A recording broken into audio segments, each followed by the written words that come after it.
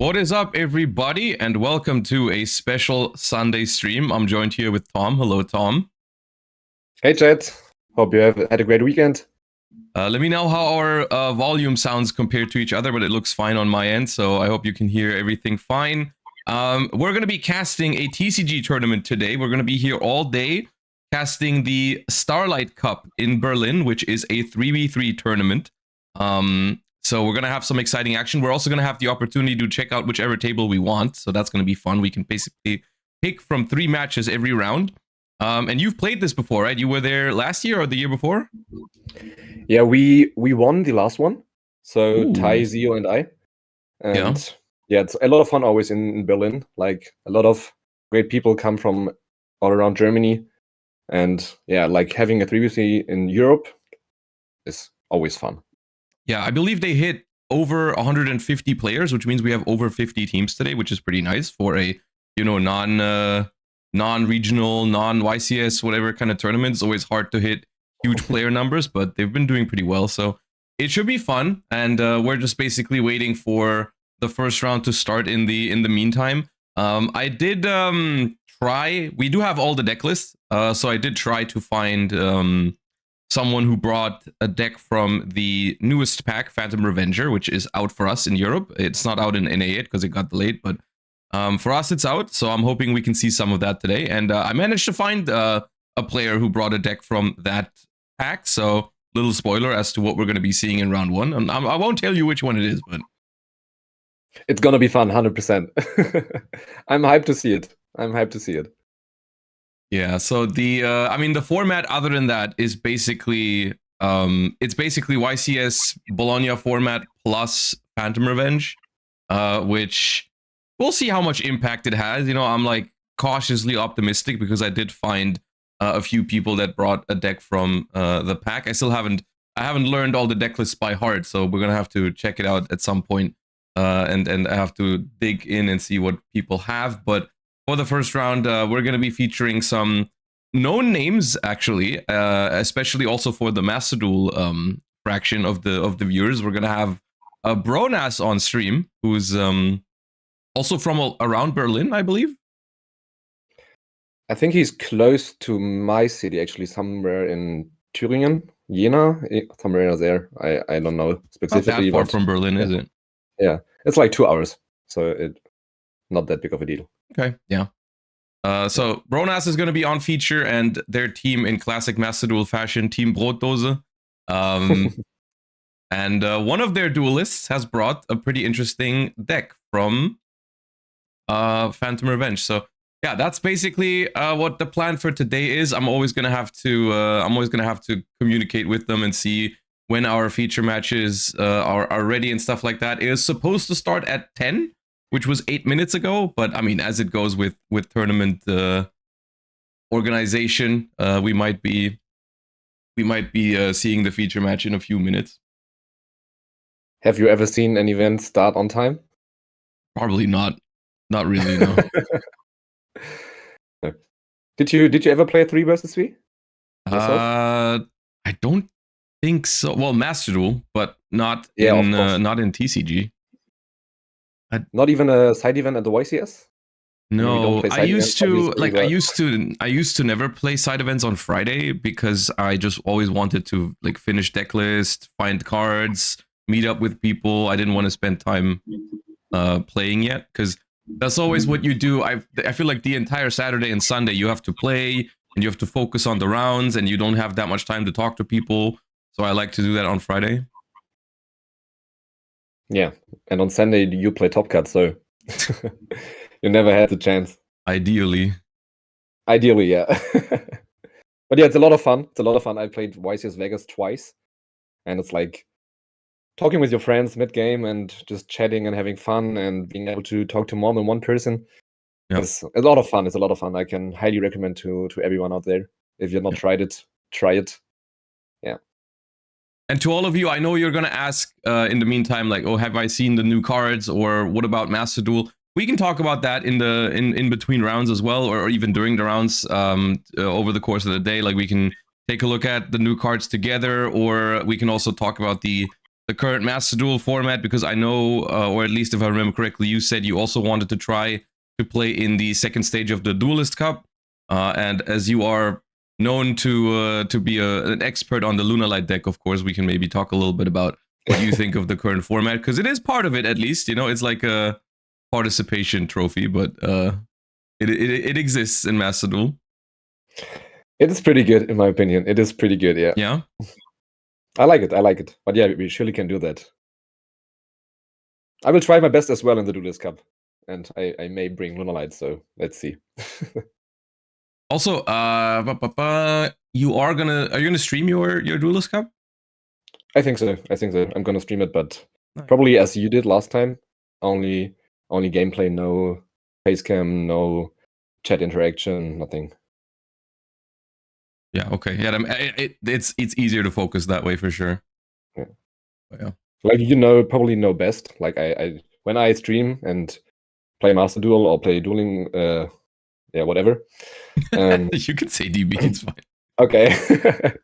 It's like you're always more focused on chat than on gameplay. Yeah. Like at least I am, and I play way worse than I would usually do if I'm interacting with chat. So yeah, I don't know how you did it once streaming. It's harder to focus. I play worse when I stream and talk to chat at the same time. Definitely.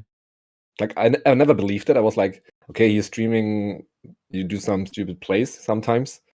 But like when I started streaming myself, I actually realized that it's very hard to interact with chat. It's hard because you just have focus on multiple things. You're not used to that when you go to a tournament, you play, you just look at the game and nothing else. But I feel like it also trains you to play better under certain circumstances, getting disrupted and stuff. So it maybe also give you an edge in tournaments.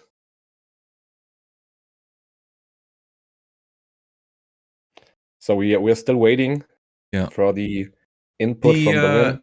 Do you know, because I noticed when I was looking through the deck lists this morning that I think all of the teams that I looked at, they had 3 different decks. Is there some sort of restriction for submitting, or are they just choosing to play different stuff? I think it's actually just... Ooh, I found a Sky Striker right now. Okay, I'll write that down for future. I think it's actually matches. Just then random. Like you can play whatever you want. Okay, so it just happens that people want to play. Exactly. So they're not forced to bring different decks like in Master Duel. They can pretty much bring whatever they want. But apparently a lot of people didn't. But it's also fun, because then we're not going to watch multiple decks in one round. Yeah. Because like chat, when we finish one table, we can switch over to the other table. So we may watch every single match of the entire round. So yeah, it's more fun if you see 6 different decks. Or at least 3 different decks, and having everything the same. Because that's how I would have imagined it if there's no rule to like shared cards or whatever like there is at the Master Duel World Championships. I would think if you're prepping with a team, you would probably reach the conclusion that like this is the best deck, so we should all play it. At the same time, that also it implies that you are heavily preparing for the 3 vs 3 tournament, which I mean, it's it feels more like this time around it's just people that are coming to have some fun and play with their friends. So it might just be a matter of everyone plays whatever they're most comfortable with. You know, I'm sure people have prepared for this tournament, but they probably didn't like hardcore try hard boot camp for the 3v3 on Sunday. I mean, as you said, it's like it's not a YCS level event. Yeah. And I think a lot of people are either from Berlin itself do not travel that far. So I think they just want to have some fun with their friends. As I said, it's a lot of fun playing those events with your friends. And I think everyone just plays either what they are best at or have the most fun with. So I think it's not always about bringing the same deck and trying to be as competitive as you usually are in YCSs, but just to have fun with your friends. That's also a big part of Yu-Gi-Oh, in my opinion. Yeah. Is Dinka playing? Yes, Dinka Bui is playing. I'm not going to spoil the deck or anything like that, but we do have Dinka Bui in the tournament. We have some known players. We got Bronas, as I just mentioned, who's going to be on our first round feature match. We have Tritai as well, who's a successful German duelist that you are good friends with. and you played with Yep. last time when you won. You said. So Yeah, exactly. yeah, last year's Starlight Cup, at least 1/3 of the winning team from last year is there. I mean, one big aspect right now is that there is a remote YCS going on in, I think, South Right. America. Fair enough. Yeah. So Zio, for example, our third teammate, is playing the YCS, so he's probably asleep right now because I think it finished at like 4 or 5 a.m. our time. He did make day 2 though, I think. Yeah, he's X1. Nice. How many rounds was it? 8 or 9? 8, and 4 more tomorrow. Well, today. Oh, yeah, whatever. How big was the remote YCS? Or is? I think it was like 500 playerish. I Okay. don't remember exactly, but a lot of great duelists are currently X1 or X2 or even XO. I just saw a tweet Are the today morning. standings? There's coverage for it, right? Yeah, there are standings. Okay, let me. Okay, YCS remote duel. I saw them on X. I can look it up and just send it to you.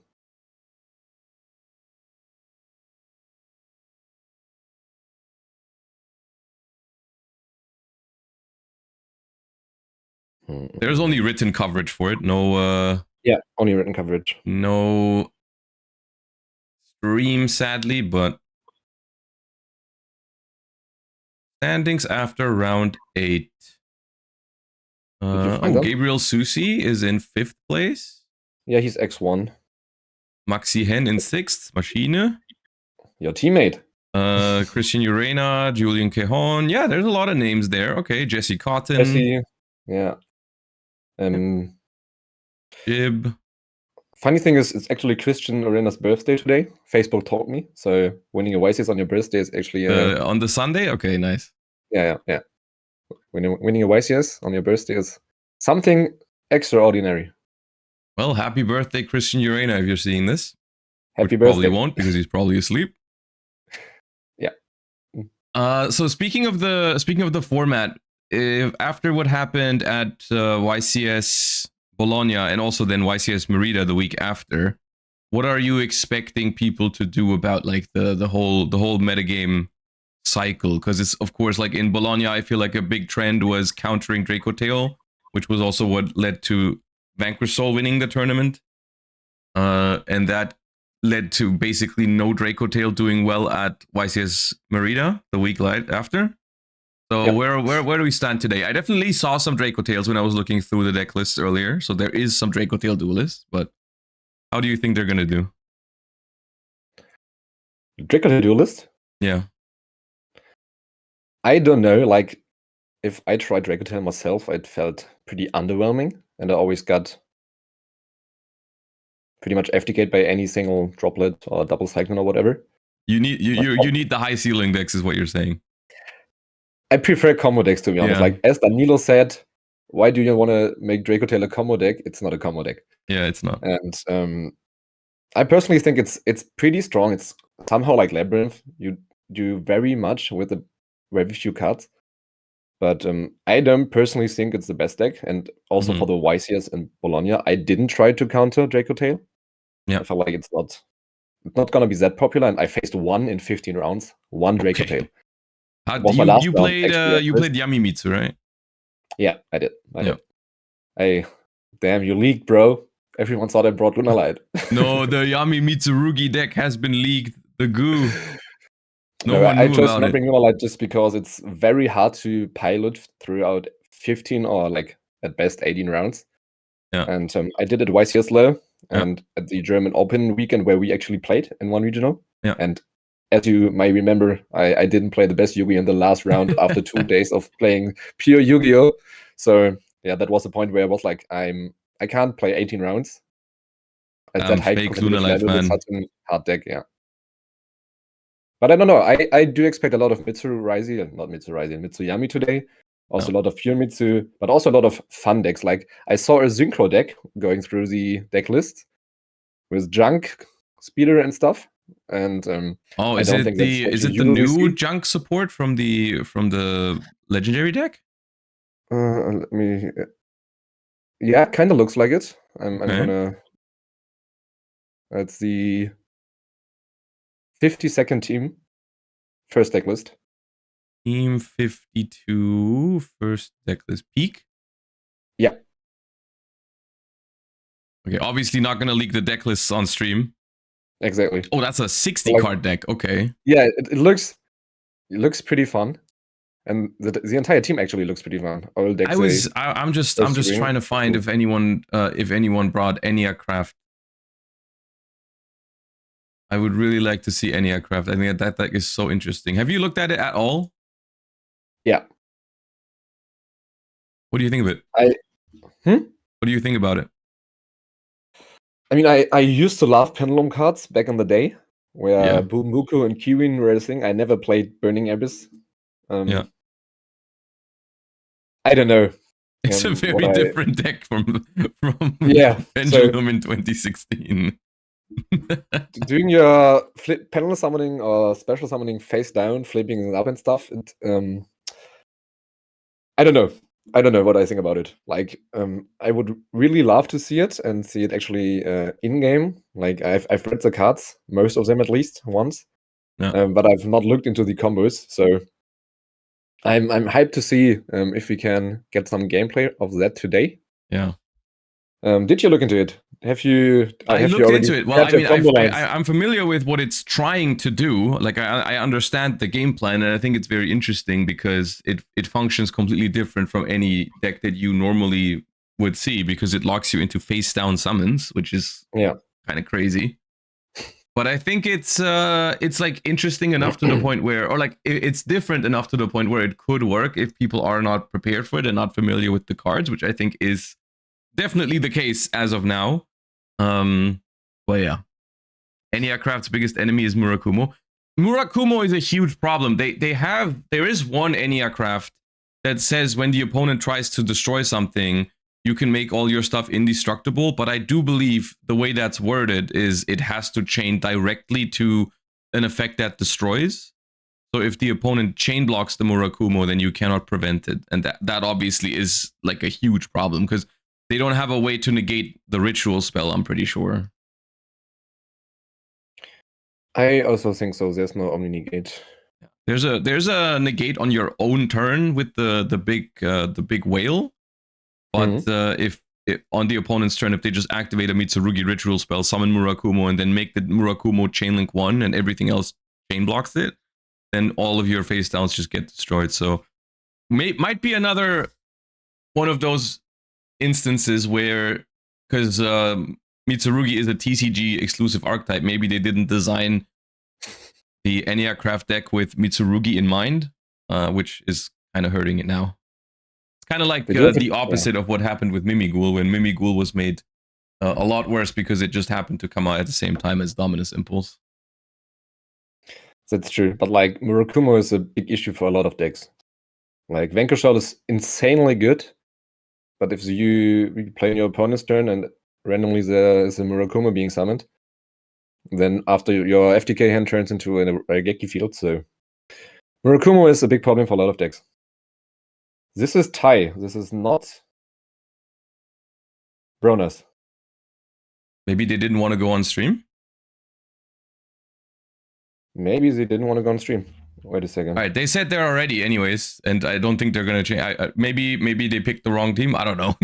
They said they picked... Tai, yeah. Well, okay, but that's not what I expected. But look at that nice field center over there. Ain't that nice?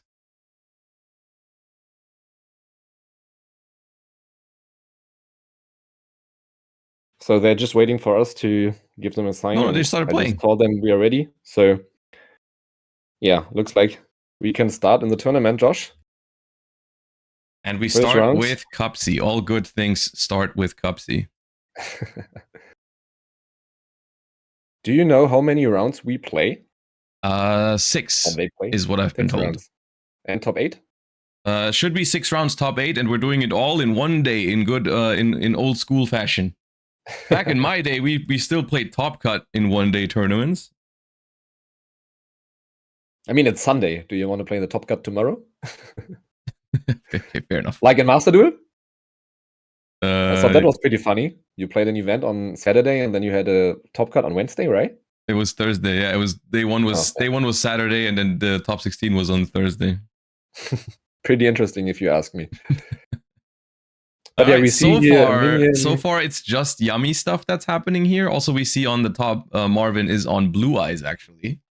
As you can also follow the scores of the other matches in the top right corner of the overlay, and we also do have the opportunity once this match or once one match finishes, we can switch over to one of the others. And as the decks are being revealed in the top right corner, you can also see that, for example, John is on Yummy Sulfur Chord on one of the other tables. So, Josh, pretty interesting line here. Tai chose to summon Cupsy Yummy in the Exile Monster Zone and link it off into Gravity Controller. Is it a normal thing for pure Yummy? Yes. If he is playing pure Yummy, like we did, or not I did, but like Team Raid and Trade did at YCS Bologna, we decided to cut a Herald, not a Herald Geography. We decided to cut one Snatchy because we needed the extra deck space.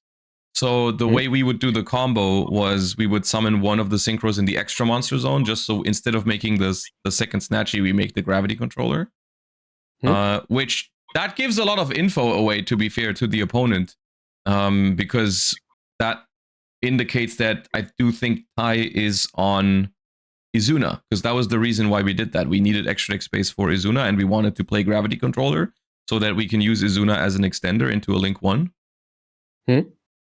So I think from Marvin's perspective, if he's been paying attention to these sort of things, then he should know that that is pure Yummy with Izuna. And I think, as we can see in the Exo deck, there was no Dynamondo or Vampire, so I think... I think if your opponent uses the Gravity Controller in this way, then you probably think it's not Mitsurugi. Because he didn't go for any Mitsurugi combos, and he did make Herald, so could have gotten Habakiri. So I think it's at this point, I think it's safe to say it is not Yummy Mitsurugi. It is pure Yummy with a pretty minimalistic but pretty effective setup. You know, we got the full board without being interrupted, which is unusual for Blue Eyes.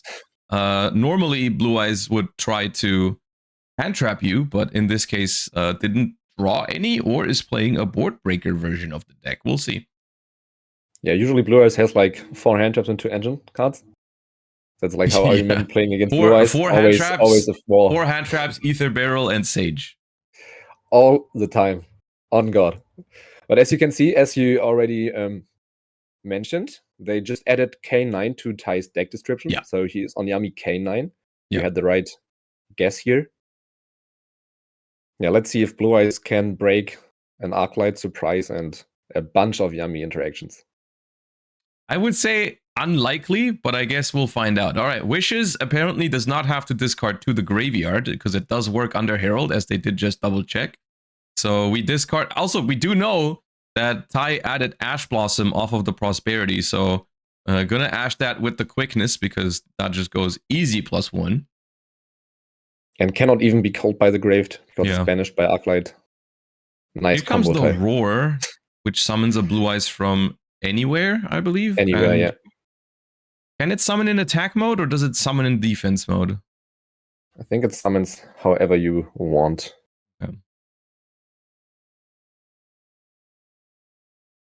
No, I think it has to be defense.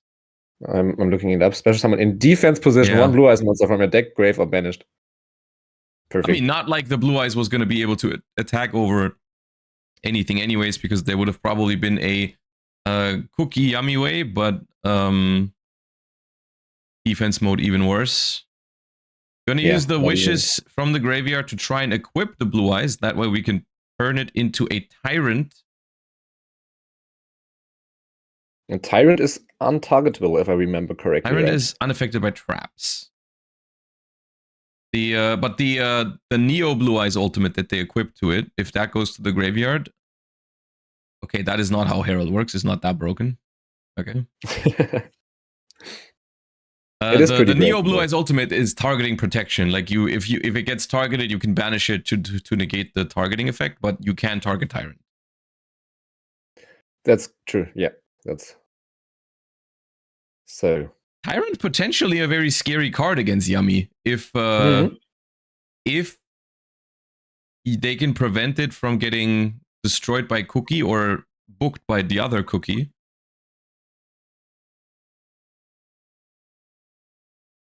I think what Tai is doing is doing his life points, so we have it on stream.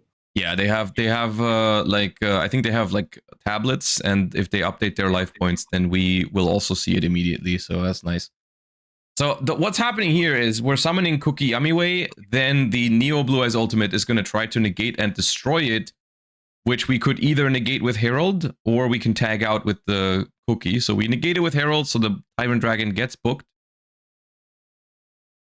So at least we out at the Herald with the battle phase, but and we haven't normal summoned yet, so it could be worse, I guess. Herald is gone. Now we can activate Maiden in main phase 2 to try and get True Light. Yeah, Tyrant would have been able to attack every monster your opponent's controls, so I think you're either forced to instantly negate it or tag out, place a Croaky and get rid of it other ways. So we tag out the Cookie into a Cupsy and a Lollipo, which means we can now mess with the graveyard a little bit. We can banish the Maiden. Yeah, banish the Maiden with Lollipo. And now we'll see how far the True Light will get, Marvin. Because the problem with True Light here is that it cannot get wishes anymore. I mean, because we've already used it this turn, so it's not going to be that impactful. It can summon the Blue Eyes back, I think, is the most impactful thing. But we do have Sage, actually. I mean, he has to have a bunch of engine cards because he didn't hand trap Tai, so I think that's what Tai expected as well.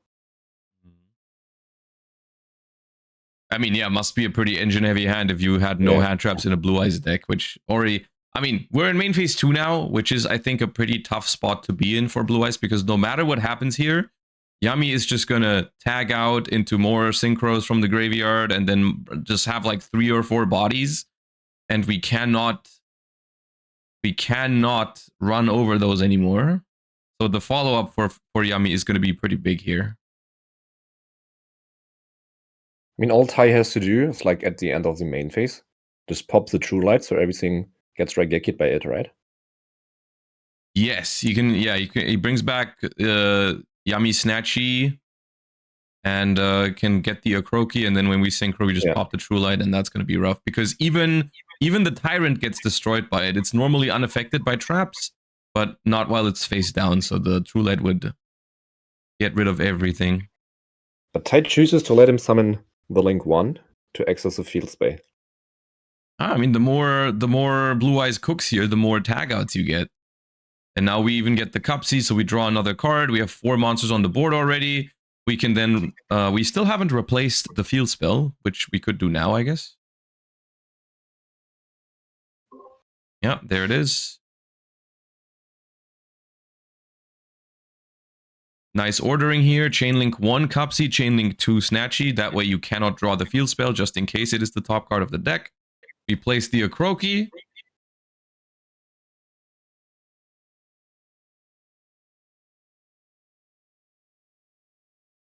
So chat mentioned that it may be better to book the Blue Eyes White Dragon itself. What do you think on that? Not giving the power to the graveyard spell. Well, right? I like it this way because we force the opponent to use the battle phase, right? If we try to book it earlier, then it's still main phase and they could still attack. I agree. But I guess, I mean, this way we did trade the Herald for the battle phase, basically, right? Which is a fair argument. Like, we only had to use the Herald to negate because we let them get that far. Yeah, and if we have Herald, like, everything gets banished. They cannot discard. Or at least they don't get the follow-up. And now we are at the point where we survive, and surviving in Yummy is pretty much all you need to do. It's not just surviving, it's also just like, we're going to have infinite resources. So here we're doing the thing we just said. We put the Akroki, going to try to destroy the True Light, also triggering Cupsy Yummy Way. So we're just like, I think Tai is already up to 3 cards in hand, going to be 4. And it's already main phase 2, so Blue Eyes cannot threaten any of the monsters here, as well as threaten to go for game. So And Tai has still surprise set. yeah, The surprise opponent, also still Marvin. there. Yeah. So and True Light has been destroyed as well. So it really is a case of I think Yummy just outgrinding the Blue Eyes deck here pretty hard. Which is funny because Blue Eyes used to be one of the better decks in the grind game. I feel like towards the start of the year, but with Yummy, there's really a deck that rivals it by a lot. Yeah, Yummy and Mitsurugi are so powerful and so grindy itself in As their well, archetypes. Yeah. It's insane. But yeah, the Marvin did set the trap that can destroy cards up to the number of blue eyes you can reveal from hand or grave. Yeah, which is currently just 1, I think. Yeah, it should be 1. We got the 1 from the roar, but unless we draw Oh, no, there's 2. Yeah. Did we draw 1? Did we discard 1? No. We sent one. We sent 1 for right? the field spell, of course. Yeah, the field spell sends 1. Yeah. Okay, nice. I mean, Tai is still a surprise, so there's no tricky. Interesting. Blue Eyes being able to push a lot, but not breaking the field, even with a bunch of engine cards. It just shows how strong Yummy is. As we also see in the top right, that the red team is looking phenomenal so far in this first round, as all of their players have won their first game, and I'm just acting like this game has been won because I'm pretty sure that Tai is gonna finish the game this turn, just recycling the other field spell from the graveyard, the minion, and then we're gonna be able to do 8,000 damage pretty easily here. And I don't think there's a single card that Blue Eyes can have to stop this, as we bounced the Majesty and the field spell back into the hand. And even if there was something like a Nibiru in hand here, certainly Yummy has enough gas to push through it. Yeah, so Yide and Yitian taking game 1, as his captain is about to do as well. All right, so the other matchups are Yummy Mitsurugi against Dogmatica Labyrinth. I wonder how big the Dogmatica package is for that one, because Dogmatica Labyrinth can mean anything. It can mean, oh, I'm playing Dogmatica Punishment for Trap Trick, like 2 copies. Or it's, a huge new, like with the new Dogmatica Fleur-de-Lis, the Thunderbolt. I'm interested as well. I'm trying to pull up the deck list. Team is, what is Saugan? Saugan, not Sangan? I can't read it. It's no, there it is. Team Saugan, yeah. Did you find it in the yes, it is Team 44. Ah, there. Yeah, perfect. Thank you. So let's look it up. I mean, I love Labyrinth, so yeah, I'm excited to see. Ooh, there is Fleur-de-Lis the Thunderbolt, and Nadir Servant, and the Fallen, and the Virtuous. That's cool. So it actually is Dogmatica Labyrinth on the other table. Oh. This is also pretty interesting. Yeah, there's a couple of interesting matchups going on there. Also, we see Memento take down Yummy Sulfachord on the other table as well. So I'm kind of excited to see if we have enough time to check out one of the other tables later. I mean, Labyrinth and Memento are usually matches that take long, because either Labyrinth has to outgrind you, or Memento has to combo for 50 minutes. Yeah, you say that, but they both finished before this one, so exactly. Like that's why I said usually. Yeah. I mean, Tai's game didn't take long either. Yeah. So yeah, let's see if we are actually able to hop in the other games as well. But that would be pretty exciting. The Duel is shuffling up here with the pretty Patrick Döblin yugioh field center. I do think this matchup changes pretty drastically if Blue Eyes gets to go first, because I do think Blue Eyes is one of the harder decks for pure Yummy to play into. If they can set up, especially the Primite cards are very effective because they negate something like Cupsy, but also get rid of the body. So I think Drill Beam is pretty hard to play through. especially the combination of Drill Beam plus the Blue Eyes Trap. If they can get to that, you have 2 forms of removal. So even if there is a normal summon and a Marshmallow, that's going to be able to be removed, and they can't really start cooking.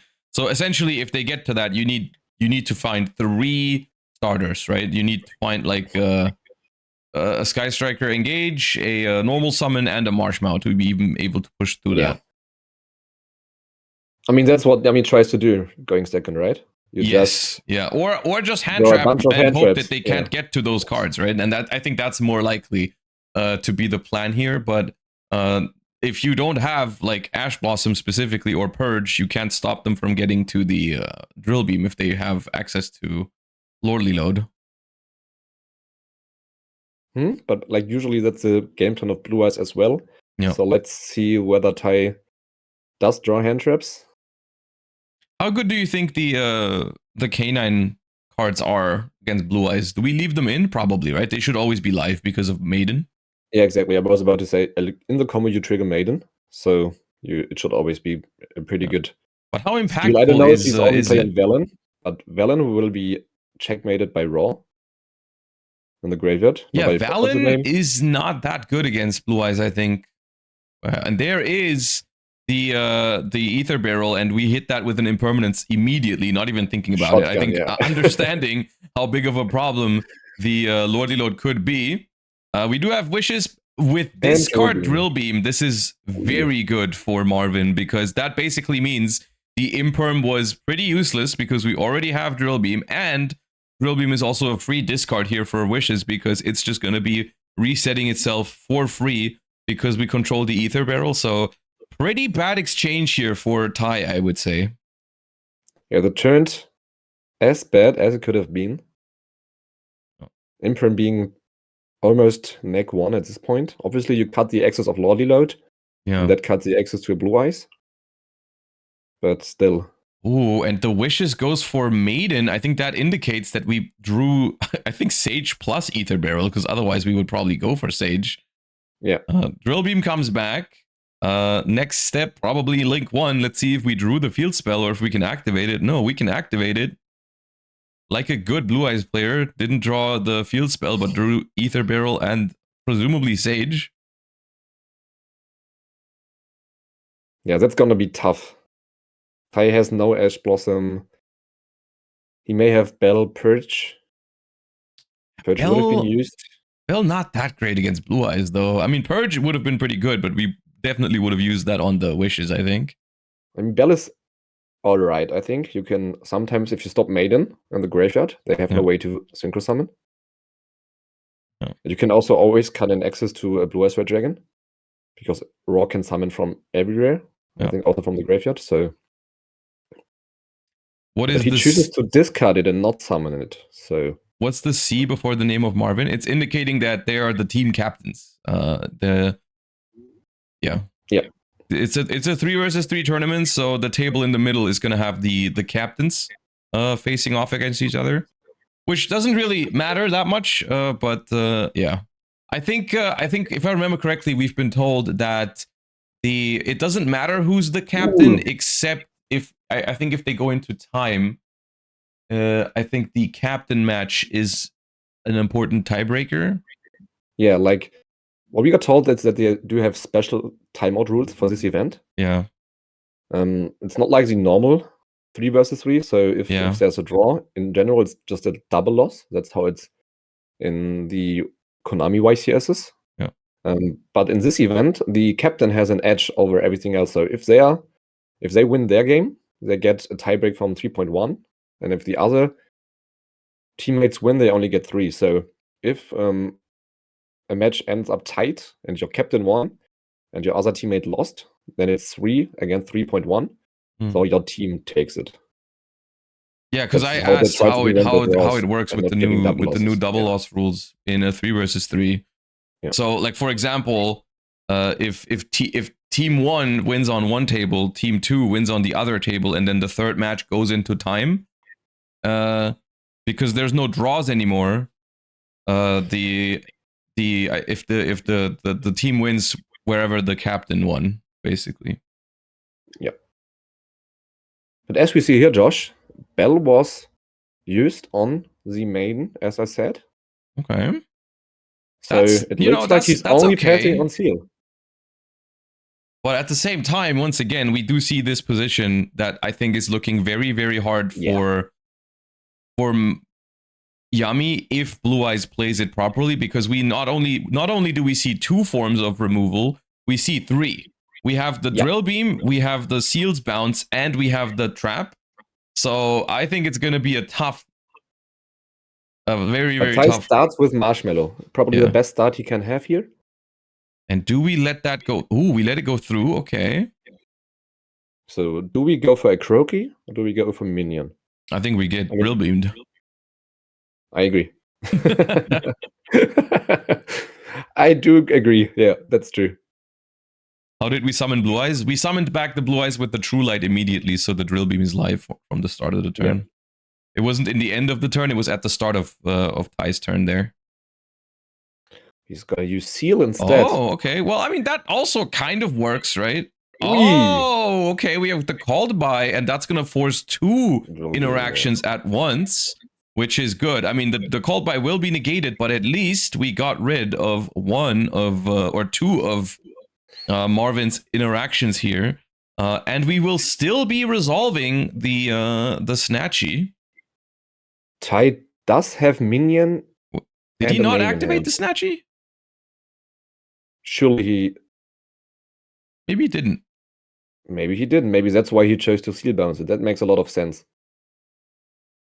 Maybe Ty was actually scared of the Drill Beam on the Snatchy. So that's why he chose to... Yeah, I could see it, because, I mean, activating the Snatchy there would have made it a pretty obvious play to get Drill Beamed, and then your body is gone and you can't use it again, so maybe that was the plan. Normal summon Capsi, yes, sir. So he has Capsi plus look, Minion I said it's going to be a tough match for Yummy, but with this hand, it might be possible.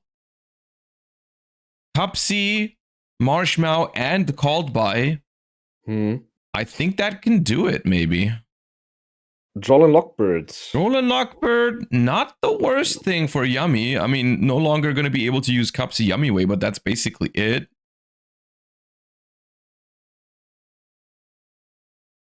Now we do see... I think it's I think Ty, it's not winnable at this point, is it? It's winnable if the last card in hand is a Yummy name. It's Minion. Oh, he drew Minion? I think he drew Minion, yeah.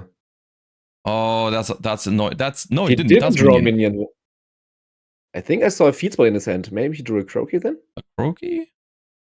A Croaky? Let's see when Ty picks up his hand, but I was 100% sure I saw Minion in his hand. I think it's Piri Rise map, which is also pretty bad news. Would you not have started your turn with Piri? I think because he already had Capsi, I think he was playing around Droll a little bit by just not activating it. He's gonna pop here on res of Minion being placed. Yeah, pops those 2, and that is... Conceits. Yeah, it is a Piri Rise map and a Surprise in hand, and even though Surprise can extend from here, without a Minion, it's not going to give you 2 bodies, it just gives you 1, and that is not enough to kick off any Yummy plays. So, gonna go to a game 3 here pretty quickly, and now we've actually overtaken the other 2 matches, because that was another pretty quick one, which makes me hopeful that once this match is done, we can actually check out some of the other games, which is how it's going to work throughout the entire day. We have the opportunity to check out the other tables as well. They have like a sick setup where they can move the camera around to the other tables as well, so that's going to be cool. It would also be so much fun if we would be able to hop into the other games while siding, right? Yeah, but I think the camera they have to like move the camera, so we can't just switch at any time. It's still just one camera. Is it? Okay. Yeah, it's not like we have 3 cameras and we can switch as like however we like. It's not that that good, but it's still pretty good that we at least have the opportunity to check out the other tables. Josh, I just got told that the reason for us seeing Ty instead of Brodozer is that the team of Bronus is not there. Okay, they signed up and didn't show up? Apparently. Oh, man. Well, I guess I can say it now, but the deck I wanted to feature was Runic Heka Hands. Yeah, it was Runic and a new archetype from the new set. And I swear the reason why I wanted to feature it was because it had Heka Hands. I was looking through the deck lists, I was trying to find stuff from Phantom Revenge, and I found a Runic Heka Hands, and I was like, well, I guess I can stop searching for a round 1 feature because I've just found it. And now they didn't show up. I mean, the first thing today morning I said to Josh was like, what are we featuring round 1? He was like, Runic Hacker Hands. Guys, you can imagine what I said. What's the synergy? I believe. Okay, let me cook. Lie. I believe the synergy is that with Heka Hands, a lot of them trigger when the opponent adds a card from their deck to their hand, and with Runics, you can trigger that whenever you want because of Golden Droplet. I actually think in that deck, Golden Droplet is pretty good because you can because I think that's one of the things that Heka Hands struggles with when it goes first is. A lot of their monsters cannot activate because they require the opponent to do something, and I think with Golden Droplet you can force them to do it. That sounds like a deck that you should bring to a regional. It is some advanced Heka Hands runic theory, but dude, I'm pissed now. Why did they not show up? They gave me so much hope. All of us, like we hyped the chat so badly, and then they didn't show up. Man. So we may go back to the synchro deck in the next round. Bronus, if you are listening, what did you do to Josh? He was so excited. You broke his heart. Also, I just checked the deck list. They didn't even play Golden Droplet. I completely made that up. But maybe you're right, though. But what is the synergy then? I'm not a runic enthusiast. I don't know. Okay, I mean it's just Runics, it's Heka Hands cards. Okay, well, I mean, I guess we're never gonna find out because they didn't show up. Josh, you got a perfect thing here. All you have to do is do it yourself. Okay. You hyped up your entire chat. Everyone wants the decklist now. Everyone wants the synergy. Maybe they didn't show up because they forgot to register Golden Droplet. Yeah, that must be it. Yes. I'm not, yeah, yes, I didn't yap. I wasn't wrong. It's just that's the reason why they didn't show up. Yeah. I think Icentrix 100% is correct on this one. Sounds reasonable to me. All right, game 3. And once again, we start with Cupsy. And once again, so far, uninterrupted. We did not get Fuwad. We did not get Imperm Ash or Veilard on the Cupsy. So is this a Blue Eyes deck without hand traps? I don't know. We also didn't get Drolled. Did Ty use Cupsy? I think he didn't. Did he? Oh, maybe he's playing around Droll. And Imperm. Yeah. He's not going for the line to chain block it, though. Yeah, probably because he's scared of Nip. Okay. If you go for a Croaky, you have to have a bunch of names in hand. Or just a lot of... Because usually when you summon Cupsy and don't use the effect, the reason I do it is to chain block it from Ash Blossom. Stefanotta said that he searched. Chat said that he searched. He added surprise. Okay, yeah. I just missed it. Thanks, chat. I saw you play Draco Tail yesterday with Master Duel. Can't believe you would play Master Duel without streaming it. That's the worst part about the spectate feature in Master Duel now. Every time I play off stream, there's people watching my games. Of course I play Master Duel off stream. What are you thinking? How dare you, Josh? How dare you? You have to stream it. We need to see your spice. It was pure Draco Tail. As Danilo said, why would you make it a combo deck? So, did you pull your entire Draco Tail? I did, yeah. I had to craft a little bit, though. I didn't get super lucky. I had to craft... I think I pulled everything except for 5 mana, and then I had to craft... And I also pulled 0 man. No mana. Any royal? No, I got nothing. I got nothing. I think I pulled 30 packs on stream. All I got was 1 guaranteed ultra rare. Jesus. And it was the Medios guy. Nice. Yeah, I was so mad on stream. You know me. I was so tilted. Chat was laughing so badly. It was so insane. Actually, pure or with branded fusion? I played pure. I didn't play branded fusion. I'm not sure if it's correct. It's just kind of what I started doing. It was my first couple games with the deck in Master Duel, but I enjoyed it. I did pretty well. You got stream sniped on your first matches. Yeah. Not even stream sniped. You got Master Duel sniped. Well, I mean, they can't see what I have, so it's whatever. I don't mind it. Yeah. Can the watchers check the replay on your deck, or is it just watching the game? I don't know actually. I don't think so. No, it's just you can hop into like if you follow someone you can see if they're playing if you check your list of people that you follow, and then you can just watch the game like in a duel room. Ah, okay. So Tai passed on the exact same field as game 1. Yeah, I mean, it's other field spell. One of the standard uninterrupted combos. So, I mean, at this point, I'm just wondering what this Blue Eyes list is, because normally Blue Eyes is playing at least like 15 non-engine, I would say. So as on the other table, we see Yitian take down Yami Sulfagore 2-0 actually with Memento. So must have broken a field in game 2 and won the game there, which is good news for Tai, but it also means that we will not be getting a look at that Memento deck. At least not now. We might see the team back on the feature match later, because I think it's not that unlikely that they will do well today. To be fair, we were hyped for the Dogmatica deck anyway, so yeah, but do we get to see that? Because if this game finishes and if Tai wins this one, then the match is over, isn't it? Do they keep playing for like tiebreakers or something like that? Oh, true. I didn't think about that. No, they surely don't. That's rough. Yitian, what did you do?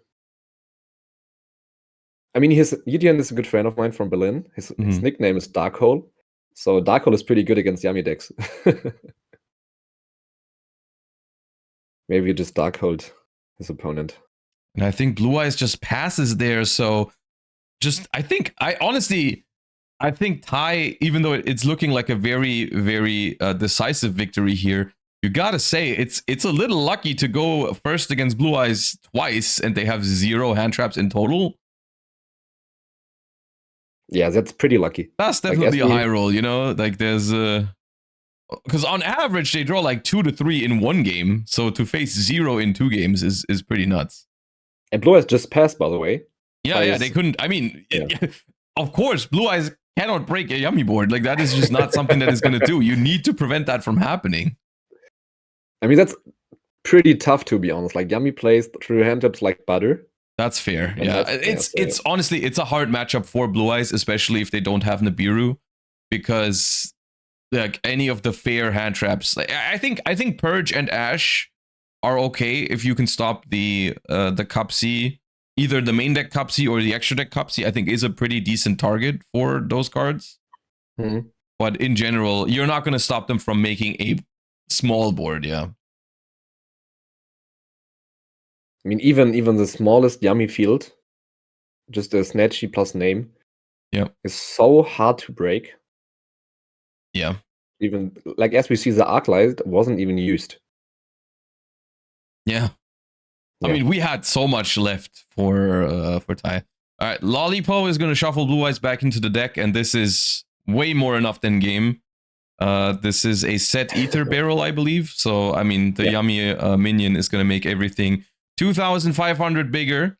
And that is the game. We see the concession from Marvin there, and Tai takes this match 2-1.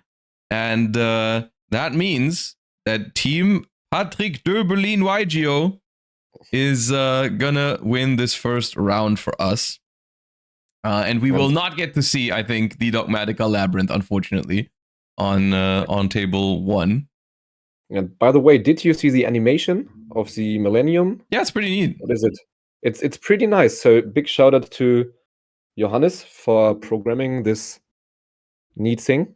Yeah, the overlay is pretty smooth. You know, we get the life points on we get the decks on all 3 tables. We get the life updates and everything. So that's neat. They do switch over to the other table, actually. Just the question is, do they continue playing? It doesn't look like it, no. Oh, I think they're just talking about who would have won this game if it had gone further. There also is a Patrick Döberlin Field Center, just Same. Now it makes sense why their team name is Public Dribbling right, Gio, right? Yeah, they have a theme going on there. Yeah, it looks like they've finished this game as well, or rather, they stopped playing because, of course, in a 3v3, if 2 matches were already won by Team Red, then there's no real reason for the 3rd match to continue. So to save time, they move on with their lives. Yeah, and by the way, Josh, and Chad, I'm sorry that I have to take your golden droplet theory out of Isandric and you, but apparently their train was delayed, so that's why Okay. they didn't show up. Man. But I prefer your golden droplet and Isandric's golden droplet theory. Yeah, let's stick with that one. Yeah, I agree. Dude. So Chad, this was round 1. Out of all the trains to be delayed to the tournament, why is it the one that has the Runic Heckahands player in it? Maybe they still arrive and join after round 1. That's pretty Couldn't unlikely. Couldn't it have been like a Malice player's train or something? That would have been better. Yeah. Yeah. It was already hard enough to find the Heckahands duelist in the deck list, man. I mean, all we have to do is find another spicy deck, and there are a few. So yeah, I found a Sky Striker earlier. I'm thinking about that for round 2. Is there any decks that you would like to see, chat? Any particular deck we should be on the lookout for? It needs to be realistic that someone is playing it, though. If you say like I don't know what you're gonna say, but I saw that there's an RB duelist. There's Sky Striker duelists, of course. So there also is, or there should be, a Lunalight duelist.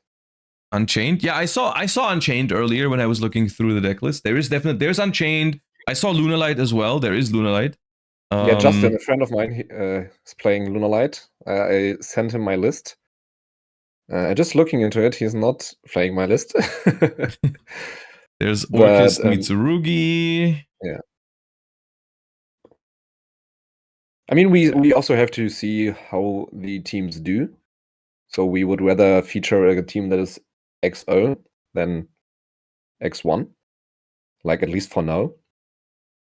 Yeah, of course. I mean, yeah, we're gonna have to wait for we're gonna have access to the pairings and standings after each round, so we can pick the next feature match and everything else. Yeah. So yeah, so far, I mean, I guess it's a little unfortunate because we didn't get the feature that we wanted in round 1 because their train was delayed. But we saw a pretty straightforward Yami versus Blue Eyes match instead. With Blue Eyes is typically not very good at breaking boards, and so if they don't draw the hand traps to stop the board from happening, then they are in trouble. Would have loved to see Memento cook Sulfur Court Yami on the other table. Unfortunately, they finished too fast. And the Labyrinth Dogmatica deck also looks pretty interesting, at least from the deck list. Yeah. Next round we can pick a different thing. Not seeing Yami again, I assume. So chat, it's going to be hard to avoid Yami the entire day, but yes, for the next round, I'm taking some notes on the deck list. I'm looking through the deck list and I'm like, I'm noting down notable duelists that I would like to see throughout the day, and then we just have to check which of them have won their first round. So yeah. Chat says a bunch of different things. Megalith, RB, Super Quantal, White Forest. Sorry, Roselle is not playing the tournament. The only White Forest duelist in Europe is not at the tournament. Unfortunately, no. By the way, I did not rewatch your game against her. How did it go? I lost the dice roll. Ah, fair enough. Okay. That's all you need to say. No, it was actually it was game 3 was kind of interesting. Game 1 I just got cooked because I went second and I don't have enough hand traps in the main deck. I think I just opened. I think it was a Bestial and nothing. It was Bestial and maybe Bestial and Bell or something. I don't know. It wasn't enough. Game 3 I opened Purulia, Nib, Imperm, Izuna. The Purulia got ashed. Imperm Izuna still pretty good. Imperm Mizuna Nib, yeah, it was pretty good. I got to resolve the Nib because I forced the negations with I impermed something, then I forced the Ilia Sylvia with Lupus, then the Nib resolved, and then she had just the Diabellstar Vengeance on the board. Then 0 cards in hand and activated Wanted, and with Wanted she drew Goods for Black Goat Laughs. And then for turn I drew Stake Your Soul with Jiaolong in hand, but then when I activate Stake Your Soul, it goes like, okay, well, chain Black Goat, call Raisin, and then pop Raisin when it hits the board, so I have nothing. Yeah, and then I died. That sounds rough. Well, through a bunch of hand traps. Obviously, she had Ash Blossom, but yeah. I mean, it's just we talked about it after the game because it was like both game 2 and game 3 were basically won almost immediately because like game 2 I ashed her Charmy, and game 3 she ashed my Charmy, and then just we both made the board. So yeah, kind of I don't know. It's rough sometimes when you have a Charmy and they ash it and then they just go full combo anyways. Sounds a little Master Duel-y to me. It is. That's exactly the thing, right? Like we're playing TCG. We're trying to avoid these kind of mini games, but then you sometimes are forced to do it anyways. But yeah. Yeah. Like I cannot imagine, or like I can't even remember how many times my Charmy got ashed, and I just got full comboed. So yeah. It's especially it's especially weird because I don't know how you feel about this. I don't know. Are you a fan of the card Called by the Grave? Like how where do you stand on that? Did you watch Words? Okay, fair enough. So Ash Blossom Ash Blossom to me feels a little bit like Called by the Grave these days. Because I mean that's what I use it for in Moonlight. That's exactly right. It's like going second if you draw Ash Blossom these days. I don't even feel like you're necessarily happy, like because most decks Ash Blossom is just a gamba against. Like for the most part, like if you ash something against a combo deck, you just pray that they cannot play the game because most of the decks don't have a real choke point for Ash Blossom anymore. I mean, as you said in one of your Master Duel matches, I think it was against Gem Knight where they Fiendsmith comboed. Yeah, I was watching your stream. You pretty much shotgun Ash on the first thing and pray to God. Exactly. Yeah. And in most cases, that's correct. Of course, in some cases, you can hold it for specific things, like you try to hit the Saji against Mitsurugi and hope they don't have a ritual spell. But it's kind of the same thing, right? You ash when they search the ritual spell, and then you just hope they can't play, because if they can, then they still do everything. So there's no real choke point for Ash. So most of the time, going second, it feels pretty mediocre. But then it becomes a god card when you go first, which is basically what Called by the Grave is. Like Called by the Grave is a god card going first, and going second, it's just okay. You know, sometimes it's useful, but most of the time it's not enough. I mean, like besides Worlds, I think Called by Crossout and stuff are pretty toxic cards. Mm-hmm. I mean, you surely could word them differently, so they are not that unfair. Yeah. But I mean, I just feel like with how good decks are at going first already, I think having cards that are just there to push your combos through hand traps, I think is kind of a weird thing to have. I mean, to be honest, I love how Ash evolved in the last formats. Like today, Ash was very good into Mitsurugi going second. Ash is pretty good into Dracote going second. Yeah. So nowadays, Ash, at least in certain matchups, acts like a breaker. So I would rather draw Ash, keep it for my turn, and break a Prayers, break a Flame, or break whatever, than using it in my opponent's turn, even if I had it. Yeah. So I think there are certain different angles to watch it. But like surely ashing the Charmy going first is, bro. Yeah. It feels so good to do it. It feels so sad if it happened to yourself. Yeah. I think it would be more fun if you have to adapt and be prepared to play against Charmies than just praying to draw it out. Yeah, exactly. That's the point, right? I mean, I understand that some decks are very bad into Charmies, and they would basically become completely unusable if you couldn't negate Charmies anymore. But Yeah, I guess that's another fundamental discussion of whether you are a fan of the Charmies or not. But I think at the moment it's pretty hard to argue against the Charmies, I find, because there's a lot of decks in the format that you cannot beat if you don't Charmy them if they go first, which I guess is another problem in and of itself. But at the same time, I feel like a lot of my best games happen after Charmies usually. Yeah. One of my matches at Euros, I played, I think it was top 32 or top 16. Yeah. I went first in the mirror match and I got charmied twice. Yeah. And like on the first interaction, habe Kiri effect chain double Fuva or something like this. Yeah. Oh yeah, that was a feature match, right? I remember. No. It also happened in top 8, but I think it was top 16 or top 32. But it happened a bunch of times at the weekend. But I had 0 non-engine, and I literally had to give him 8 draws or stuff to at least end on something that may win. Because like if you have no non-engine, and I knew he's on Mitsu, he just ran through my field. So did you play pure Mitsu or Mitsu Raziel? Mitsu Raziel. So I chose to end on Detonator, chose to end on every ritual, everything set up. Yeah. And only because I felt like giving Mitsurugi 3 draws or 5, 6, 7 draws is not that big of a difference. Like, I mean, for the most part, it's a 1-card combo deck, right? So if they have 7 cards or 9 or 10, it doesn't make that much of a difference. Yeah, it's fair. They're gonna draw their multiples. They're gonna draw their bricks. Yeah. And I mean, at some point, once they reach a certain hand size, they are just limited by the once per turn stuff on things, right? They will do everything anyways. They will activate the ritual twice. They will activate mirror. They will activate all of their effects. So, yeah. Yeah, that's like one of the best games I've ever had. I did win the game, but it was so intense. Yeah, that's why I prefer the Charmies over something like Droll, even though they're both like lingering effects. I feel like there's more decision making after Charmies than there is after Droll, because Droll just says you cannot do this anymore.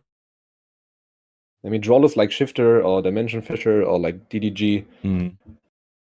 Those lingering floodgates, I mean, Charmies obviously kind of are lingering floodgates, but at least some where you can choose what you want to do. Yeah. And not are forced to do certain things. Yeah. Oh well, currently we live in a world where you can Ash the Charmies, though, and it is what it is. I don't think Ash is going to go anywhere. I just think it's an interesting point to talk about. Because all things considered, like if you look at all of the things that Ash Blossom does, I think it is a pretty fair card. Like for the most part, I don't have a problem with Ash, especially defensively. I do agree with you. It's at its coolest when you use it on things like the Draco Tail traps or like anything where you use it on your own turn. I think is pretty cool. Like negating prayers or whatever. I think that's pretty awesome. But I just hate that it has that kind of like called by the grave nature to it when someone uses the Charmies. But yeah, I agree. Yeah, but like Master Duel, you have 2 Maxis. I think Master Duel could also be way. Yeah, my chat is shifted. Why is it that? Okay, thank you. Yeah, I kind of threw together the dual caster overlay right before we started, so I may have maybe I screwed up something, but seems fine for the most part. Negating Runic Fountain feels fantastic. See, that's the thing. Ashing Runic Fountain isn't even that good because the runics stay in the graveyard, so it'll just do it again next turn. Got you there. But still, you buy yourself a turn. You do buy a turn where they don't get to draw 3 cards. That's true. Maybe that's rework the rules so that you cannot ash a card that may or may not draw. Oh, you're trying to get some Snipe Hunter Stardust Dragon rulings in here? Okay, sure. Fair enough. You cannot Stardust Dragon Snipe Hunter? No, because it's not guaranteed that it would destroy because it's only a 2 in 3 chance. So that's the way it's ruled is if a card is not guaranteed to do something, you can't do that. But which actually it's true because you are not guaranteed to draw a card from a Charmy because they might not do the thing, but I guess depending on a game action is a different thing than depending on chance. It's funny if they made Max C where every time the opponent special summons you have to flip a coin, and if it's heads you draw a card, and you can't ash that. So Josh, apparently round 2 is ready. Okay. We have to pick a table or a team. Where are the pairings? That's what I asked as well. Okay. Because they just said in the Discord, they just said which feature match you want to have in round 2. I'm like, what are the options? Look at the WhatsApp, by the way. We were talking in the WhatsApp chat. Oh. So if you are missing that, that's why you may not see it.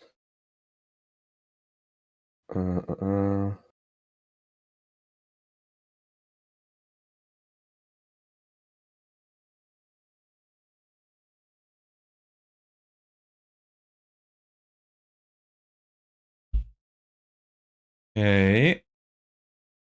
I mean, for round 2, I'm down for whatever.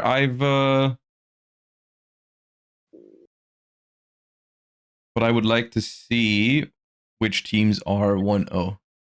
Ka's team. I mean, we could feature Ka in round 2, but let me be honest with you. Ka's team is probably very likely to do well anyway, so we might have them on for later rounds. So I personally would prefer to feature some of the more like out of the box decks and stuff like that, some special stuff that we might not see in the later rounds, depending on how they do. Of course, they could do well as well, but I think there's a pretty good chance we're going to be able to watch Ka later.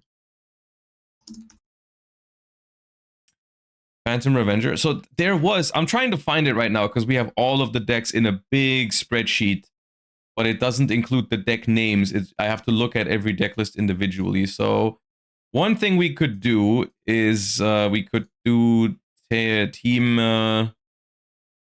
9, which has RB.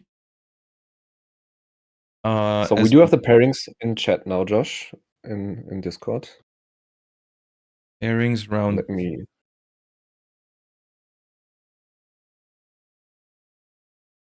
Okay, Oh, it's the not RB team table. lost round 1.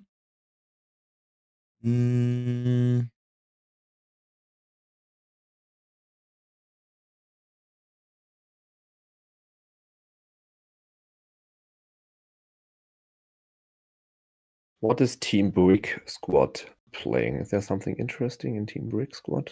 Brick Squad?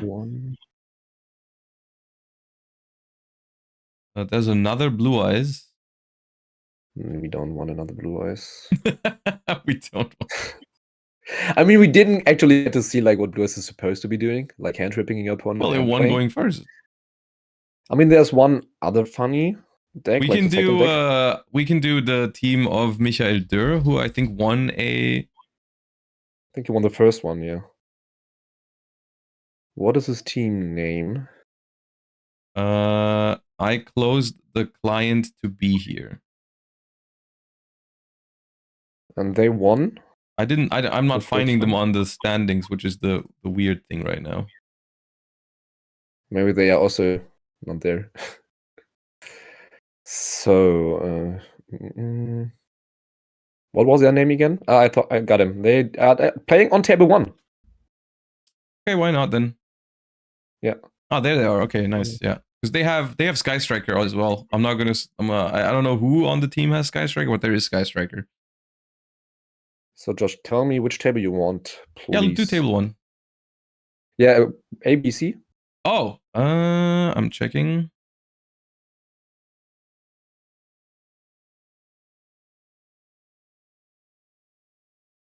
Give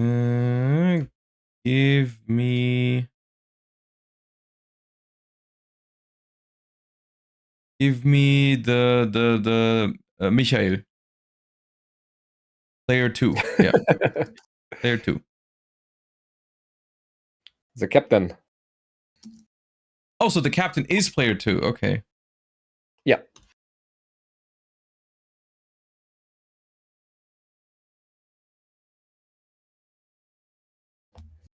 They got an interesting lineup. Not very usual decks.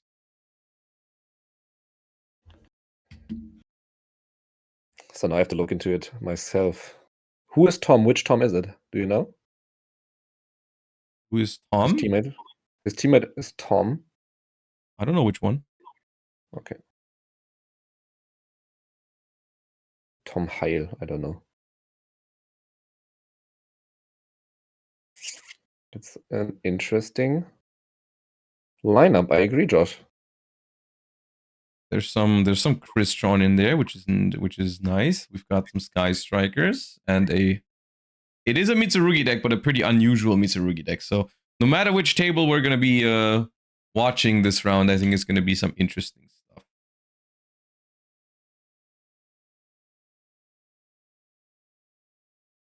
Josh, can you please look at the Ninja really quick? We do have all tables available. Ooh. Okay, well. This would also be a Wait, pretty there is 3 fun... cameras then. Yeah, that's what I said.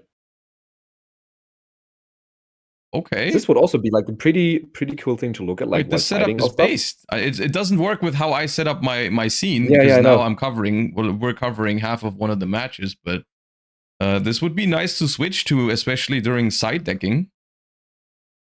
Maybe we can work that out, chat. Maybe we're gonna do a quick break after round 2, if the round goes fast.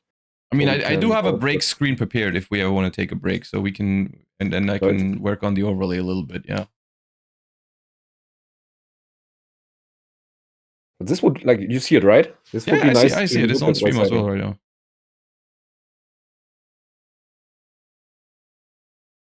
Maybe in this angle you just put the chat next to our cameras, or that's not how you... I can work it out. It's just they're connected right now. It's one element, this entire thing. So I can't, I know. Yeah. But no biggie. We're not gonna stay in this view for a long time. So maybe you just crop out the chat. Yeah.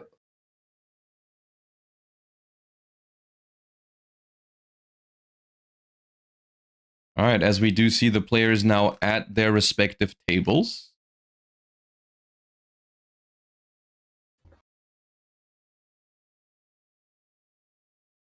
Nice. I love this view. They do have 3 cameras. Crazy. That's a sick setup. It's pretty nice. Shoutouts to what's their name? What's the name of the organization doing it? Oton. Oton, yeah. Shoutouts to Starlight Cup. Shoutouts to Oton. It is a lot of info. As soon as they start playing, probably you get like info overload. It kind of feels like Master Duel, where you have all tables and can switch and stuff. Well done. Are you able to choose the table, or do they have to select one? What do you mean? Like to get bigger on the screen? Oh, I can't do anything to this overlay. I just get, they send me the feed and I just put it in there, but it's just one image that I get. Okay, so we have to tell them when we... Yeah, exactly. If we want to see one of them in large, then we have to tell them, and if we want them to switch, then we also have to tell them. But that's fine. That's fine, I guess.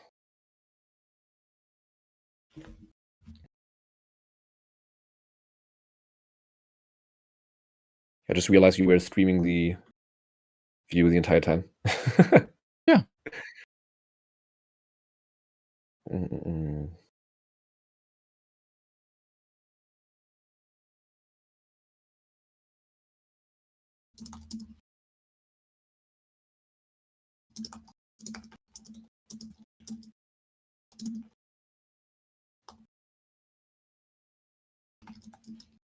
And we watch Malice. I mean, I'll try my best to prevent it, but it could happen.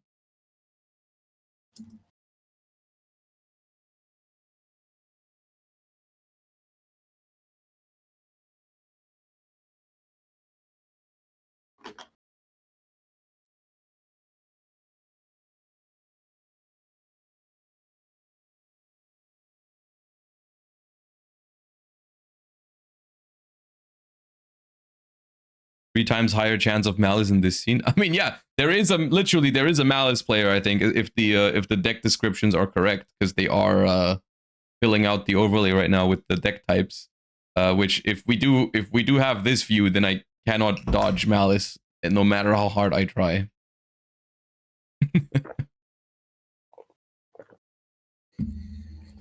Josh, you have a Malice Traumata, right? A little bit. Yeah, same. Maybe a different one than you have. Like I played it at YCS Birmingham, and bricked top 64 twice in one match. So for me, I was Good. like, I'm never playing this deck again. Also But good. since I started since I started playing Master Duel, yeah, my traumata got worse. Not playing itself, but playing against it.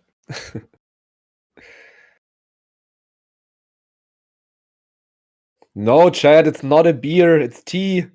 It's tea. It's not a beer. It's 11 a.m. in Germany.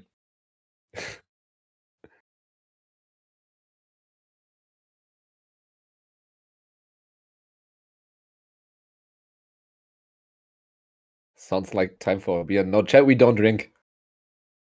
We don't drink. Right, Josh? Never. All right, and there we go. Let me bring chat back up because we do now see one game in full screen, of course, while they play. But as you can see, we have footage of all 3 matches simultaneously.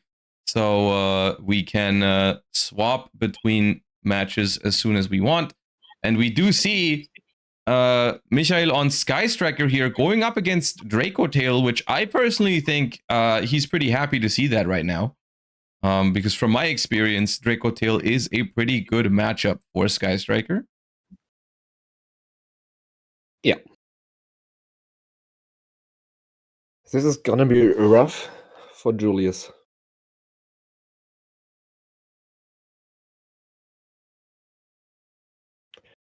Summoning Athalion in the extra monster zone. Starting with Obviously, it's not Mululu, it gonna is be Gravity branded Draco Controller, Tail. So, I mean, with the Mululu now, we are locked into fusions anyways, so Yeah. can't link. And we're getting No. K2 and Rahu. I mean, to be fair, pretty good start for Draco Tail. Adds the Mululu back to the hand with the Arthalion. Has access to both of the spells. Probably not going to get interrupted by Sky Striker at all. Typically not a hand trap deck. I mean, some of them play like Ash Blossom, but for the most part, probably not going to happen.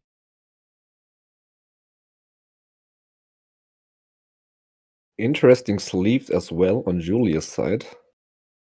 Can't even tell Are what they that shiny? is. Are they reflecting? They have hollow effect on it. I don't know. I can't tell what it is though. K2 Draco Tail. We already have Phimena, I think I saw that, so it was a pretty good hand. I'm probably just going to go for Frixel or Lucius because we need a normal summon. He has Phimena? Would you actually use Mululu then? I think he would rather keep it on the field, right? That's a good question. Oh, actually, no, he can't normal summon either. I yapped because he normal summoned. There is a Phimena, yeah. I think He I normal see it as summoned well. Mululu, yeah. I mean, surely he plans on using Frixel with the Brahu. Maybe he wants to go into a Secretarion Dragon later and then like resummon the Mululu. He has to use Phimena here and grab it back. And then use Phimena, but then you are missing Phimena in your hand when you pass. Why does he have to use the Phimena here, though? Otherwise, he's not going to trigger Phimena effect this turn. Yeah, but he could just his trigger only way to Frixel. fuse is Phimena, and yeah. So he could fuse Frixel here with one from deck, right? And then... And use Phimena from deck, that's what you could do. And then you could Ogula add back Phimena, then you have 2 Phimenas, yeah. Yeah. And then make, with Phimena, you can make Secretarion summon back Frixel. And then Frixel also... to use Phimena, yeah. That's 1 back, right? Something like that. But chooses to use Phimena and Pan here to go into Gulamel. And so that's going to set 2 defense. traps now, but now the Frixel in hand is a little awkward. It's in fact pretty awkward. I don't know. This is pretty odd sequencing. Okay, well, we have Flame and Sting. To be honest with you, those are the 2 most important ones against Sky Striker anyways. I think if you now... and there's a Troll in Lockbird as well. A troll. We saw it at the same time. Yeah. I mean, that's also why he chose to summon Ogula in defense position, because he's not going to go for Horn. Yeah. I think we're done here with this turn. I think he's going to call it a day after this. That's why we're shuffling up.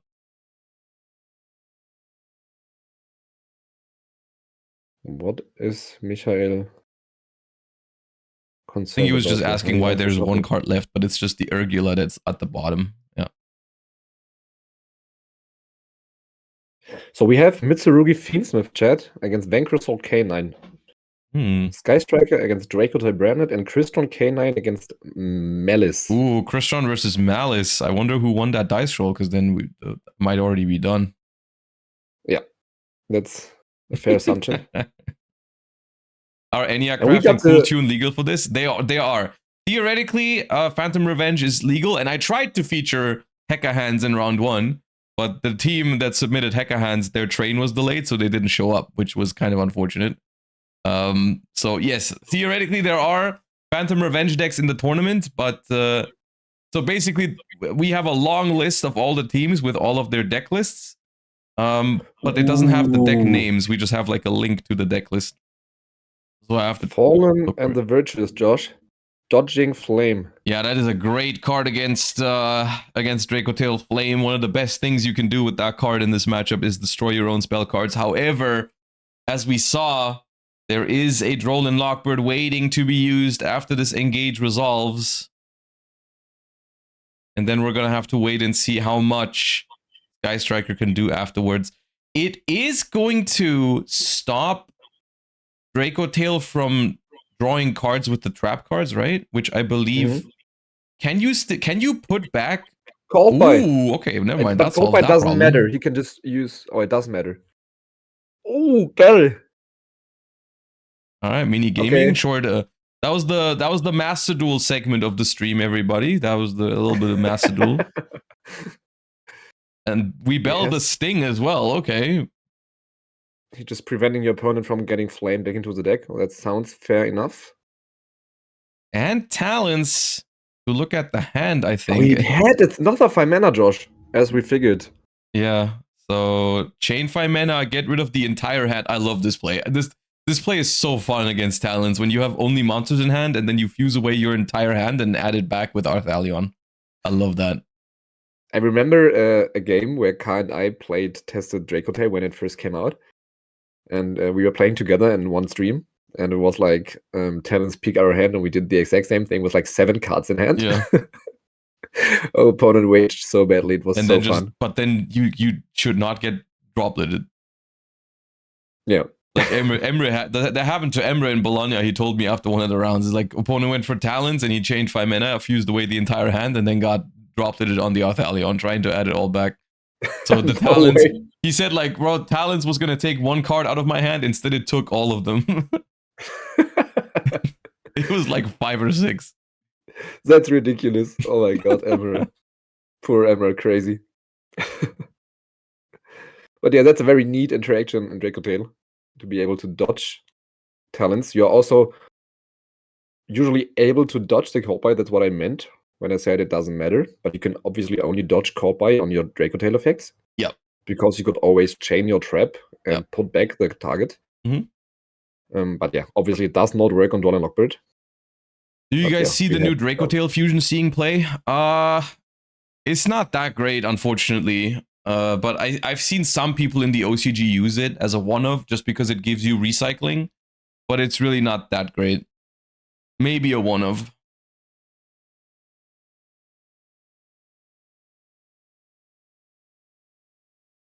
Pretty powerful Sky Striker hand, though, to be fair. We had against Dracotail, we drew Engage, Bell, Fallen at the Virtuous, Called By, and Talents. That's pretty good.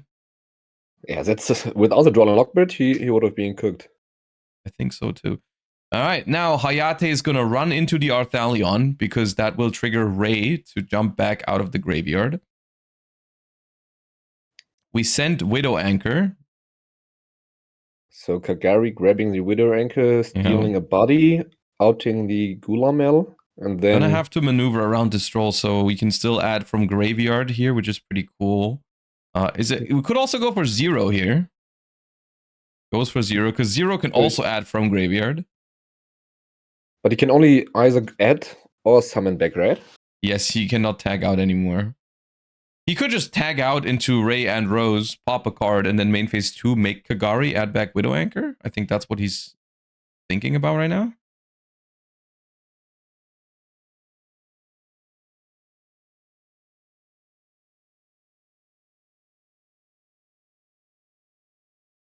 Summons Ray from grave and Rose from deck. Okay, did not draw Rose. Nice. It would have been interesting to see. Did you catch the dice roll at the start of the game? Like if Julius won the dice roll and chose first, or if it's blind second Sky Striker? I didn't see the dice roll, unfortunately. But what we see is table 1 and table 3 already one game closed. And once again, it's the same team winning those two tables, but it's Team Blue this time around. Fiendsmith Mitsurugi takes down Vanquish Soul, and Chris Strawn takes down Malice. I know who won that Chris dice roll. won the dice roll. Yeah, Chris Strawn won the dice roll. And it's also pretty likely to assume that Fiendsmith Mitsu won the dice roll. Caesar's just pretty strong. Yeah, this is a very I mean, the table that we're watching, not so much, but the other two tables are pretty going first heavy decks. Like we got a K9 combo deck against Mitsu, and we've got another K9 combo deck against Malice, so it's a pretty dice roll heavy couple of tables there. Okay, we add the Widow Anchor back with the Kagari. Go into a Link 2, which is going to be Zeke. So we're going to try to get rid of some of those bodies on the board. Rose is going to come back because we removed a monster from the extra monster zone.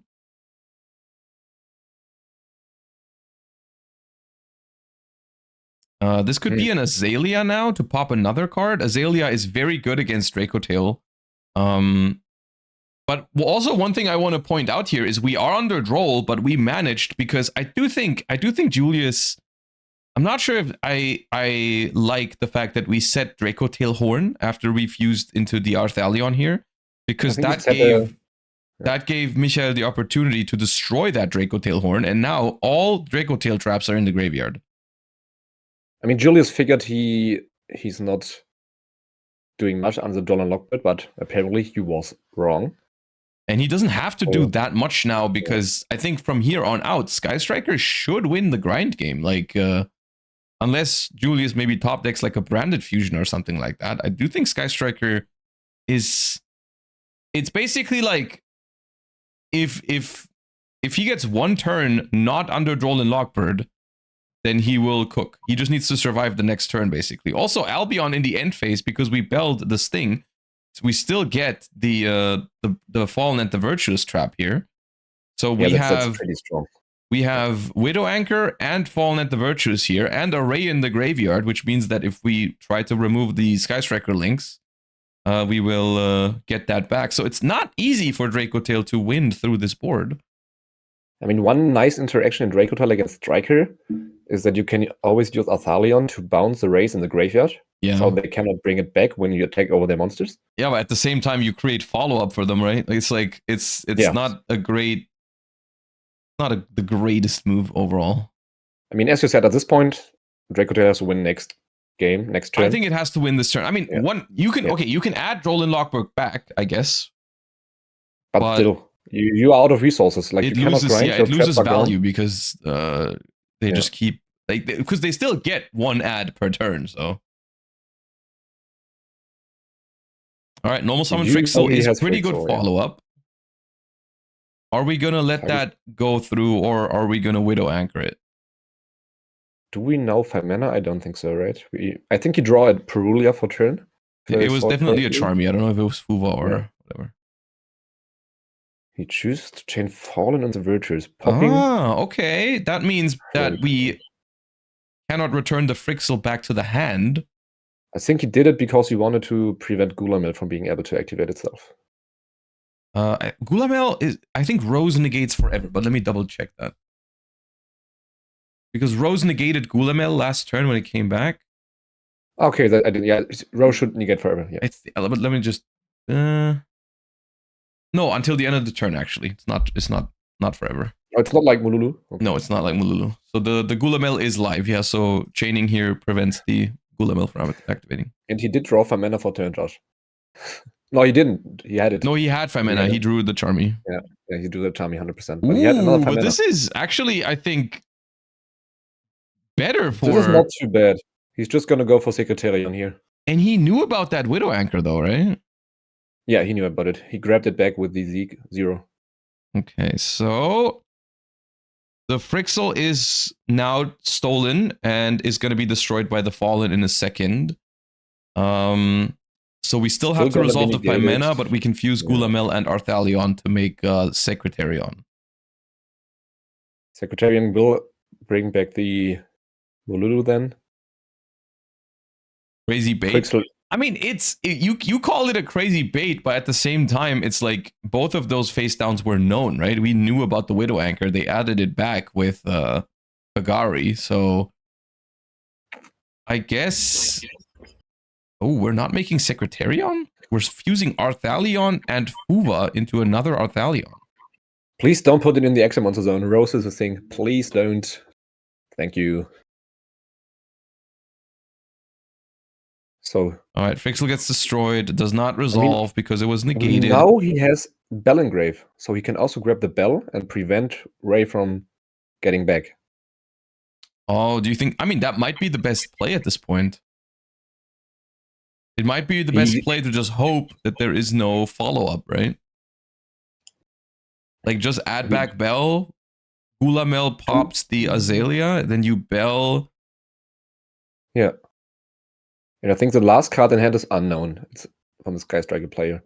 And then you do over 5,000 damage, putting him pretty low.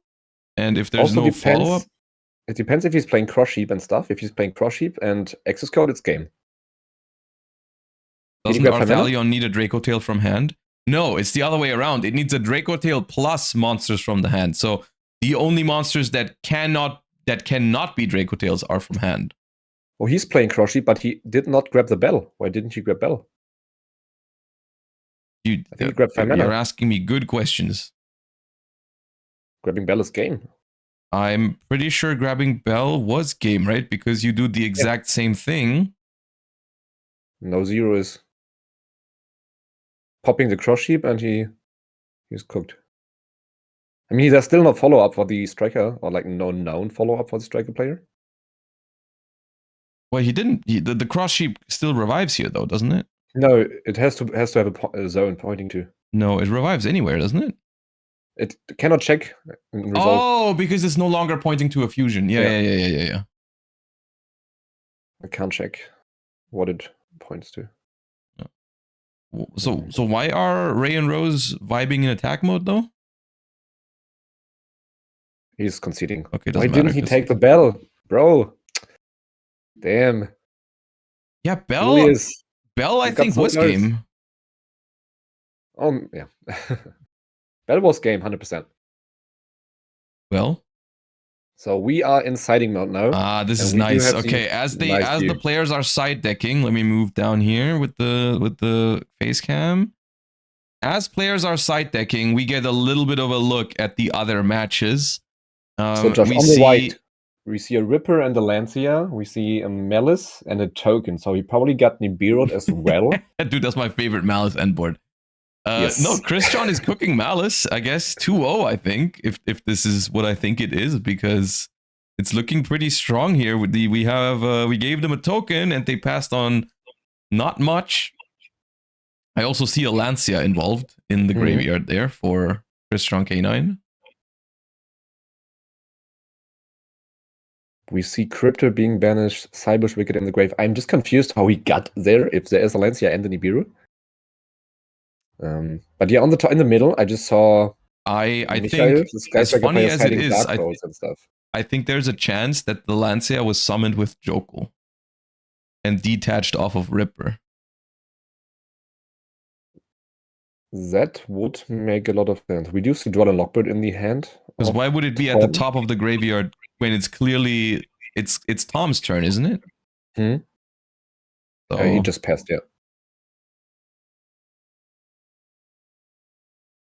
That's funny.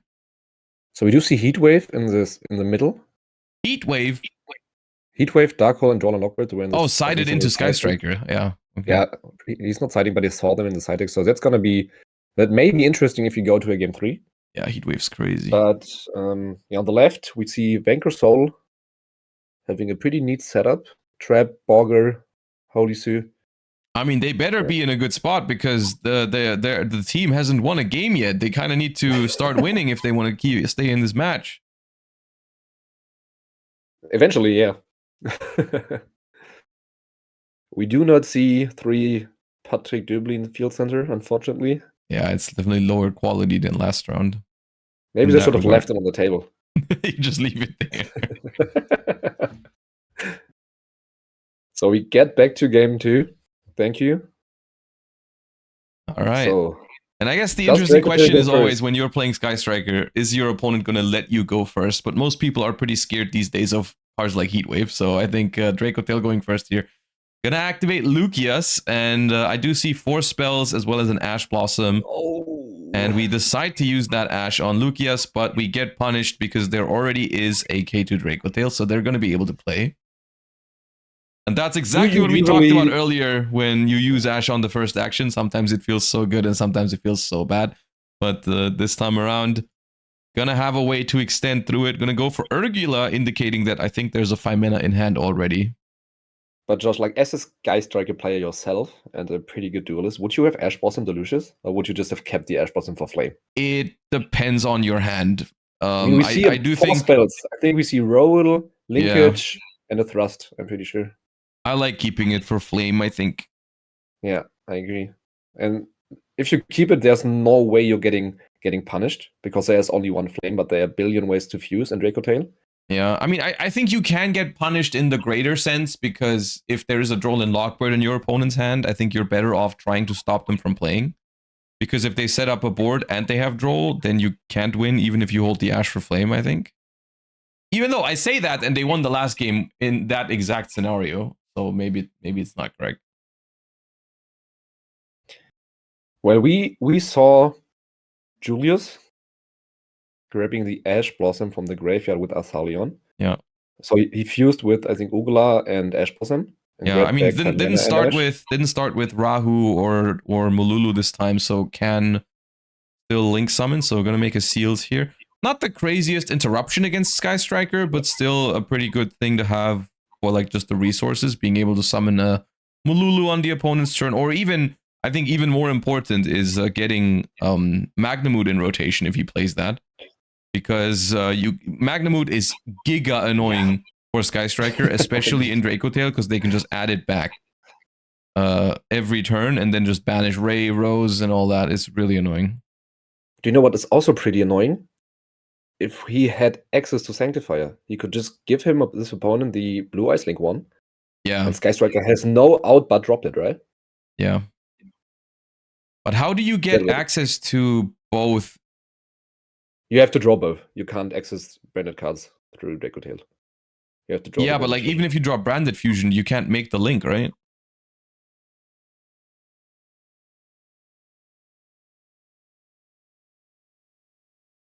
Maybe you actually do it with Seal. Maybe you seal to summon Albaz. Seals into Albaz, and then if the opponent, but then, okay, yeah, you make like Lubellion or Albion with a dark or light, and then you can make Sanctifier. You can make Sanctifier if you have Frixel in rotation. Yeah, okay. Or if you draw Albaz, I guess, then it's easier. If you draw Albaz, it's easier, yeah. But still.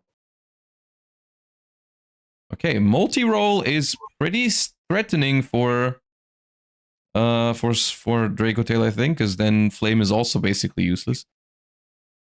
That is okay. We have fallen into a very common misconception, which is that Sky Striker cards is not. You can just place down that multi-roll again and use it again. So this Seals has been quote unquote kind of wasted, unless the purpose was to summon the Mululu. Maybe they really wanted to summon Mululu. I mean, we know he has 5 mana in hand. And there's a Gulamel, so if he just wants to pop the multi-roll this might be on purpose, but it did play into the Thrust. I mean, like as we said, we knew he had multi-roll, we knew he had Thrust. I think there also is a linkage. Or linkage there's an Ash Blossom in Julia's hand, and Michael knows about this Ash Blossom, so I'm a little bit surprised that we didn't try to resolve the multi-roll before activating the Thrust. Are we sure multi-roll can pop more than once per turn? Yes. It hasn't resolved yet, so it can. Yeah, it says you can only gain this effect once per turn. Yeah, and he hasn't gained it. Yeah, exactly. Weird wording. Yeah, it gains this effect. Yeah. Right, and now we're going to use multi-roll anyways, so we could have just made that thrust Ash save. If this is Maybe he going was through. scared of it getting popped by Gulamil. Yeah, but it still could, right? But he's not using it. Or did he use multi-roll, he chained Molulu, and he chained Fallen? No. I'm pretty sure that's what happened. I think he just said it instead of pointing to it, because why else? You would not open game state activate Fallen onto the Molulu here, right? There's no way. There's Flame. It should be linkage in hand. Yeah, it's Widow Anchor. The set card is a droplet. And he's destroying it. That will not play the game. He doesn't get any. He has no cards in it, right? Yeah, because the thrust was his only way to engine. Yeah, exactly. Yeah. Interesting. The thrust was the only way to engine, and he not only did he activate it into the Ash Blossom, it was also the card he was going to send for multi-roll. Maybe he read his opponent so badly that he knew it's going to be a bait, and he just... It's still pretty interesting. And we saw Malice equalizing here. Ooh, Malice won the game, even though they got Nibiru, and I think there was a Lancia involved somewhere, but okay. As well as the other match still being in game 2. Ray, thank you for the raid. Welcome, everybody. We are currently watching a 3 versus 3 tournament in Berlin, Germany. Hope you had a good stream. Who raided? Raymond. Raymond, thank you. So, Josh, what do you think about Nibiru against Vanquish Soul? On the left on the screen. Oh, I think it's not. I think you side it in because you hope to pair it with another hand trap. Like you try to bait the Ripper with Ash or Imperm or Droll or whatever, and then Nib goes pretty hard if you can do that. If it's the only hand trap you have, then it's pretty dead. But other than that, it's pretty good, I think. Yeah, like on the left, we see Gamma being banished. Nib on the field. Gamma in Mitsurugi Fiendsmith. Okay. But yeah, Vanquish Soul has so many plays through Nib. They have Holy Su, Jiaolong, Caesar in hand. Yeah, it looks like even though Team Red lost all 3 games in the first all 3 game 1s, basically, they're all coming back and staying in the match because we've already had 2 equalizers on table 2 and 3. And table 1 is also looking pretty good for Vanquish Soul right now. There's a Ripper. No, it's a Nash Knight that's going to take the Nibiru.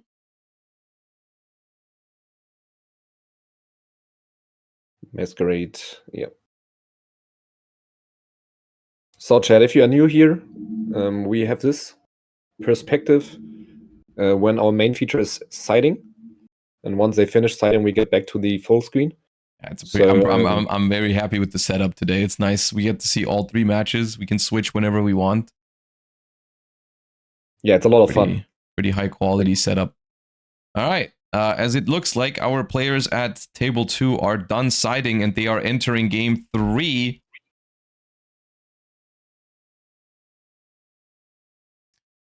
And this time around, it's going to be Michael who gets to choose, and he wants to go first against Dracotail, which I agree with that. I think Dracotail is a matchup you want to go first in. Summoning 0 here to try and add a Sky Striker, mobilize, engage, probably. Otone, thank you for the sub. Appreciate that. The Starlight Cup is a quite big event in Germany. Like, it's always 3 versus 3. And I think, Josh, please correct me if I'm wrong, but it was like 50 teams, so 150 people attending. Yeah. Which might not sound big if you're used to like all the big regionals and opens happening, but for a non-regional tournament, that's pretty good, I would say, especially for the Berlin region, which, even though it's the of course the capital of Germany, the biggest tournaments in Germany are usually happening more towards like the center of Germany. In Berlin, even the regionals, I think, get like, I don't know, 200-300 people max, I think. Yeah. Because it's pretty far north, actually, compared to like, I don't know, Cologne or Dortmund or whatever. That's also why all the YCSs are happening in the center of Germany, not in Berlin, usually. That Yeah, and Berlin is also because pretty probably expensive. Berlin is pretty expensive. Yeah. Yeah. But like also in your area, like you're more south, right? And there are also a Frankfurt. lot of Yeah. big regions. Yeah.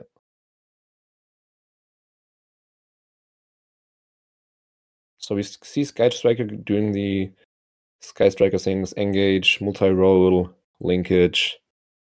Not being hit with a Droll and Lockbird this time around, which is going to be very good. Also, there was an Ash Blossom in Julia's hand, but it hasn't been used yet, which is interesting. I mean, like back in the days, I remember you always, like at least I always ashed the second engage, not the first one. Yeah. It's yeah.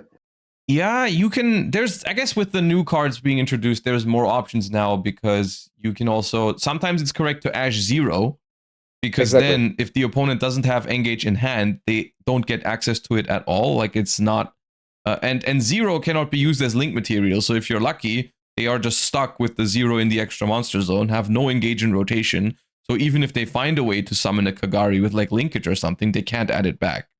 So I think the ashing the 0 is a good thing. But you can also hold it to ash the 0 on your own turn when they're trying to tag out. Like you can just say like, okay, I'll let you set up to play around talents and thrust. And I think that's what's happening here.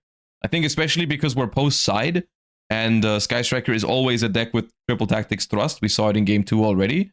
I think like the idea that Julius has is like, oh, I'm just gonna ash like 0 on my turn and just not give talents and thrust any value. Yeah, that makes a lot of sense. Do you get why he just chose to destroy his own Widow Anchor with Fallen in the Virtus? I think he just wants to get more spells in rotation, probably, right? Like, he, instead of setting the Fallen at the Virtuous, he just chooses to activate it to get a second copy, and that's more spells. Oh, true. That's exactly 3 then, right? Because he had 2 Widow Anchors getting reset, so... Yeah. But now he uses... What's the name? Maneuver? I forgot it. Lemniscate. Oh, this one is to be able to search. No, did he search with Shizuku already? Was that the Widow Anchor? He did search the Widow Anchor with Shizuku, yeah. Okay. And now he's gonna set back 1 Widow Anchor. He can set back 2 with the multi-roll, which is the Widow Anchor and the linkage, which is pretty crucial because he definitely wants to get into a 0 on the opponent's turn, so you can pop. And gets another fall in the Virtuous. So yeah, if he had just set the fall in here, he would have 1 less spell engrave right now, which would be a lot worse. Because now he's got 2 spells to start with. So as soon as he uses the other fallen, the Widow Anchor can take. Yeah. Oh, I think that was a draw for turn here for Julius. Pretty bad. So well played here on the end from Michael. Yeah. And we start with Ketu. That is very threatening. We know there's an Ash Blossom, Josh. Do you just shotgun Ash? He chooses to do... he pops his own Shizuku. That's also pretty good. Yeah, I agree on that. I like that. That's good. That's also going to be a third spell to immediately have the Widow Anchor be able to steal. And prevents the Draco Tail deck from being able to summon a free fusion here. So we do see 5 mana. We know there's Ash Blossom, Linkage, and Widow Anchor. I mean, to be fair, he drew Droll for turn, which seems pretty unlucky, but honestly, could still be really good next turn. Because this is Sky Striker versus Draco Tail. This game is not gonna go... It's not gonna be done super quick. I mean, that's what I was scared of when you said Sky Striker wants to go first in this matchup. Yeah, it gets grindy. They have a billion ways to dodge Widow Anchor. I feel like going second and just preventing them from cycling their traps is easier, right? Because once they have a way to dodge Widow Anchor and fuse with Ogala, you are cooked. 1 Ogala breaks your entire field pretty much. CH makes a K sound. Thank you for trying to teach me how to pronounce German names, but I think I know how it's pronounced. Do you mean Michael or Michael? Yeah, they were trying to correct me and saying it's Michael, which I know how it works in English, but this is a German player and his name is Michael. That in fact is true. Yeah. It's not Julius, it's Julius. Yeah. Did he? Oh, are they done? No. Why did we? Oh, they're switch? done because Team Blue won table 1 and 3. Ah. Okay. Oh, that's a shame, dude. That was gonna be a very back and forth game from here. But I guess. Do you think so? I actually think Sky Striker would have been cooked pretty soon. Not soon for sure. I don't think so. No. Like, because I think what matters most here is that you just try not to die. I guess. He has another Widow Anchor. Yeah, here. he has another Widow Anchor. So as soon as this resolves, you take the Arthalion, and then it's like I think he's fine. When he's still gonna get the Rahu. Hey, they do keep playing. Nice. I think they're just talking about what would have happened. No, he sets the Rahu here. Okay, they keep going. All right. Do they keep playing for us? That's pretty neat. He's gonna go into 0/0, pop the Rahu. So it depends on what the last card in hand is, right? We know Ash Blossom in hand from Michael. And Lemnis Gate is in graveyard as well. Oh, but this Ash, holding this Ash actually proves to be very nice here. Yeah. The linkage should be banished because it's off of multi-roll, I'm pretty sure. So, yeah. This gets ashed, obviously, but he's on 0 cards. CH so, like, as I said, Sky Striker is getting cooked pretty soon, right? We have Molulu, Artharion, and a card in hand. What does it do on the new fusion? It summons Albers, right? No, it searches a branded card, so you just search more Fallen into Virtues with it. It's basically Albion, but not Albion. I think the reason why they play both of them is because in case, I don't know, Albion gets called by the Graved or something, you can still go for the other one.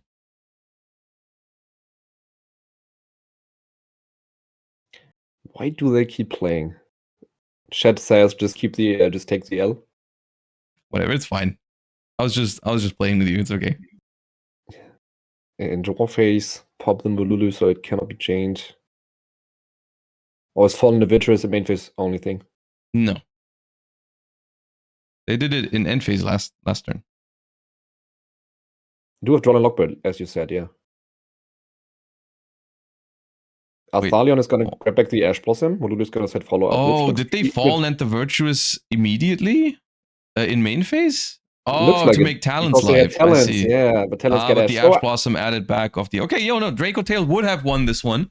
However, it doesn't matter because doesn't matter. Hannes won table 1 with Mitsurugi Fiendsmith, and Tom won table 3 with Crystron K9. So it's going to be the blue team advancing at a 2-0 record, which is the advantage of a team tournament, of course, is sometimes you lose your match, but your teammates just win theirs and you win the round anyways. So pretty interesting matches here. Mm-hmm. It would be so much fun if they would be recorded so we could like rewatch table 1 or table 3. Okay, now I think you're asking for a lot. Now you're asking for instant replay feature on 3 tables with 3 cameras already. I feel like we've been spoiled already with. Yeah, you're right. I'm asking too much. Maybe I'm too spoiled from your master this production. And now ask them where the backup feature match is. Ooh, well, I'll give him a DM. No, this is fun. Like having these views is pretty good. Have they ever done 3v3 YCSs in Europe? We have not have a 3v3 YCS in Europe. No, not ever. Like I've talked about this to Adrian and a lot of Konami employees. Mm-hmm. Do you think it would work in Europe? Like I highly doubt it. You doubt it would work? I doubt it would work. I mean, I like in terms of the player numbers or just in terms of the actual thing? In terms of people talking 10 different languages, not being able to talk English, being forced to talk English so everyone can understand. Is that not a...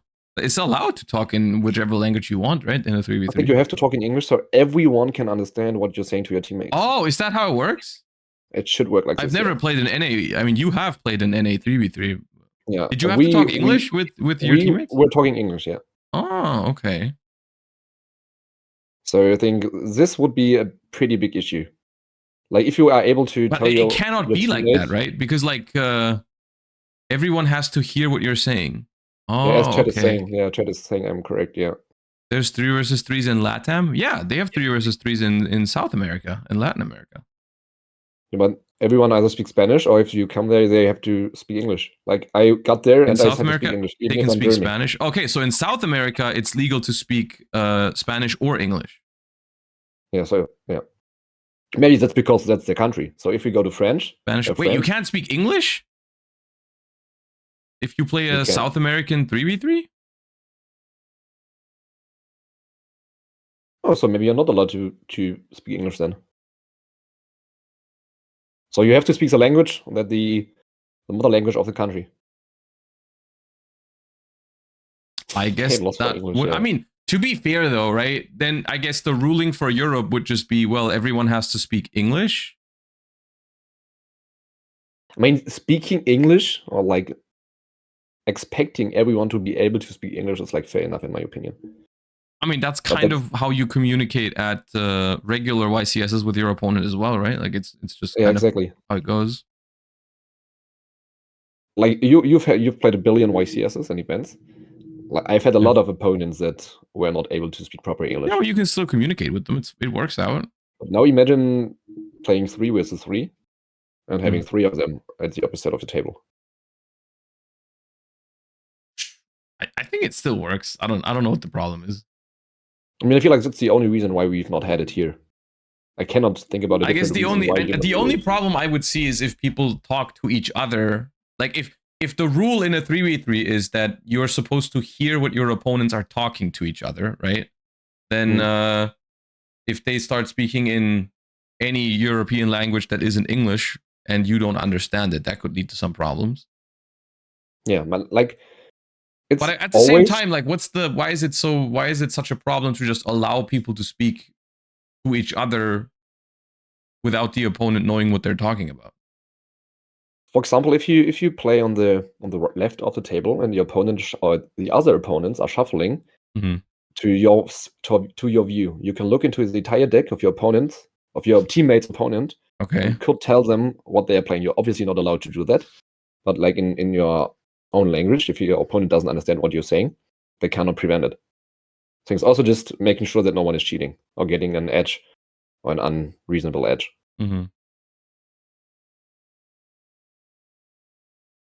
Yeah, I mean, I think it's what Jordanian said. I think it's we don't have 3v3s in Europe because we don't have that many YCSs to begin with. Like we only have 3 or 4 per year. They don't want to make one of them a 3v3. That's fair enough, I guess. Is Bro on the left sleeveless? No, I think they're shuffling like the entry packs or something. It's not their deck. Turmbauen.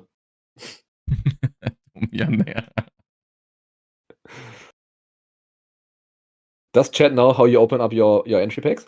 No, not yet. You're gonna keep it as secret, okay? I mean, no, we've just started doing it like 1 or 2 tournaments ago, so it's not it's a new thing, but yeah. I was just referring to your post from Bologna. Oh yeah, that was crazy. Okay, so the way you don't have to leak it. You can make it. No, it's fine. The way we currently open our entry packs at YCSs, or Emre and Niels and I are doing it, is we just open our packs and then we shuffle all of the cards together without looking at them, and then we sit in a circle and we pull from that tower is what we call it. And then so it's basically it's even more random than opening your own packs. And it's pretty exciting. And at YCS Bologna, I pulled Marshmallow, I pulled a Starlight rare Dogmatica Fleur de Lis, and I also pulled a Noroi, I think. And I don't know if they were originally in my packs or in one of the others, but they got destroyed. So actually at YCS Bologna, Emre on purpose chose Italian packs so that after we're done, he knows which cards were from him. And the Marshmallow I got was not in Italian. The Marshmallow I got was English, so he knew at least it wasn't from Emre. It was either originally my own or it was from Niels. I don't know. Yeah. Like it is a lot of fun. Like either you do what you did and get everything. Yeah. But Emre could have been lucky and got the Marshmallow. That would not have been originally his one. So. See, that's the thing, right? If he then pulls an English Marshmallow, he's super happy because he knows that was not originally in it. Honestly, I would have preferred if my Marshmallow was Italian in that one. Yeah, Even because though he I would think have the been English mad. one is worth a little bit more, I would have loved it so much to pull the friggin' Italian one, and Emra knows exactly what just happened. He knows that was originally his. Yeah. That would have been sick. Did you pull anything crazy in Italian? Kind of. So the craziest thing that happened was, okay, so we shuffled it all together, right?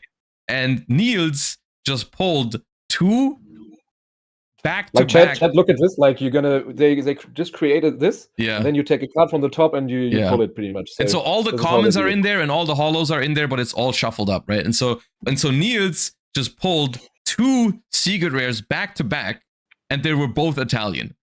So they were both originally Emre's. But they were not that crazy. It was like I don't know which secret it was. It was too like they weren't. It wasn't Marshmallow basically. Okay. Yeah, it was still pretty funny because that is giga unlikely. Yeah, back to back, it's crazy, and both being Italian is pretty rough for Emre. And Emre just in general got nothing. I think he just pulled nothing. Do you like Marshmallow as much as I do? Like, I love this card. I love the artwork and stuff. Marshmallow, yeah, it's pretty cute. Like, Philip was playing YCS Merida. Yeah. And they also had a giant card Marshmallow over there. Yeah. And I got a call at like 2 a.m. in the morning. Tom, do you want this giant card? Because he knows I love Marshmallow. Yeah. So I don't know how, but somehow he brought a giant red packed Marshmallow through airport and stuff to Germany. Oh, he got it? Yeah, it's gonna be in my background eventually, but Nice. it's still in Nuremberg now. Yeah. Is it Spanish? It's Spanish. It says Nice. Effecto and stuff. It's so funny. It's so cute. We like Marshmallow. It's so cute. I love this burning, those tiny burning emojis in the bottom of the card picture. It's so yeah, it's a pretty cool card. I've gotten pretty lucky in general with Doom of Dimensions. I think since that set has come out, I've pulled 3 Marshmallows out of like entry packs. Every YCS I remember you pulled Marshmallow. Yeah. Yeah, I mean the last 2. Yeah, since I've pulled at YCS Lil I pulled a Marshmallow, but not out of my entry packs. I pulled a Marshmallow out of when I entered a Genesis side event on Sunday, I think. I pulled a Marshmallow. Then I pulled a German Marshmallow at a regional. I think it was German Open. Dienstlagen, right? Or Dienstlagen. Yeah, one of that weekend, definitely. It was that weekend. Yeah. Saturday or Sunday, I'm not sure. And then I pulled another Marshmallow in Bologna. Yeah. Pretty sick. Chat, unfortunately, it's not El Marshmallow. I wish. What's yummy called in Spanish? I think it's yummy. Because in French, it's like Miami. Is it? Yeah. Okay, it's like it's pretty cool. Let me look it up. No, it's just Marshmallow yummy. And disappointing. Still pretty cute. Yeah. So Josh, what do you want to see for the next match? Do you have any preferences? I would love to see Lunalight because at least I can. Okay, let me see. I saw a team that had Lunalight earlier. I guess we can feature them if they're not 0-2. So if you check if they won round 1, it was team Schmidt's Immune System. They had a Lunalight duelist. Which one? Team 28. Ah, Schmidt's Immune System. I know all of them. There are 2 Magdeburger and Chris Troutrein, a good friend of mine. You have multiple Lunalights. There are multiple Lunalights then. Uh-oh. I mean, yeah, I'm down. We can cast the Lunalight match. Oh, casting Chris would be fun because Chris is always so nervous. We're gonna screw him up completely if we put him on stream. Okay, that's a positive, yeah. In my opinion, it's pretty funny, isn't it? It's a friend of mine. Otherwise, it would not be funny. Okay. But there also is another Lunalight. It's Ogus 31. It's Rahim, Justin, and Mirko. 3 guys from Berlin. And Justin is playing Lunalight as well, I think. Not trying to leak his deck here. I'm not sure, but I think so. They did lose the first round. The team Which we one? just talked about. Okay. So we won't feature I mean, we them. can feature them if they won round 2. It's all fine. Like it's not that big of a problem to feature a team that's 1-1. In my opinion, I think that's okay. So as long as they won round 2, we can feature them. What But about we Ugusan are and about to Garcia? get the pairings in in a few minutes or a few seconds. Do we have an Odeon deck? So I don't know. I didn't see one.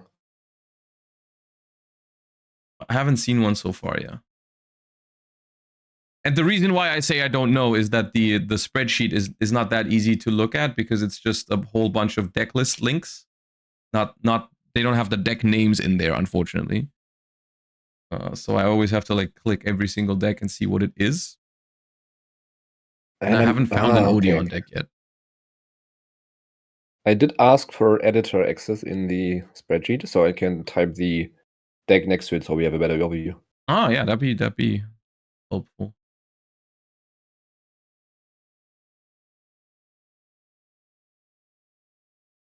Also, another question I have is if Brona's team showed up after round 1, they can potentially mount a comeback. I asked for you.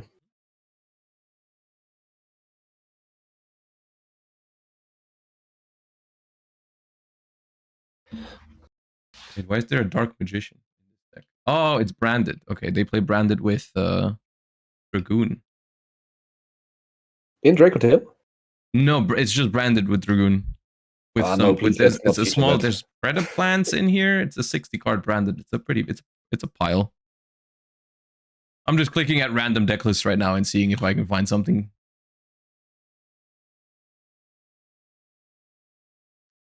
In Master Duel, do you think Dracotail branded is better than the Magistus version? So my problem with the Magistus Dracotail version is I think you sacrifice a couple of advantages that Dracotail has in Master Duel, which is like being almost immune to Max C, for example. All of a sudden, if you draw like a Magistus heavy hand, I think it becomes pretty awkward if you're hit with that. So I'm not sure, like it's definitely a strong deck, but I'm not sure if I like it because I feel like if I want to play Dracotail, it's because I want to have a deck that's good into Max C and Fuva and Droll. Because if I'm trying to play a deck that combos, I think there's better decks than Dracotail. I agree. But branded fusion going second is as good as going first. No, branded is a different story, right? Because branded, you can play branded Dracotail. I was talking like the Magistus one with Spenta. The Magistus one, yeah. And that one is like Spenta is pretty broken, and it's good in that deck, but it's weird because you have more engine in your deck. So, like I think pure Dracotail or branded. I think it would be a completely different story if we had Appaloosa still in Master Duel. Maybe, because the Magistus cards I think they one card Appaloosa, if I could remember correctly. Yeah, but it's still weak to Max C, right? That's the thing, right? Yeah, true. But still, like Ash Blossom and Bell. Like I don't think you need more. I don't think you need more, like a higher ceiling on Magistus Dracotail. Like I think the Magistus Dracotail deck, even without Appaloosa, is pretty broken. Like you get like a free Borreload Savage, I think, because you have you make Chorozo and that's a tuner, and then you have a Link monster in the grave already, so you can just make like an Omni Negate before you do Dracotail stuff. Yeah, obviously it's pretty bad into Charmies and Droll and stuff. Yeah, that's correct. By the way, George, I got told the Bronas team didn't make it because Bronas didn't make it. His teammates are there, but yeah, Bronas just didn't make it to Berlin at all. That I guess is very annoying when it's the 3v3 tournament and someone's train gets cancelled, and then it's just like, well, okay, well, what do we do now? Yeah, unfortunately, that's pretty sad. So no hack-a-hand Runics, guys. It's a disaster. So I'm working on the deck list for a second. Oh, there is a man. There's an Odeon deck. Hold up, I found one.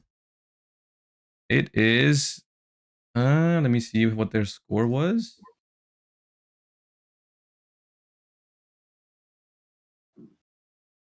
They also lost the first round. every time I find a cool deck, they lost the first round, man.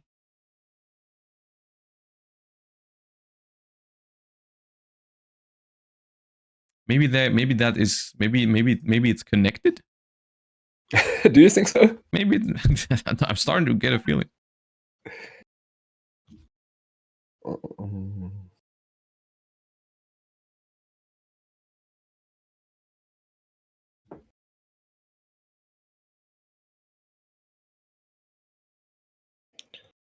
So, Josh, are pairings already up?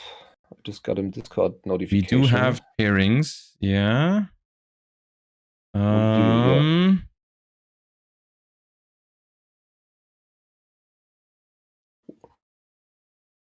What was the team? Schmidt's immune system, right? Yeah, which table are they? Table 8. Oh, they table won 6. round 2. Yeah. Okay, yeah, get them then. Get table 8. I'll.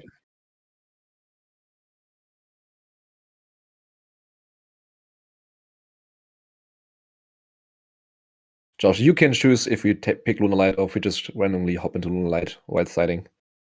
I mean, there's 2 Lunalights. We can hop into the team captains.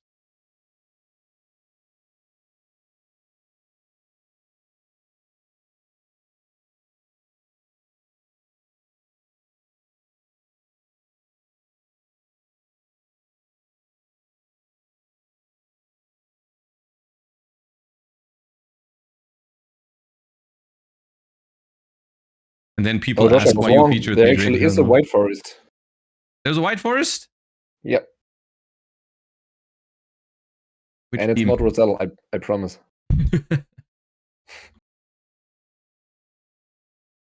Must be Dino then. Dino is in Berlin? Has to be one of them. No one else would dare. Hacker Hands is broken. Is it? Is it actually, chat?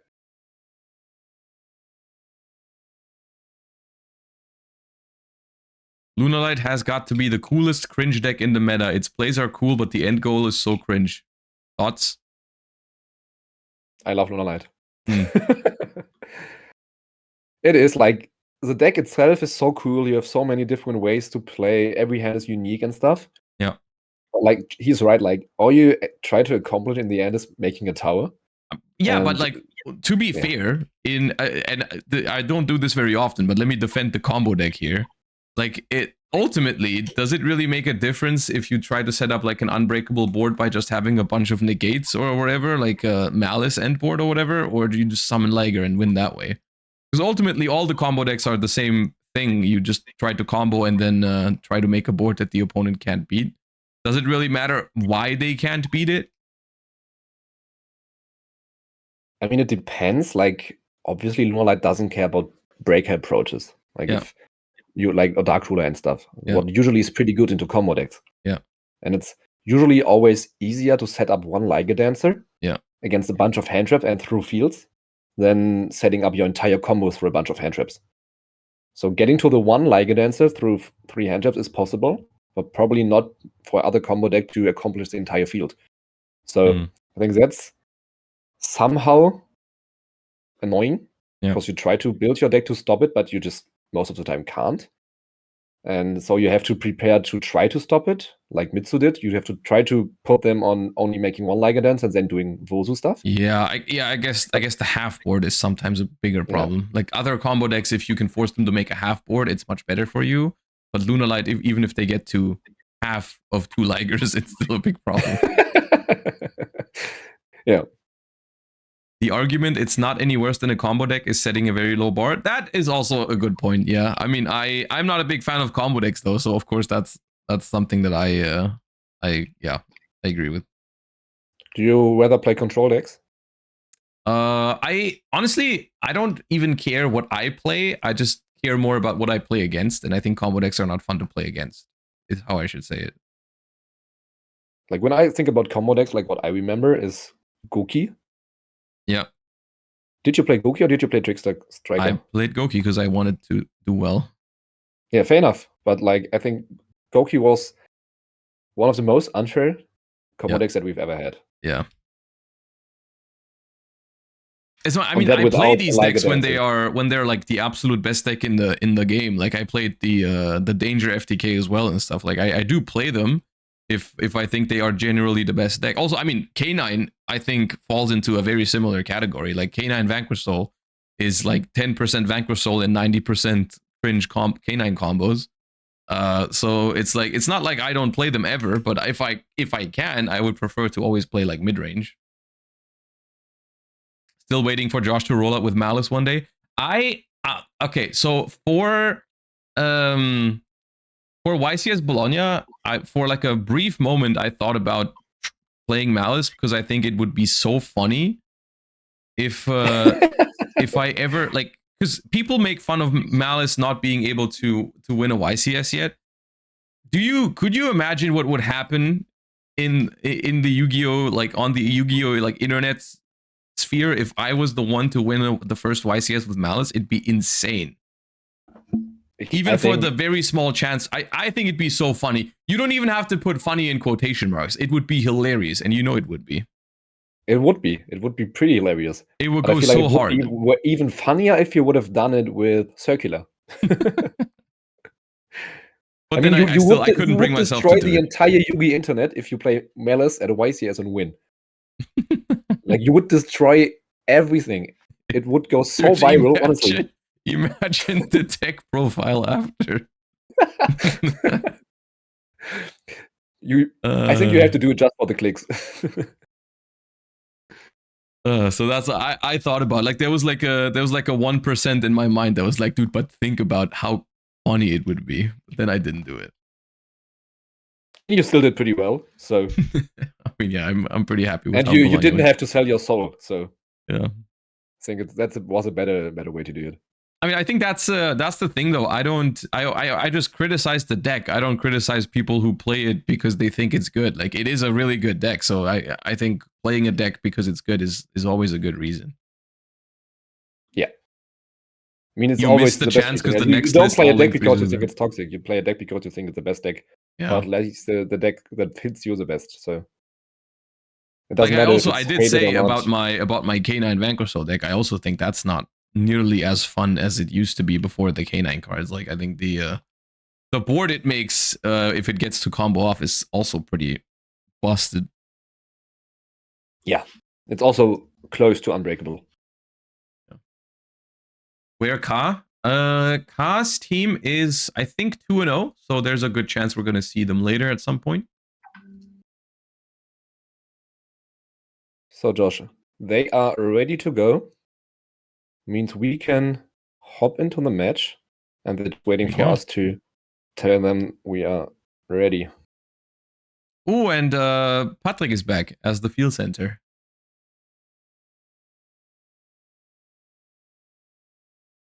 Patrick, in fact, is back on Fabrice's end. By the way, Josh, Chris on the right with Lunalight instantly DM'd me on WhatsApp and yelled at me. So we are luckily you chose to pick the middle seat, not the right one. I mean, yeah, we're here with of course, Lunalight expert, second place at Worlds with Lunalight, so we jump into a Lunalight match here. Lunalight against Mitsurugi K9. Mitsurugi K9 probably doesn't play Wosu. They're definitely not in the main deck. So what are the... Oh, wait, Fabrice is also playing Lunalight. I didn't even realize that. Yeah. We got multiple Lunalight in this team. Damn, I thought it's only Chris. So we're actually going to see Lunalight. Nice. Yeah. Mitsurugi K9, can they out a Liger? There are a bunch of ways. If they Werewolf buffed by Case as an out. That is 4,200, yeah. And there also are ways with Hound or the Vimena, but it depends on the Exa deck. Yeah. And they play Arc Rebellion. I wouldn't expect Arc Rebellion, but no, maybe. This is also not, but I wouldn't expect it either. I mean, to be fair, the K9, I think K9 Mitsurugi has decent space in the extra deck because the Mitsu cards don't really take up much space. And we're gonna see Fabrice going first here. with a goods into a serenade dance. This is one of the best starts you can have to play through hand traps. Yeah. And we had a also Fuva, but we didn't need it. Why did he point at Patrick? Good luck charm. Gold Leo seems to be resolving here. It's worth noting, I think, that we of course, we don't mind discarding the Fuwalos for the Serenade Dance, but this could have been a lot better if we had a discard that triggers, right? Because Serenade Dance does not discard for cost. Yep, correct. So we could have discarded like Yellow Martin or something like that and gotten a free search, but we just had the Fuva. There is also no Drawn and Lockbird. There is a normal summon Kaleido Chick. This looks pretty bad for Dominic. And I mean, K9 decks are not known to have the most amount of hand traps. And also, I think one important thing is that I think the best moment to use Izuna has already passed. Because I think that was normal summon Kaleido Chick. You would have probably liked to take that away. Exactly. You just pray on God that there's no way to access Chick anymore. That's what you have to do, honestly. Yeah, no, I agree. Especially if you play Nash Knight, right? You just take it as a material and then it's not available to even like... Because if you book it with a Valon, they can still fuse with it, which is annoying. Yep. But at this point, I think it's pretty fair to say, I mean, no Droll, no Fuva, no Izuna from Dominic's side. So that is going to be an uphill battle. And I do think we are going to stare down a Liger Dancer here, at least one. I mean, this hand, I know this hand definitely makes two if they know the lines and if they don't get further interrupted, so. Ooh, and I did see M7 in the extra deck from Fabrice. So I am excited to see what combo he chooses to go for. It seems standard by now, right? I mean, like, Niels and I are set on it. Like, I talked to him and he was like, bro, this is the best card. And I keep saying it, but everyone keeps hating on me. Yeah. Like, even Car said that M7 is cope, and I was like, Car? People told me when I played it in Master Duel, I just put it into the deck because I assumed it was staple, and then they said like, oh, you don't need it. I think you need it. No. Like, I do play the Master Duel. I summoned it a couple times when I played the deck. It's a way better to play through every hand trip. Literally every single hand trip. Even don't read chat right now. The fact that you can grab back the sheep and be able to play under Drawn and Lockbird because you can just dump whatever you're missing and grab it back is so powerful. But he's playing an awkward line here. Is he? Using Masquerade early. He seems pretty like he's playing pretty fast, so I was just saying like he seems pretty I mean, he's disrespecting Nibiru, I think. Okay. How do you access M7? You overlay 2 Perfume Dancers, or I guess you could technically summon Wolf somehow, but it's usually 2 Perfume Dancers, I think. Yeah, if it's very hard, you can just go Perfume Dancer, bounce the Wolf from scale and summon it. So you have an instant M7.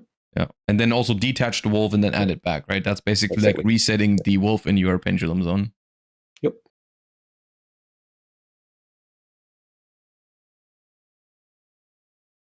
Like so we committed into Nibiru, you said, but was this already the point where we should have Nibiru, or is that later? I think at this point, it was earlier. Because I think he still has Perfume Engrave if I didn't miss him banishing it and putting it under Serenade Dance. So there is the SP Little Knight. Yeah, exactly. So there is no way to prevent Liger Dancer here, except he has Nib Lancia game 1.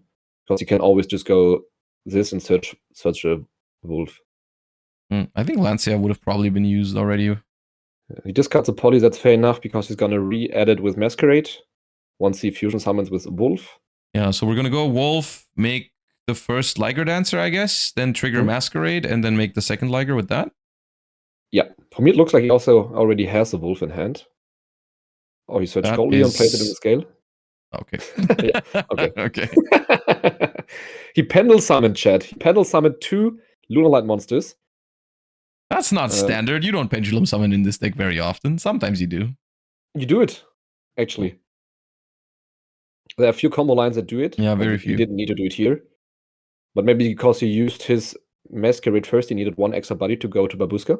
Yeah, he just wants the Babushka, I think. That's what it is.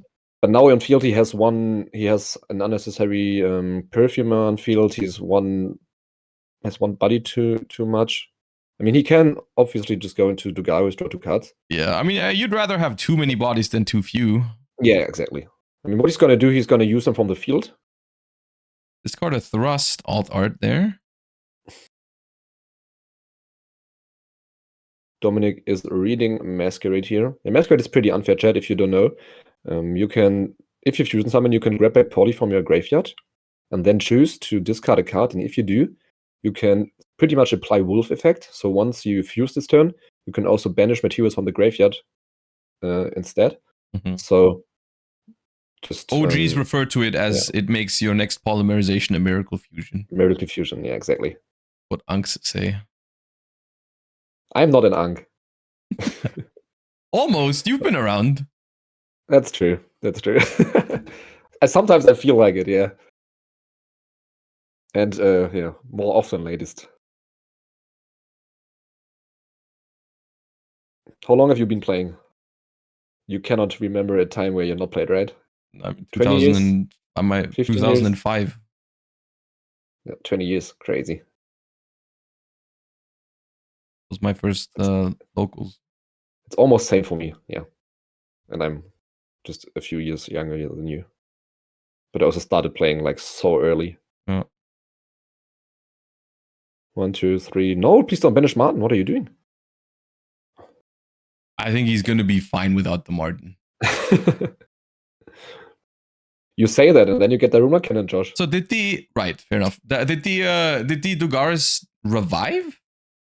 I think it revived, yeah. As I said, was for no that reason. Necessary? No, you could just have fused off the Martin from field and went for Babushka. Yeah, with the other two. Because I'm thinking like now we just skip the next main phase for no real reason. There's no like I felt like we already had too many bodies, so why did we? Whatever. I don't think it matters. We reached SP Baguska Liger, and we are actually skipping the next main phase because the opponent has scooped. So let's see in his graveyard if he had Silverhound set up or if he was missing. The score, okay, yeah, I was about to say the score set 1-1. Can we see his graveyard? So he had Silverhound live as well. So yeah. All right, we got those 3 matches on screen, so I'm moving down real quick. One more Liger dance on the right. Blue Eyes fully set up on the left with a pretty impressive setup, and Crystron playing into it, which I think is looking good for Team Blue because Crystron is not the best deck at breaking boards. And it's funny because Blue Eyes Spirit Dragon actually is really good against K9 because it says you cannot summon 2 monsters at the same time. So Jokul does not work, and Lantern also does not work. That's true. I've not thought about that. No, it has a few applications. It's also against Yummy sometimes when they try to tag out with the synchro. You can only bring back 1. Oh, true. Yeah, that would have been a funny interaction in the round 1 feature match here. But what I think is actually pretty funny that one of your good friends, Niels, is usually playing Lunalight. And now we have a Niels who's not playing Lunalight, but his teammates are. And on the right, Lunalight took the game as well. So Chris, it looks like double Lunalight wins here in the first game of round 3. To be fair, I do think they both went first. I mean, Fabrice definitely did, but it looked like Chris was going first there. Yeah, it looked like it. Yeah. So pretty strong deck still when it gets to go first, especially because I feel like we are with Lunalight. To me, it always feels like it goes in waves, right? Like there's someone does really well at some tournament with Lunalight, and then people start respecting it and start like putting outs into their deck and so on and so forth. And then it starts doing a little bit worse, and then people start freeing up deck space again because they don't want to spend space on, I don't know, Lava Golem or Kaijus or Wosu or whatever. And then Lunalight starts coming back. And I feel like that's where we are right now. I feel like a lot of decks that I look at don't even have outs anymore to Liger Dancer. Yeah, like I think it's right now, it's pretty good to play Underworld Goddess, just to be prepared for Tiras and Lupus. Yeah. But then people should like be more prepared than they would actually be otherwise. Yeah, I mean, also in some decks, it's like, okay, you play IP Masquerena and the Gorgon of Zilophonia. That can sometimes... So it's not like a real out, but sometimes it works. Yeah. Especially if it's just one Liger, and especially if it's like, I don't know, they go second and make a Liger with heavy poly but have nothing else, and then maybe you can out it, right? But like I had the exact same conversation in Dienstlaken Regional, like where I played Lunalight, and my round one opponent was like, "Okay, you can start." I lost the dice, so he let me start, and I played Lunalight, and he was looking at me, bro. Like yesterday, I talked to a friend of mine, and he was like, "Just cut your Liger Dancer out because it's how likely is it that you're gonna play against Lunalight or Tom?" Round one regional, yeah. So as you said, like there's one guy who's doing good with it, or like in Europe or Germany, it's two. It's Niels and me, and Johannes obviously, but I think he's currently playing something else. But yeah, if you're unlucky and play one of Earth, it's pretty doomed. But otherwise, I think you can just keep it. Like right afterwards, a lot of people were playing Lunalight. Like I remember the Frankfurt Regional. I think you played 3 Lunalights in Swiss. Oh, okay. So what we see here is we saw Noroi met with an Ash Blossom, and then we Talons to draw 2, and then we passed, which is a pretty bad hand for Mitsurugi K9 here. Not a great start, but I saw a Fuva off the top here for Fabrice, so that's not going to add anything to the combo here. And Fenrir is, I think Fenrir is a good card against Lunalight. Yeah, Fenrir is pretty annoying. And we start with Kaleido Chick, which is not the best start. I think he would you banish Kaleido Chick here with Fenrir immediately? I think he tries to bait. You think like you think playing around Thrust here? Yeah, doesn't fall for it. Does not use the Fenrir here yet. Goes for the Yellow Martin, bouncing back the Kaleido Chick. You should probably banish it here. The Martin. Banish the Martin? With Fenrir, I think so, yeah. Okay, well, didn't do it. And now we have hard draw poly, and that's going to lead into a lot. Do we know the set card? We don't, right? No. I mean, I see heavy poly. Okay, but if you say you should banish the Martin with Fenrir, wouldn't it be better to banish the Chick? The only Chick doesn't do anything except he has hard draw, poly, and more names. Oh. And Martin does more. Like as I said, I think it's a bait. I think he was. I thought he was just trying to make Thrust or Talon's life. Yeah. Because like it is full combo. Well, he got dropped it on the Perfume Dancer, so it's no longer full combo, right? Yeah, but now he has heavy poly, but heavy poly and no names. Heavy poly with just Perfume Dancer does not. I mean, you can only use one from Extra Deck anyway, so it's not going to work. No, yeah. And so far, Thrust and Talons are not live. But also, K9 Mitsu doesn't currently have a play. And we don't know if he drew another Noroi. Yeah, that's the only thing, right? A second Noroi or like normal summon Lantern. Or Saji. Or Alamara. Activate heavy poly. Wait, but that means you have to have monsters in hand, right? He can't do it. I think he can't activate that, right? There's no Charmy and 2 spells in hand if I yeah, there's no Lunalight that you can summon with that. I think he wants to go for a second Perfume, but he's not allowed to. Yeah, that's not possible.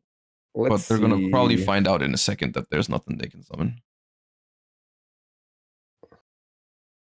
What is he doing? He's attempting to use multiple from the extra deck. Looks like it, right? I think he realized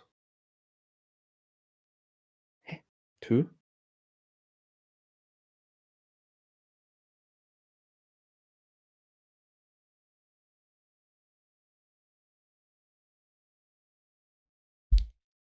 I'll message them. No, it doesn't work. Ja. Machst du oder soll ich?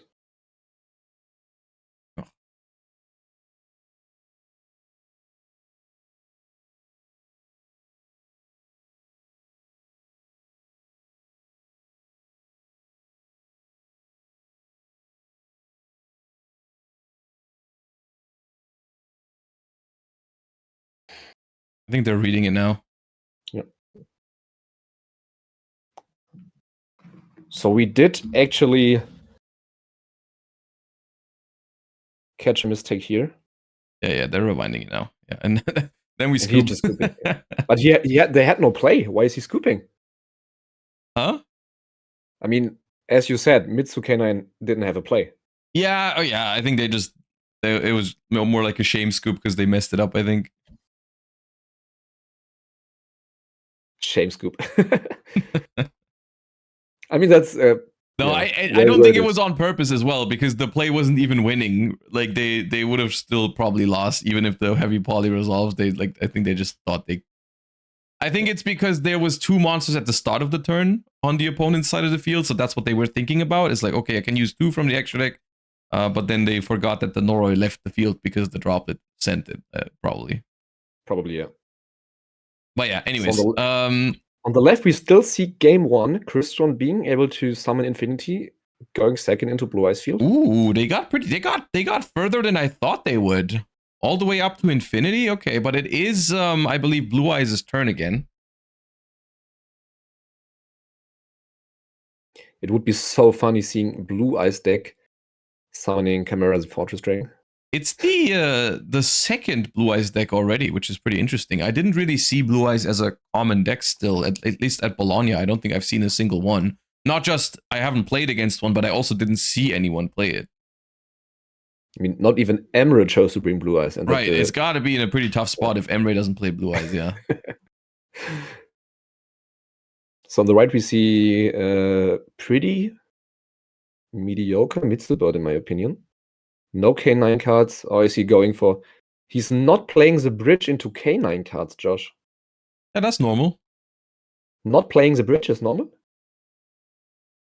What, like the K9 into Mitsu or the other way around? Other way around. What's the... You add 7, you go for the rank 8, add 7 at Tachyon, and Tachyon reveals... Oh, that one. Yeah. I mean, maybe they had to normal summon. Noroi. We didn't see the start of the turn. Maybe they started Aramasa? Ooh, that's maybe true. But Chris starts with heavy poly here. So we do not know purification being said. Or we have multiple heavy polys. Like one funny thing about Lunalight into Mitsurugi is that whenever they choose to Murakumo and you have a Martin or Silverhound in hand, you can instantly trigger them because they discard it by an effect. Oh, they didn't respond to the heavy poly. It resolves. He chooses to only go for 2. Is he scared of burn damage? Oh, he has sheep and... I think when that heavy poly is activated against me, I go IP and I link everything off, dude. Yeah, you just go for link 4. If they have a link 3, maybe they don't have a link 3. That's the thing. Maybe they only play a link 2, so they can only get 1 monster off of there. Maybe they play Goddess, but whenever IP is used, he surely just like it enters. I mean, yeah, but that cannot make Goddess, right? Before the heavy poly, at least. But yeah. No, but no, it could. Anyways, back to the middle game, and once again, Fabrice starts with a good card that plays around Droll, being Fractal here. That is, I mean, any card in Lunalight is double Liger, but yeah, Fractal alone is double Liger, right? Yeah. We do see Dimension Fisher in the hand from Dominic. Okay, going second Fisher. I mean, it might just be better than other cards in the deck. So, like, you hope to hand trap the opponent and then activate D Fisher to secure the game. Maybe, I don't know. Also plays around Droll and Lockbird, I guess. You cannot use Liger Dancer under Fisher, so yeah. Oh yeah, true. Maybe that's actually not the worst. Then, if you have an out to it in the extra deck, then you just activate Fissure and then they can't Raigeki. Could be okay. That's fair enough, yeah. So, you usually do not play Impulse in the Mitsurugi K9 deck, right?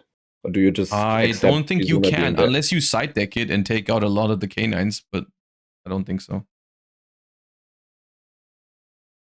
So, Kaleido Chick sending the sheep, getting added back by Leo, and then sheep grabbing Poly. So, normal one-card Fractal combo here. Mm-hmm. Using both from the board, indicating maybe no name in hand? Yeah. You only play it like this if you have no other name, but I saw a Tanky. Could have grabbed the name there. Okay. I mean, this is full combo. Yeah. Because he plays M7, so there's like no point to show more information than needed. Because the Tanky surely gets him back on track whenever he gets hand trapped. Just grabbing a Tiger, for example. Yeah. Being able to summon Chick, sending Martin, and going into a bunch of Exceed stuff here. So I think it's fine to do it like this. Mm-hmm. This line plays through a bunch of hand traps anyways, so there is actually no point of showing more information than needed. So far, this is all just a single fractal, right? Yeah. Now he chooses to go for Foolish, sending Martin, I assume. I'm thinking about the Emerald Bird there for a second. So, what's the reason to activate Foolish here instead of just continuing the line the way it I would don't know, to normally be go, honest. right? Because There's normally no- it would there's no go actual reason. Banish Perfume, right? Yeah. And grab Normally you just go Tiger? Perfume, Banish Perfume, add Tiger. Yeah. Tiger revives the Martin, then you go for Polly, using Martin and the Chick. Yeah. Martin triggering, grabbing your Masquerade, then you go for M7, grabs the Sheep, plays Tiger again, go for Kaleidoshik, Kaleidoshik sends the Wolf, you grab back Wolf with the Sheep, you just edit off M7, and then you're full combo. But no, he just activated Foolish for no really reason. Otherwise, I saw it wrong, and he's not playing the M7. I mean, it's also just I guess irrelevant if there is no hand traps. This sort of stuff only matters in the matchups where you get hit with hand traps. And I mean, I think I saw the decks hand from typically Dominic. don't have that many. I think there is no hand trap. There's Fisher, there's Fenrir, there are a bunch of good cards, but no hand trap.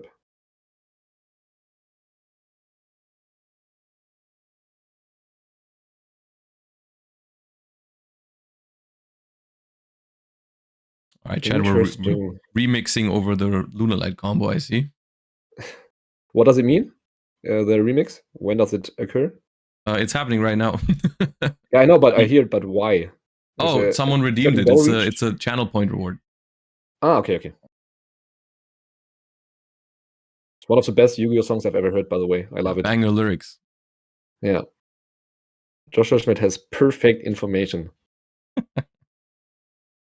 That's one of the most or the best things you can ever like reach in a game, right? Whenever you have perfect information against your opponent, it's like a dual puzzle. Yeah. That's why I like Dracotail so much, or playing against Dracotail, because you usually get to see the entire hand. Yeah, it's very fun to play against Dracotail for that reason.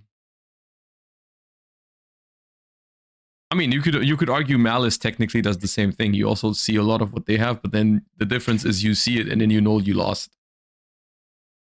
Yeah. So Josh, what do you think? Do you think it's worth staying at this match knowing there's no hand trap because they have Fisher? Or would you rather switch to a different table and see Blue Eyes against Crystron? We can swap if you want to. At the same time, I think it's probably not going to take a long time to figure out if they have, because I want to see if they have a plan, because they're not scooping, right? They definitely know that there's going to be 2 Ligers and they're not giving up. I mean, we surely know that Chris just summoned Liger Dancer into a Mitsu board. Chris will takes his 2-0. Okay. And when Von Priest takes his 2-0, this match is over. All right, then tell them to switch to the Crystron versus Blue Eyes. Yeah.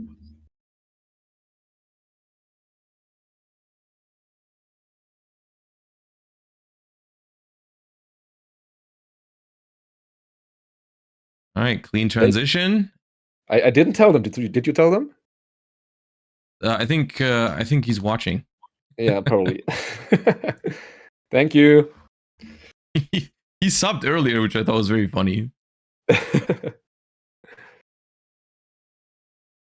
Nice, Josh. We don't even have to chat anymore. We just have to say what has to be done. Yeah, he's listening. I need a coffee, please. Josh, did you have breakfast? Or do you need to have breakfast? Just a very small one, just before I went live. I got home relatively late yesterday because I was traveling home from the UK where we did the Challenger Cups. So I didn't get that much sleep. How long is it from your area by train? It's like 8 hours total. 8 hours? That's crazy. Yeah. But it was a lot of fun, right? Yeah, it's fun. Seeing Ibris. And who was the other one? Lampy was there. Ah, Lampy was there, okay. Yeah.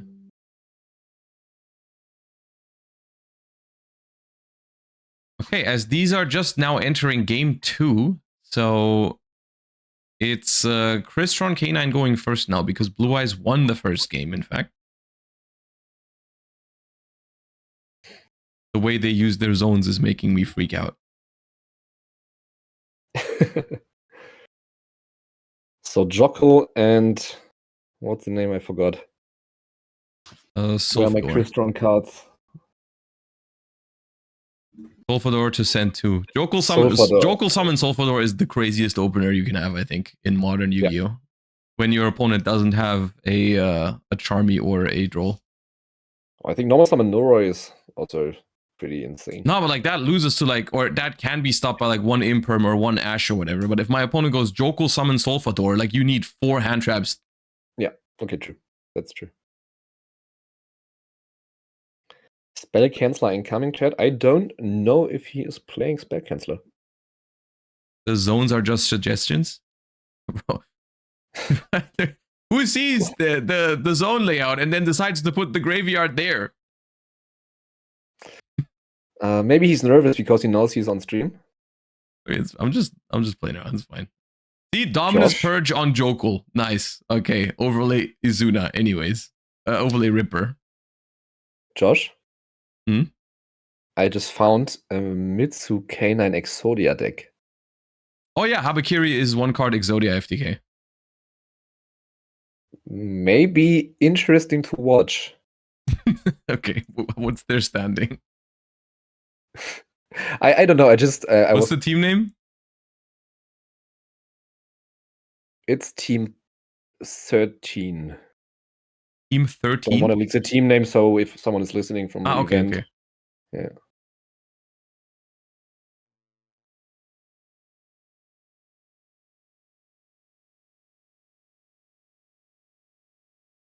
They won the first round.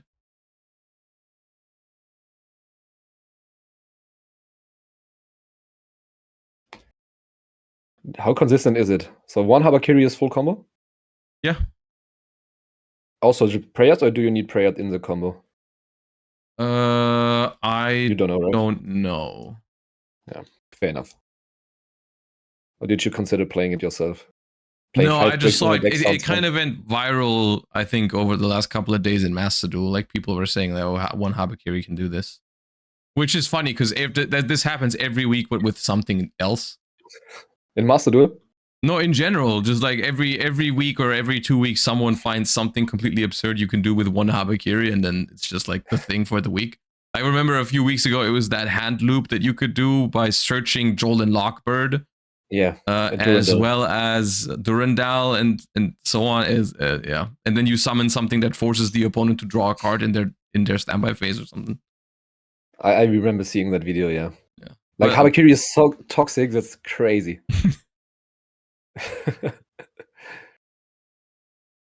I remember when normal summon 1 Goki name, was it 1 Goki name? Was also full everything. No, it was Beatrice and Summon Sorg and whatever. Neospatian thingy. Yeah. We do have another RB, by the way, Josh. Is it blind second as well? It doesn't look like it, no. Because usually the RB decks that I see are going first with like the Sky Striker stuff, and they try to set up a board. But the one I saw earlier was a blind second one. Yeah, I remember. Do you know what we also have? 1 Enneacraft. We have an Enneacraft? Yeah, we do have an Enneacraft. What team is it? 16. Team 16?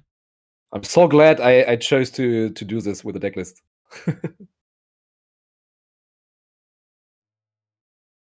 Ooh, this is an interesting team.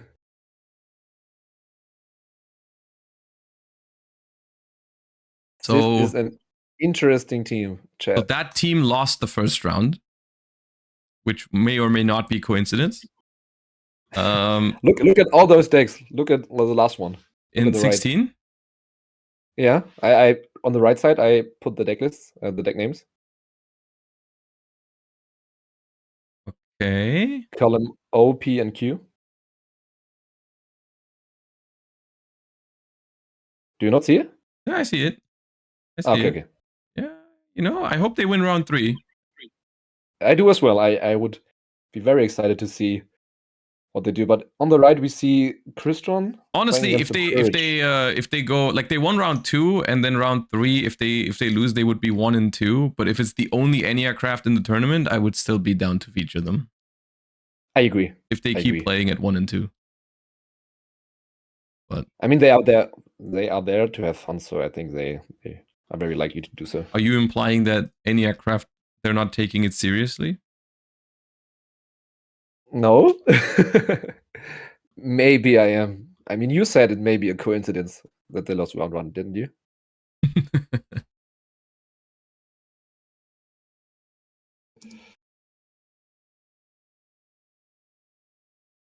And there is a spell canceller. I saw it. There's no Hecka Hands. I wanted to feature Hecka Hands Runic in round 1, but their train was delayed for one of the players, so they actually couldn't play, which was unfortunate.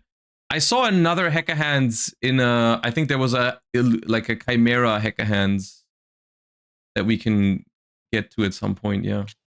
Yeah, I just had it. Yeah, Tom is going through the decks right now and writing down all the deck types. There also, in fact, Josh, is a Super Quantal. There's a Super Quantal? Okay. Yeah, so we got some good stuff. Maybe chat was better informed than we were. They called all of them.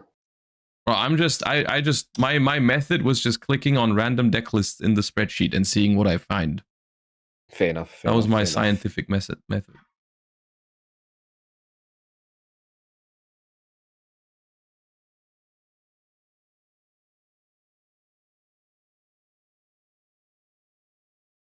And there's the Imperial Princess that they should have banned instead of Mjolnir, but here it is. Yeah.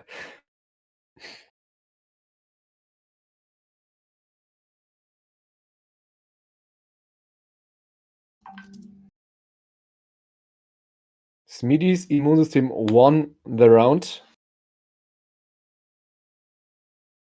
So what do we have here? Chris winning 2-0 and Fabrice winning 2-0. Yeah, Lunalight coming through. I mean, it's looking like the Crystron deck was going to win the second game here at the first table, but Blue Eyes would have been able to go first in game 3. But it doesn't matter because we have a double Lunalight victory. So pretty showing off here. Yeah. I mean, yeah, Lunalight showing what happens when people stop respecting it too much. So, yeah. We also have I do think now is a pretty good time to take a short break because there's a little bit of time left in the round anyway. So we're probably gonna have to wait for the next round. And we've been live for 3 hours, and we're gonna be here a lot longer. We're doing the entire tournament. So far, we're only halfway through the Swiss portion. There's 6 rounds in total, I think, if I'm not mistaken. Yeah. And then we also do the top 8 today as well. So we are not even close to done for the day. So we're going to be here for a while and going to go on a very short break now. And we'll be back for round number 4. I hope you are enjoying the tournament so far. You know, it's a little bit different. It's been a while since I've cast a TCG tournament, but I'm having a good time. And so we'll see you guys for round number 4 in just a moment. See you.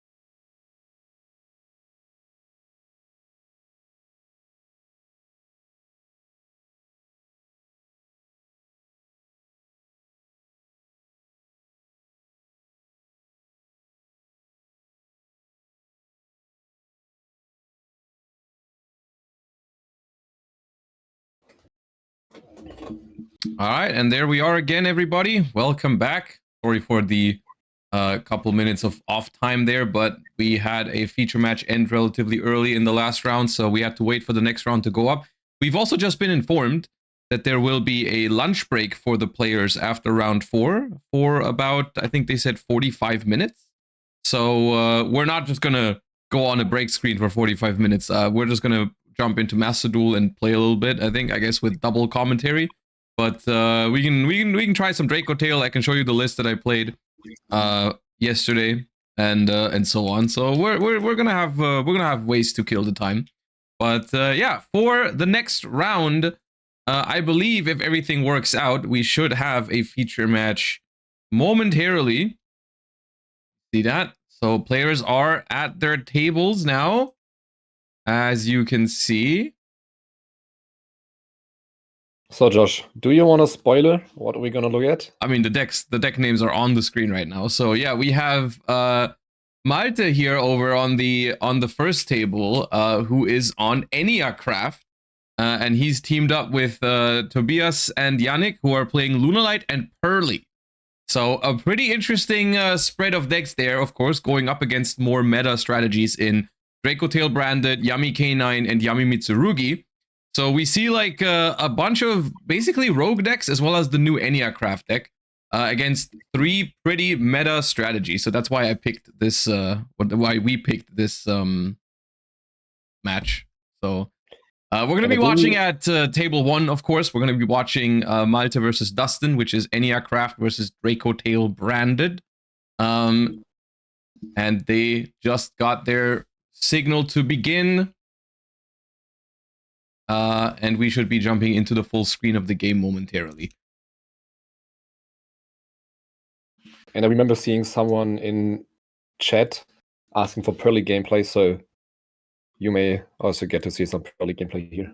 Such a random request to be granted basically immediately. So, yeah, we have a Pearly duelist actually, and he's also on the same team as Eniacraft. So there we go. All right, so one thing we're gonna see immediately is we're gonna have to find out how good Eniacraft can be going second, because Draco Tail did win the dice roll in this one, and starting off strong with Lucius and a branded fusion.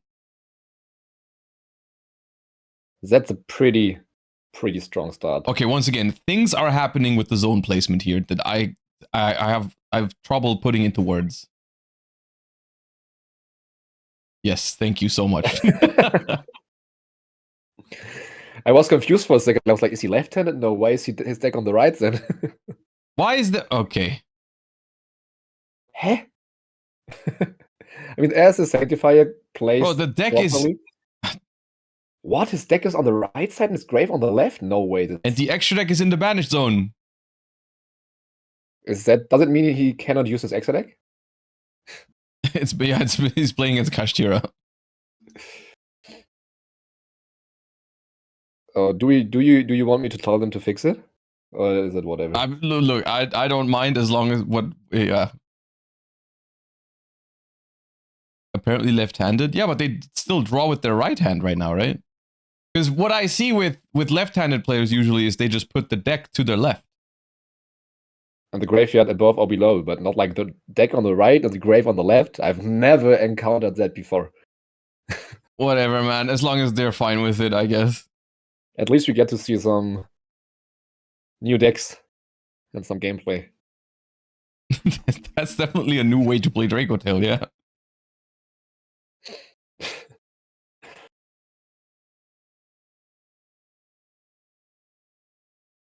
And it looks like the Eniacraft deck is not really relying on any hand traps, or we haven't drawn any at least.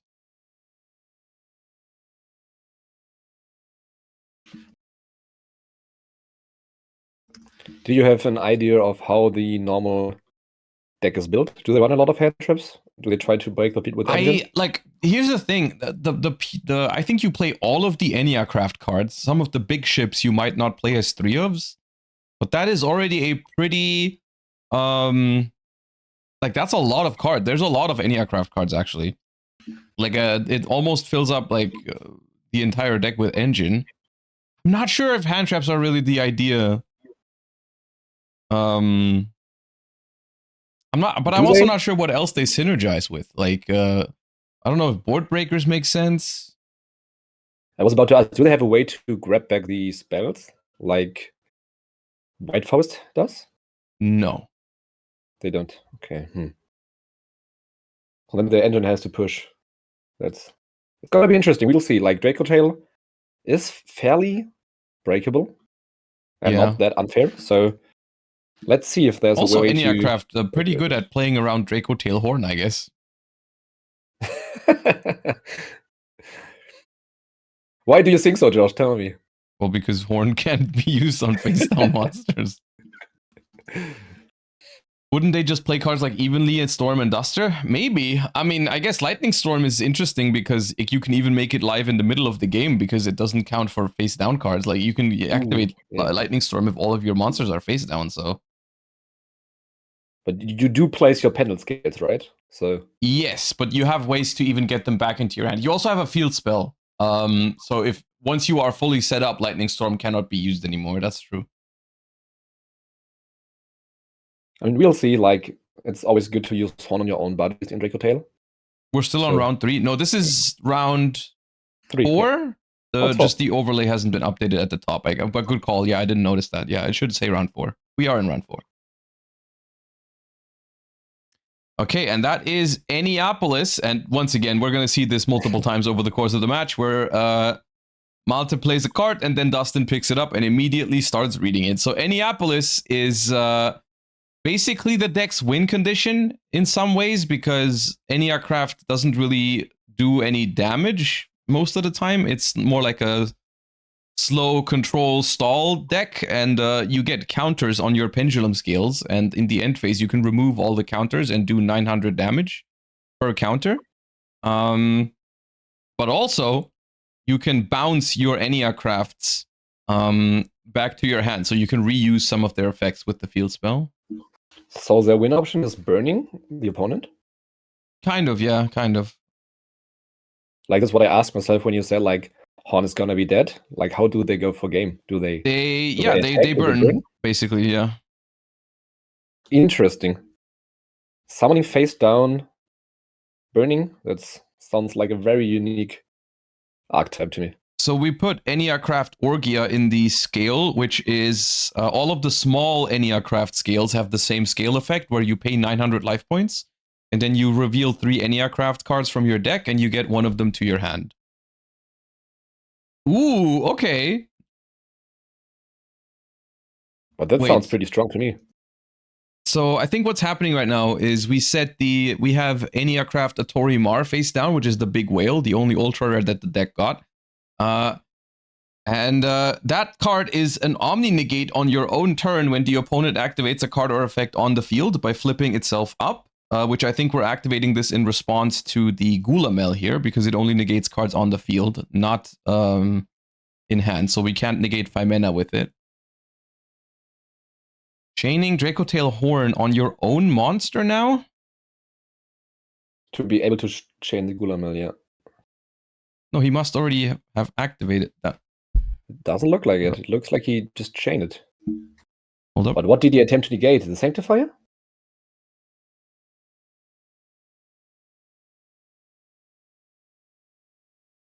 Probably, right?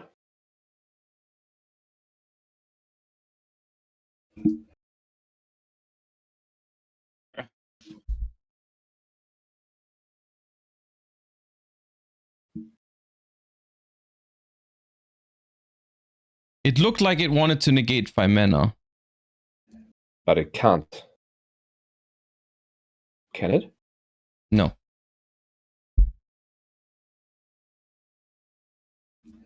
So yeah, Atori Mar, like it's funny because the Eniacraft cards when they're face down on the field, have a quick effect, even though they're face down, which feels kind of illegal. They work like trap cards. When the opponent does something, you can flip them up and then do something else. And Atori Mar is during your turn, if the opponent activates a card or effect on the field, you can negate it.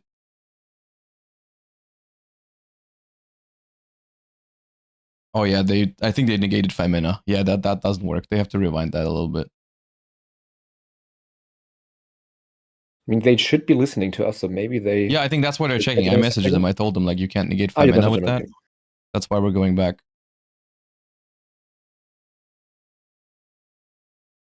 And they do have an Giga unfortunate too, right? Because one of the main things about Eniacraft is that you can summon them from your hand in face down defense position, but you don't show your opponent which one you summon. So your opponent doesn't know which one you have. Right? Like you reveal one of them from your hand, and then you can summon any of them face down without your opponent knowing which one you have. So, and they all have different trigger conditions. So now the fact that they have to rewind this is a little bit awkward because it means they know which one is set, yeah. Wait, has it been ruled as accepted game state? No way. It looks like it. Or can it actually negate everything? No. It definitely negates on the field. Okay. That's odd. No way they would rule it like this, would they?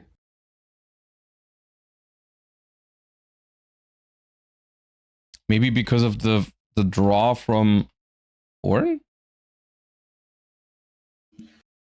Maybe, yeah.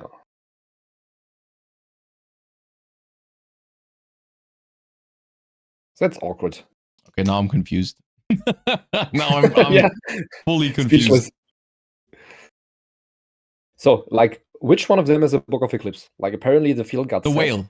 The whale. The whale is a Book of Eclipse. So what's the whale, yeah. So they all have like, oh, if your opponent does this, you can flip me up and then do something else. And then they also have a normal flip effect, which also then activates after, right? So the whale is during your turn, if the opponent activates something on the field, you can flip it up, negate, and then yeah, it has a normal flip effect that says book everything, and they cannot flip them back up. Oh, it really kind of sounds like Mimigo. Like Mimigo had the unique thing that you summon to your opponent and get it back, or you want them to trigger to do your stuff. But now we special summon face down to our own side, flip it up, and get 2 effects. Yeah, that's pretty unique. Unfortunately, not really able to get a full setup here for Eniacraft, I think. Just gonna have a face down card and a face down monster. Because the pendulum scale was destroyed by the Gulamel.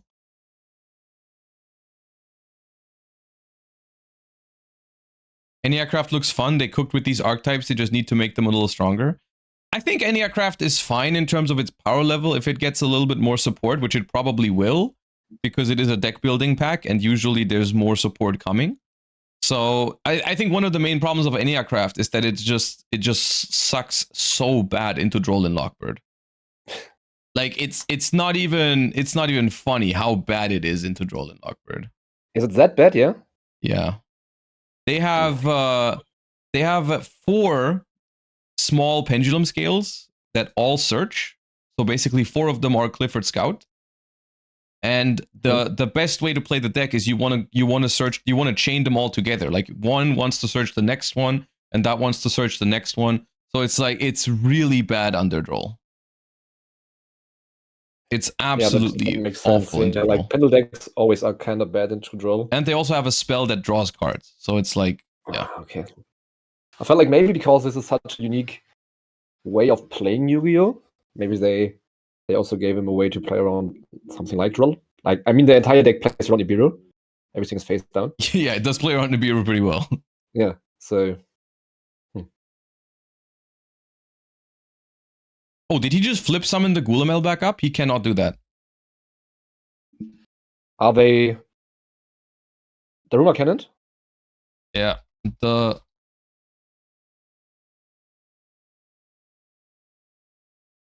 mean, he should know that, right? As the player.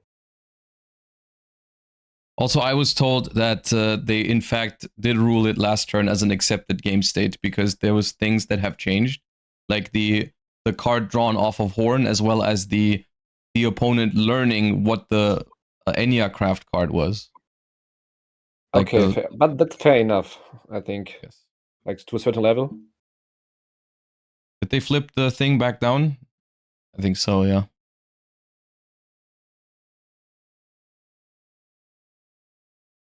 Did they Daruma cannon this round? No, so the Eniacraft Atori Mar says, change all your opponent's monsters to face down defense position.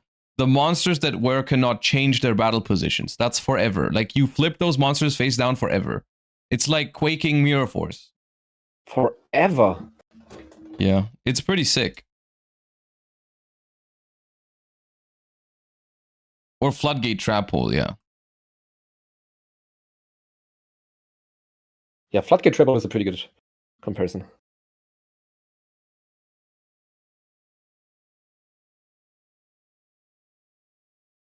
In Draco Tail, it's not that bad because you can use it as fusion material, but yeah.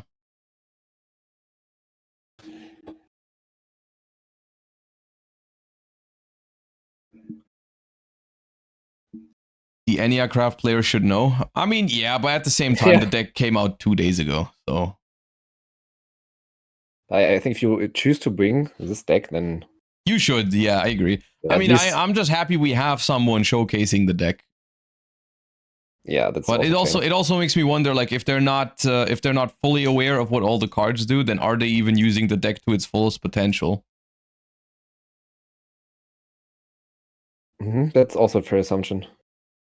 Let's see if he's able to play through one of the best decks on the format right now. Going second. I mean, so far it doesn't look too bad. I mean, obviously, a permanent Book of Moon is not as good into fusion decks as in other decks, because they can just fuse it away and get back the Gulamel and the Athalion. Yeah. And Athalion grabbing 4 cards here. Oh, I see. A lot of cards. I mean, where is the Arthalion?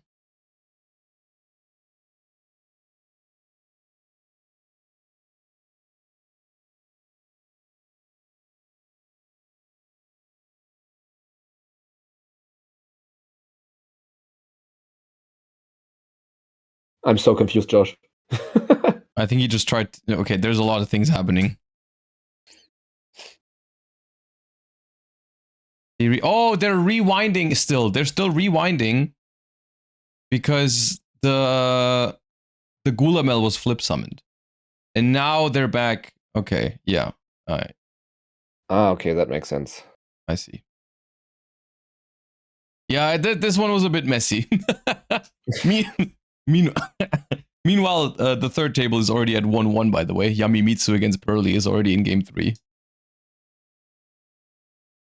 I mean, not even we understood what would happen there, so...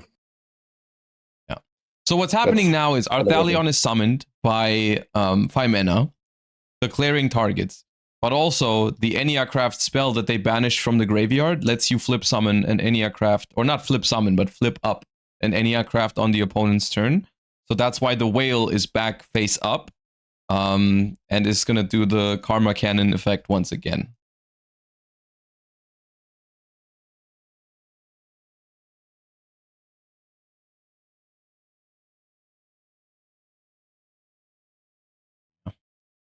I saw that Eniacraft was like, I think it's out of the 3 archetypes, it's the most popular on card market, which I think is just due to the nature of it only having 1 ultra rare as well. So a lot of people are interested in it because it's just like, okay, well, I mean, you need a playset of the whale and then everything else is cheap.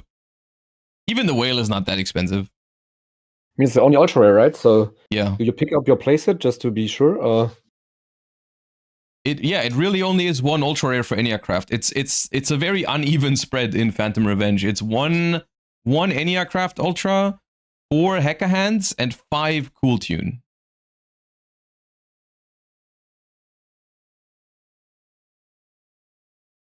So it's like Eniacraft is pretty affordable, at least. And until now, we didn't see any non-engine being played. No.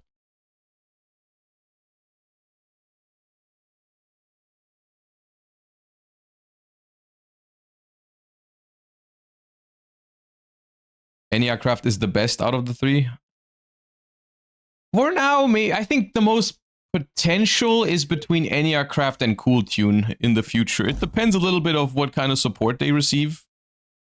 I think the synchro that we get in Burst Protocol is pretty huge for Cool Tune.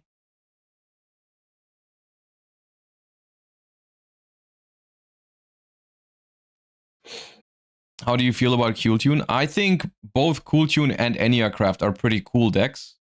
So I would like them to be good eventually. For now, I kind of doubt that they're gonna be top tier or even close to it if we don't get a pretty big ban list.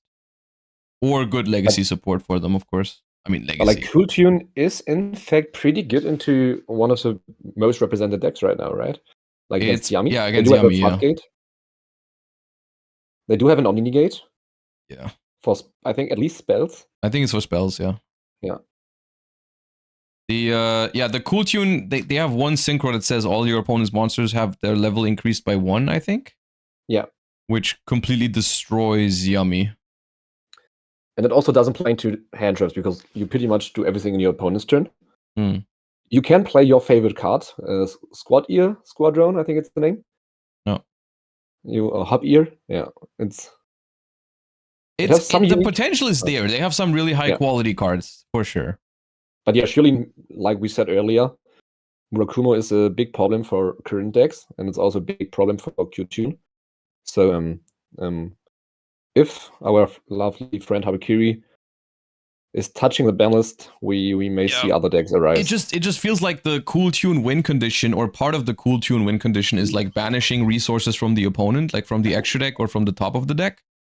But it's just like not enough to the point where it actually works. Yeah. Anyways, why does the Eniacraft opponent have more face down monsters than the Eniacraft player? What I do not understand, is he not allowed to fuse off his face down monsters? Are they... Do the monsters say he cannot use them for anything? No, you could. You could fuse with them. You could do it, okay. Maybe they're just not seeing that opportunity. But also, I mean, it's a little weird. You can't really fuse into the Draco Tails with, though. I mean, you can. They are a Draco Tail, and then the rest comes from your hand, I guess. Yeah, I mean, at least you take your Gulamel and make it live, don't you? Yeah. I mean, now I think now we're doing it. Now we're fusing Gulamel and Arthalion or something. Yeah, we're fusing. No, he still keeps a Gulamel. Yeah. Okay, goes for because they want to go Filia Rages, and that needs, I think, a dragon. Yeah. Yeah, and a dragon summon from extra deck, level 6 or higher is the pawn. Yeah. Okay, and Eniacraft actually, like, it needs life points to pay for all of these search effects. Every time you search, you'd pay 900. So taking a decent chunk of damage here, even though they do survive, is gonna be tough. So they take them all the way down to 1100, which means even if we have access to more Eniacraft cards, we can only search one time. I mean, it kind of reminds me of Clifford's Skull. Yeah.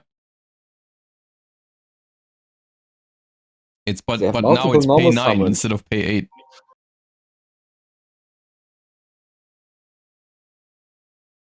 Spooky Dogwood is unironically really good for Eniacraft to grind. Okay.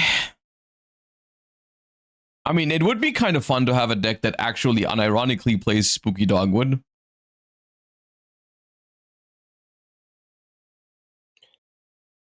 The Sanctifier is face down, can't be used for a fusion material. Does that apply also while face down? I think so. Yeah, it should apply. I think it's a condition, not a continuous effect. Because I'm pretty sure that also applies when it's like in the graveyard. You can't fuse it with like a Lubellion or something. Or Albion. Yeah. So it should be the same kind of deal. Sanctifier is stuck.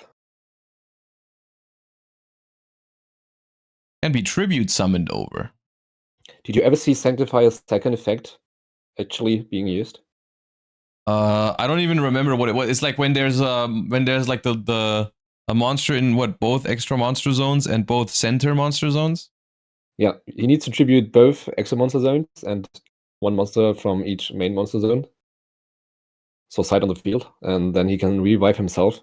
I feel like nobody knows it, but when it comes up, I mean, it needs to be specifically the center main monster zone, though, right? Or both? I think it just has to be any monster zone. I think you need to specifically have it like be a cross. Sanctifier. Yeah, It needs it's the central main monster zone. Like it needs to be like a cross symbol. And the 2 central main. Ah, okay. That's okay, why it never comes up. The other one could come up. Yeah. The other, like if it's just that. two monsters in the EMZ and any 2 monsters, like that'd be okay. Yeah, exactly. That's what I thought. The other one just never comes up. I mean, I see it coming up because like usually everyone summons his bodies in the middle zone, in the center zone, just because we're used to it. Ooh, on the right, we see game 3 between Yamimitsu and Pearly, and it seems like Yamimitsu was allowed to go first, but we had a Dark Ruler countered by the Mitsurugi trap, followed up by another Dark Ruler. So the Yami Mitsurugi deck is currently under Dark Ruler, and Pearly might be able to make something happen.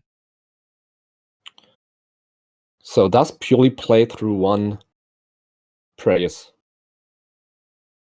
Well, prayers can't revive. I mean, there's Murakumo on the field. You contribute so Murakumo and bring it back, yeah, with its own effect. Yeah, exactly. I would say Pearly can play through that, but there is a Yami surprise as well. Prayers, it's a surprise.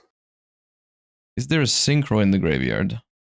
There is. No, it doesn't seem like there's one is. Why is he doing There it was then? a synchro. There definitely was a synchro. Why are we bringing back Snatchy?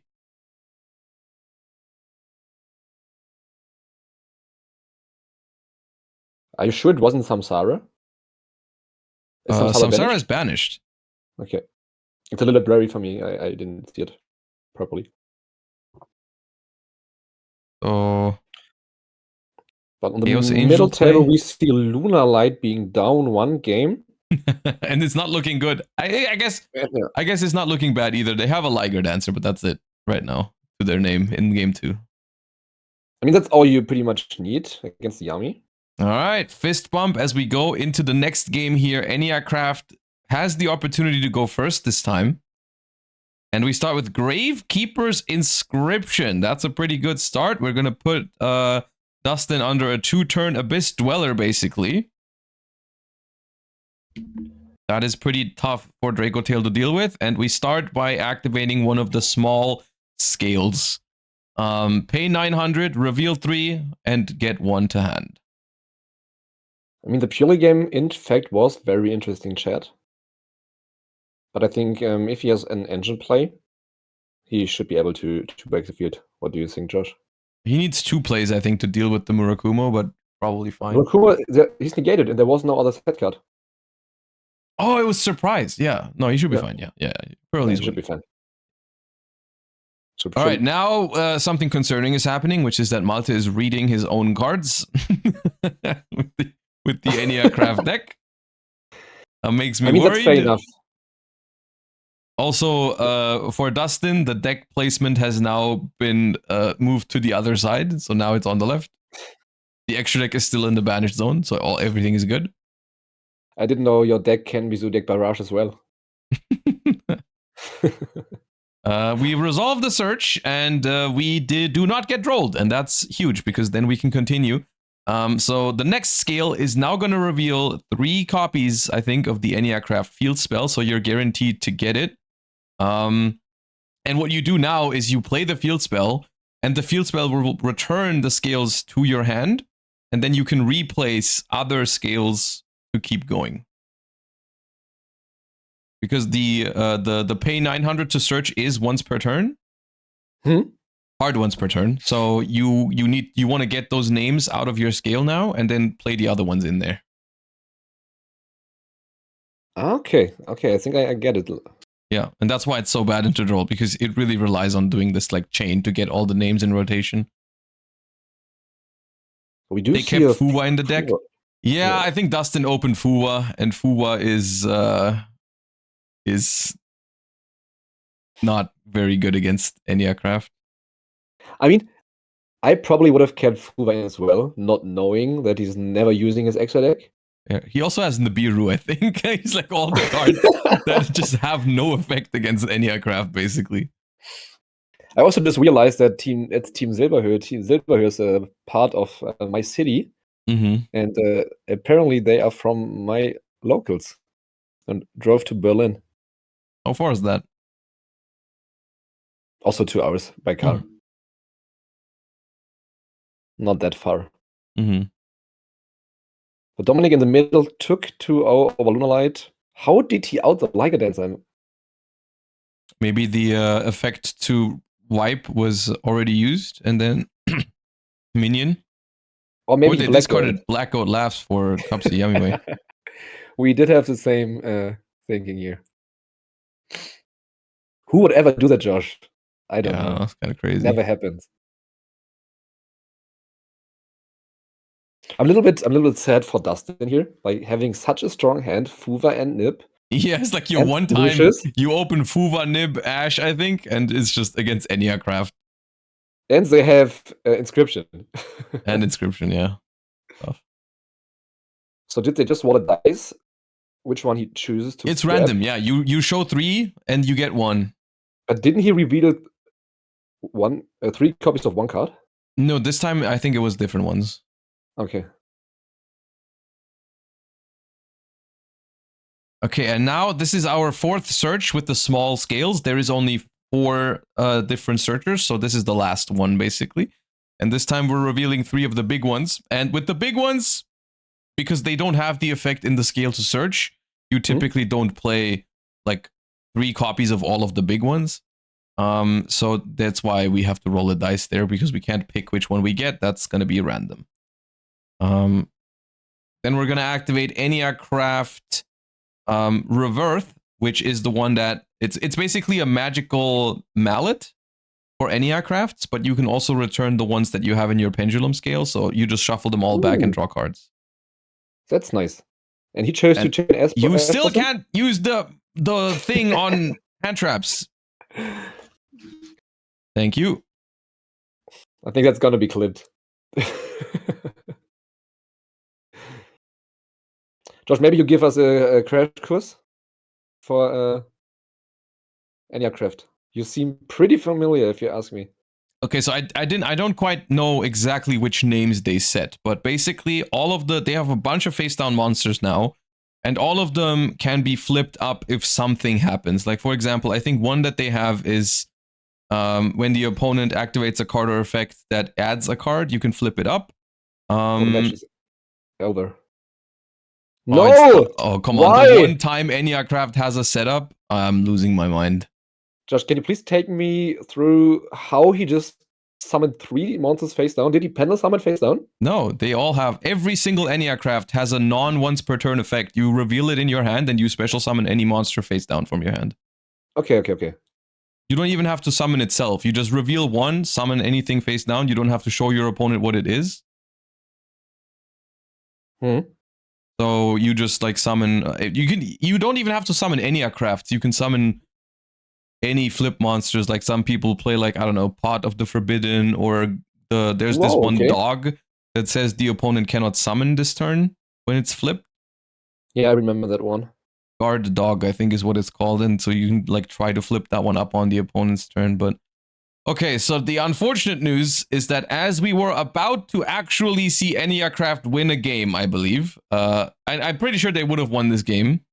Yeah, Inscription is too good. Inscription, and also, I think also, to be fair, I don't think they needed Inscription to win this one, because Dustin had Nibiru, Fuwa, and they had the full Eniacraft setup. I think we would have actually been able to see Eniacraft cook. However, Dominic and Björn took down match 2 and 3. It was Yummy K9 defeating Lunalight 2-0, and Yummy Mitsurugi defeating Pearly. So Pearly actually, despite having the double Dark Ruler, not able to win that game. So unfortunately, that means, or I guess fortunately for the blue team, it means that the match is over, and Eniacraft does not get to finish this game, unfortunately. Unfortunately, yeah. The matches we watch always end early. We've had a tendency today to pick the match that takes the longest, so we get interrupted. But I mean, that's what it is with 3 versus 3 tournaments. Sometimes that happens. Sometimes the other 2 finish and then it's done. That's just what it is. Can't really do anything about that.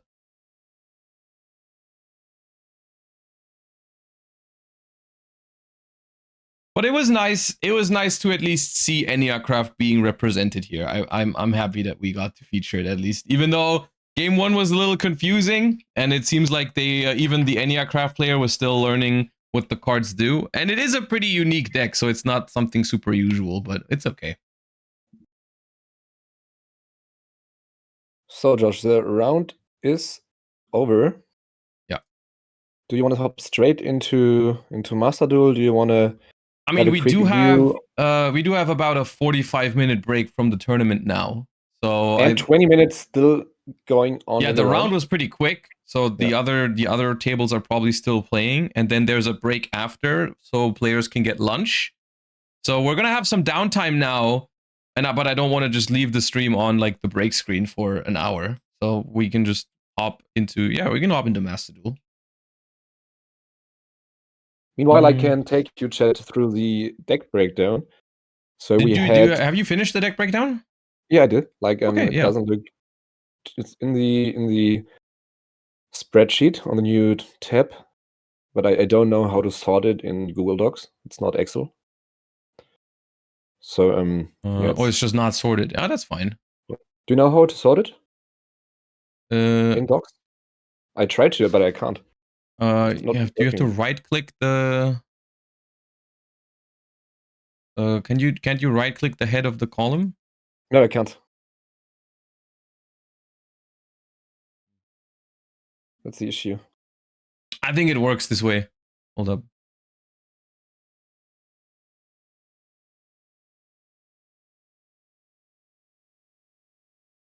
Wait, I could. I did it. Ha! Not clicking that, but on the right side there was a filter that I could sort descending.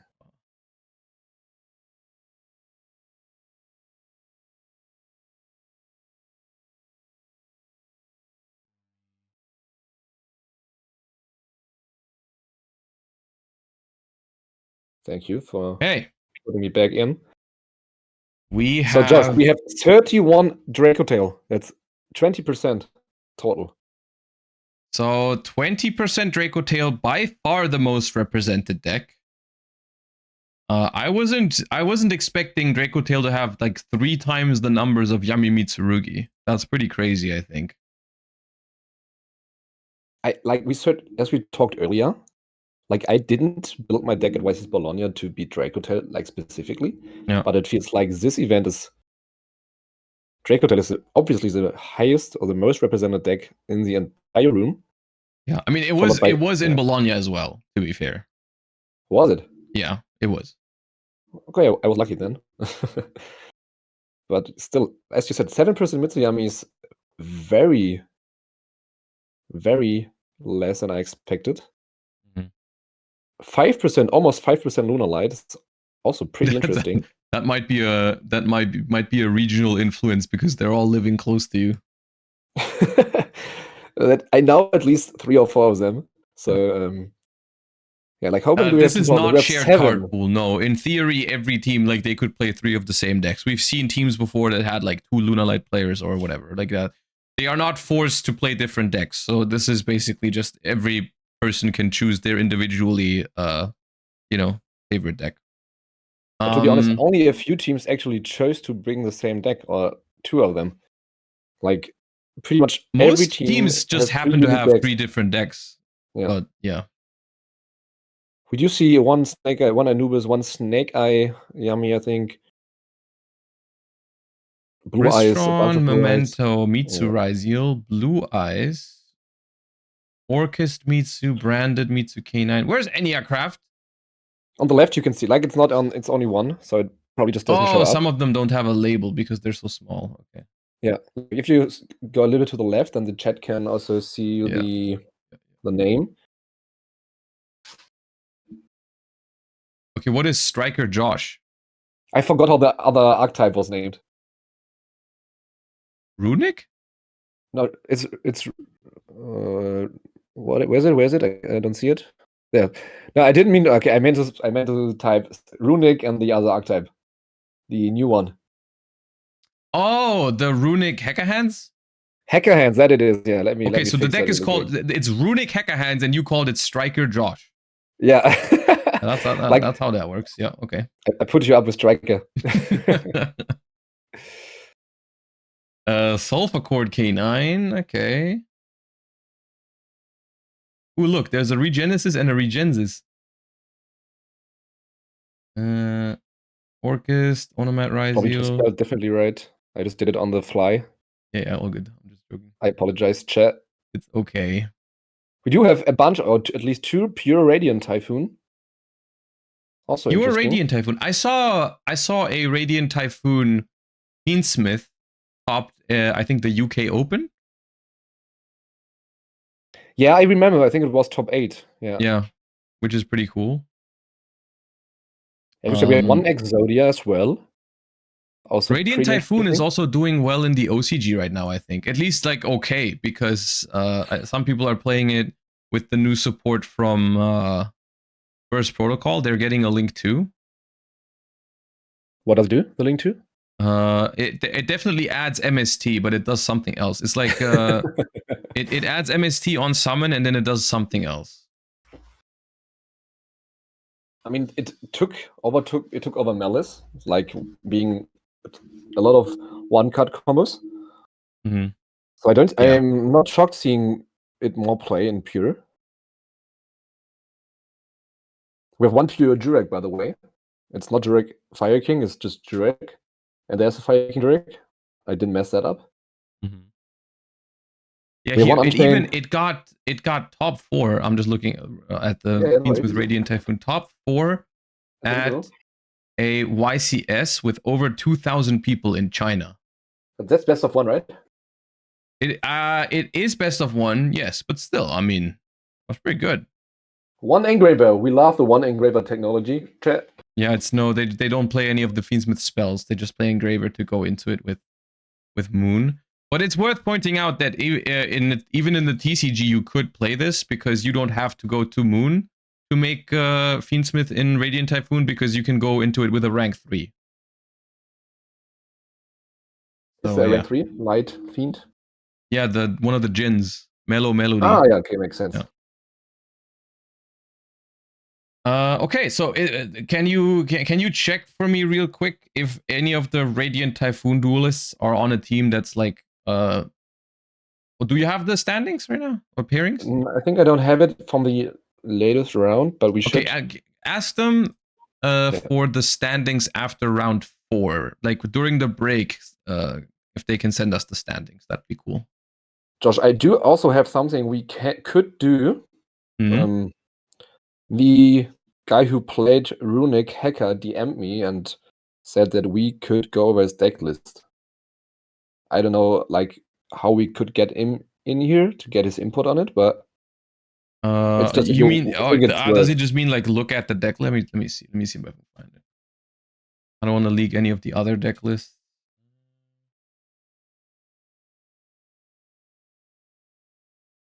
It was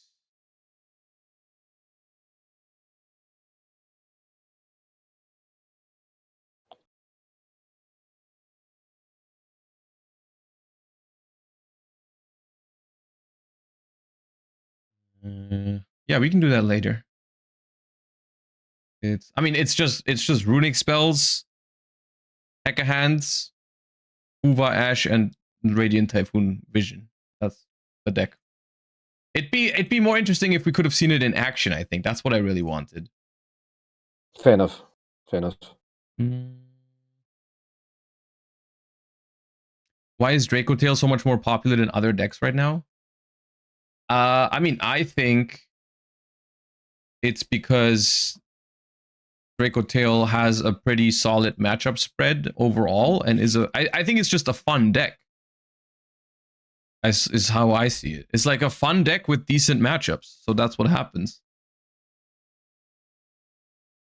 And it doesn't auto lose going second because it has very good synergy with Charmies and it has a Chimena and Ketu. I don't know.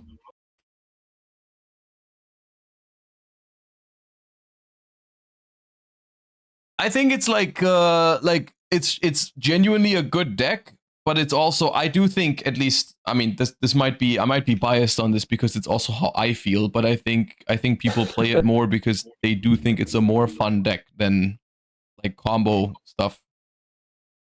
At least some people. Someone in chat said it's furniture lab with extra steps. Okay. What does that mean?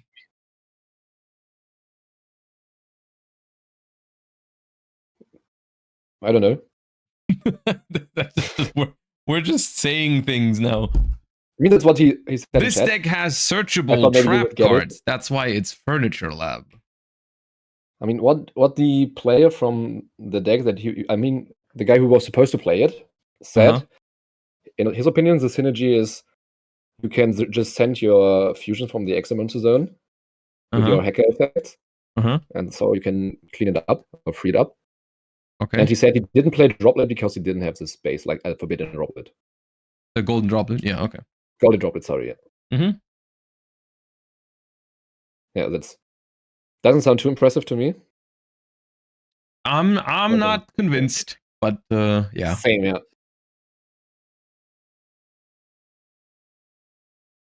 Same. So, I'm down to hop into Master Duel. Yeah. If you are. We will wait for the pairings for the next round, and then, yeah. You're gonna be figuring out which one we take. Get you in here as well.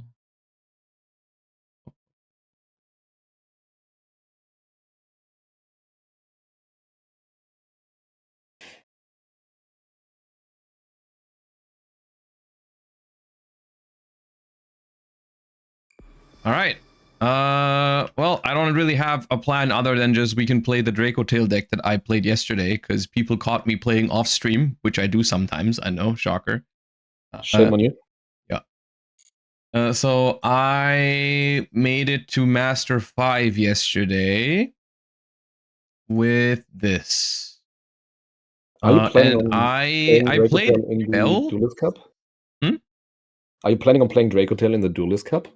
I am planning on playing the Duelist Cup, but I'm not sure what I'm going to play yet. I just started testing. I also think you're going to switch decks, but yeah. Another deck that I think has potential in Master Duel is the deck that won YCS Lil, like the Primite Odeon deck. Yeah.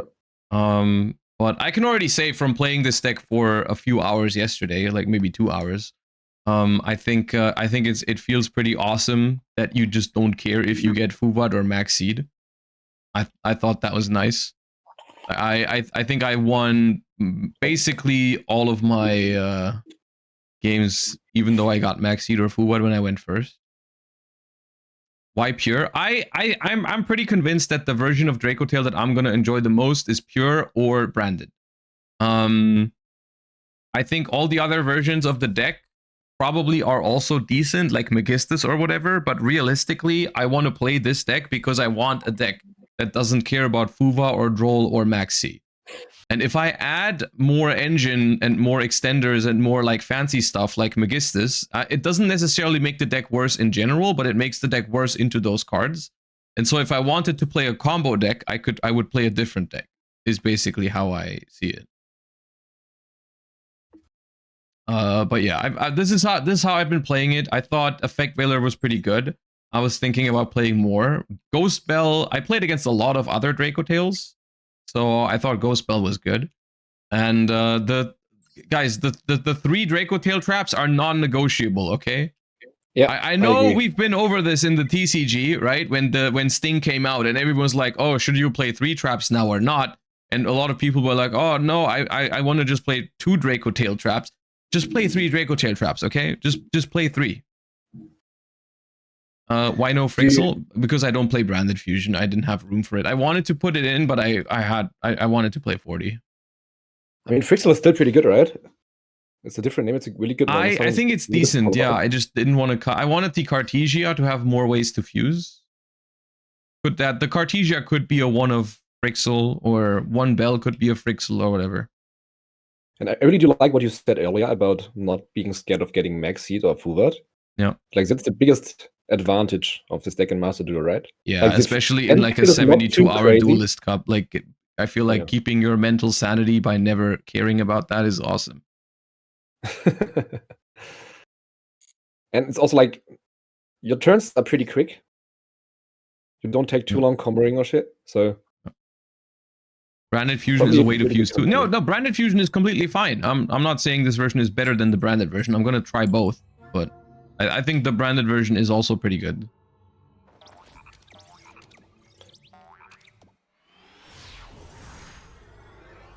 I just didn't want to deal with the Albaz. Like, I don't like drawing Albaz. Oh, this is a pretty good hand going second, Josh. Yeah. How many Maxis did you craft until you got your roll one? I have no idea. I did it before Worlds. I got very lucky with it, though. I didn't spend much. Or I didn't spend anything, actually. I just dismantled a lot of other stuff for it. I'll drop the Fuba, but keep the Maxi here.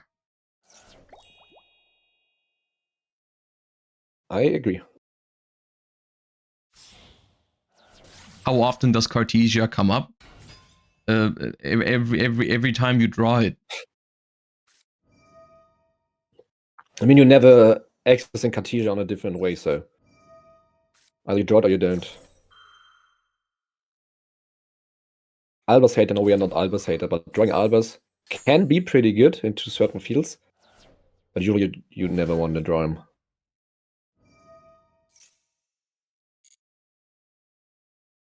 Could have Ash Magna there, but I don't think it's worth.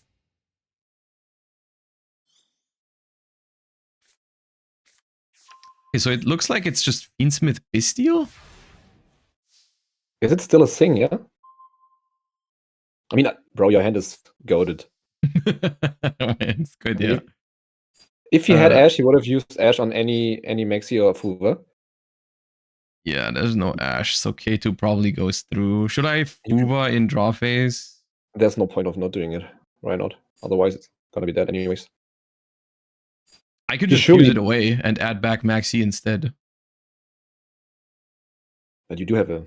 you're gonna use Maxi... So what I was thinking was, I'm gonna Maxi this turn or Ash when they use Requiem.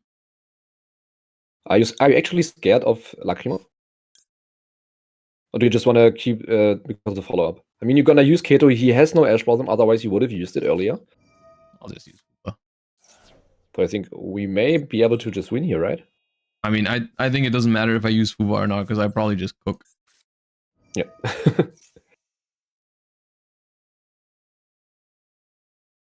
If he doesn't use Requiem chat, then he doesn't have follow-up, so we are fine anyways. And this should probably be Urgula. Because I don't need to go for Pan. You're gonna set Rahu and then grab 5 mana of Rahu, so Urgula is fine here, I think so. Or Lucius even. Because I'm not normal summoning yet.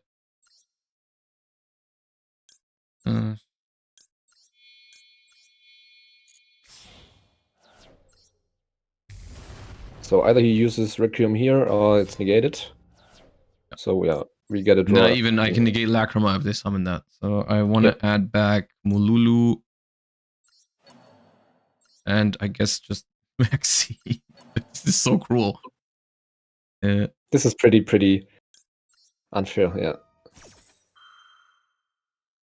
So if they chain Requiem here, I chain Maxi. I draw 2 cards, one for Maxi, one for Fuva, and then I still add back Maxi for next turn. He should be gonna chain it, but he should summon Engraver, right? Just to have the follow-up engrave. Droplet's pretty good here. Decent response. Sinister Necrom. Is he playing Chimera? With Bestials? He chooses to not chain the Requiem. I think that's correct. I mean, it depends on his... We know he has a Ball Dragon hand, but if he chooses to chain the Requiem and summons Engraver, at least he has follow-up, right? Yeah, but I do draw cards. 1. He only knows about 1. Yeah.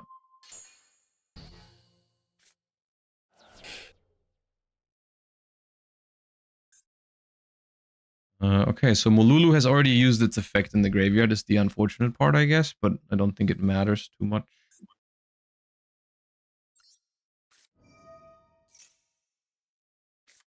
Chain Baldrake. Do I chain Maxi here? Probably not. I'll hold it for their turn.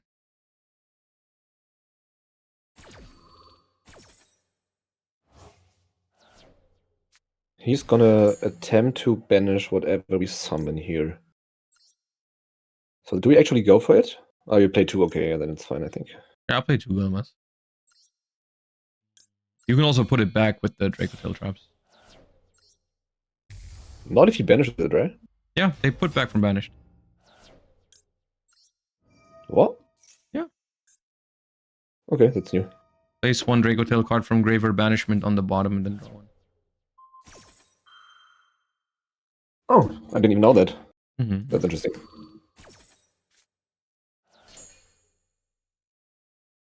Okay. Flame or Horn? I'm thinking Horn. Because they might not even have a spell card. What do we expect them to be on? I think it's just Fiendsmith Control with some sort of hero package.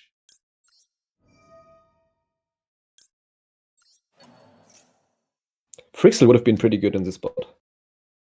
I think I'm okay with Lucius. But yes, it would have definitely been good. Wait, they have more. What is that, Bell? I mean, we are fusion locked here, so we actually cannot out any of their Bystials. That's fine.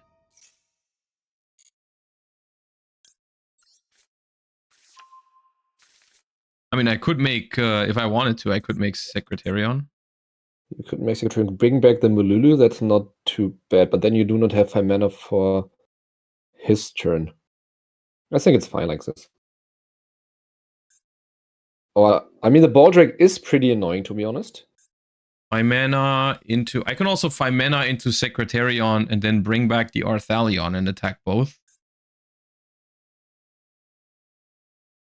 Because I don't think I need I don't think I need interruption on their turn. I have Maxi, Ash, you didn't use and Mululu yet. You could also bring back Mululu and then fuse again. But then I fuse Mululu and what? Yeah, true. It's a Dracotail and Card in hand. You could go for another Gulamel. Not that good, anyways.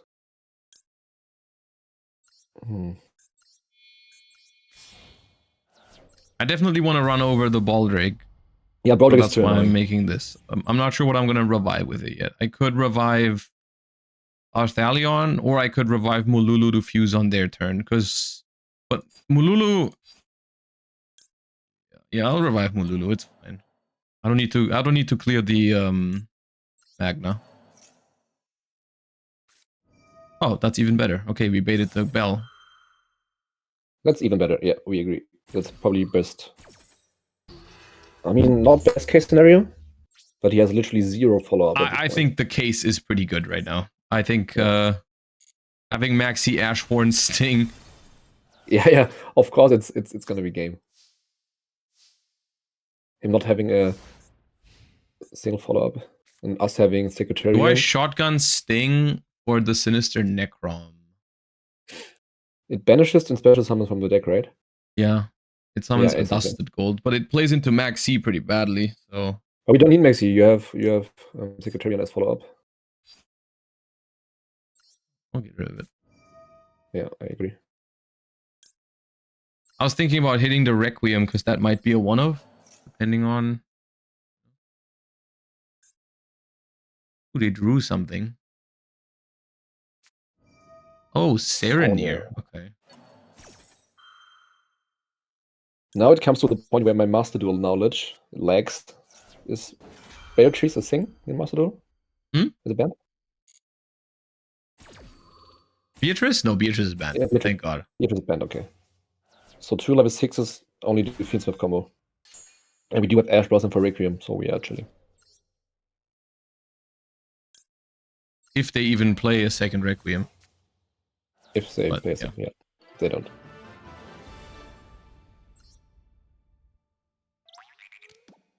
Pretty good hand. Yeah, that was a pretty good hand. It makes Light and Dark Chaos Angel if you let him summon the Dusted Gold. That is actually potentially a problem, yeah. If they summon it in defense, it's not easy for me to out. You do play Goddess, right? I do play Goddess, yeah. It's just because this is the pure version, not branded, so I had a bunch of space in the extra, and I wasn't sure what, you know, what... Okay, we have a pretty good hand here once again. I'm thinking about if it's necessary to start with Malulu. Looking at this hand. If I start with Malulu and then I activate Rahu and they chain Max C, I can chain Malulu, right? And make the Rahu fizzle? Yeah. Is that worth? You could also do it with 5 mana. I can do the same with 5 mana, but then I'm only fusing with 1 Draco Tail. Right? If I do it with Malulu, I'm fusing with 2 Draco Tails, so at least I'm gonna have 2 2 traps. Malulu is better, yeah. I think Malulu for safety and then just activate Rahu. I feel like everyone is hating on Draco Tail because it's so easy to play. Oh, that's even better. Okay. It's the worst Fuva I've ever seen. But I think honestly the sequencing of Draco Tail is not as easy as everyone thinks. Okay. Well, the Maxi is gonna draw, but that's still... No. I mean, you could chain 5 mana if you really wanted to. Chain 5 mana? Nah, it's not worth it. They can have 1 draw. I agree. I also, if I chain 5 mana, I have to show them that I have Nib. I don't want to do that.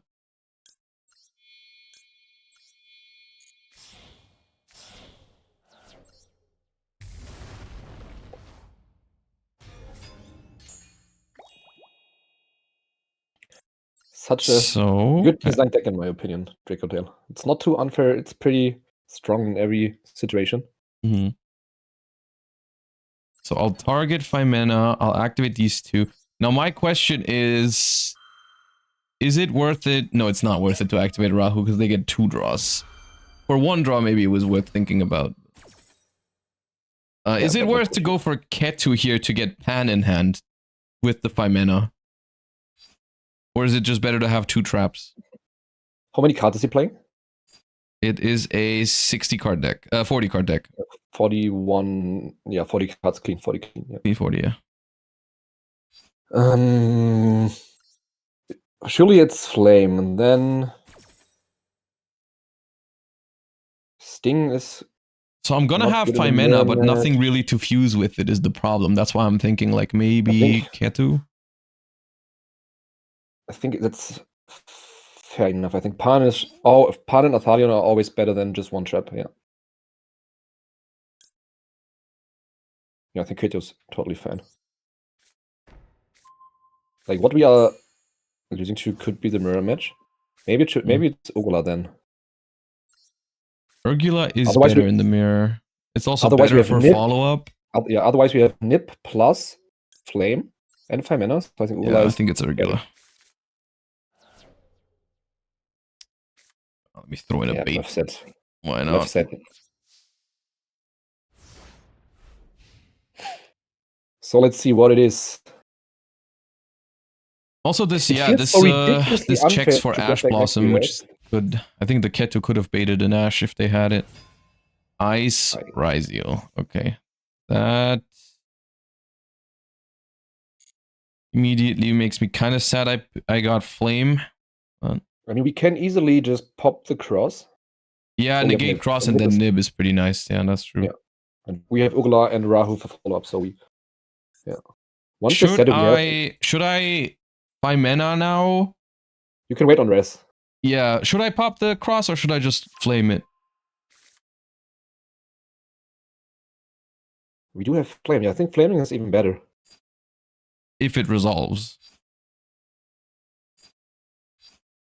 If it doesn't resolve, then he has to negate 5 mana, and we can still nip. Do I immediately flame it? Yeah. I would horn right here, just to be sure there's no Ash Blossom or Bell.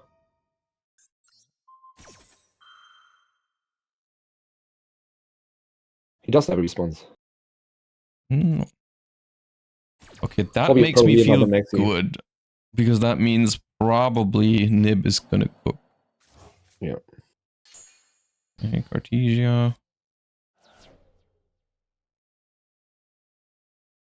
They surely have another Maxi. They could have another. Yeah, I think it's most likely another Maxi, the quick effect there. Or I guess it could be Mitsu and it could be Prayers. There's options. But we are totally chilling with the Nip and 5 mana in hand.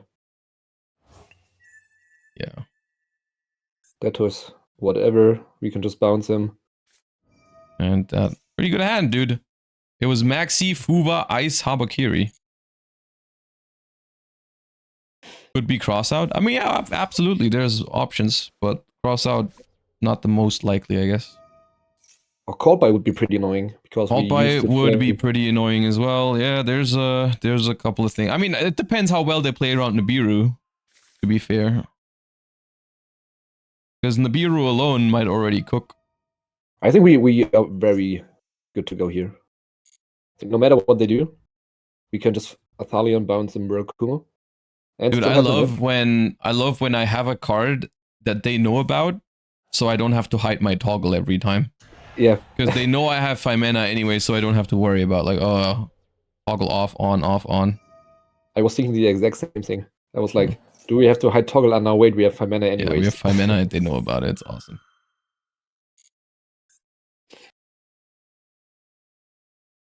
I guess because I set the Rahu now and it is Ryzeal, it's probably just getting popped by Detonator for free, which is a little annoying, but whatever. Your Rahu? Yeah, yeah. I mean, it's once per turn, so it's whatever. I have one for next turn anyways, yeah. It's whatever. Exactly. But it could have been like the discard for Murakumo or something. It's just always gotta be the Nib, right? If they, yeah, if they chain Murakumo to it. Surely he's greedy and wipes a field here. Yeah. Why would he ever wipe here, bro? I mean, it's because it's game, right? They're threatening game.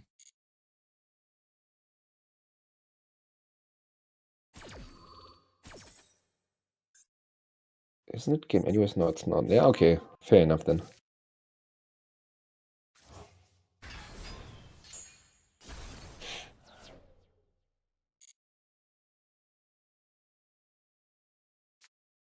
Oh, never mind. Nice. They keep going. Okay, good. Perfect. They got rid of the Murakumo. Probably summon a Futsu. Yup. Okay, Futsu is a little bit awkward with 5 mana, right? Because then I give them extension a little bit if they Futsu come back. I mean, we could build the chain so we can bounce a Futsu. Jesus Christ. What is he doing? It's Master, right? Yeah. Interesting. Interesting. I'm sorry.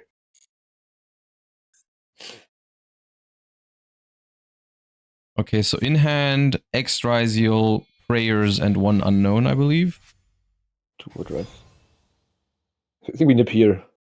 The question is, do we chain use the mana first? What did he search of the node? Of the sword? X? X'd.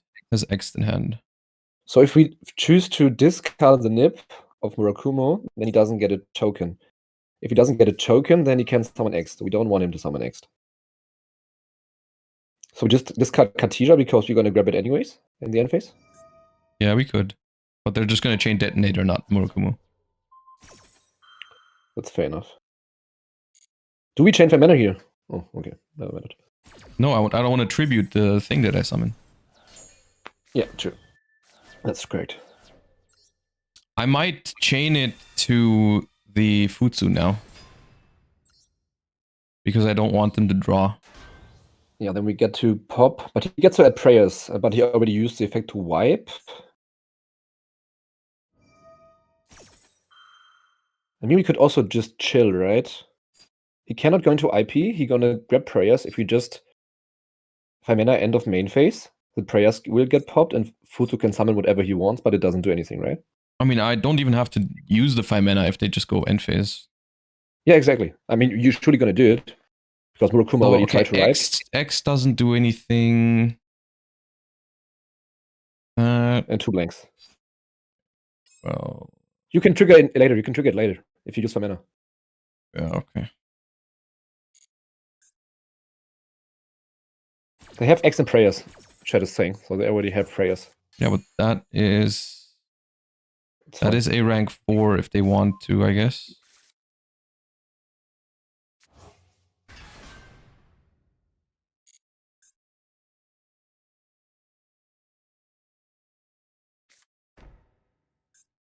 So purification, prayers, whatever that is.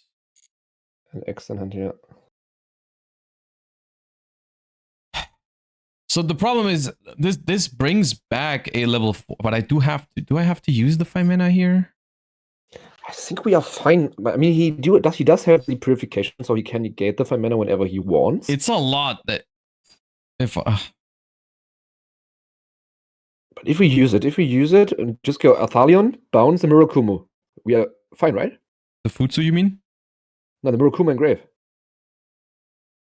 How he cannot grab back the Futsu at the Murakumo? And he has no properly summon Murakumo, and we are chilling. There's one unknown, and then the Futsu's on the board. He surely tries to bring back Murakumo and not level 4. So it becomes really bad if they play 2 Duo Drive. Because this can summon back a level 4. But we could bounce whatever he targets, and he already normal summoned. Yeah, that's fair. Yeah, we have to go for Athalion. Or is it ever Gulamel? No. No, I don't think so.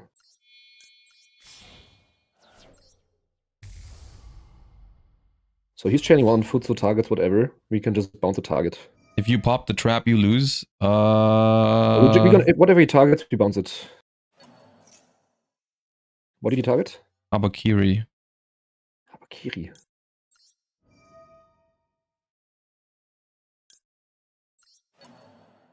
Yeah.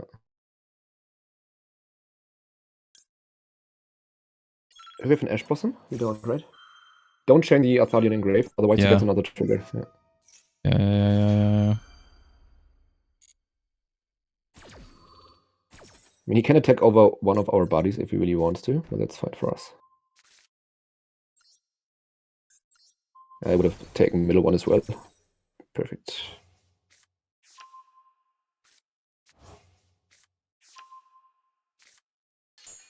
Did you bounce a Habakiri? Yeah. Why? You said bounce whatever they target with Futsu. Yeah, but only if it's level 4 or Murakumo. I just did what I was told. Right?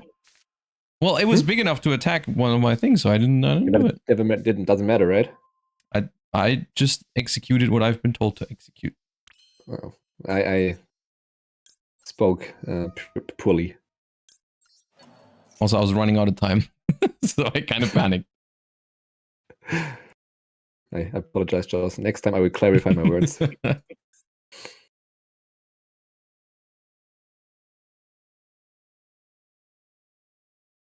The good news is I don't have to worry about any hand traps. It's just that I don't know what the last face down is. Purification on this is fine. Yeah, we don't care at all. We're gonna go K2. Probably Fuse Pan. I think it's Mululu, right? Oh yeah, it is Mululu Pan because they can protect. Yeah.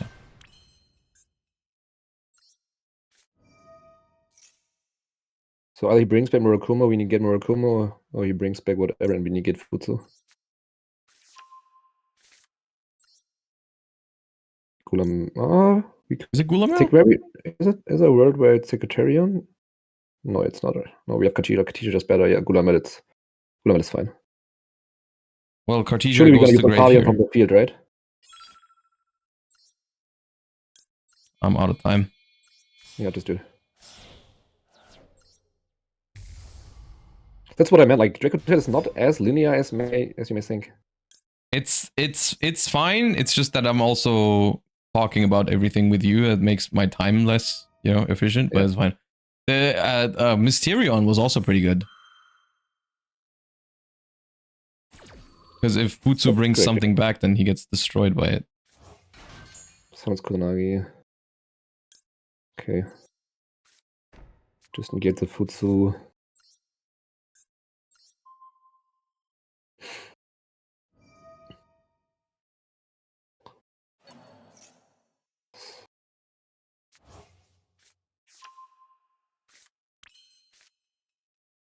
Because now I have to fuse with the Cartesia anyways. To activate the Rahu. Like this should have just been... This should not have been Gulamel, I think. This should have been Arthalion to add back 2. Yeah. And then this should have made Gulamel.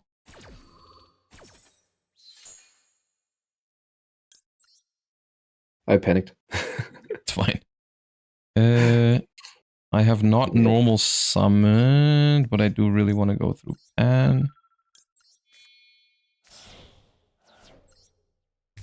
What do we bounce back?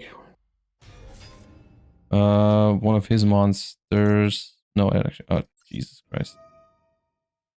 I mean, we kill him. Just bounce the whatever, one of his buddies, and summon your other Arthalion from graveyard.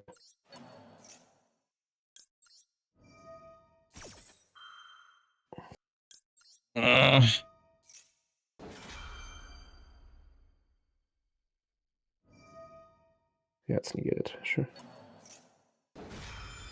We don't kill now. Why not? Because we can't destroy the Futsu with Pan. I said bounce one of his buddies. Yeah. Damn. Okay, no, we don't kill. We try.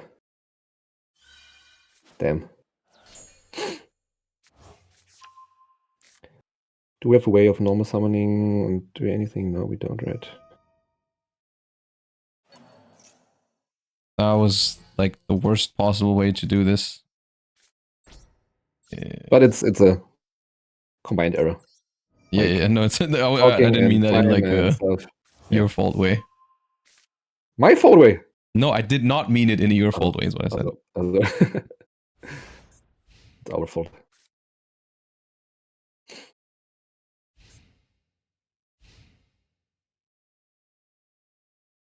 Happens. We still have Sting and Flame.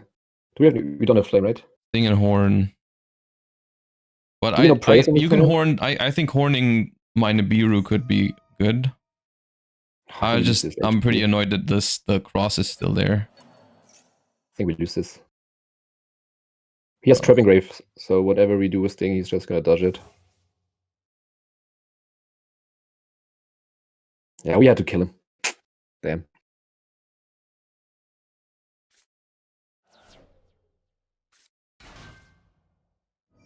Oh, X is good for us. Sure.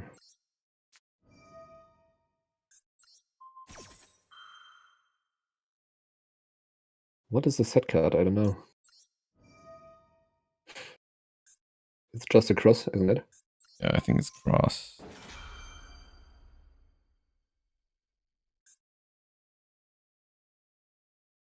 I think I have to put back Arthalion here. Even though I would like to put back the trap, but I'm running out of Arthalions. I don't have an Arthalion left, actually. Yeah. Ah, Fuva bad draw.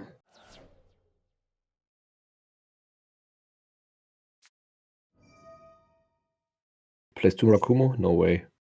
He's a Master Duel player, they never play more. He has Habakiri back in hand, so.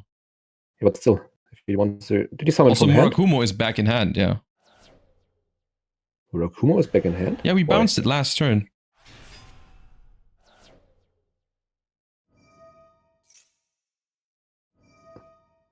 With Horn? No. No, with Arthalion.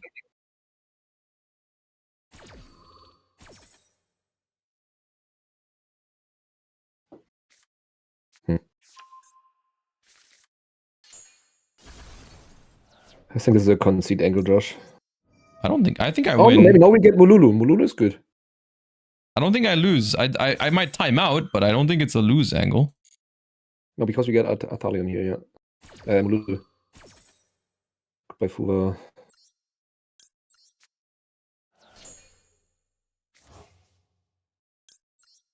Get toggle off. till forever.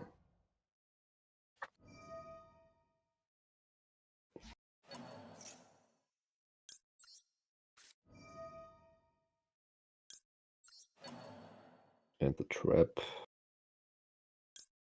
Trap. Oh. They chain the trap anyways. They want to. Correct. And then I get no draw from Sting. Correct. Oh, he's not chaining it.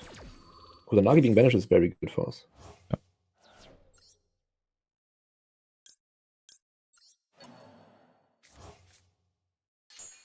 Ooh, Ash is good. But Ash is a toggle. We don't like toggles here.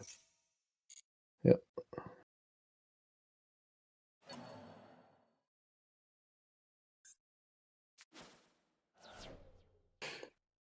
Is he actually committing into the nib?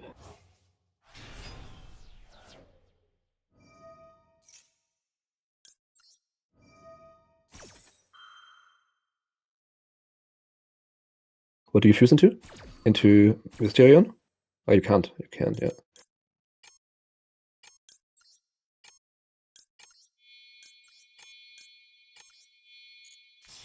There's no way, dude. We're timing out. Just bounce for Rakumo. And pray. Right?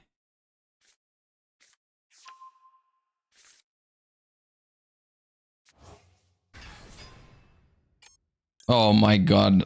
Oh. 5 trigger effects, no. Toggle off, right? 3-bit Murakumo, whatever. Oh, this is so Master Duel. Yeah, chat. Yeah, chat.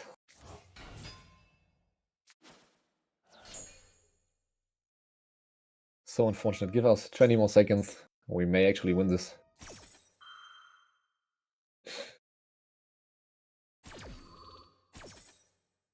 Chat, Dracutail is not that hard, but it's not easy as AF. No, so. it's just this is just what happens when you cook too much. I would have played this faster if I just played, you know. Yeah. Just clicking buttons and not talking through every interaction for 20 seconds. I was cross out, yeah. Yeah.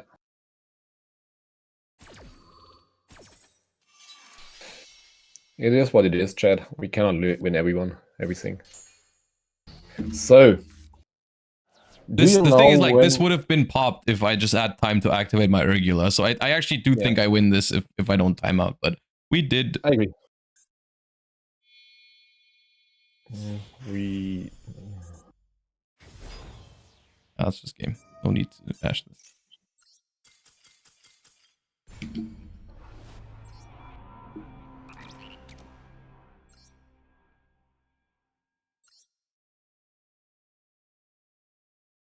It was one of those games where the position, I think, was 1, but we both had different ideas of how to win it, and then we kind of mixed them together, and then it didn't win.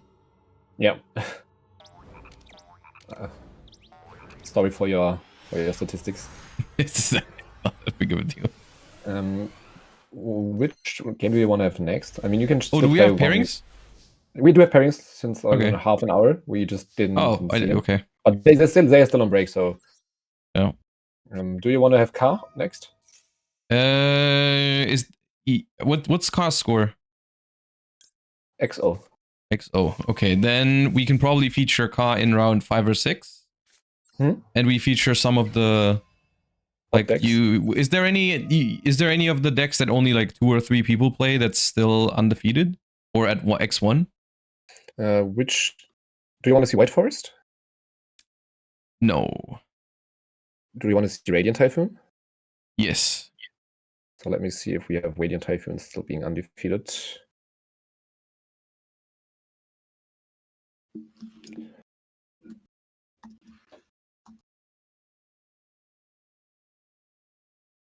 It is 2 on 1 team, actually. Interesting. Both being in 1 team. It's team 50.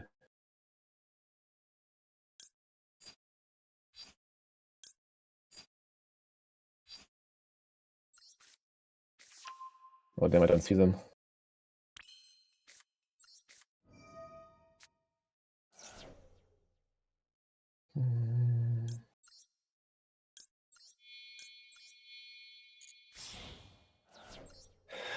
No, I do not see them, Josh.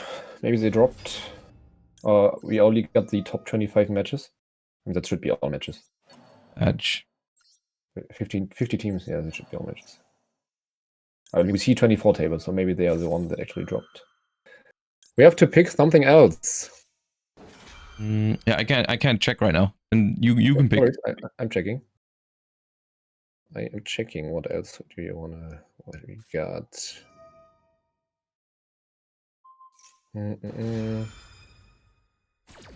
We've not had Vanquish Soul on the channel, so why do we not pick a Vanquish Soul? We had Moonlight, now we pick Vanquish Soul. So Sure. those are the standings. They should. I mean, it depends on what they are paired against.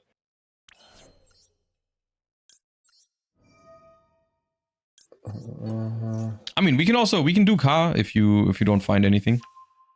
I mean, I think in we're the not X1 gonna rush bracket. Ari.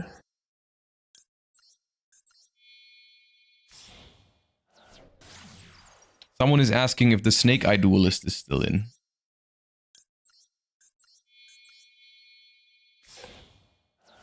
The Snake Eye Duelist. So the round starts in 10 minutes. So we have plenty of time to figure out. Snake Eye, Snake Eye, Snake Eyes. It's this one.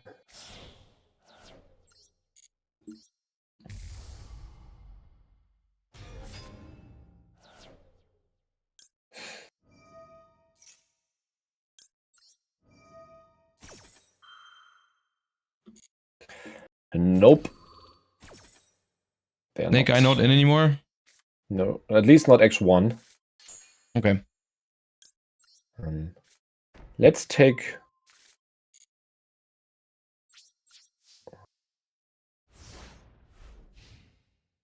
What do you think about August, Mitsu, Josh? I'm down for August. Okay. Ooh, reinforcement of the army. What does that mean? Dice Striker? Monadium? Get that shit out of here. Add a Scareclaw monster from your deck to your hand.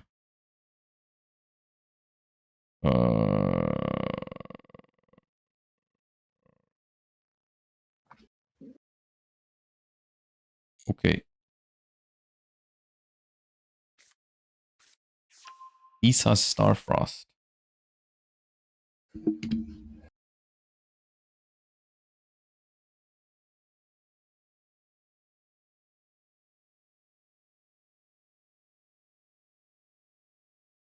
Damn, you went full combo without my help.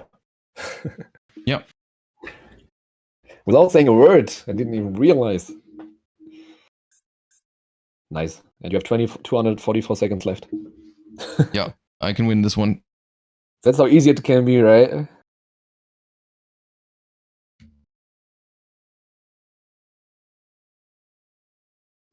Just no 5 mana in hand because I got impermed on Arthalion. But that's fine. You look fine to me. You have sealed to I noticed a huge increase in the popularity of imperm yesterday, at least. Which is... It makes sense.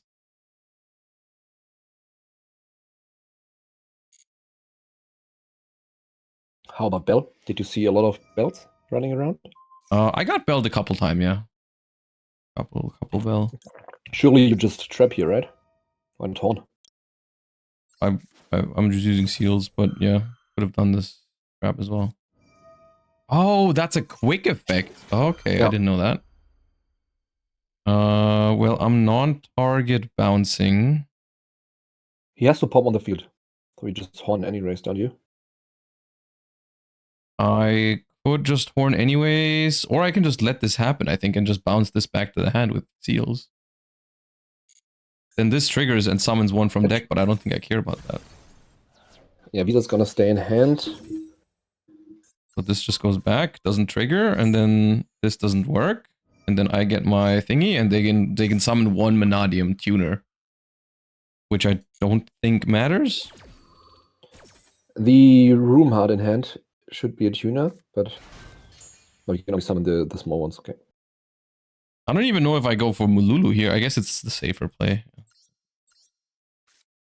You have your 3 traps, 2 draw cards, so probably just Mululu is better.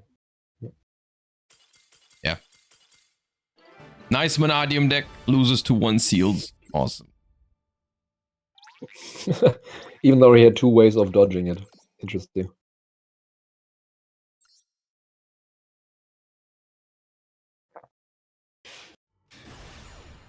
Did you see an increase of retaliating seas? And people I have not been retaliating seed once. We saw some retaliating seed in the Challenger Cup on Friday? No, Saturday. Mm-hmm. Friday. My bad, Friday. There was a bunch of people playing retaliating seed, but yeah. Oh, dude, I had this exact situation yesterday, but instead of Pan, I drew Phimena, I think. And I was thinking about it was Fuva, Phimena, and I think Rahu, and I was thinking if it's correct to play or to pass, but yeah. I think here I will play. I think if it's Phimena, you can allow you to pass, but without Phimena, it's... It was, my hand was, I think it was Fuva, Phimena. Trap? Oh, no, it was no trap. I forgot what it was. I think Rahu Maybe and then one one of your unknown. chat can tell us, because you got sniped. At least you got watched. Alright, I guess I won't play. You just wanted to bait the Ash, so double Fura resolves, to be honest. Do I set Horn here? Probably, right? How many cards is he playing? 40.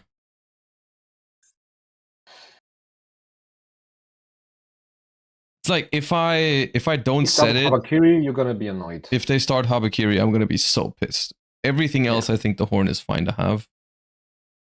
Set it.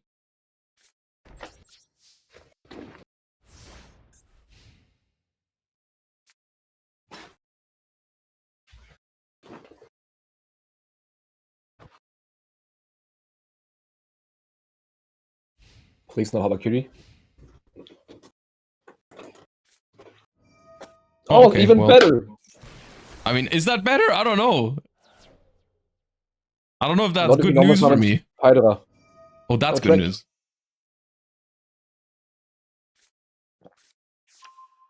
I mean, you play a billion hand trips.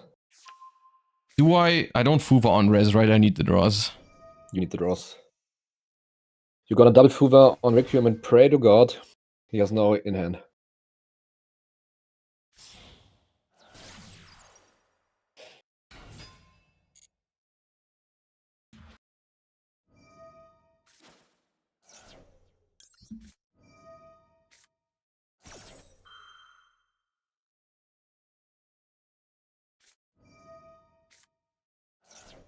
Must be nice. Did it resolve? They had a second Ash, but the second Fuba will resolve.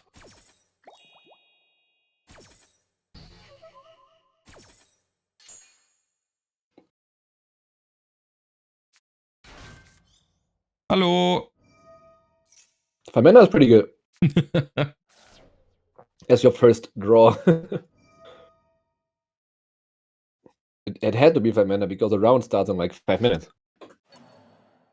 I'm fine. I just need a second monster. I mean, it looks like they're going for it. OTK, right? Or do you think it's gonna pass? Maybe they pass here. How many draws is it to... Oh no, Lacrima Fusion. The way they're doing it, it's like a bunch of draws. It would not have been... It would have been quite a few. 3 more, I think, to go for a game. You draw Pan. Oh, Lulu. Even better. I already have Pan.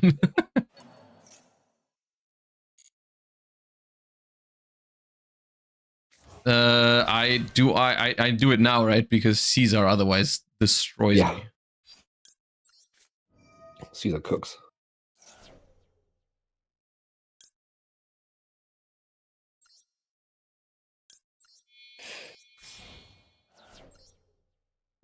This should be easy.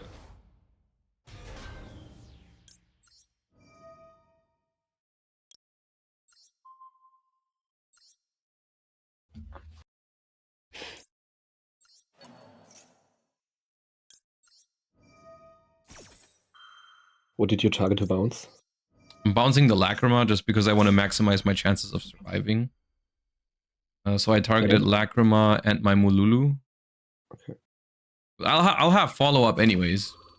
Yep. I think Ash Blossom would have been great, right? Huh? Did you Ash Blossom this turn? Or you don't have Ash Blossom? I didn't Ash Blossom at all. They had Ash. It's his Ash Blossom, okay. I mean, I can bounce it if you want. No, please don't. Don't listen to me. At least this time.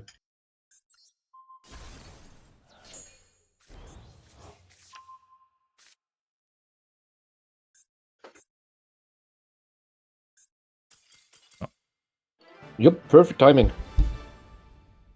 Perfect timing. Okay. Have you selected a feature match? Yeah. Okay. So who are we going to see? We are gonna see Orcus Mitsu. What's their score right now? 3-1? Yeah. Nice. It's team 48.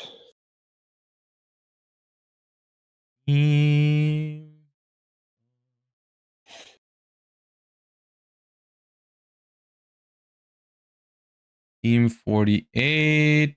We have... see.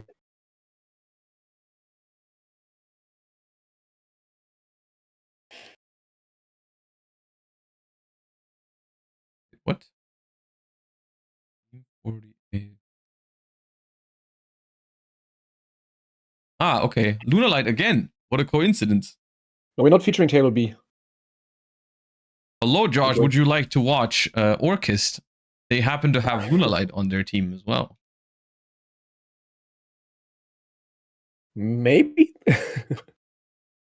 Maybe I hope the Orcus match finishes very soon. And we can see some gameplay from Justin, my disciple. No, we're gonna see some Orcus action. And see how it bridges without King of the Pebble Imps. Oh, we have standings as well. So the Sky Striker team from earlier that we featured is also 4-0 right now, which is pretty cool to see. Okay.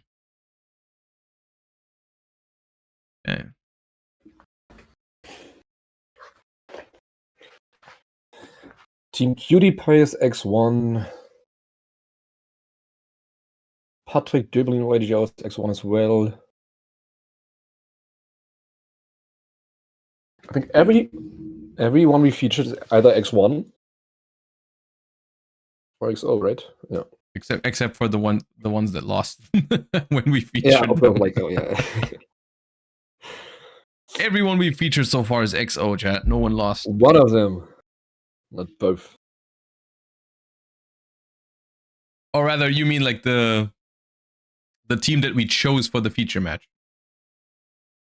How is Team Gallagher doing? Team Gallagher is undefeated. They are 4-0 at the moment. You better tell me it's Jordan, isn't it? Oh, it's just the team name. The players are actually, I don't think Jordan is on there. Maybe stop by after his regional win. He was bought. How many rounds will they play today? So this is all in one day. We're finishing the entire tournament today. We're going to be here for a while. We have 2 more rounds of Swiss and then top 8. So in total, we will have 5 more matches. So we're going to be here for, we're going to be here all day, basically. It's 5 more matches, so at least, or like, we should be finished at like 8 p.m. We should have like solid 5 more hours or something at least, yeah. I mean, it's been going pretty smooth so far. And we also do have the duelists at the table right now.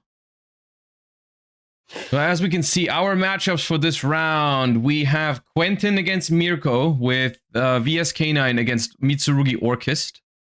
We have Tom on Dracotail Branded. Okay, versus Lunalight, I believe, on table 2, and I didn't quite catch what table 3 was because we switched. But okay, here we go. VSK9, my beloved, and Mitsurugi Orchest over on Mirko's side. Mirko's hand was really good going second, had Fuva and Ash, but is going first and has a pre-preparation of rights. Now you And know, I do right, see an Josh, Ash why I Blossom chose over this on deck? Quentin's side. Now you know why we chose this match, right? It's your deck against Mitsu August. So it's fun. On the table 3 has got Malice. Isn't that awesome? And they won the dice roll. Oh god, did you, I just looked at the life points for table 3 and I just saw Malice lose 300 life points and I don't even need to know who went first there. Yep. Awesome. I mean, the guy on the bottom, I think he has Ash Blossom in his hand. He chose to not ash the pre-prep. Not ashing pre-prep is crazy, isn't it? If you know your opponent is playing a small Mitsu engine, it's fair enough. You just right, wait for because this only matters if they have another ritual monster in hand. Yeah. I mean, I would rather Ash Blossom ritual from deck than ritual. Okay, but what do you lose to if you ash the pre-prep? Habakiri, prayers. Yeah, but you lose to Habakiri anyways. Here. No, not if you ash the ritual, the Saji or the ritual from deck. No, but then they have 2 Habakiris in hand. And they do have 2 Habakiris. Yeah. With the mirror, so they play. You're gonna agree. Yeah, but then if they do have 2 Habakiris, then they don't do anything, right? I mean, they have Murakumo, but okay, mirror, tribute Habakiri, summon Habakiri. They can get the ritual spell, but then if they tribute the Habakiri from field, it doesn't trigger. Yeah, okay. Maybe it's fair enough. Anyways, they've oh god, they set one past and then they got hit with Izuna. Yeah. Uh-oh. Everything is bling on Quentin's side. Wow. Yeah. Those are some shiny canine cards. And even more shiny god. cards. What a hand from Quentin here. Izuna, Noroi, and Ash Blossom. Yeah. Ash Blossom being enough to stop Mitsu August here. Which is also pretty lucky, I feel like. You know, it's not even pure Mitsu, it was Mitsu Orchest, so they had more ways to start playing than a pure Mitsu deck. So like even a normal summon of Girsu could have been fine.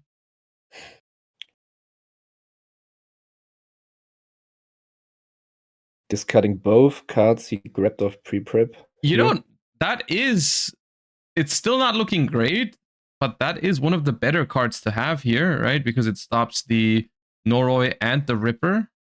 And we ash the case. But we detach Lupus off of Ripper. It's not going to negate the Ash because it's negated, but Lupus can come back now. And now open board state, so Fuva. I mean, it's not game. It's not game because Droplet. Yeah. Those are frozen, so Noroi and Ripper do not get the attack boost from case. Only Lupus does. So Lupus is on 3,200. Noroi and Ripper are halved. That is around 5,000 damage. Yeah, close. A little bit more, but a little more, yeah. Hopefully they know that they do not get the boost from case here. Otherwise it's 18 more. And then not even prayers is a good way to play. I missed part of the feature. Do you ash pre-prep or Habakiri Saji? Originally I said you should ash pre-prep, or my gut feeling was to ash pre-prep, but Tom made some pretty good points that if they're playing a small Mitsu package, it might be better to just wait for Saji. Like, especially not knowing what your opponent is playing. If they play Mitsuyami, then ashing pre-prep doesn't do anything. They're gonna get Habakiri through Arclight. Right. So if you wait for Saji or wait for Ritual from deck, you make sure they do not access Murakumo. Fair. I think the real reason why he did it this way was because he had Izuna. So he was like, let's get him all the way up to Saji, so my Izuna is live already, no matter what he's playing. I mean, he used Habakiri, so yeah, exactly. Like, yeah, but if you ash pre-prep, then your Izuna might not be live. Yeah. This was a pretty easy game 1 here. Yeah, pretty straightforward. Unfortunate hand going first there for Mitsurugi Orchest. As we see a Nibiru against Lunalight with a Fuva as well in the grave and a bunch of cards in hand for Tom there. So looks like that Fuva resolved and drew a bunch of cards. but Lunalight is not done yet. And at table 3, we see Malice has cooked up a little bit of stuff, but nothing too crazy. So also, maybe also a Fuva involved there? Because that doesn't look like a board that you make when you're not under Fuva. Is there MTP? Yeah, it's MTP banished. Okay, I know there had to be a Fuva loss. Otherwise, it's not what you do. I think so. And we do see a non-target banish from Crypter. As on the other side, it is Draco Tail branded. Why would you summon the Lobelion in the extra monster zone above Crypter? Good question. Maybe the Crypter came back after? Maybe Pascal decided to put it there and not Raheem? Did Raheem just scoop? I think so, yeah. I mean, I think that was the end of the turn. So Malice started their turn with Crypter and Dormouse on the field. You're not winning that.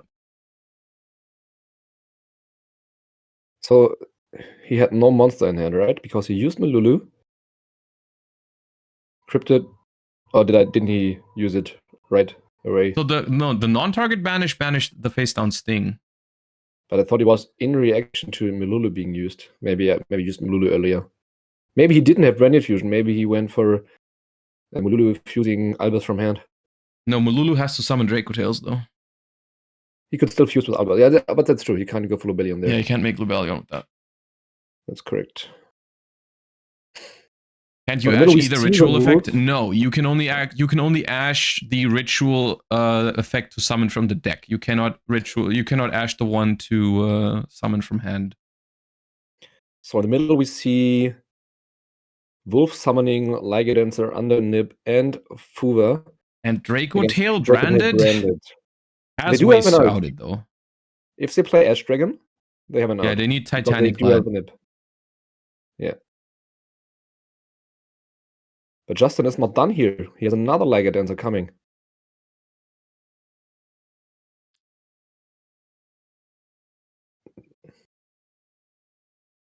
All right, so back in and it is here. Time for game 2. Another chance for Mitsu Orcus to go first.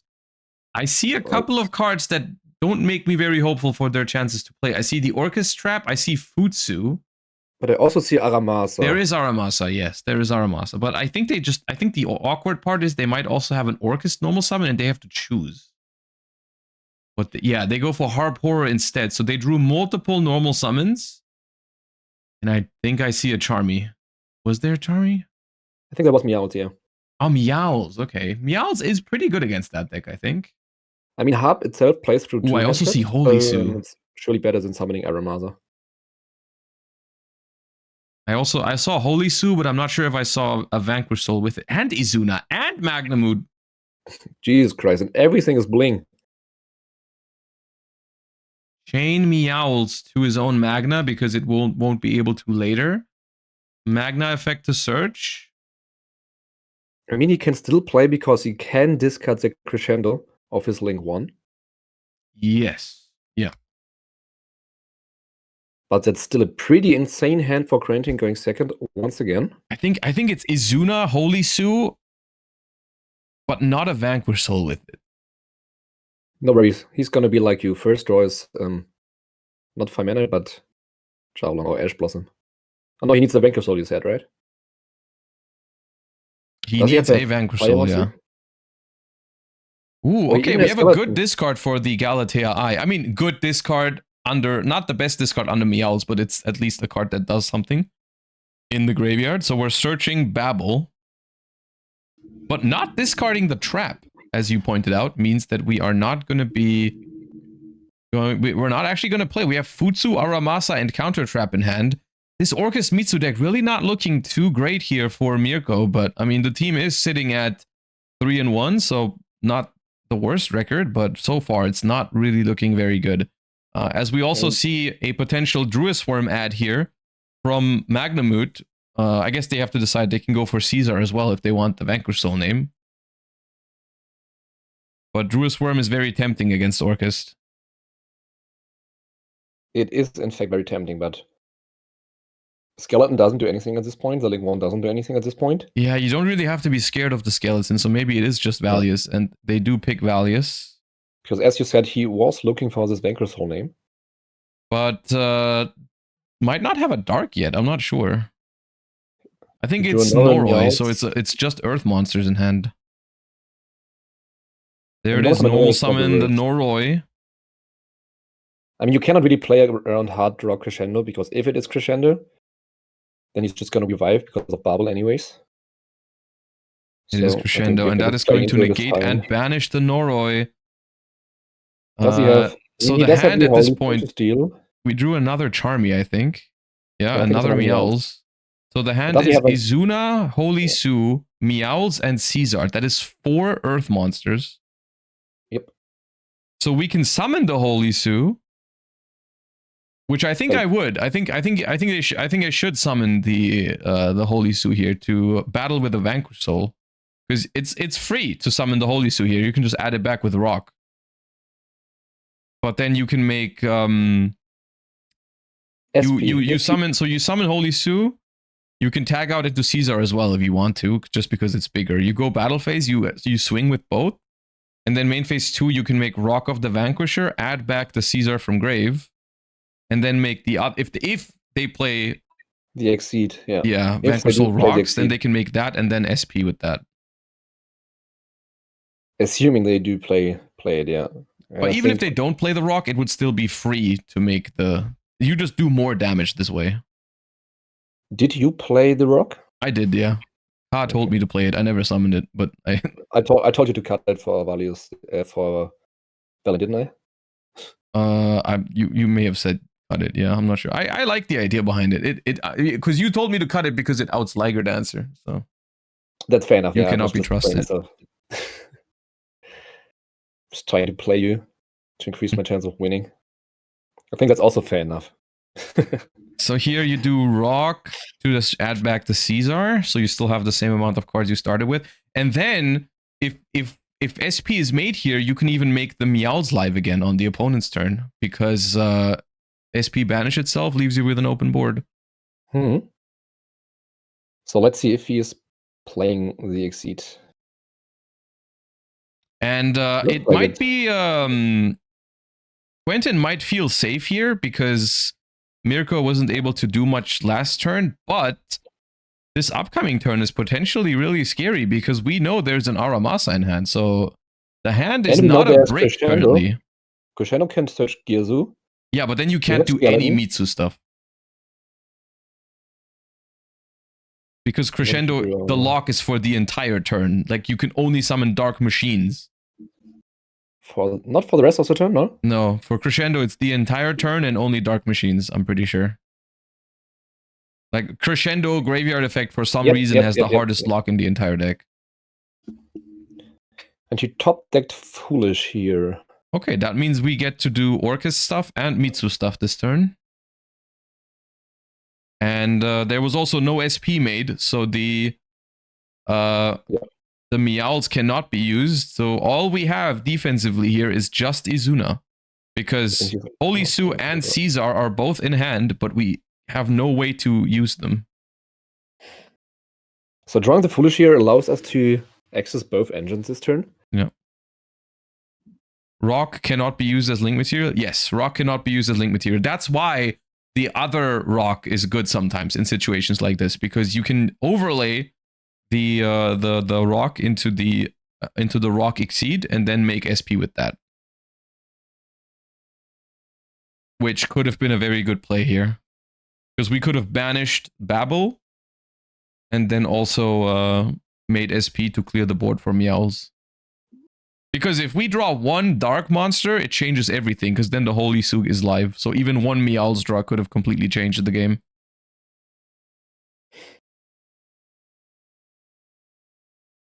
I think it's also quite heads up for Mirko not starting with the Mitsurugi cut, because once he wipes with Murakumo, Meowls is live. Maybe, but yeah. If there's a Murakumo activated and then the board is gone, and then they activate the Grave Effect, and then you draw one card with Meowls, maybe. Is there any way to watch the tournament deck lists? So there are deck lists. We have them right now, but I'm not going to show them on stream while the tournament is still going, obviously. I'm not sure if they are planning to post the deck lists after, but there's a link in chat right now because I set a timer. You can follow the Starlight Cup Berlin Twitter/X account. They might post the top deck lists later. They probably will post them. I think they did it last time as well. Yeah. I mean, I think we told them not to post ours because I think YCS was coming up the week afterwards. I see. I think nothing's happening until February, so yeah, it should be good to go. By the way, Josh, at table 2, Justin won through Nip and Fuva. Yeah, I mean, it's maybe just a sign, once again, what we talked about earlier, that people are removing Lunalight answers from their decks because there isn't that many Lunalights anymore. And so maybe Justin just, or Tom just didn't play Titanic Light anymore. And to be honest, like, Dracotail is one of the easier matchups for Lunalight, so yeah. Yeah, but not if the Fuva is active and they have 20 cards in hand and they play Titanic Lad, right? I mean, they have to play Titanic Lad. They have to have Brain Fusion. And but also, okay, to be fair, Titanic Lad only outs one. Exactly. But you can just resummon another Titanic Lad, no? If you survive. Is that so hard? I mean, if they have just the Saber Dancing Graveyard, but boosting their Liga Dancer to 6/8 and attack twice next turn. Yeah, okay, but they have like 20 cards in hand. They can surely just fuse one extra monster away to just bounce that with Arthalion. You can just send it either in the end of main. I mean, there's no point of using the second Liga Dancer, right? Why would you wipe? Right. Just in the end phase. Right, okay. First thing, Saber bounce, boost, attack, and then go battle phase. Yeah. Then wipe in battle phase again, it's instant game over. Except they draw Magnamut or Abystial, but... Right. Yeah. But also, I mean, you also need to find a way to banish Kaleidochick, right? If you don't banish Kaleidochick, then it's way harder to kill Dracotail. In battle phase? What can they do? You wipe and they bring back the fusions from grave. So if they out one Liger already and you only have one left, then it's like the second one is not game. Yeah, that's true. If they have Arthalion grave or Gulamel, yeah, that's correct. You can bounce the Kaiju with Arthalion. Yeah, but no one main decks a Kaiju in Dracotail right now. They might side deck one, but that was game 1, right? Oh yeah, and Pan Graveyard effect is obvious thing. Summoning a body. So I think Dracotail, if they play Titanic Clad and they resolve a Fuba, I think they're usually okay if you know how to play the matchup. Okay, the most pathetic Caesar here. We just reveal one Earth because that's all we have. Izuna went into a Ripper, I believe. There's a little bit of glare on the bottom left of the screen, unfortunately, but I think that's Ripper. Yep, it was Ripper. Yeah. And I think we're scooping it up there. Honestly, just really unfortunate hand funnily enough, unfortunate hand for both players, I feel like. Like, it was Mirko going first once again, and the Mitsurugi Orcus deck looked really awkward for the second time. But then also Quentin didn't get any draws for the Meowls, and just the attributes were just awful.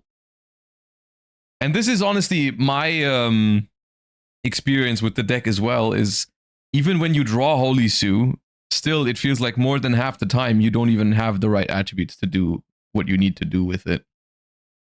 But yeah. Also, we see Raheem versus Pascal. They're going into game 3 right now, and it's Malice being hit with Lancia and Fuva. Did you see the Lancia, yeah? There's Lancia under the Fuva, yes.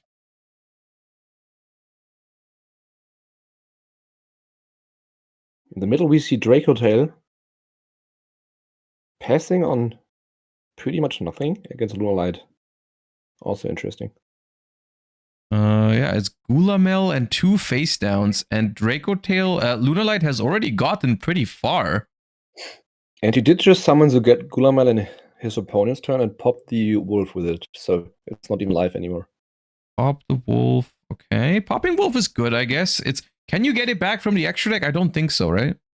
You have to send it with Chick and then grab it back with M7 or Sheep. Oh, right, that's funny. Chick can send the face-up pendulums from the extra deck. That's funny, yeah. Even Liger Dancer can, and a lot of people just don't know it. That's awesome. I've never seen anyone do that. I think I did it at Worlds, but off feature. They were as shocked as you were.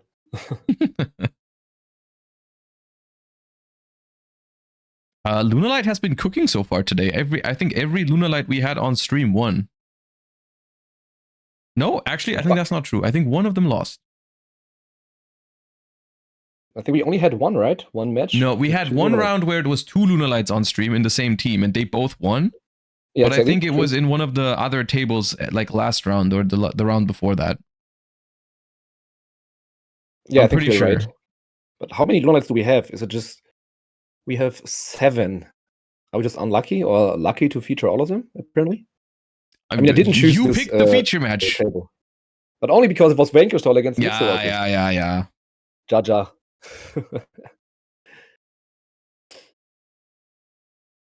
I do not regret it. Like, the shiny bling game from Quentin was pretty fun to know.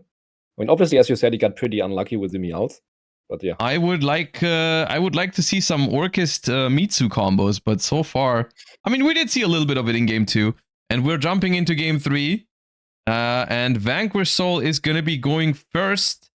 And I do see that we have indeed not bricked. We've even opened Raisin there with the Rhoda. What is he doing with this? Pick your poison? Left, right, left, right, left, right. Rhoda, Case. I guess it's like, this is the kind of hand where you're like, please don't have Droll and Lockbird, which is most hands in this deck, to be fair. But... I mean, actually, that's not true. You can play around it with Jokul or Noroi, but in this hand you cannot. Rhoda for Raisin, no Droll, thumbs up signal by Mirko, so Quentin very happy about that one. Opens Raisin and Case. Gonna grab Jokul, and that is not looking good. The best card against this hand would have probably been Purulia. But that obviously would have also been used in the draw phase, so we don't have that one either, it seems. Jokul reveal Izuna. Malice won at table 3, by the way. Malice won against Fuva and Lancia? Probably they just killed him, right? Damn. What is your opinion on Purulia against Vankerstall Canine? I think it's good. Is it? I don't know if I like it, because if you drop it in standby phase, like particularly in draw phase or standby phase, you just give them another way to your early Ripper, right? Yeah, but you draw a card for that Ripper, and then you're on 5, and if they want to extend with whatever the Ripper searches, you draw more, so I don't think that counts. But they do get the free search of Noroi, they do get free hand knowledge. Yeah. And you give them another starter. That's like why I think it's one of the best cards against it still. What is the alternative? Just like hope they brick? I mean, that's fair enough, isn't it? Yeah, I don't know if that's a winning strategy.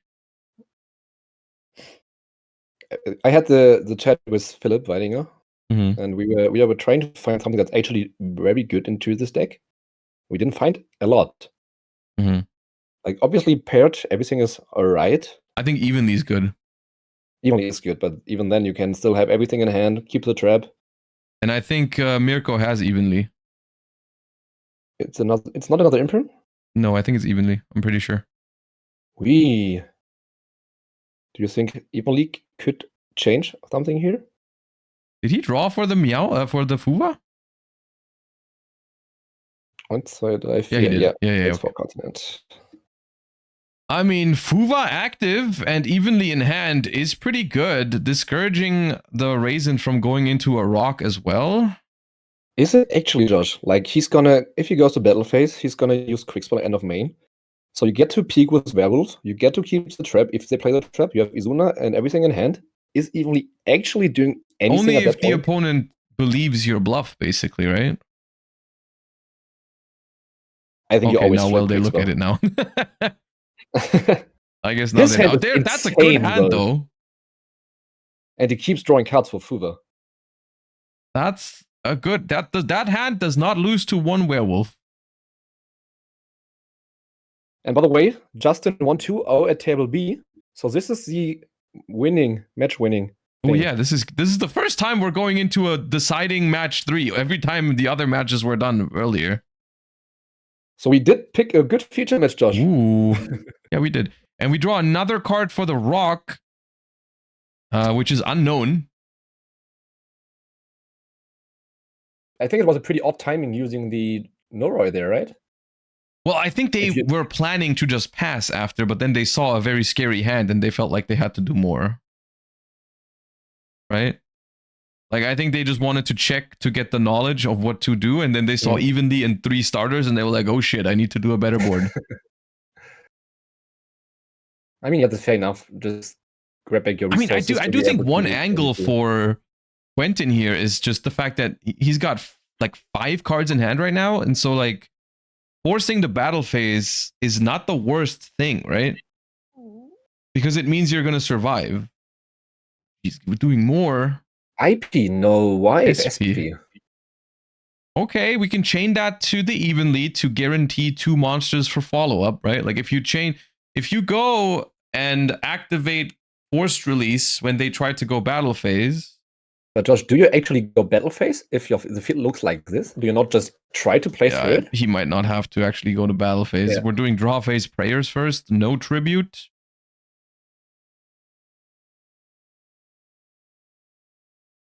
I mean, it depends on what Mirko has picked up alongside those other cards, but Mirko might just be able to start playing and not care about. But Evenly is pretty tempting here. It basically takes out all of the interaction, right? Except for the werewolf banish. Is the Habakiri his own? Now he had pre-prep, right? Okay, so pre-prep still is the play, even if they rip out the Habakiri. So I see another prayers which can't be used, but I see we know there's Habakiri now. We know there's pre-prep. We know there was a Orchist Harp Horror, I believe. Yeah, I think it was Hab, yeah. And we know an Evenly. The rest were a couple, like, and then there was 2 more Fuva draws and a draw for turn. I mean, you just go pre-prep, right? And try to hard summon Rakuma here. And then you just try to OTK.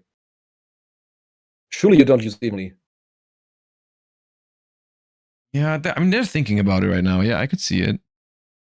We do know they have Raise, and we do know they have Izuna.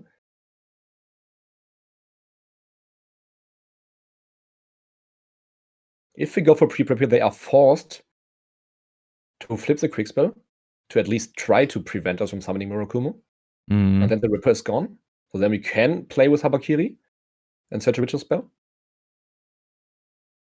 They chose to go end of main. Yeah, I think it was. Is it end of main, or is it just maybe Quentin was thinking in open game state? I think it was end of main.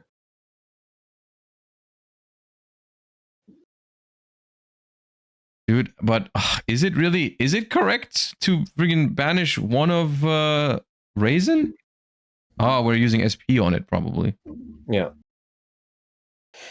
I am not sure here. And I'm also not sure. Oh, please do not pop the Evenly with the Quickspell. You cannot use it in battle. You can't activate it. They cannot make that mistake. For a second, I was scared he would pop the Evenly. Okay, no, they're trying to chain. You can't do that. Cannot do that. Cannot do that. Cannot do that. Yeah, they're checking it. Okay, good. Oh man, I would have loved to see him popping Evenly match there. Is C104 necessary in Vanquish Soul K9? No, you can play without it, I think. So he chooses to keep the Ripper. Not going for the Werewolf angle. I feel like Werewolf would have been the best. I think Werewolf is better than Ripper, yeah. Yeah. Like knowing he's gonna summon Murakumo. Yeah. And you do not have Dawn Lockbird. Okay, so there's a Holy Su in hand with Jiaolong and a Dark, though. Which Dark is it? It was I a know there's Jokel. Izuna, but which Dark? There's also a Jokel. It's a Jokel, okay. So actually, it's funny because the fire doesn't matter. We have Jiaolong, but I don't think we even want the summon. Why does he do it? There was no point. What did I miss? I'm sorry. No point for what? He's gonna wait. There's no point of using Habakiri. I think they're just baiting the Ripper. But I why? guess, You can but just go check. yeah, you could have chain blocked it with Murakumo. You're right. Maybe he doesn't want to use Murakumo on summon because he knows there's Izuna and Holy Su. Maybe wants to go for Futsu instead. Is there a Draw Lockbird? No, there's no Draw Lockbird. There's no Droll. But even then, I feel like you really need the ritual spell. I mean, I think because we use that evenly, it makes this turn a little bit easier to play, but at the same time, it gives Quentin a much higher chance to stay in the game because he can just focus on follow-up. We already have Raisin and Rock banished. And the cool thing here in end phase is you can bring the Raisin back where you want. So you can still use the effect to pop the column. Yeah, you just read my mind. I was about to say the exact same. Yeah. So no matter what he ends on, like Galatea, IP, or whatever. There's no way for Orcus to interact with the opponent's banished pile, I believe. Yeah, no, I don't think you can prevent the Raisin from returning and just popping. He uses Murakumo to wipe, Josh. He uses Murakumo to wipe. Why would you use Habakiri then in the first place? Yeah, I was probably not thinking about chain blocking there. Maybe a little nervous because it's the third match of the entire round, and it all comes down to this one game. So I do know Justin. I think I don't know Mirko, so I can't tell you anything about that. Oh, we steal the Murakumo with Holy Su here. Yeah, that's what you're supposed to do against Mitsu. Which is interesting because we can now force Mirko to discard actually. Is it once per turn, or you can activate it once? Well, it's you can only use this effect of Murakumo once per turn, so it's per player basically. Yeah, then it's per player. Dingirsu can prevent the pop. Dingirsu can prevent the pop in end phase, but then you're leaving Dingirsu on the board, which could lead to some awkward things. Because the Raisin can also pop immediately again on the next turn, right? Stealing the Harpor here is gonna be rough. Yeah, stealing or booking it, depending on if they have Valon in extra deck or Nash Knight. Probably Nash Knight. I think using the evenly was wrong. And Let's play both. I do see the Valon there. It does have both options. I think you just Nash Knight, right? So at the start of the turn, you're either going Nash to the Knight is a little bit stronger, but if they have a way to remove the Nash Knight, then the heart will go into the graveyard, which could be annoying. I don't know if there's a way. But they also already use Murakumo Ripe, so I don't think there's a way. And you start your turn with being able to either summon Masquerade and pop whatever there is. Yeah. Or you can go to the other Nash Knight and he's indestructible, so you can threaten Zeus. I'm not even sure if you want to use the Murakumo to force a discard from Orcust, because it might be an extender for them. Yeah. And he's chatting with his team right now. Oh, this hand is not looking good. And I think I agree with you. I think this is a game where Mirko is going to look back at this one and think, yep, pop. I could probably have. Oh, this is not how it works, by the way. I'm pretty sure. I think Mirko gets to decide where the Murakumo goes. Yeah, you can put the Murakumo somewhere else. Oh, Mirko.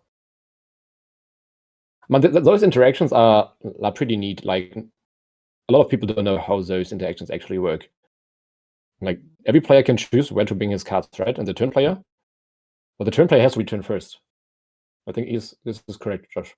Well, he can just put it in the column of the Nash Knight, and then there's nowhere where the Raisin is correct.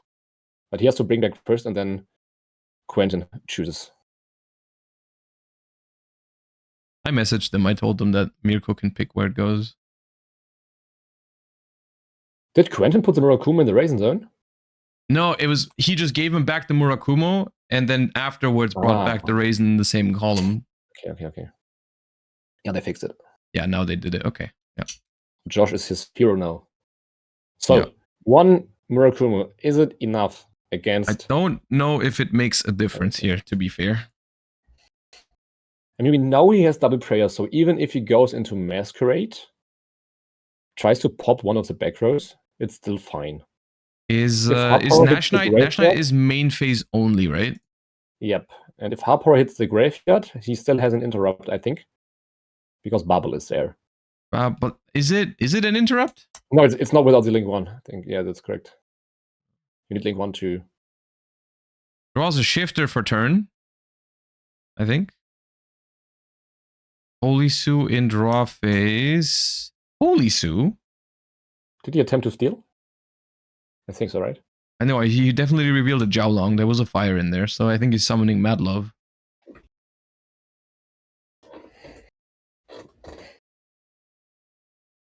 This card's shifter for Murakumo. But if this is draw phase and you activate prayers on res here to destroy everything, that's nuts. Mad Love is not main phase only. No, they're not. Yeah, but Mad Love. Yeah, no, this. Okay, Raisin will not be destroyed because we reveal 1 fire. Fine. So Vanquish, but we lose a lot here. This is a pretty tough game. Mirko can play around Lupus by just bringing back the Murakumo instantly. And play around. Not going to do that though. Not going to do that. But what is Izuna actually accomplishing here, right? We know he is through Ripper. Maybe he plays 2 Ripper. He's through Nash Knight. And we have 3 extra minutes, Josh, for the match here for some reason. I just got told. Oh, they have overtime? No, they still have 30 minutes, but it's +3. Ah, okay. So is the time correct on screen now? It says 30 minutes, so I think it's 16. Okay. So whatever we see, +3. Okay. All right, so it's going to be a nail biter, not going to lie. We get a bunch of searches here. I'm not sure if I like playing into the Lupus, though, because that could just help Quentin go for game here, because right now he's pretty limited to the... You can just do Vanquish Soul things, which are still good, but not that crazy. I mean, we've already used Holy Sue effect. We've already used Raisin effect to protect itself. We don't really have enough cards to go for a Caesar pop right now, I think. It might just be a Borger draw angle.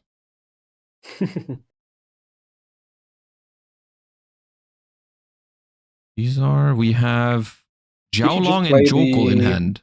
You just played Start, right? That you grabbed earlier? He's searching for Start right now, yes. Yeah. And it's Caesar, but if Caesar bounces Raisin, yeah, there's Borger. Yeah, Caesar doesn't make sense. Okay.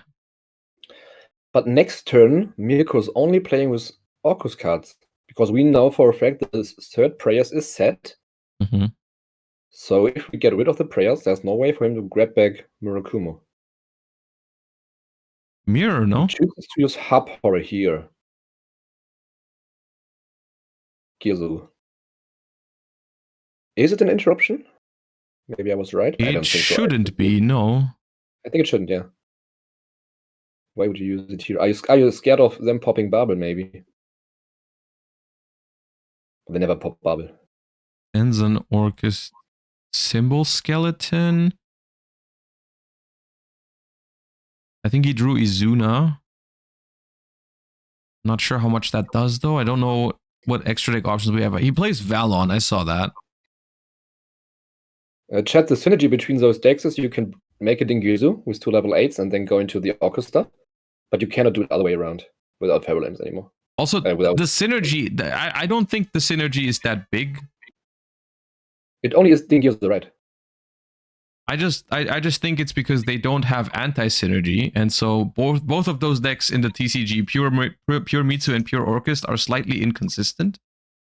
And so you basically combine them so that if you don't draw a Mitsu starter, at least you might have an Orchest starter, so you can still do something. Also, the bridge is maybe Impulse. Also that. It's just 2 solid decks together that you can play solid non-engine in, and if you don't draw your starters for one of them, you at least have a chance to draw the others. And sometimes you draw both, and then it's also cool. One loses to Droll and the other doesn't. That too is like, yeah, one of them is pretty weak into Droll, and so if you get rolled on your Mitsu stuff, you can still do Orcus stuff.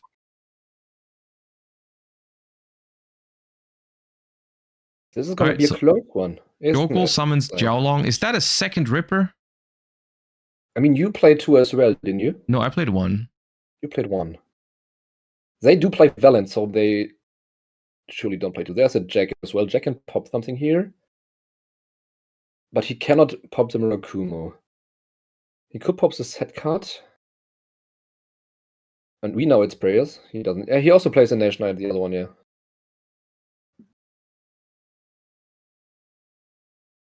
And he plays Valon as well. Yeah, he doesn't play rocks. Yeah, but that makes room for Valon. But what makes room for the second Ripper? He doesn't play the second Ripper, that's what I mean. Like, it's not there. He hasn't made Ripper this game? Oh, is there a second Ripper on the left? It's so shiny, sorry, I can't see it. There's a Ripper on the field, yes. Ah, okay. Maybe he only plays 1 Link 1? Oh, no, that's the second one as well, right? Yeah. I got told that you only need 1. No.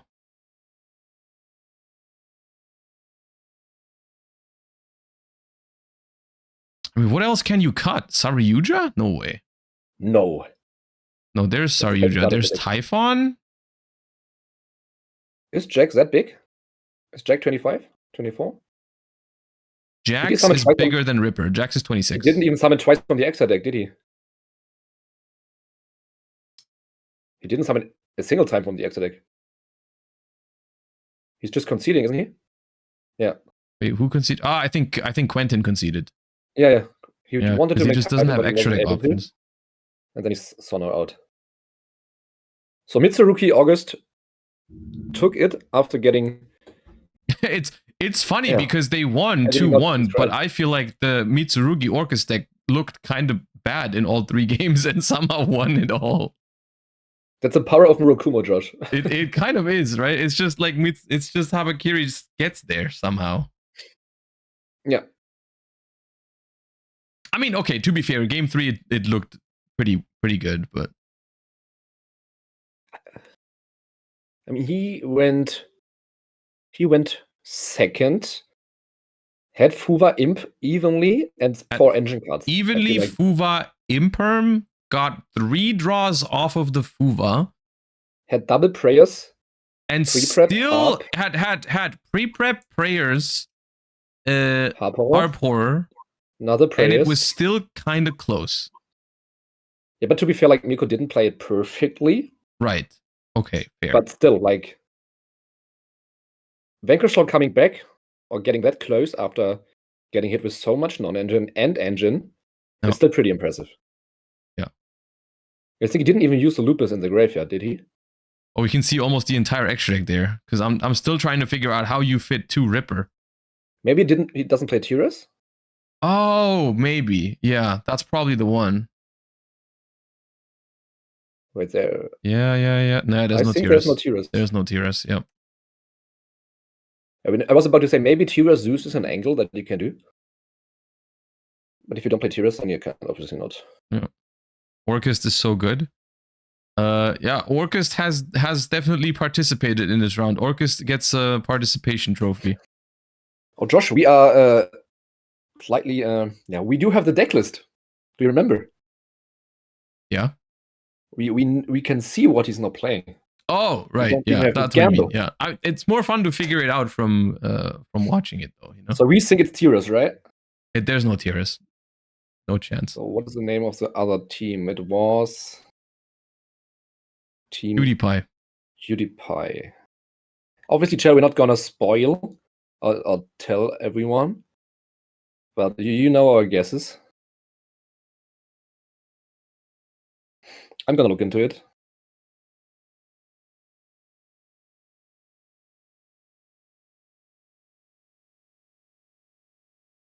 All I'm gonna say is that we have pretty good eyes.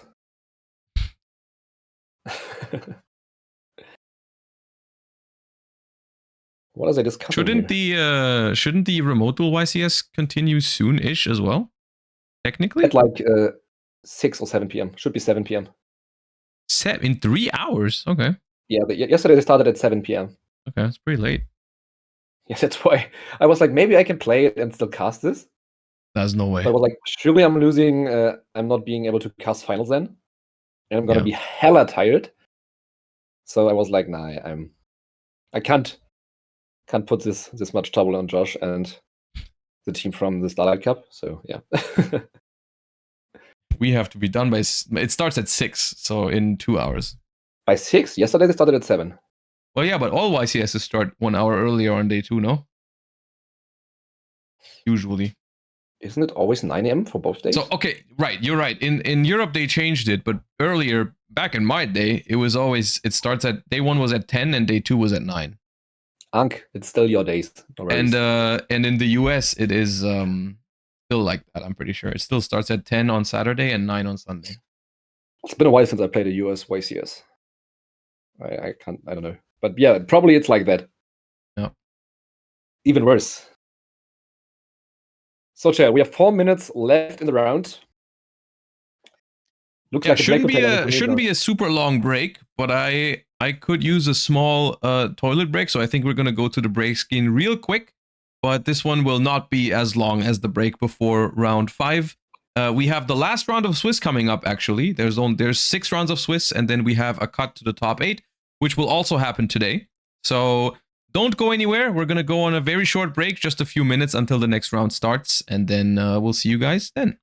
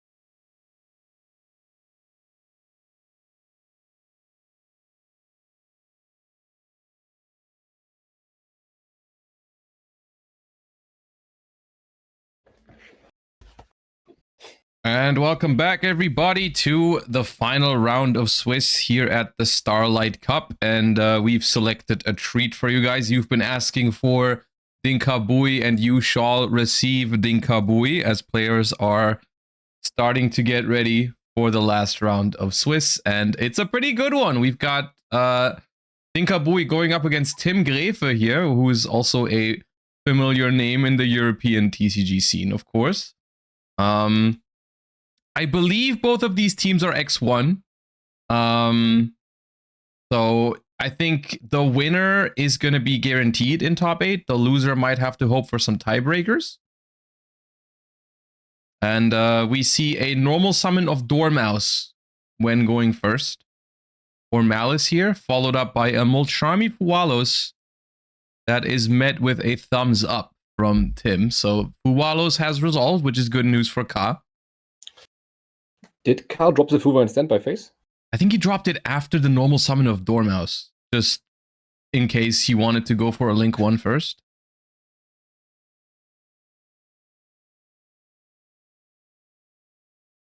Yeah, what is going on at Ka's extra deck?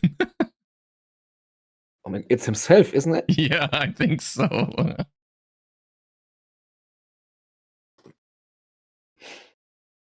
Okay, we need a close-up from that. I mean, we saw Justin earlier, the Lunalight guy in the middle, rocking a Dinka Bui token. Yeah. Yeah. Someone, I don't know if you've seen that, but I ordered a on Card Market from someone on Berlin, and they closed the envelope with a Dinka Bui sticker. Did they? Yeah. It was awesome. Ka is just legend. Yeah.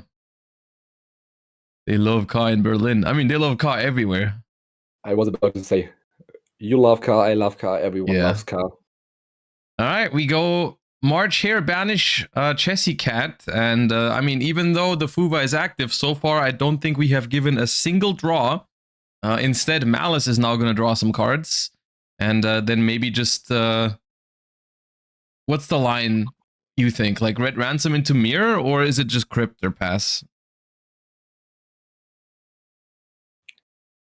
Let me think about it really quick. How do you know which trap Tim said? I would assume it's GWC or MTP, not DB11. I think if it's GWC, then you can give 2 draws and go for Cryptor and Ransom. But now we see Izuna here. Izuna and Tira's obviously not being as good into Malice as it is against other decks. I think Ka wants to prevent the Chessy Cat from drawing. So he's going to go ahead and remove that. I mean, that's not that easy. You can always just GWC06 it, right? And bring it back. Not if it's... Yeah, I guess. But Nash Knight doesn't target, right? So... Oh, he's going for Nash Knight, yeah, sure. Yeah. But then he doesn't have anything banished for the Cryptor yet. Okay, I think that just forces Tim to give Ka more than 1 draw. Yeah, probably, yeah. That also explains why we Fuwa'd on normal summon of Dormouse, because if there was an Ash Blossom, we could have gone Nash Knight. Yeah. Oh, but we don't use the Nash Knight, though. Maybe he just wanted to get the Lupus out of the deck.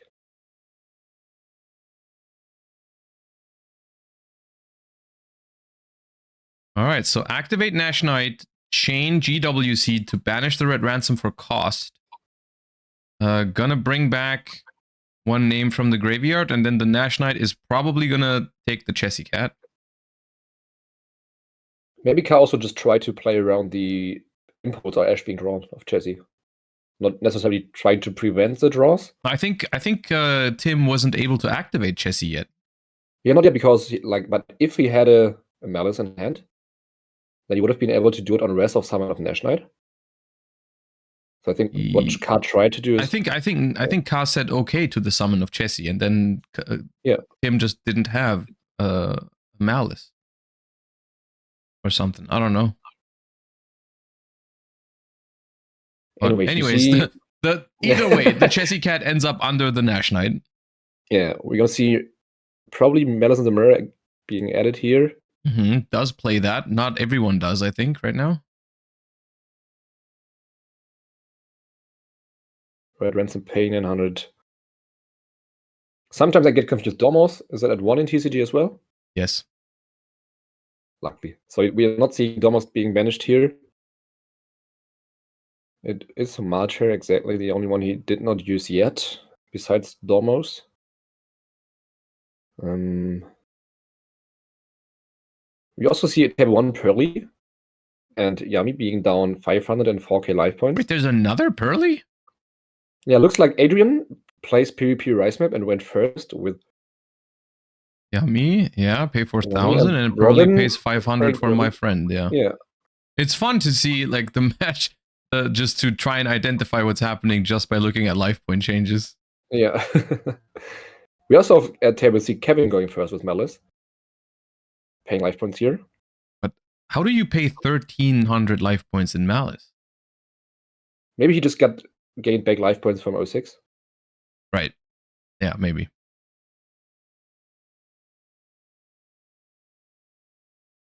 Magnamut also being in the hand of Tim. Making Dormos. Allowing Dormos to trigger. But at this here. point, we've already given 2 draws to the Fuva, because we also went into the Cyber's Wicked. And that Fuva is still active, so the more we push... At this point, Ka has so much going on. You have to out the Nash Knight, and you have to get cards banished. So I feel like that's the only way. And it's fine to give your opponent 3 draws, especially if you already used one of them to make the Omni-Negate, right? If you have full setup in Malice, I think that's pretty good against Vanquish Soul. You have 2 banishes. Yeah. Should be good to go. Yeah, I mean, Vanquish Soul K9 has a couple of ways to get going. You have Drokul, you have your normal summon, you have Stake Your Soul if you're lucky to find that. You have Holy Suit special, then also you can like use something to reveal so that you can special Jiaolong on res. So there's a lot of ways to get board presence. We'll see if just a couple of non-target banishes are good enough.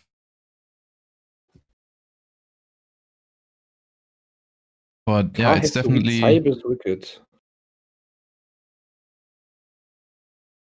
Cyber's Wicked only protects Cyber's monsters it points to. Yeah, and itself. Yeah. Yeah.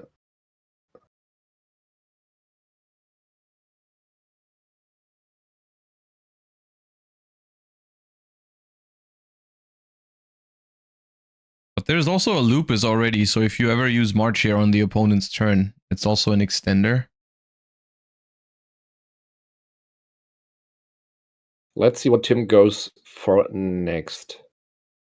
Does he want to give Ka 2 more draws to go into Cryptor and the Link 5? Or maybe 3 going through Binder as well?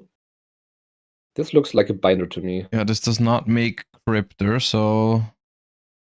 It draw is white 1 for Binder. Indeed. Binder banishing the Lupus is And I mean, the thing is also, like, the more you keep going, you're not guaranteed to get the full board, because eventually, you know, the chances for Holy Su are not bad. Yeah. Okay, at least the Lupus is banished now. And we also banished all potential targets for Lantern. Ka's holding his hand pretty good, so we cannot see it. Oh, no, I do. I think I saw Kriegspell and Eroder. And I thought I saw a Mululu, but that cannot be true. Wait, is he done? No, he's searching. Okay, no, searching for Wizard. He's going for Link 5 and okay. I was scared for a second. Like, this cannot be it. Okay, discarding March here. As Pearly goes down to Yami on table 1. So Yami Field was able to hold on against Pearly. Shocker. Honestly, did Pearly get any support in the later sets? I don't think so, right? Which deck? Pearly? Pearly, yeah. I think they somewhat recently got one of the memories back to 2 or 3. Is it delicious? Oh, no, is there even a Pearly card still on the ban list, chat? I don't think so, to be honest. I think they recently got Delicious back to 3. Robin has been playing Pearly for years now. Oh, Sleepy and Delicious are both at 2? Really? Still. Interesting. Crazy. Malice also keeps comering on table 3. 10 minutes in the round, Josh. Still Malice's first turn here. Yeah, I mean... And people complain about me when I do Starlight combos. Man. Yeah, you know, maybe both can be true. Sometimes. What do you mean? Maybe just because Malice takes long, people can still complain. Never mind. Nice love. I actually didn't get the joke, so that's why I didn't try to make you look bad. He also has Druid's Room to out the Nash Knight. I don't know why he would do that, because he has Withered in hand as well. Can't do Shifter is very funny, because I was thinking about that when the Whitebinder banished all of the cards from the graveyard, even the Fuva. I was like, what's the reason to banish the Fuva? You make Shifter live for no real reason. And then I saw Ka's hand and I was like, is that actually Shifter? And yes, it is Shifter. So I mean, it shouldn't matter that much. He has Wizard. He can still bring back the Whitebinder. He had everything he needs. Yeah. Well, I think it was because he didn't want the Druid's Worm to go to the graveyard. Yeah, of course, that's the reason. But I'm not sure. Also, actually, is this better for Ka here? What is he going for? Link 2? Is he going for... No. Access code? No way. You'd surely just go for Crypto, don't you? SP. Why? Oh, that's I think he drew another Charmy that's now live. I was about to say, now you just make Charmy live. And Ka's playing 101. Josh, what is the reasoning for playing Silent Honor Arc? Because you play Silent Honor Dark. Okay. Fair enough. It's the choice you have. You play the Masquerade package with C104 and Masquerade, or you play Silent Honor Arc and Dark, which are better going second because you have more removal then. Okay, fair enough. That's the reason going second. And Malice won at table 3, so Vanquisher not even trying to play into the field, apparently. Fair enough. Still 30 minutes Malice gaming here. Feels like Master Duel to me. Pretty sure he's locked from Wicked. I don't think Wicked locks you. It's the Wizard that locks you, and we haven't used Wizard yet. So I think the SP's... I'm pretty sure the SP's legal, yeah.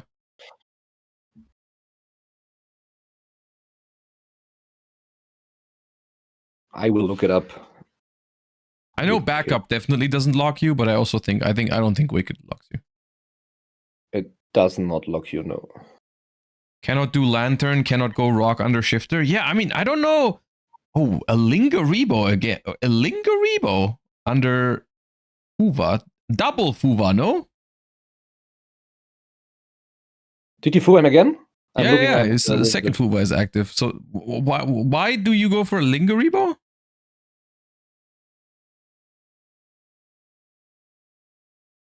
Oh, Bell the Wizard. Oh, he needs a Cybers from the extra deck to activate the Wizard. Right, good call. I don't understand why he went for the SP in the first place. Isn't it always this Cryptor banishing the Nash Knight? Especially knowing there's a Shifter and you get everything banished anyways? I mean, I'm a little confused as well, but...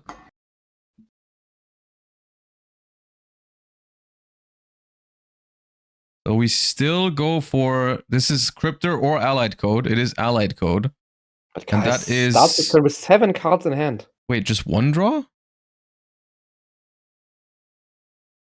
I swear he activated a second Fuva. Did that one... How did that one not resolve? Oh, they are checking as well. They are checking if there's another Fuva. No way. Oh, oh yeah, he's drawing now. Okay, he was like, oh, you know what? One is enough for me. I'm a simple man. Okay. Ka is gonna have a lot of cards, but it's funny. It feels like we've drawn so much, we've interrupted so much, and this still feels hard. I'm still not sure if the Shifter is actually good for Ka. I don't know if the Shifter is helping, no. I mean, yeah, it was okay, at funky, least there's no Cryptor in rotation. but Tim has to have made something wrong. There's no way you. What do you? not Okay, but ever what do you review. think about Ka's decision to use the bell on the wizard at Ignister? I mean, that's how he prevented the Cryptor and the. Yeah, okay, but you can prevent Cryptor, but the Cryptor draws him 2 cards as well. So you can just draw 2 cards and then hold bell for like GWC maybe. But UWC doesn't matter that much under Shifter, right? Because you only have to get rid of the Cryptor. Yeah. All right, case for Izuna. I think case for Izuna indicates a pretty strong hand already. I mean, he does have a lot of cards in hand, but I mean, if you case for Izuna, then you probably already have Jokul, for sure. Maybe K's actual reason of dropping Shift is to play around Duel and Lockbird. Could be, yeah, could be. I mean, to be fair, there's no draw, right? Otherwise, we never get this many Fuba draws. That's also fair enough. All right, there's Jokul.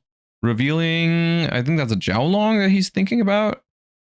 Revealing Jiaolong, and at this point, with this many draws, it's not that unlikely that we have 2 fires in hand, so if that can search, it's a lot of pressure.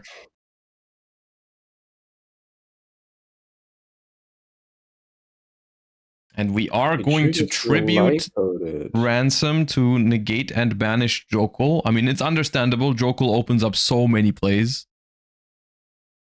And we know for a fact that there's at least 2 bricks now in hand, being Izuna and Jiaolong. I did see a Rhoda, so there's going to be Vanquish Soul. Cards in hand, so non-target banish against the normal summon is pretty strong. Yeah, but I mean, I see Rhoda. Does Ka have Ash Blossom, right? If you do Ash Blossom, then Tim is cooked. I don't see it. I don't see Ash. I also didn't see it. Also, Tim has Malice in the Mirror, right? He did search that and not banish it. But that doesn't matter that much, right? You can always dodge Malice in the Mirror. Depends on what you use it on, right? Yeah, if you use it on a Vanquish Soul body. But I think normally Noroi wouldn't. Does Tim have 2 cards in hand even? I'm not sure, to be honest. Holy Sue revealing.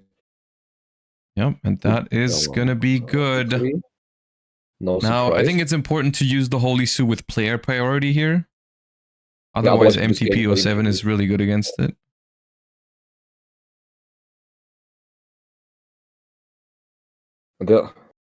Activate. I also asked myself why he chose to resummon the Red Ransom in the Align Code column, because now he just gets to destroy both with Raisin. Fair, yeah. And Dormouse, I think Dormouse is the one that protects from card destruction, not a Rabbit. So I think Rabbit is you take no battle damage. Yeah, I think so as well. Dormouse should be the one that prevents the link bodies from being destroyed. So there's no actual reason why it's there. Especially because we already used the Red Ransom here. It's not gonna come back. I think in the long run, the shifter may be good for Ka, actually. Yeah, because if he clears this board, I don't think he can win the game this turn. He's probably trying to clear the board and set up his own board. And that is, it's going to be good if all of the Malice stuff is already banished. All right, he does go player priority, like, or immediately activate Holy Sue before the MTP07 can be activated, which is nice.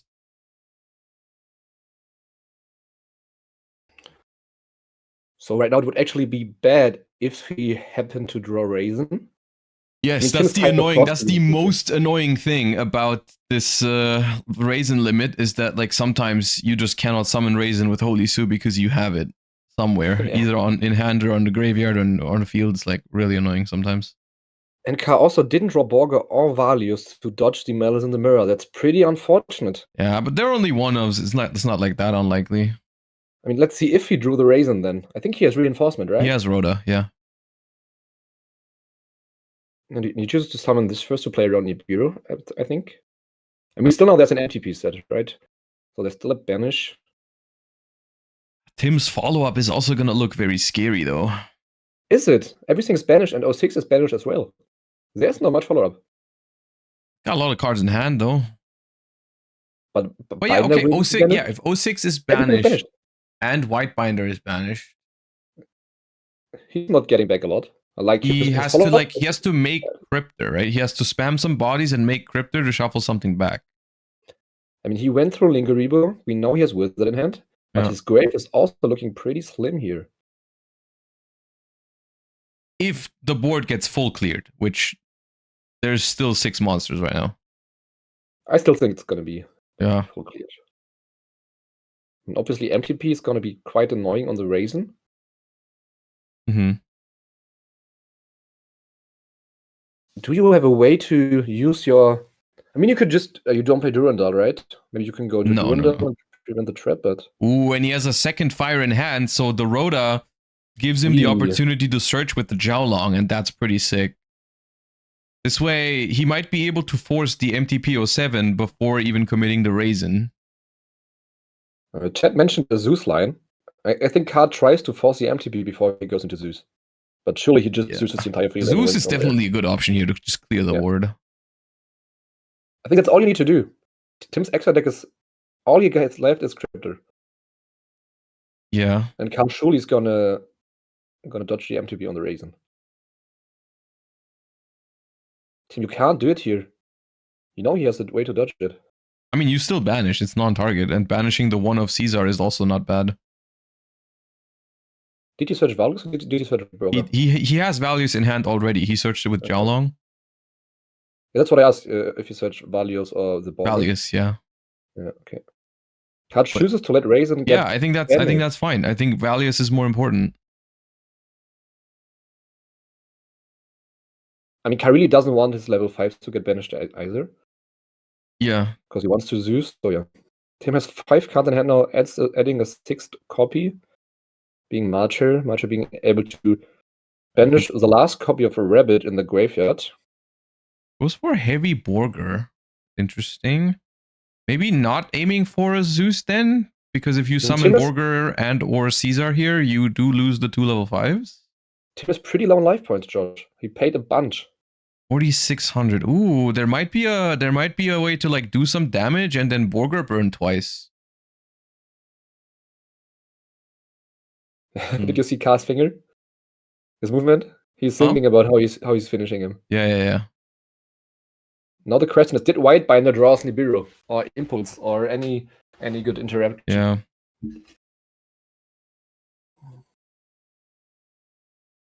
Okay, so we've normal summoned, we've used Jokel.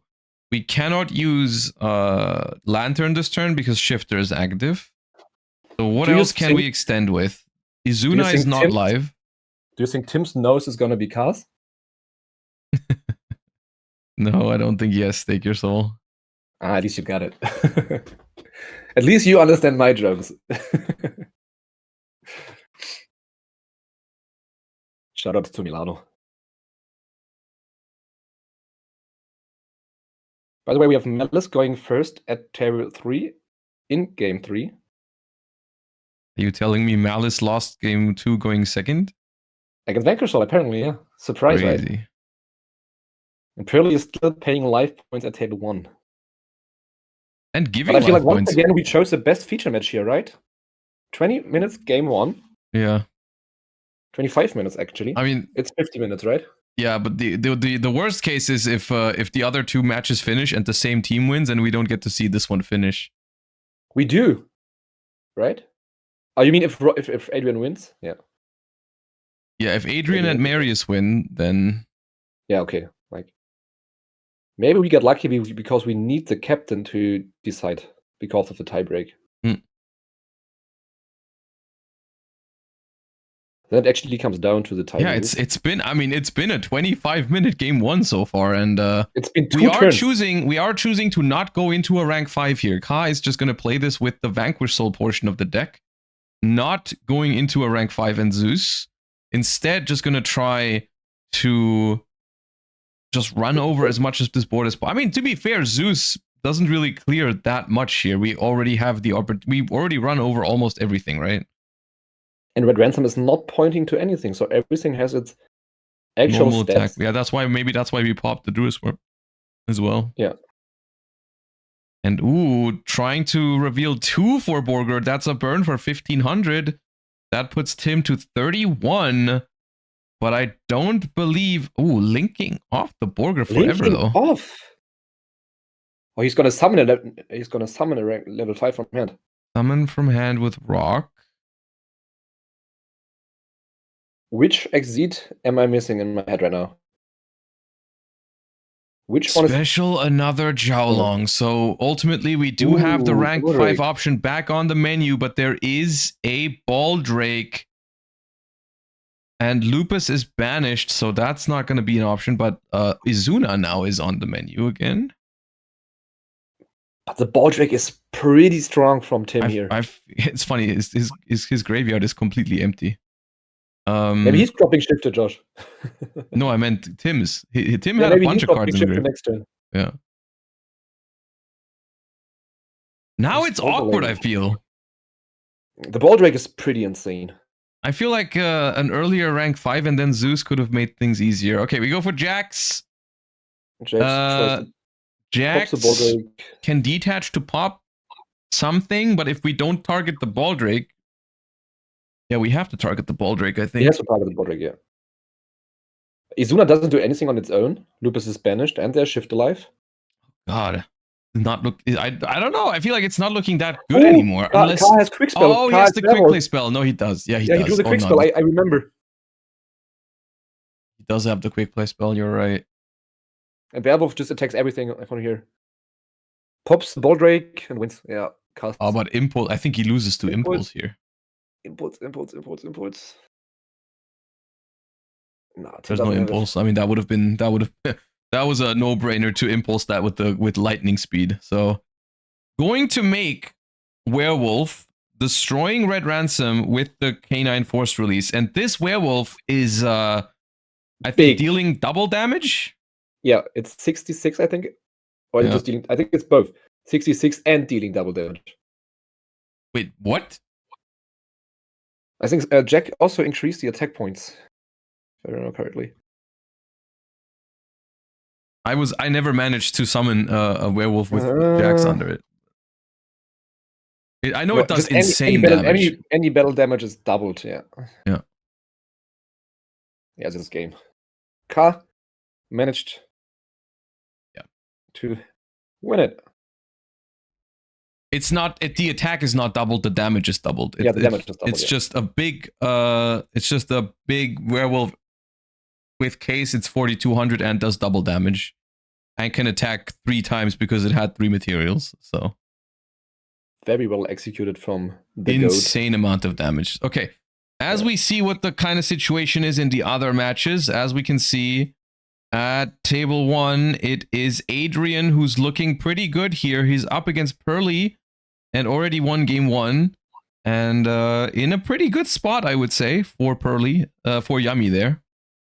Pearly has a lot of cards in hand, though, so maybe it's not over yet. Whereas on table 3, we see Malice for the blue team holding up pretty strong. Looks like we're making the full board against Vanquish Soul Canine. So it could very well come down to the match in the middle, actually. That is the most likely outcome here, because it's looking like at table 1, Yummy would probably be able to take down Pearly. And table 3, Malice is probably taking down Vanquish Soul. So it's going to come down to Dinka Bui against Tim Grefe here. And currently, Ka is leading 1-0, but that match took that first game took almost 30 minutes. Josh, do you see what is banished at the right match from the bottom guy? Imperm. It's Imperm, okay. Yeah. So Malice, yeah, impressive field with Firewall even on top. Yeah, like as you said, it looks like it's coming down. And if Ka's list, I looked at Ka's list earlier, and not without spoiling too much, it's not the same side deck as we used at YCS Bologna, but it's some of the same cards. So I think a lot. It should be pretty good against Malice going second, unless he gets very unlucky.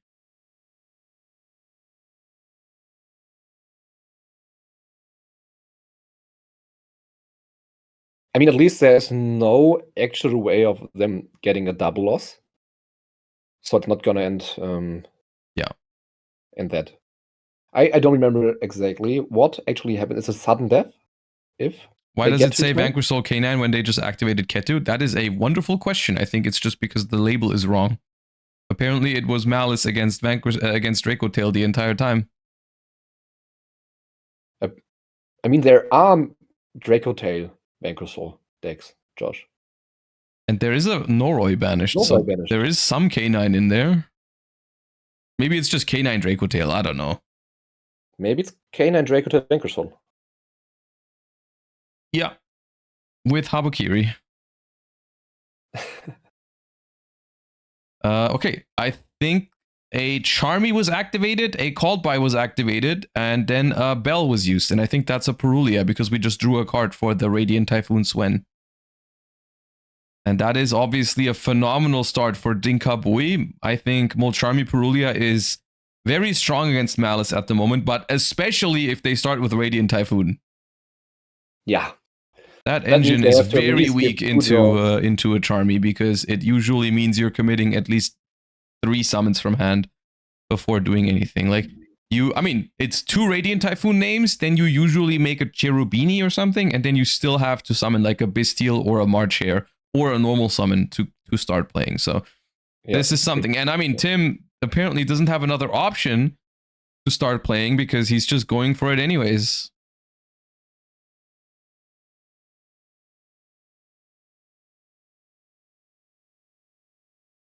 Yeah, so there is no way. Radiant Typhoon Eldam.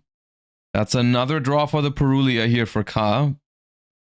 6 cards in hand. No, 5 cards in hand now should be after discarding the Bell. And Eldam is not searching right now, I think. Josh, we got informed on table 3. It actually is a Vanquish Soul K9 with a tiny Draco Tail engine. Okay, so it... Okay, well... Okay.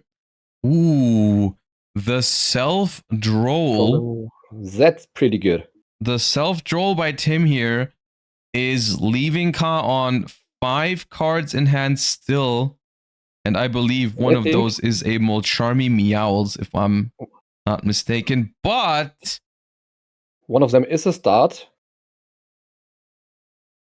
Oh, Cherubini is an ignition effect, right? It's not on summon. It's not on summon yet. Oh god. Okay, the Azuna into right, yeah. Into Nash Knight here is crazy. We did already use Bell. We did use Called By. And there's no Impulse or Droplet or Ash or anything like that, so... Ooh, we just saw Malice in the Underground in the hand of Tim. No, it's Malice in the Mirror, I think.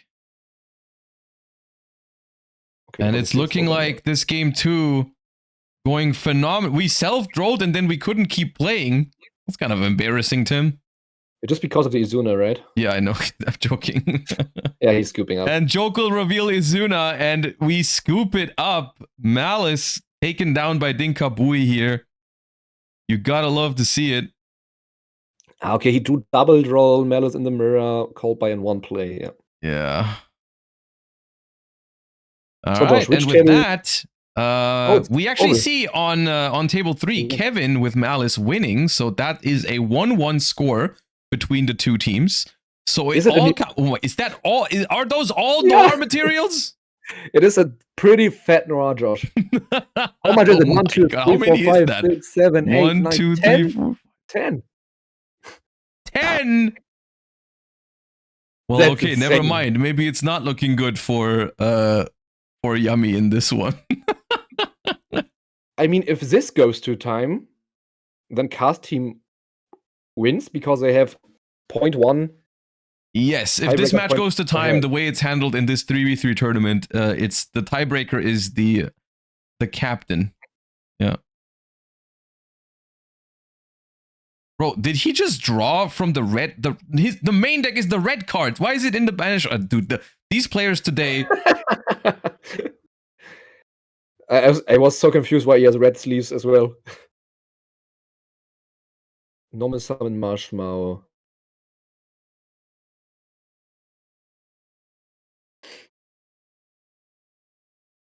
He wants to draw for... Chat, the funny thing is, this is only the 3rd outrageous The third most outrageous deck placement on today's stream. And we even had a Zodiac Barrage deck, switching locations whenever they wanted. Barrage. You know the Barrage meme, don't you? Yep. Ooh, Okay, we didn't have enough material yet on the Noir, so we're going to 11. That's This big. is something that would never be allowed in an official Konami stream. He cannot target the Noir. Or just unaffected, right? How is this not game? Yeah, it's game. It is Okay. Game. Please give back 20 cards to your opponent. Dude, stole the entire. Bro's got a deck profile under that Noir, man.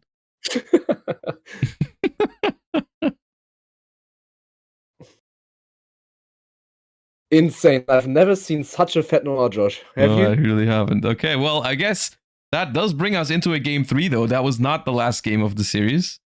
And this is a all-decisive game 3 because the other matches are finished. It's 1-1 between these two teams. So whoever is able to take this game 3 will win the match. I saw some interesting side deck cards for Pearly over there. I mean, obviously, besides the obvious Fuvas, I saw Sphere Mode, which I do think they were putting into the deck, which is usually good against Yami. Yami will usually have 3 monsters, right? At the minimum, you have Herald of Arclight, Yami Snatchy, and the level 1. So should be able to get Sphere Moded. Yeah. As you said earlier, that's a common endboard for Yami. Yeah. So let's see if Adrian is holding on to a They have 14 minutes left, which is not much, but it's also not like in super dangerous territory yet. Usually it's way more than enough, right? Especially because it's pure Yami. Like the pure Yami combo is not that long. It's not like they're bridging into Habakiri and then it's like combo part 2. I think one of Pearly can take a while to play into a board, to be fair, especially if they play some board breakers. If Pearly actually gets to play into the field and is not stopped by Yami instantly, I think it can be close to time for sure. Yeah. But I guess we'll nonetheless, see. Both teams are fighting hard to get the top cut. To be fair, it's looking good for both teams in terms of their chances to make top 8, even if one of them loses. I think their tiebreakers should be pretty good. And I think we will have. We also played the table 2 when we won the event, lost, and I think got 8th place with X2. Easy clap. Not even close. Nope. How does it work now if the teams are 1-1 and the game is 1-1? I asked the same question because it's of course different because it's a 3v3. It's not that simple. And the way they decided to do it for this one, because apparently there are no official guidelines from Konami on how it's supposed to work for 3v3s. So they just thought about how to do it. And the way they are doing it is if this game is now a double loss, then the team wins where the captain won. So because Dinkabui, who is the captain on the red team, because Dinkabui won against Tim Grefe, that would mean that their team would win the round.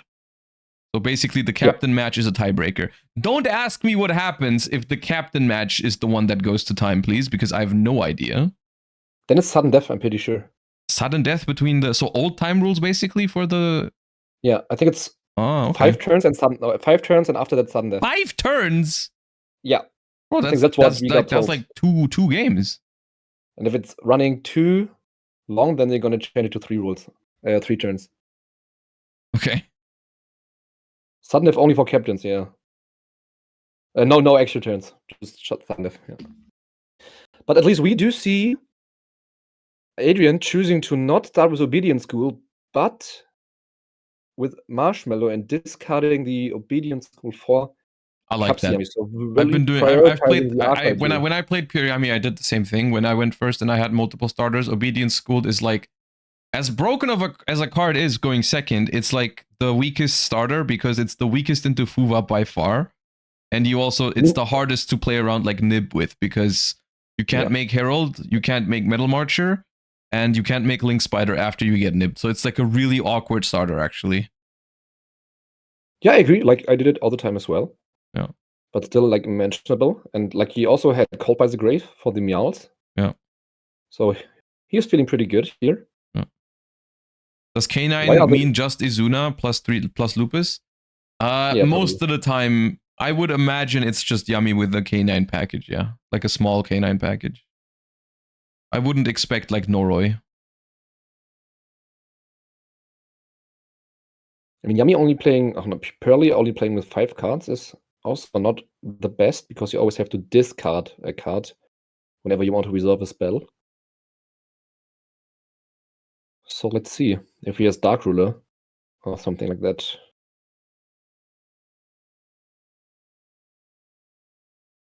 What a hand! Marshmallow Called by and Prosperity. And Obedience Schools. That was apparently the worst card in our hand. Apparently, yeah. Why did that surprise return to hand? Because Marshmallow adds a Yummy spell from the grave to the hand when it's summoned. So what you do is you go Surprise, summon Marshmallow, and then add back Surprise. That way, the Surprise is basically free to revive the Marshmallow on the first turn. Okay, so we revealed perfectly 3 engine, 3 non-engine, and we now get to pick the best non-engine that we want, which in their case is Dominus Purge. So at the very minimum, we've already eliminated 1 card from the Pearly player's hand. We have a Dominus Purge, and we basically are looking to full combo, which has been achieved. So Herald and full setup, and there's still 9 minutes here. I think that's enough time for a solid game. So even Dark Ruler is not gonna be enough. Do they not see? Ooh! Oh, there's the that's big. That's what you call shot. Do they not see the zones on the playmat? Can someone explain that to me? You mean because of the deck or what? Huh? No, because the graveyard is over the where the deck zone is, and the deck zone is in the banish zone, but not actually in the zone. Whatever, Josh. Scheiß drauf. Whenever he's mad, he switches to German. Chat.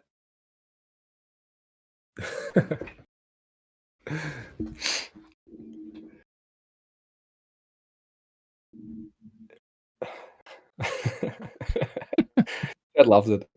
I love it as well. Scheiß drauf, Dicker. So obviously, Surprise being able to resummon a Synchro is pretty strong here. I'm just confused why he chose to not chain the Happy to the Surprise. Yeah, that's the problem with board breakers against Yummy. If they get to Surprise and they bring back the Synchro, like slowly but surely, this Synchro will get them back the entire board, except for the Herald. The Herald is gone, but like now the Cupsy tags out into Snatchy and a level 1, and then that makes another Synchro, and that tags out, and so on. And then you make Lollipo, you get back more bodies. So it's if there's no Bell here, which it looks like there isn't, then this is just going to lead to a lot of Yummy card advantage. And I guess also a draw here from the Cupsy. It's worth noting that Adrian picked Dominus Purge over Ash Blossom against Pearly, which is interesting, I think, because you cannot purge the quick play spells. Exactly. That's why I was confused when I picked Purge. Maybe he already has Ash, or... Oh.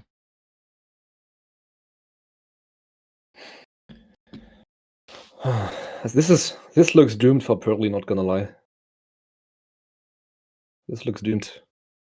I mean, it's just 2022 meta deck going up against 2025 meta deck, and they're basically right now they're playing engine to engine, even with the help of his fear mode. And he's gonna whiff. No, he's not okay, he hits my friend and the pretty memory. Is it? I think.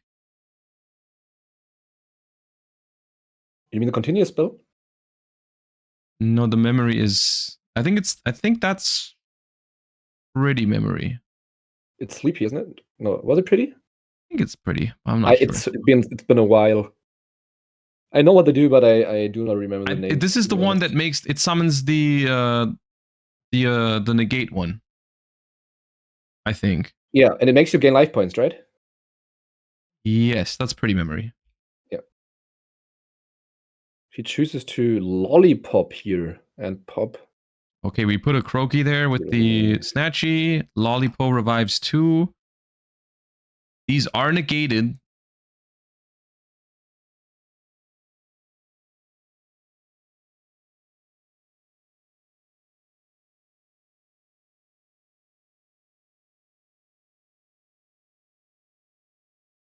Now Pearly slowly but surely just running out of cards. I think that's the biggest problem with Pearly, because in theory, of course, it has infinite extenders. Ooh, talent is strong. Probably has to draw here, yeah. Probably cannot afford to look at hand or take, and that's where the Purge comes in. Like, knowing there's Purge, you probably just have to take if you have Engine, right? Well, but they have no card to discard, I think. Max, they have one other card to discard. Monster Reborn on that Solemn Warning. Okay, that's GG, right? There's only one memory in hand, and that is GG.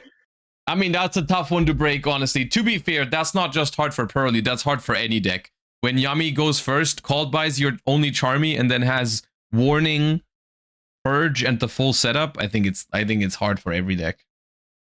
Yeah, it's almost impossible. Like, especially him having the choice what he wants to grab. Like, as you said, picking Purge is interesting. They probably picked it because they had Warning, and so what they were thinking was like, if I Purge like a My Friend, it gets destroyed.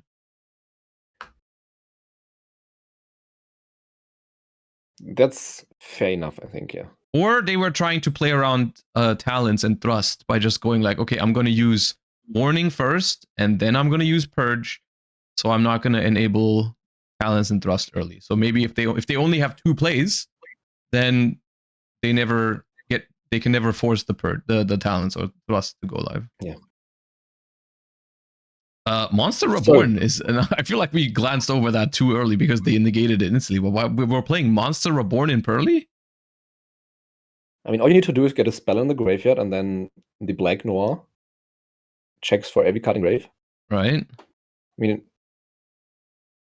I'm not a fan of Monster Reborn. It only is good if you already were able to play. So, yeah.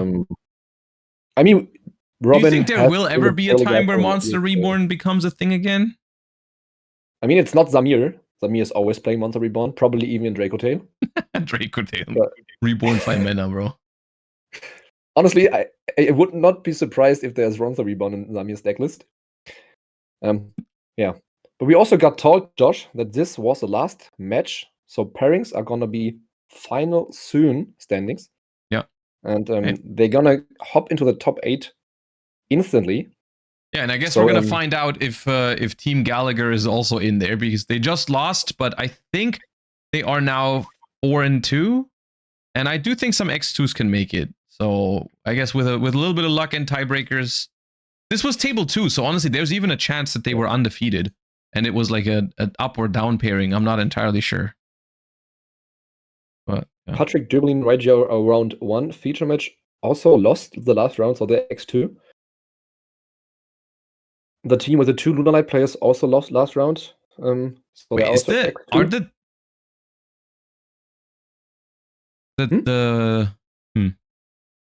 I just got told on chat. Okay. And on WhatsApp. So yeah. Standings are not here yet. But we do have a bunch of X2s and only one X1, and I think only one XO. No, 2 X1 and 1 XO. So at least 4 or 5 X2s will make it. Okay. Well, the chances are not bad then, because of course they lost to Dinka's team as well, which is probably probably helping their tiebreakers, if anything. So I can do the math really quick. So we had 55 teams, or 54? 56, I thought. Oh, I can look it up. Right. It is 54. 55. Yeah. No, the top row is header. Okay. Yeah. 4. So there's 54 playing 6 rounds in top 8. So this. There's an Exodia FTK in top 8 with Mitsu. Wait, they made top 8?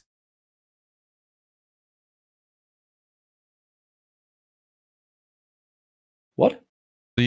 Someone is saying the Exodia FTK made top 8. I think they played table 3.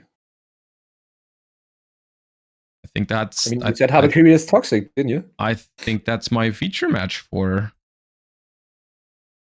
top 8, if that's true. If that's true, Exodia FTK is gonna be here 100%. So, but I think our math, or my math, was not mathing. Following the calculator, we have 0.860, 5.151, and 12.742. So 1XO and 5x1. 5x1s. Okay. So only 2x2 are actually making it, chat. Ooh, that's closer than I thought. Yeah, it's only 2 out of 10 will make it. So we can't see everyone that we had on stream earlier back at it. We know that a bunch of our matches, our players are X2 here. So are you rooting for someone? Do you have someone that you really want to win this event? I was checking the pairings and I saw that table 1 had the team with we featured them earlier. I think it was Eniacraft. And I was wondering how that worked. That's why I was confused a second ago, because they cannot be undefeated, right? No, they cannot. Table 1? Yeah. Okay, we do have standings, but let's not log into it here. Okay, they are not in top 8. Brechen was table 1? Huh? You're right. I think table 1 was not actually table 1. So what we just watched was table 1. So the 2 teams we just watched were actually undefeated, which I thought they weren't because they were table 2. But I don't know, for some reason, I think table 1 had special seating. We do have standings, Josh. And yes, you're I'm right. looking at them right now. So yeah, Car was undefeated. Car's team was undefeated and ended up first place after Swiss. Yeah. Hold up. Do you want to put them on screen really quick, or do you just want to talk through them? I am on my way. This is our... Okay, so first in Swiss is Dinkabui's team. Second in Swiss is the team that they just beat. Third in Swiss is a team we watched earlier. I think it was round 2. And they had a Sky Striker player as their captain, which was fun to watch. Table 4... fourth place, I think we watched earlier as well. Yeah, that's August 31. That's the August match that we watched. Yeah. And in fifth place is the team that has the Exodia Mitsurugi duelist. So there is, in fact, an Exodia deck. So surely we have our feature match here. I'm just checking what else we have. Team Canex and Forbidden Ross. So Patrick Döblin Radio is eliminated. Smitty's, I forgot, is also eliminated. Forbidden Draw.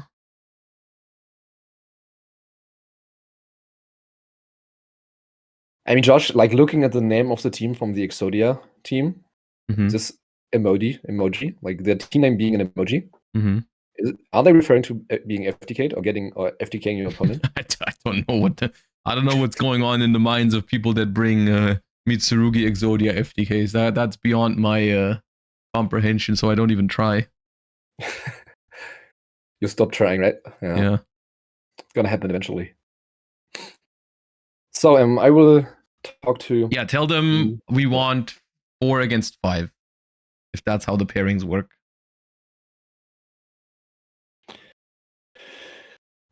So the team name, I have to copy the team. Okay, I'm gonna do it in Discord. I do not want to spell that on my phone.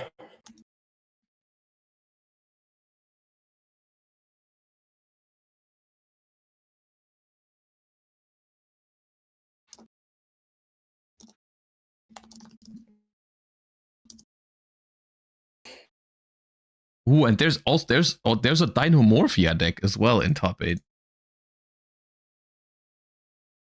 Dinomorphia? Yeah, the team in 8th place has a Dinomorphia duelist.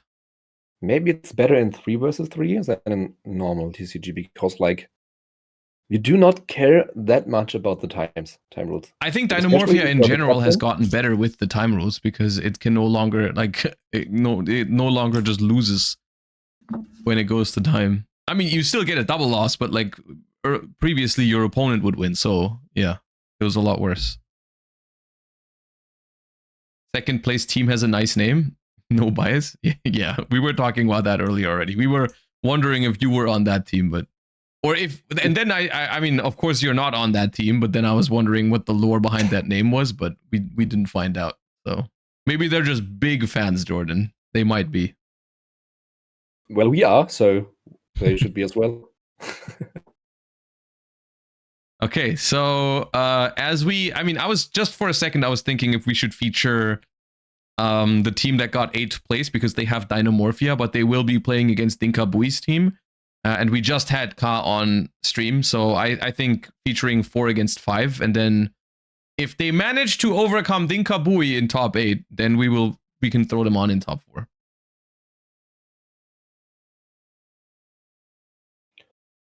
But nonetheless, our top 8 feature match will be pretty interesting, Josh. Yeah. We've talked about it the entire stream, and we finally do get to see it, and that in top 8. Dude, so here's the thing, right? Usually people post like, oh, you can do this with Habakiri, and I'm not even surprised by any of that anymore. At the same time, I also always think it's kind of like a meme, like no one's actually going to do that. And then someone just said like, oh, no, never mind. I actually will do that. I mean, what is the better place than a 3 versus 3 to bring something like this, right? Because your teammates can then actually win, or you play like 10 bricks, so if you brick your opponent, your teammates just have to carry your bag, right? Okay, fair enough. At the same time, you could also argue this is the worst time to play such a deck because your teammates might be very annoyed if you just keep losing. I mean, to be honest, if I would bring a deck like this to a 3 versus 3, I feel like the entire team should run it, and either it's hit or miss. Yeah. Or I mean, maybe they were just fine with them playing like more of a meme deck, or maybe the deck is just giga broken and we're just all missing out. Because here's the thing, the math behind it is pretty sick. Because hear me out, okay? So it's a 60 card Mitsurugi Exodia FTK. And everyone knows that you don't draw your bricks if you play 60 cards. So it might just be a better Mitsurugi deck because you never draw your bricks and you just FTK going first. I mean, I personally cannot relate. Like, I always drew my Wand of Engraver, even at 60 cards. But I get the point. Playing 5 Exodia pieces, Kusanagi Mirror and stuff is probably better in 60 cards than in 40. Dude, it's yeah. But it also, Josh, hear me out. It also minimizes your chance of drawing Exodia in your starting hand. That's a good point. I hate it now.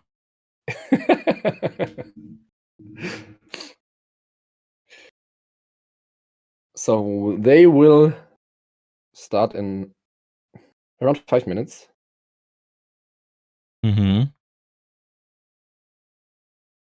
Okay, so I've seen the combo, I think, in Master Duel, and from what I can tell, I think it is the same. We are playing Blue Dragon Summoner, which I think we search with Magispector. Is he actually playing Blue Dragon Summoner? Yeah, it's the not once per turn search for the Exodia pieces. Okay, of course. Okay. For some reason, I thought about what's the name? This baboon.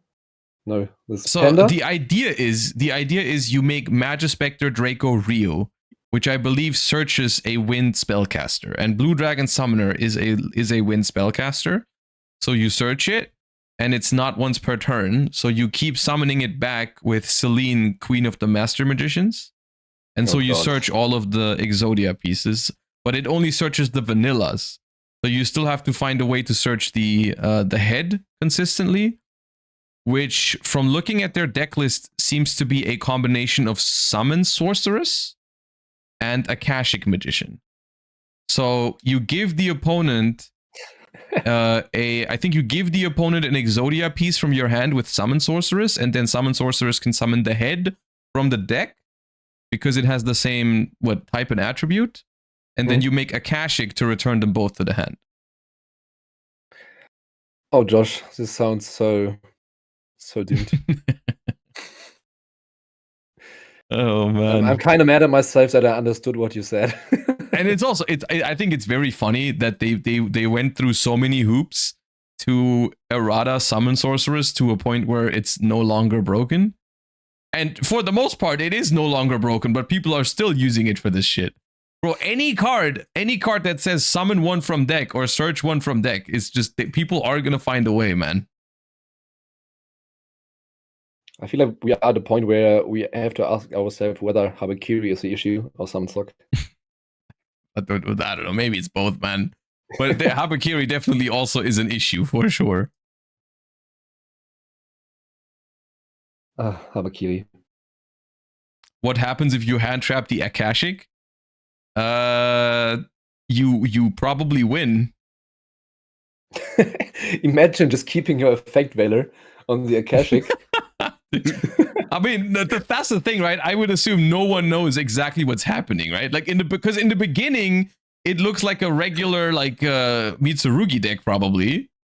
So you're just gonna use your hand traps on the first couple of things, and then if they can play through, then you just get cooked. I think is how it goes. Also, even if you stop it, I guess there still is gonna be Mitsu cards, right? They still play Murakumo and prayers and so on, and so like it's not like a 0% chance to win if they get stopped. I mean, I'm pretty interested if we can figure out how many times they actually FTK'd or how many times they just won by summoning Murakumo. Fair, yeah. They are also not just right? Murakumo. It is K9 Mitsu. Are they playing Murakumo? Huh? Okay, they are playing Murakumo. They are playing Murakumo, yes. Obviously. If you don't need it for the combo, Josh. Yeah, okay, and how you just don't win a single game going second, yeah? It's Exodia deck, Josh. What do you want to hear? Noroi is also FTK? Yes, Noroi is also FTK, because Noroi bridges into Habakiri, and Habakiri is FTK, so... Oh, damn. But I'm excited to see it in the feature match, not gonna lie. I pray it's funny if you get to watch it. Yeah, I don't have to play against it, so I don't care. But like, it's if I was the opponent now going into that match, I'd be scared. So, do you want me to tell the TO to prevent his opponent from scooping if they see hits full combo? No, of course not. They think it's cool. Whatever. No, we want to see the combo. Man. Do they have a timer in top 8, or is it like in YCS's now where top 8 you don't have a timer anymore? They do have a timer, and we can actually hop back to the table. Yeah, then they should be allowed to scoop, absolutely. Yeah. Josh, it's for us, not for them. It's for everyone at home. And we do see a team that we have already featured. Yeah. So at the bottom here, it is Raheem, Justin, and Mirko, who we saw on the, I think, round 5 feature match, where they won, I think. I think we saw Mitsu Orchest win. Yeah, that was the intense game with... yeah. Against the Fuva game where we drew into evenly and stuff like that, yeah. Yeah, exactly. And yeah, we have... we have... Draco Tail versus Draco Tail, Yami versus Lunalight, and Mitsurugi K9 Exodia versus Mitsurugi Orchest, which is the match that we're gonna jump into in a second, obviously. What do you think? Who's favorite? I think, like, obviously Mitsu Orchest and Mitsu Exodia. Whoever rolls the higher number. Do you think so? Like, Lunalight is pretty good into Yami going second. Oh, you mean in general, like between like not that matchup. Like, okay, yeah, sure. I mean, that's for 100%. I think Draco Tail K9 is probably slightly favored against Draco Tail Branded, just because I think the K9 engine is pretty strong in the mirror match. I don't know how big the package is that they play, but even if it's just Azuna, that can be a real win condition. Between Yami and Lunalight, I think Lunalight is favored. So I think on table 1, I favor blue. On table 2, I favor red. And on table 3, I favor whoever rolls a good number on their dice. So let's see. Who won the dice, Josh? Björn looks like he is about to cook. So, yep, Habakiri, that's game. Go next. Josh, I got told he resolved the FTK twice today. Okay. That's not that many. 12 to 18 matches, only resolving it twice. That's not that much. He's playing Exodia Mitsurugi, and he's in top 8 with only FTKing twice? I mean, he has teammates, Josh. He has teammates. He also has a Mitsurugi deck, so. He also does have a Mitsurugi deck. Two is sad. Two is actually kind of sad. Maybe we can make it 3 here live on the feature match. He's also searching for a long time there. I mean, he's playing 60 cards and he's looking for Saji, right? Maybe Saji's in hand, and that's why it's all weird. Oh no, the combo doesn't work anymore. Concede.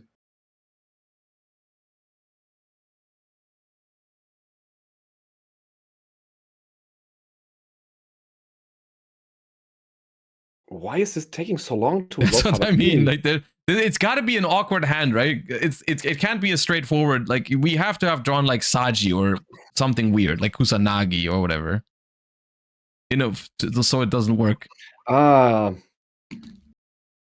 Apparently, Josh, he shuffled his deck wrong, or his opponent, or whatever. Oh, is like the half of it face down, face like upside down? Yep.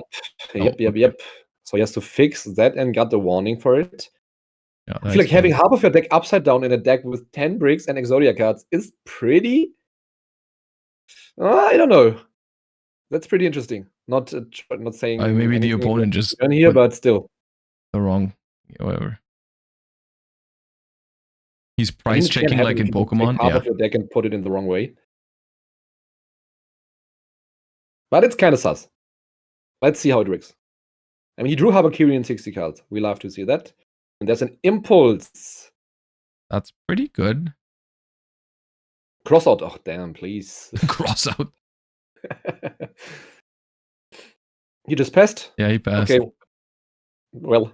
Maybe that's why he only pulled it off once. Because instead of having like a second engine or a third engine in the 60 card deck, he has Exodia pieces. I want to see a sand.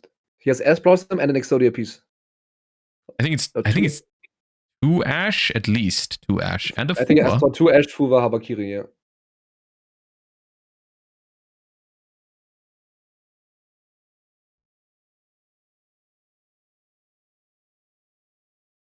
Shuffling the deck in 2 piles.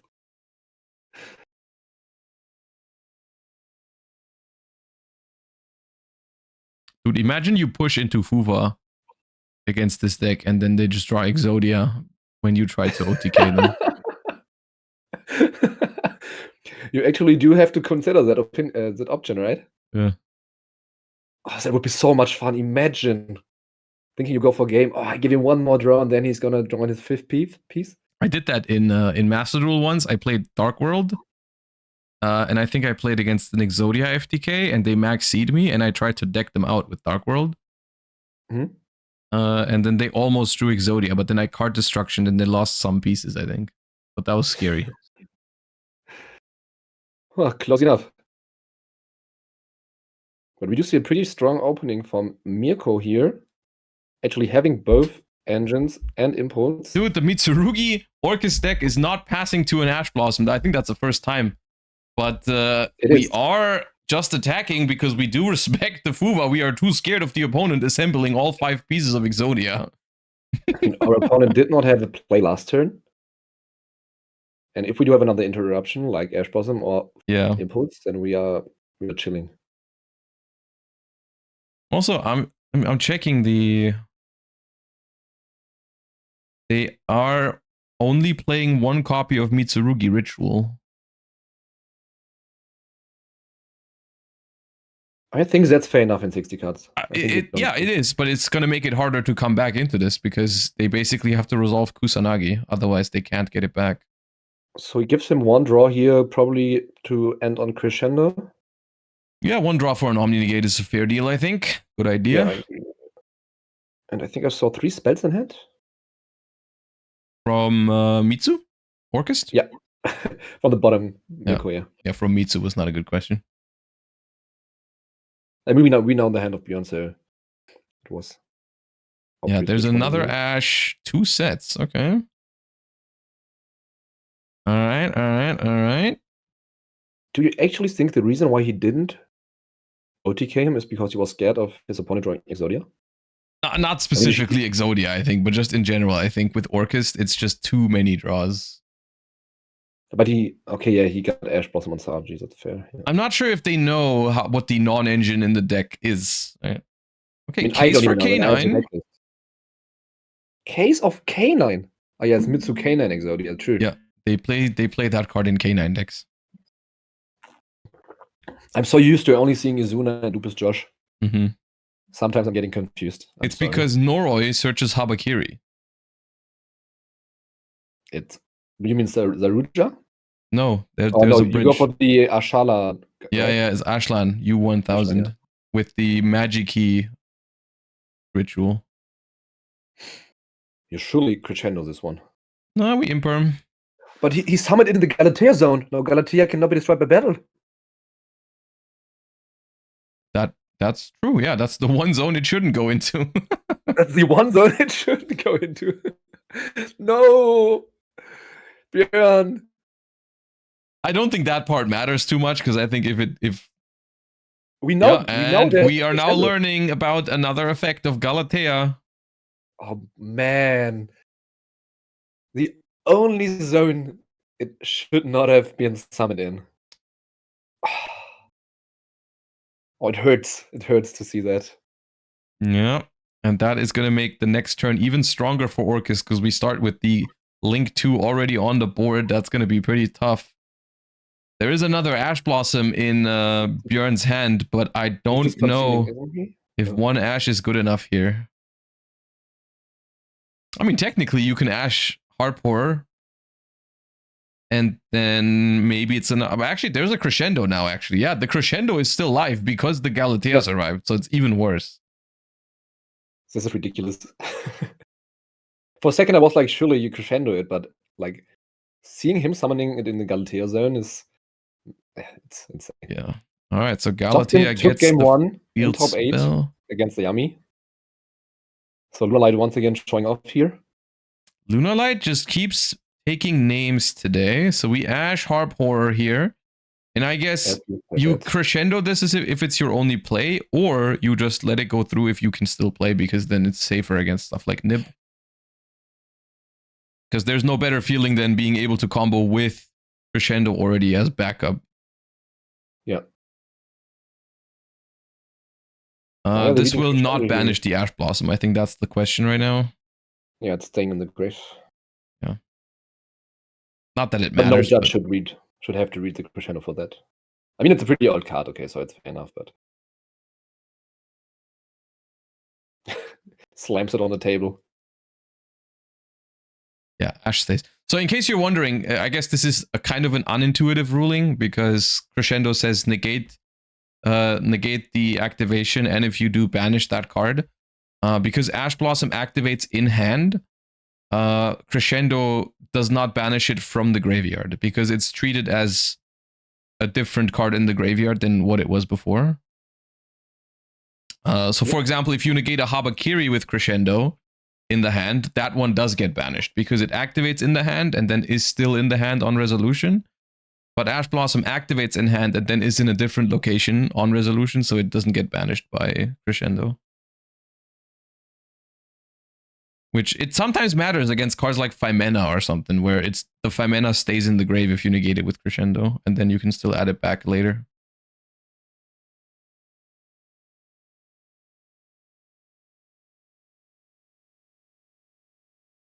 So we do see Björn here picking up the Link 4, reading it. It's a Snatch deal, right?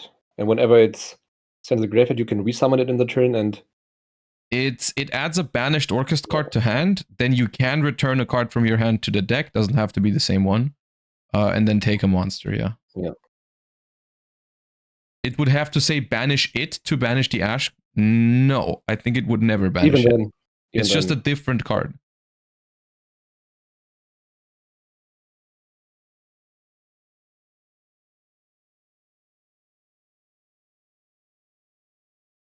I can't get over the Noroi being summoned in that zone. Well, it's not in that zone anymore. You're saved. You can get over it now. Finally breathe again. I mean, I would be surprised if we're not just going for game here. I mean, Noroi is already what, like I think 2200 or something, 21 or 22.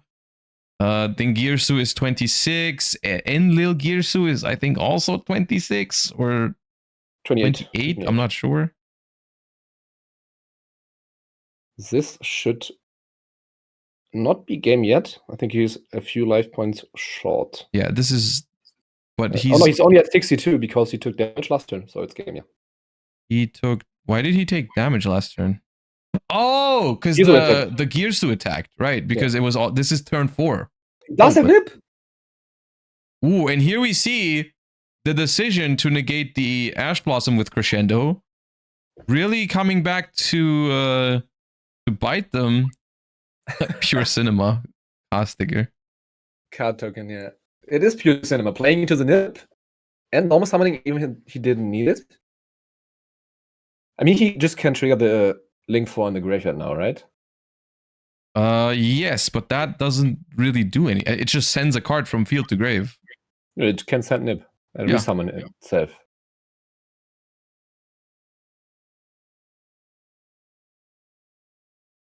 He banished it. Does he still have Wand access? I thought he had Skeleton access. You have to banish it to send. Oh, okay. We also, I don't think we made the Orcust Link one. We did actually. Oh, we did. Okay, I missed it then. He used it in Galatea for long, and he top decks another card. So, but dude, we started the turn with a Galatea already on the field, Crescendo in the graveyard, and we somehow pass with 1 Nib token against Nib? That can't be right. No, that can't be right. He did commit so heavy. Okay, we do have Babel and some disruption with Thingirsu in the graveyard, so not completely defenseless here at least. And I think from Bjorn's side, I think I see double Habakiri and I think a Chaotic Element. Yeah, I agree. Which is not a play, I don't think. Is he peeking the hand here? Or is he just using the attack points? Actually, Chaotic Elements for Jokul and then normal summon Jokul, because I think there's 2 cards in hand.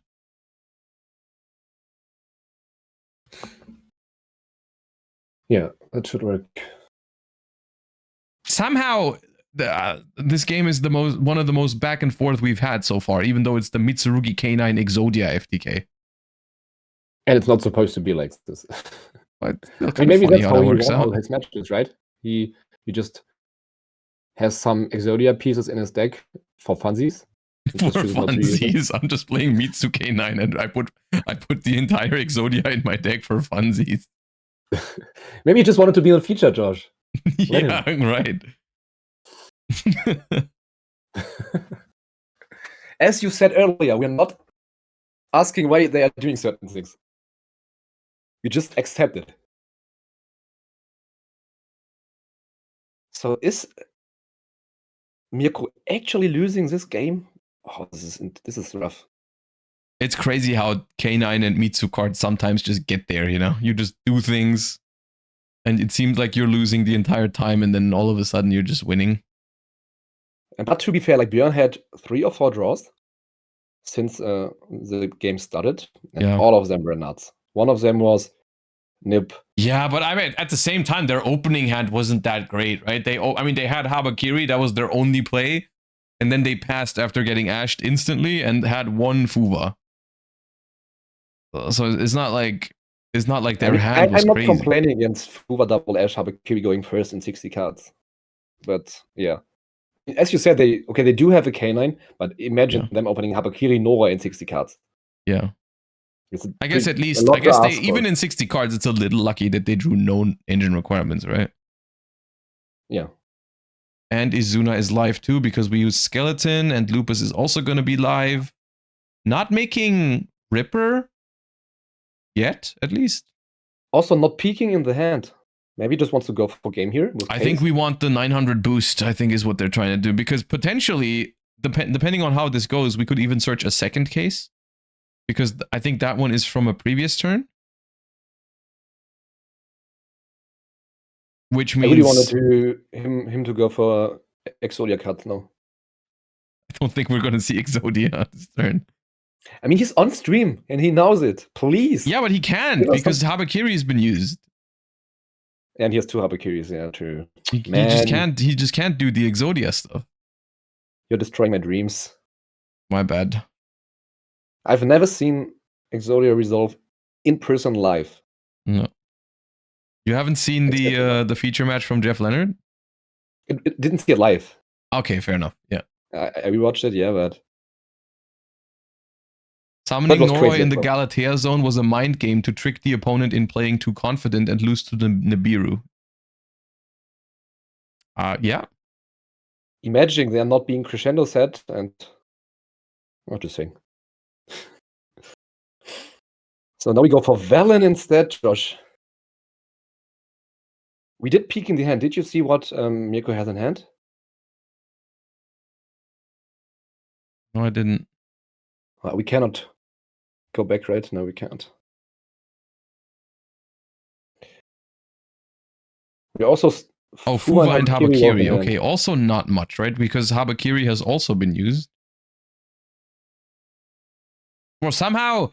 I don't know if it's the Orcust Mitsurugi deck's fault, but every game we've seen from it so far today was like kind of scuffed. It always got into these like super weird game states where I don't, both players are losing right now. I don't know what to say. Cinema. Absolute cinema. Yeah. I think we attacked over the Dingirsu now. So we got rid of our case to make Velen to book the Dingirsu, which we could have easily attacked over in the first place. And also we didn't use Lupus. I'm so confused here. And he keeps the token because it's a very big token, and token just deals it here. That's a fat token. I think that just... is that game over the SP? He's on 62. What did that tribute? That was a lot, right? That was... now they're counting it. They did not kike the stats, but it was a lot. I respect that though. Like very often, I start calculating the nib token stats when it matters. Do you? Sometimes, yeah, depending on what. Whenever I summon a token, I look at my opponent. I'm like, bro, do you play Link Spider? And if he says, "I'll do link it off," if he says yes, then it's fine. If he doesn't, then I'm going to calculate it. Yeah. The nib token should easily be game here, right? It had 8k, otherwise. Yeah, and also, I mean, we just have Orcust follow up because of Crescendo. He's just conceding, yeah. So Mitsurugi K9 Exodia goes down in the first game here. Super weird game. But it was entertaining. I kind of enjoyed that. I think every single match is siding right now. Damn, we are so unlucky, Josh. Oh, we got 3 games in side decking right now. Table 1, currently, Dracotail K9 did beat Dracotail Branded in the first game. Table 2 is already going into game 3 between Yummy and Lunalight. I mean, it's probably just like, hey, can you summon Liger Dancer? Yes. Okay, let's go next. Do you have heavy poly, sir? No. Okay. Thank you. Lunalight won game 1, right? So it should be able to go first in game 3. That is, in fact. And then we have our Mitsurugi K9 versus Mitsurugi Orcust match. He started with Branded Fusion here. That's a pretty good opening. And Mululu as well, I think. And Branded Fusion resolves. Do you let Branded Fusion resolve if you have Ash Blossom? I always ask myself the same question. I think it depends if it's game 1, 2, or 3. Like, if I don't know that it's actually Dracotail, I may Ash it. If I know it's Dracotail, I probably keep it. Right. I also think it depends a little bit on your hand. Sometimes it's like, okay, if I just hold Ash for Dracotail Flame and my hand is really strong engine, then I can just beat Dracotail. And it without also hoping that they break. Yeah. And it depends if you saw the Sanctifier or if you went for the other line in a different game. Yeah. It depends on if you actually lose to Albus being revived. And but sometimes if my hand is not great, I just Ash it and hope they can't play. Yeah. But I would not necessarily say that it's correct to Ash it. If you know it's Dracotail, I think there's a good argument to keep it sometimes. Yeah. Especially if you have like one really good spell in hand, and all you have to do is Ash Flame, and then you're good. Yeah. Like in a lot of Mitsu decks, or I mean, for Lunalight, I guess it would also be true with heavy poly. Yeah. Like it's just like, okay, let's just let him cook and then Ash the Flame. But that's what I meant earlier when I said I like the applications of Ash Blossom like nowadays. You have so many different ways you can use it. I think it's, to be fair, I think that's more so because like Draco Tail is a very interactive deck where you don't actually, because the only reason you can even do that is because the Draco Tail endboard is not auto win. Yeah. If the Draco Tail endboard was auto win, you'd have no choice. You have to Ash it, or you have to Ash something. Did you see what happened to Bjorn's hand? He drew Mirror and 60 cards, and Futsu, and Coldbuy. But did he so drop his only play pre-prep? Is in fact Noroi. Noroi, Coldbuy, Futsu, Mirror. But Noroi resolved. No Fuva, no Imperm, no Impulse. And Noroi is full combo. Josh, do we get to see Noroi is Exodia. the FTK? Bro, please don't scoop Mirko, please. Oh, is there hand traps? I don't see it. There I see pre-prep, I see Saji, I see prayers. Is there a trap? The second card on the left? I didn't see the left two. Okay, there's Izuna with Noroi. Oh no, please don't fumble the combo because you drew Jokl. You drew Jokl, that makes it harder to combo, noted. Please, Bjorn.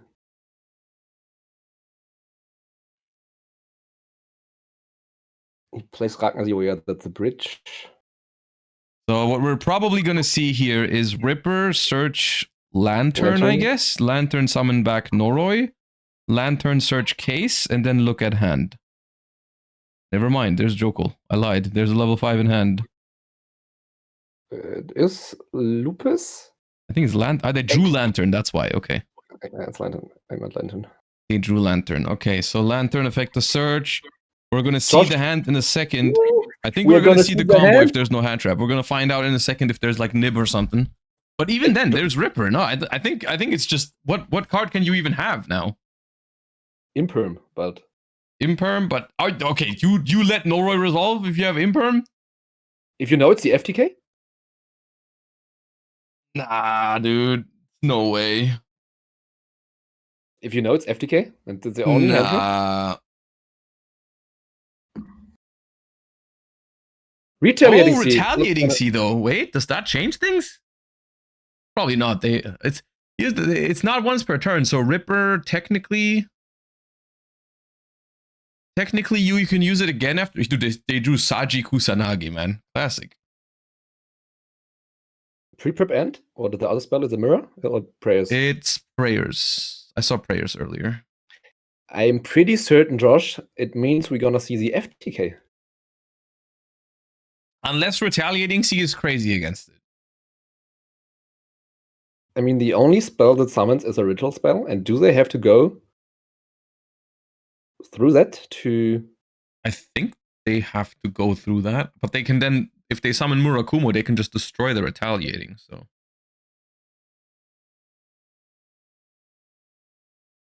Ooh, I mean, yeah, you have to go through Mitsu to combo. The K9 cards alone do not search the entire Exodia.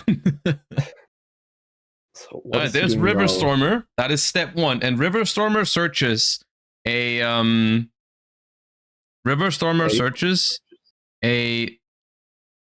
ritual monster, Magic Key ritual monster, I believe. That is an Earth Machine. True, I saw that on the deck list, yeah. Yeah, you need that one. You need it because for Ashland U1000, it's like reveal a ritual in your hand and then search a ritual from your deck that has a different type and attribute.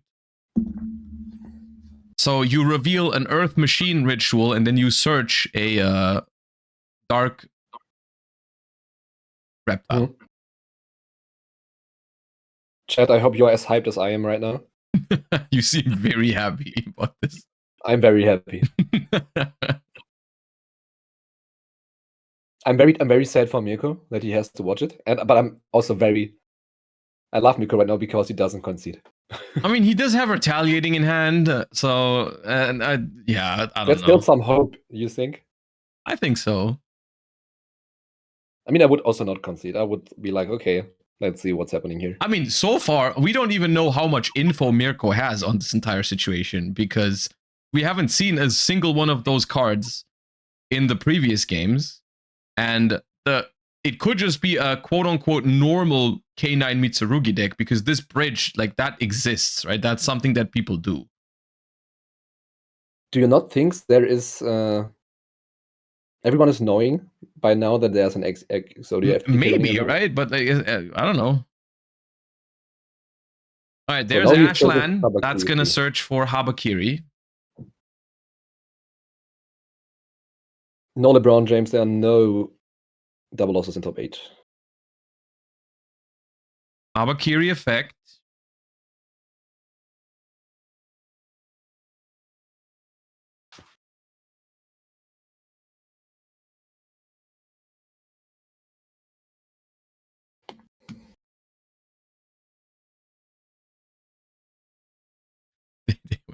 Saji is always hiding somewhere. Okay, distributing the Izuna so we can keep the level 4 body.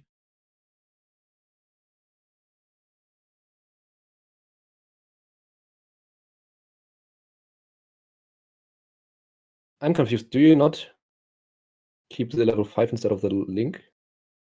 Or does the link still do something? I think you need the link material because you need, like, Celine is a link 3. So I think it's going to be a link 2 and a spellcaster that makes it. Because I think Celine is like, you need a spellcaster to make her. So it's probably just the link 2 plus Celine or something. I do think Ashland can be used as link material, but I have to check real quick. Yeah, you can. And Celine is... Chat. So now he probably changed Retaliating Sea. We just let it slide and ripe it, right? So summons Habakiri from hand. Tributes probably Murakumo or Kusanagi and Aramasa. I think it doesn't. Retaliating Sea banishing the ritual spell could matter for Celine spell counters. That is a good point, but like if you did it here, they would still get it back from banished with Kusanagi. So what spells do they have in graveyard? They have Case. That it? That's it. So far, that's it. Yeah. You need 3 spells. And you do get prayers and you do get the ritual spell, so. Right, but then the ritual spell is important because it is the 3rd spell in the graveyard. But like whenever they attempt to summon everything but Murakumo, you just negate it with Ripper. And when exactly. Yes. When you go for summon Murakumo, then you let the Retaliating Sea go through. If they use it here, you can just negate it. Yeah. He's not. Yeah. I think Mirko is not activating Retaliating Sea because it just gets negated or doesn't matter, and then the Lupus is life. So he's just hoping that maybe denying one body from Lupus and the body from Azuna makes a difference, I guess, at this point, because he knows the Retaliating Sea is not going to help. And there is Blue Dragon Summoner. Oh man, oh man, oh man, it's happening! Chat, it's happening! Yeah, Mirko is like, I paid entry fee for this tournament. I'm gonna watch it. I'm gonna watch it. I paid for this movie. I'm so close to going to my clothed and to my chamber or whatever to pull up my Exodia t-shirt from Worlds. Josh, I think you should do it as well. Yeah.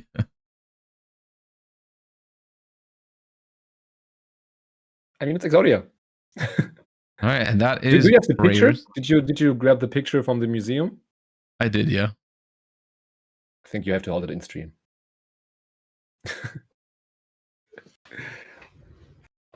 Okay, you do not like Exodia. I got you. I like Exodia. Okay, we need more spells in grave. Exodia. But at least, as you said, if it's not used against me, I like it. Otherwise, I'm fine. I'm in Futsu even. We play Futsu as well. So we can actually... You can just play like normal Mitsurugi. This also... I can tell you, this Futsu came in from the side deck. It was not in the main deck. Because I checked for it earlier, and now I'm seeing it's in the side deck. we're just citing more engine for going first, it seems like. Which I can get behind that. I mean, if you get full, you really do not want to Exodia, right? And there is a second Blue Dragon Summoner now from the deck. And a Magatama. Do you think he's going to Magatama summon is also again? added. So, funnily enough, I feel like this would already be a winning game even if we didn't Exodia. Like, this is pretty hard to break, but for the fun, for the lols, we're just doing Exodia now.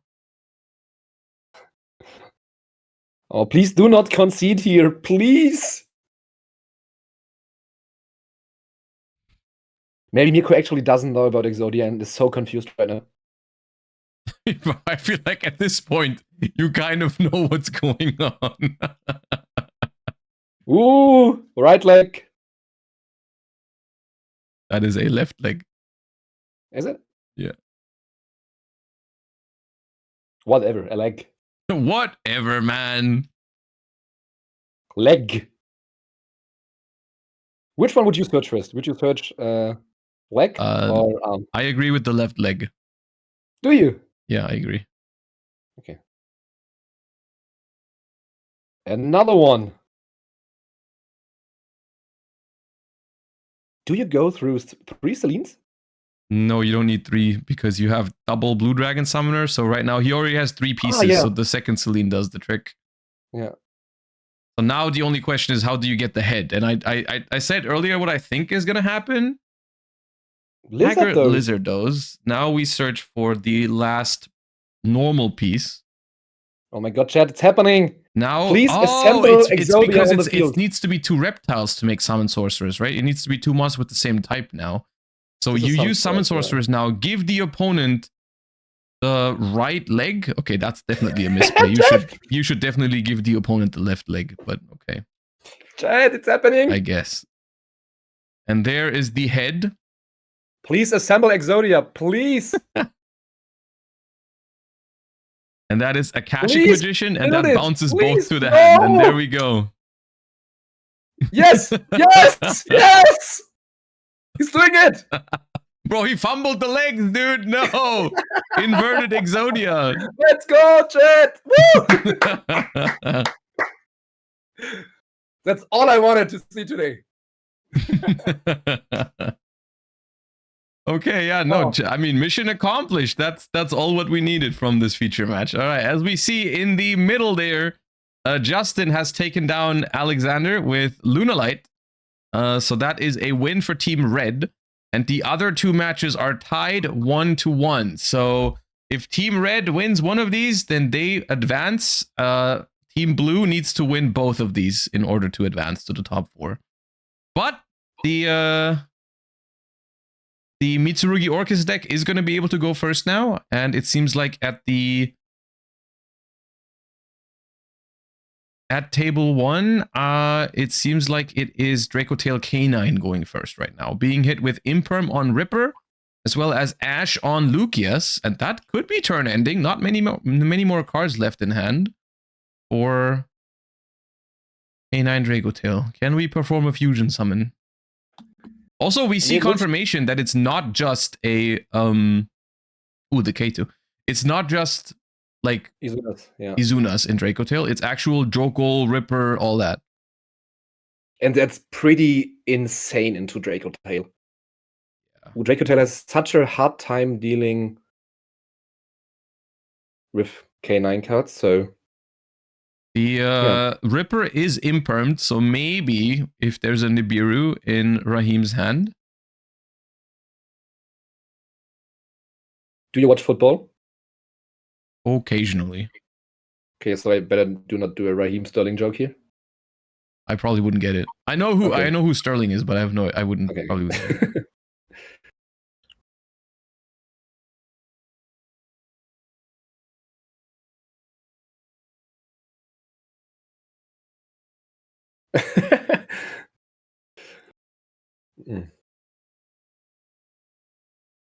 Ripper's so strong in the mirror match.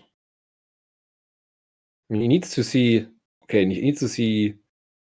This is a tough board to break for Dracotail because they have 4. They're gonna have 4 cards in hand only. And I do see Lulu though, and Branded Fusion. I'm pretty sure. It's a K2, I think. A2 Phimena Mululu, I think. Not a bad engine hand, but still. That's pretty good. We have. Well, is it 2 traps or all 3? Two. And Phimena in hand. But he chooses to use the Phimena here? And Lucius is still live, so yeah, he gets to threat. Lucius is live, so we make Secretarion here. Get the 3rd trap. Secretarion is also really annoying, because even if we get to make a fusion, we can't activate our Thalion. Yeah, at that point you just go for... I forgot the name. The other so one. It looks like, on the left, of course, the match is not over yet, but it looks like Team Blue is winning that one. So it all comes down to, or likely all comes down to match number 3, which is Mitsurugi Exodia versus Mitsurugi Orchest. Is Exodia Exodiaing? Let's see. We do see his starting hand there. Imagine he just opens Exodia going second. That would have been fun. But he didn't draw a brick once again. Do you I think he probably sides out Exodia going second, realistically. Yeah. Probably sides it out for breakers or more engine or whatever. But also didn't open Fuva. This Habakiri is resolving. He does have Bell though. But Bell is not stopping. Bell alone is not going to be good enough. How crazy would it be if we would have Nightmare Mermaid like we do in Master Duel? I think it would be pretty sick for Orchest, because then it would open up, especially, like, I mean, of course, you can play more Orchest hybrids, but you can also play pure Orchest a little bit better, because you could use, like, for example, Sky Striker cards as starters, like you do in Yummy. Because I think that's one of the biggest problems of Orchest, is that it just doesn't have enough starters currently. Yeah. And with I did expect you to say Nightmare Mermaid is so toxic, please don't, but... You say that, at the same time, it's like... It's like... so much more fair version of Moon of the Closed Heaven. Am I missing something or misremembering? But it's also able to summon Ibli, right?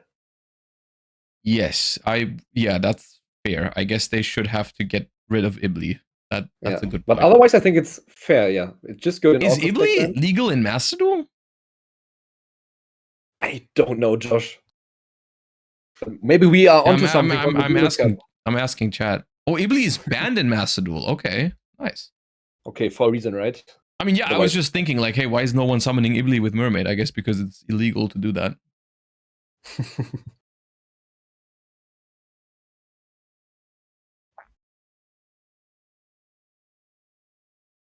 It always surprises me when sometimes the Master Duel ban list has an advantage over the TCG ban, and usually it's not the case, but every once in a while it's like, okay, randomly there it's better.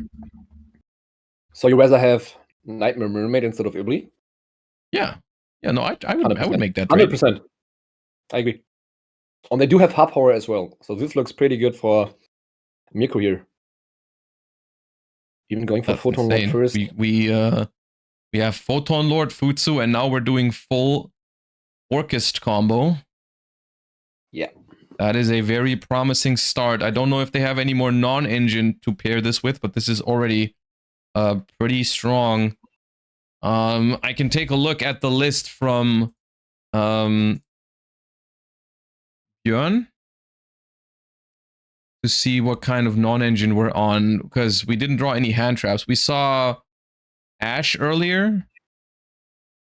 From Björn, I saw Bell in his hand. I think he has 2 Bell in hand. He's playing Bell. He's playing 6 Charmies. And Meows in the side deck. Didn't draw any of the Charmies. I think it's a total of 9 Charmies. Does play Nibiru.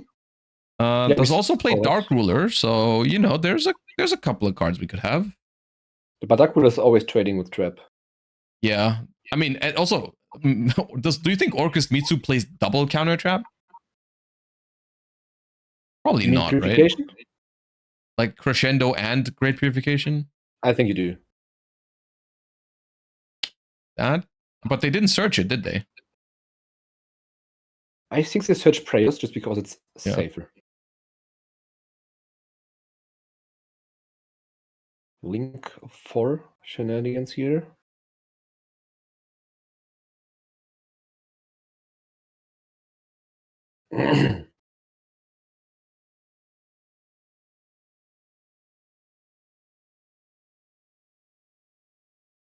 I mean, Orcus is so strong. Like, if I play against Orcus at an event, I'm always so scared going second, because if they actually get to combo, it's almost unbreakable.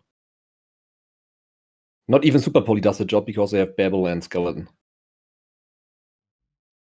Okay, we activate the prayers, so this could so let now the they're gonna Futsu search the trap.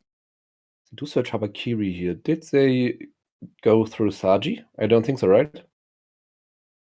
That way they get to get. They started Purification and Haba, prayers. didn't they? They probably went through Saji. Did they start with Haba? They started with Ah, Haba. they did. They did. Yeah. Okay, so they only get Everything to starts with one of them, Haba. yeah. No matter if it's an FTK or Orcus combo, everything starts with Harbor. So we go for an IP Masquerina here. We do have one more, two Set more. one, set two more. I mean, I do think this is... We saw last game, we saw the best thing that Björn's deck can do going first, which is search all pieces of Exodia. And this, I think this time we see the literal best thing that Mirko's deck can do going first. I can't imagine a stronger board from this deck, to be honest with you. I think you could also set up Longirsu in the graveyard in some lines. But don't... Sure, but I mean, Dingirsu is yeah, probably good enough. How do you defend Haba as a pure Mitsu enjoyer? Well, exactly that. I say I like pure Mitsu, so that's the only place where Fuba. All the time. Even in a 60 card deck, you are not safe from Fuba for turn. It looks like Björn can't put his fries in the bag, as Maxi would say. Draw a Lockbird on top. Okay. This is doomed for Björn. This is doomed. Yeah, the fries are hovering above the bag. They are about to be put in it.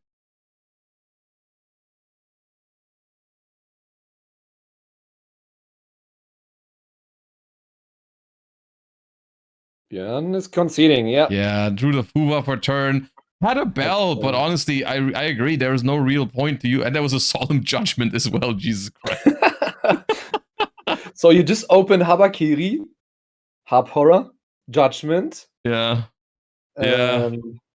What was it as well? Okay, the good news is, I guess, for Björn, that table 1 is not finished yet. We could theoretically still see a comeback here from Raheem. No, it's 2-0. It's over, right? Table 1? Oh, it was both Team Red. Okay, I see. Ah. And now there's actually the win for Team Blue there. Okay. Okay, nice. That was an entertaining top 8. I like that. That was, I think, more interactive than what I expected from the K9 Mitsurugi, especially game 1. I mean, of course, game 2 and game 3 were kind of one on the spot. I mean, not kind of. They were one on the spot. But game 1 was back and forth. Game 2 was exciting because it was Exodia. And yeah, but we see Mitsurugi Orchest also showcase that it's pretty capable of making some pretty crazy boards when it goes first. And in their defense, I don't think they needed the Solemn Judgment and the Droll Lockbird on top of that board. That board was already really hard to break, so... Yeah. But just like talking facts here. Mm-hmm. Do you think Björn Exodiaing Mirko was more of an FTK than Mirko doing his combo? It's kind of the same thing. And that's what I meant earlier when we were talking about Lunalight, of like, does it really matter how the combo deck auto wins? Yeah. Like, is it that big of a difference? I mean, I guess one difference is that in theory, board breakers can work against like the Orcus deck, right? You need an insane hand still, because there's a crescendo that they search, so you need to draw like, I don't know, Dark Ruler plus Evenly or whatever, which wouldn't even have worked in this case because they drew Solemn Judgment as well. But like, it's like, I guess what matters a little bit is that there's a theoretical chance, whereas if you just get FTK'd, like literal FTK'd, then there's 0%. But I think they're very close to each other in terms of what they're trying to do. Yeah. Modern yugioh can be so much fun. Yeah, at least in Genesis, they're not doing that. Because Rongo is 31 points. You can still Rongo, can't you? It was ironic. They're still doing that. Okay, for a second I was like, is the other card 70 points? It is. The Gossip Shadow is 70 points and Rongo is 31, so you can't play them together. But it turns out still Rongoing? Huh? Are they still Rongoing? Yeah, Onomat just summons 5 warriors. Oh, true. You don't even need Gossip Shadow. Damn. But you could also pull off. No, you cannot pull off that FTK in Genesis, right? Because Habakiri is 100 points. You also don't have Link monsters. You don't have Link monsters. You don't have Link monsters. I like. As you see, I've never. Have you played Genesis before? Not at all. Not Lunalight a single is game. pretty good in Genesis. I got told, yeah. Yeah. Maybe I do have to try it at the next YCS. Talking about it, when is the new Genesis ban list? Crazy, right? Huh? The prize pool in Genesis is crazy, right? It's very nice. Yeah, it's very good. It's a 4-round public event. If you go 3-1, you get the Genesis mat, which is already pretty nice. And if you go 4-0, you can also pick a Starlight rare. So you grab Mirror Jade? I think that's what Ka did at Bologna. Yeah, he just got a Mirror Jade Starlight. That's so crazy. For 4 rounds. 500 euros. Nice. And you qualify for Sunday. If you don't do well in the main event, then you can play the Invitational on Sunday, which is a pretty good plan B, honestly. Like the Invitational is a pretty nice. It felt pretty nice. I can only say, like, it takes a little bit of pressure off when you play on Saturday, because you just know, like, okay, even if I don't do well, I have another plan for tomorrow, which I thought was pretty cool. I mean, I luckily didn't need it this YCS, but I think it's cool to have. I mean, I didn't really know about it. Like, I played Giant Card on Friday. I also could have just played Lunalight and played Genesis. Yeah. And then after getting 18th place and not getting points, I could have played the second Invitational from Genesis, I think. Did you make day 2? Yeah, I was 11-4. Okay, but what was your score after day 1? 7-2. 7-2. Would you have played Genesis then? I think at least after I was 11-3, But at that point, it's too late. When did they start? Did it start early? 9 o'clock. And there was only one of them? The Invitational, yes. Okay, yeah. Then you have to decide at the start of day 2, basically. You have to start. You have to be like main event. Yeah.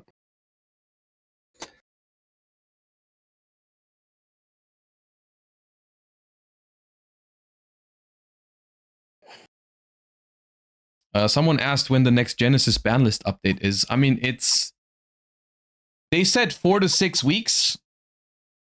When was the last one? It's a while ago now. It was before Bologna already, and Bologna is... It was even before Pittsburgh, I think. And Pittsburgh is like 5 weeks ago or something? What do you mean? When was YCS Bologna? 2 weeks or 3 weeks ago? 2 weeks ago. 2 weeks ago. YCS Pittsburgh was 2 weeks before Bologna. So it should be soon, the next Genesis update, actually. I mean, they did ask for feedback online, didn't they? Yeah, I retweeted the thing. There's a survey on Genesis format right now. So if you're watching and you're interested in Genesis format and you're interested in giving them some feedback, I retweeted it on my Twitter or X. You can go ! What's my command for my social stuff? I don't know. I think ! Socials. ! Ank. Huh? You should do ! Ank. Ank? No. That would be pretty funny though, Josh. They would like that. I'm not giving them that. Everyone is doing it. Look at chat. Yes, that's why it's not there. I feel like you should make me a mod. No. Better don't. Because they can create commands. That's not good. Yeah, that's what I mean. Yeah. If there's a mod listening, please do me a favor, just for this stream. Look at the chat, Josh. Everyone wants it. Yeah, everyone. Yeah. I know. Not my first time interacting with them. Yeah, you know your chat. You do know your chat pretty damn well. We have top tables from the remote YCS. Top tables in round 9. I guess we can take a quick look at that while we wait for the top 4 match to start.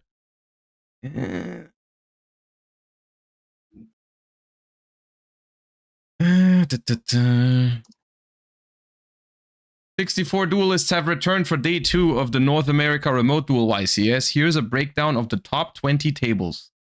The most represented deck... Oh, it's not sorted.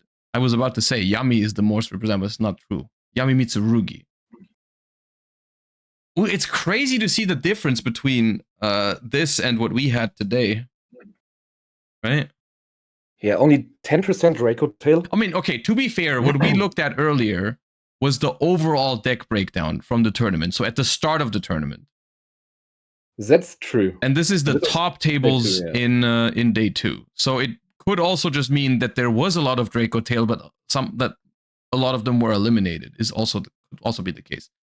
Do you know how many decks are in this statistic? Is it top 20 tables, so 40 people. So day 2 is only 40 people? No, day 2 is 64 people. 64 people. Okay. Yeah. I mean, it's not a huge YCS, but 64 people make day 2. We have 6 Draco Tails, 30 Mitsuyami. No, it's 4 Draco Tail. 10%? 10% from 40 people. Oh, from 40 people. Okay. I thought 64. From the top 20 top tables. Yeah. Okay. Yeah. That's not a lot. It really is not a lot. 4 Draco Tails made day 2 out of 500 players. That's not many. That's not good, no. What else is there? Okay, of course there's Yami, of course there's VSK9, of course there's Yami Mitsurugi. There's even less Malice than Draco Tail, which I think is kind of wild. Because Malice was very successful at Bologna. Which also, I do think, from my experience at least, even though I lost to it on the feature match, I think Vanquish Soul K9 is a hard matchup for Malice. So I think maybe that's why Malice is doing worse, because there is more Vanquish Soul now. So, Josh, we do have pairings for top 4 here. I'm getting back to this one. I hope they do another update on the remote YCS later, so we can look into it. Did Ka make top 4 or Dynamorphia? Ka is top 4. Okay. He is playing against the feature match that we just witnessed. So do we pick Ka and August 31, or do we pick Gallagher and FTS? I think we pick Gallagher against FTS because we haven't seen FTS at all yet. So I want to give some spotlight to the only team in top 4 that we haven't watched at all. I think that's only fair. Yeah, I agree. So we take FTS. And then knowing Dinka Bui, there's a high chance we see him in the finals anyways. I mean, not to discredit the other team, but you know, it is Dinka Bui after all. So not the worst chances we're gonna see him in the finals, I think. And we did see him going clutch in his feature match. Yeah. But I'm a little bit confused because if I look at the deck list breakdown, I thought FTS is not actually taking or like not being in Berlin because it says they're excused. I'm a little bit confused if it actually is FTS, but we do have a bunch of decks. One deck that I think that just means they submitted the deck list too late. I mean, Protoss is the only other team that has it, and they are not. Oh, okay. Well, I don't know. They are there. But, we gonna pick table 1, right? If that's just tell them FTS versus. Yeah, I did that, but which ABC? Which one? Oh, what are the decks? They probably do know it, right? So it's Memento, Vanquish Soul, or Yami K9. Memento, Vanquish Soul, or Yami K9. Versus, I mean, I'm for Memento. Gallagher's are Malice, and Pearly. That's the team of Grefe, right? Grefe, yeah. Let's do Memento. I'm down. Okay, so we take Love me some Memento.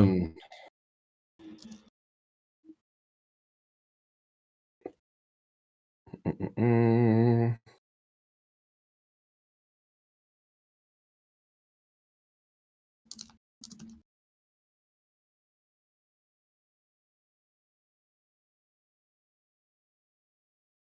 White Binder banish Akihiron? No, it's fine. They won't get that far.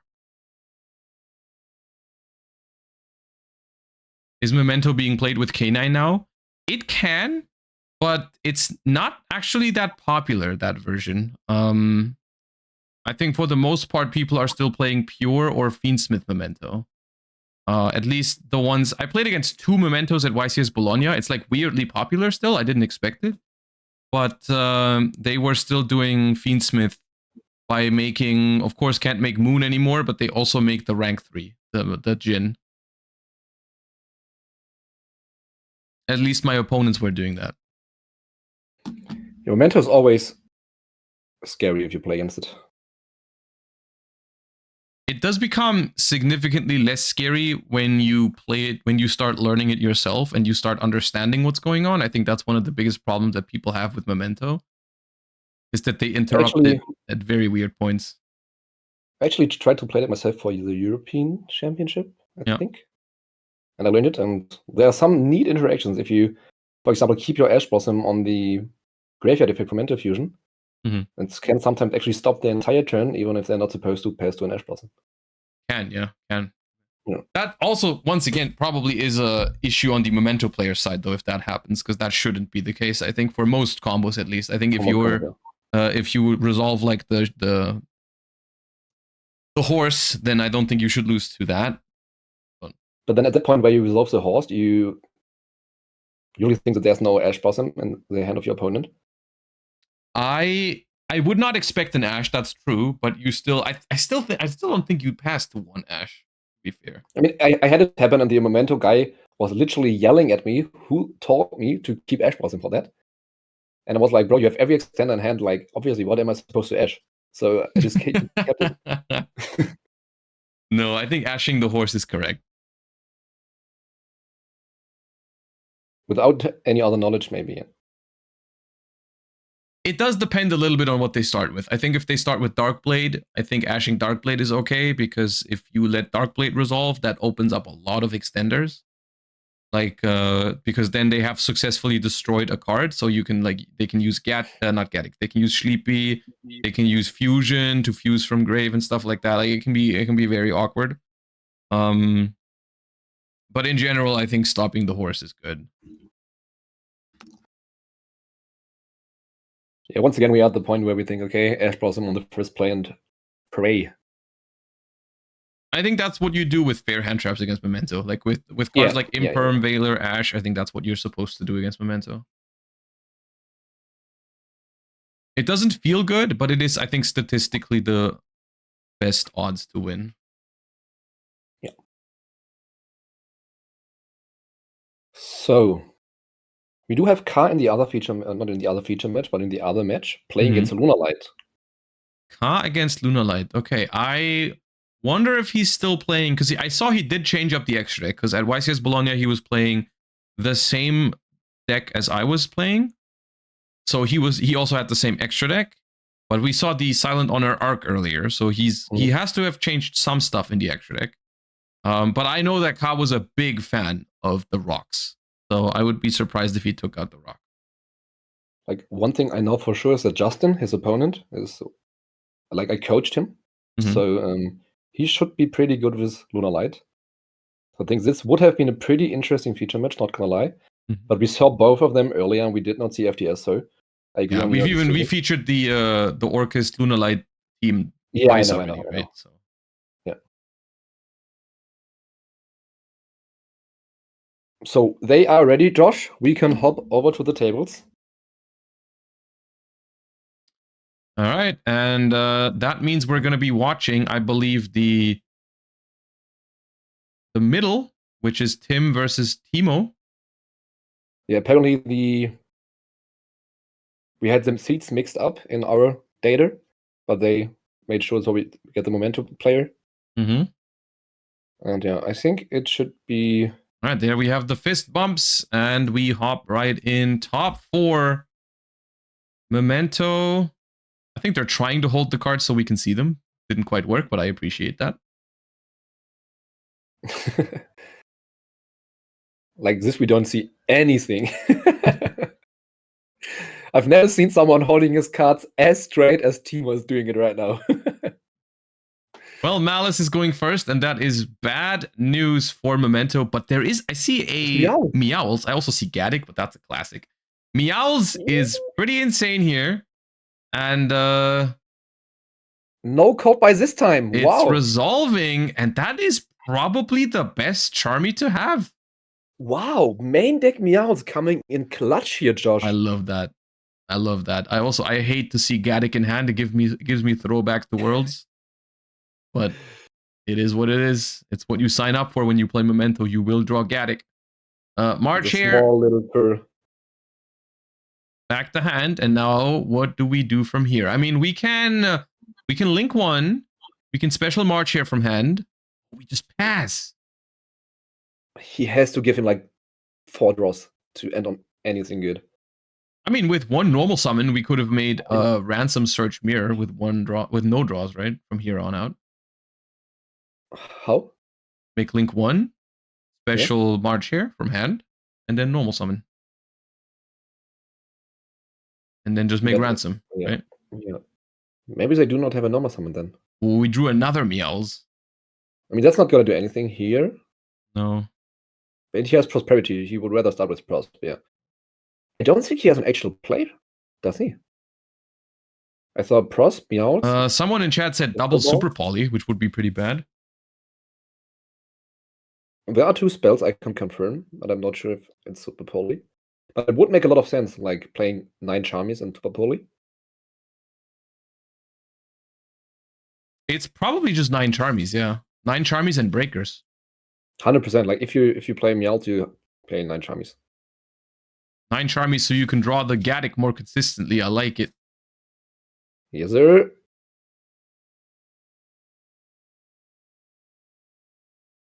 Well, he does have great breakout, apparently. Goblin Biker Grand Breakout means that we want a normal summon. The problem is the only normal summons that we hit are Goblins and Sleepy. And Goblin doesn't play with Gaddick in hand. No. Sleepy is the best take here. I think normal summon Sleepy is a pretty good play here because you can fuse with Gaddick in hand and then Gaddick triggers because it's sent by Sleepy. Yep. So Sleepy is not the worst hit here. I think he probably would have preferred an Anguish or the Horse maybe even. No, the Horse is also not great with Gaddick in hand. It works, but it's not that great. Witch and Horse combo with Gaddick in hand. Goblin is the only one who doesn't. They can all combo, yeah, but like this is a nice breakout if there's no Impulse. Oh, it even tributed as cost. Nice. Yes, but Impulse would still destroy him here because there's no 2 But Tim names. doesn't know. Tim doesn't know. Yeah, I guess it's the read you make. Do you predict a second, like, 4 cards in hand? I think he does have Impulse. But if you Impulse this, and there is 2 Mementos in hand, you instantly lose the game. Oh, but he changed Impulse, and I think he'll be rewarded. I think there's no more... I think he can't resolve the Sleepy. He cannot do it, no. He cannot resolve the Sleepy. Oh, God. Wow, what a read. Okay, it's 2 Super Polys, Gaddick, and another Meowls. So we're just gonna hope, I guess, that the Meowls, that the Super Polys gets us there. But we can probably only activate 1, right? We don't play 2 Garuras, surely.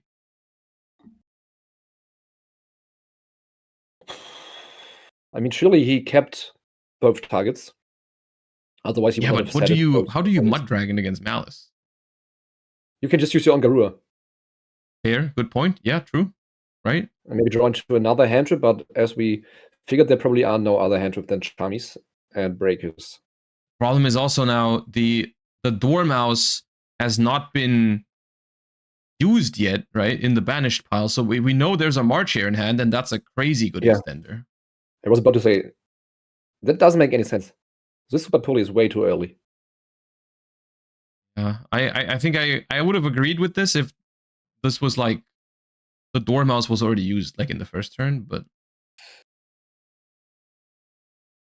maybe it works. I don't know how many cards does Tim have in hand. We opened Imperm, Impulse, Field Spell.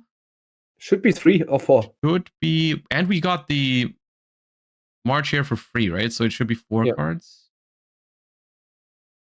We see March here. Early taking game 1, Josh, at table 1. And also Early beat Vanquish Soul and Malice beat Yummy. Okay. And Tim is looking pretty good here. It might is it be actually a pretty quick 3-0 lead here for the team. Wow. Pearly winning against Bankrostall is also so interesting.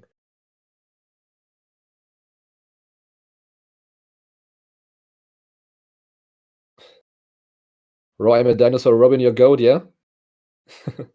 Here's your goat. And now we make Haggard Lizardos banish March here, add March here back to hand, and then maybe normal summon?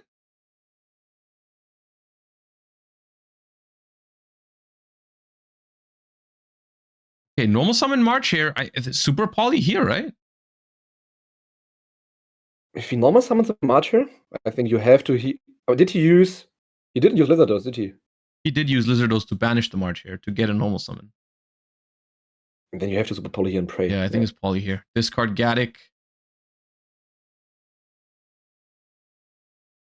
Does he have another Marcher? No, he doesn't. Well, first we draw for Garura. That wasn't the draw for turn. Yeah, but Tim gave him his deck to cut. I'm sure he would not have done it otherwise. Oh. And we pass. Okay. One more chance here. 2 cards off the top. Now we activate Mud Dragon, indicating that we have a play. Normal summon Anguish. That does play. That is good enough. Even with Gaddick in the graveyard, that works because we can go and get Tatsuno Toshigo and then send one from deck to grave that we revive with the Anguish. This is a pretty good top deck. There's not that many cards that do it here. Like for example, the horse would not have done it because we couldn't have specialed it while we have Mud Dragon. I mean, any quick spell probably did it. Even Fusion would have done it. Yeah. But still.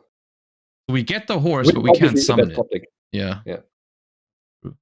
But we can summon back Gaddick, and Gaddick can add back Sleepy. Yeah. Oh, you could normal horse? Yeah, but normal summon horse over the Mud Dragon doesn't combo without Gaddick. What I'm thinking is if Tim actually had to play that crazy into double Super Poly. So what do you do after the first Super Poly?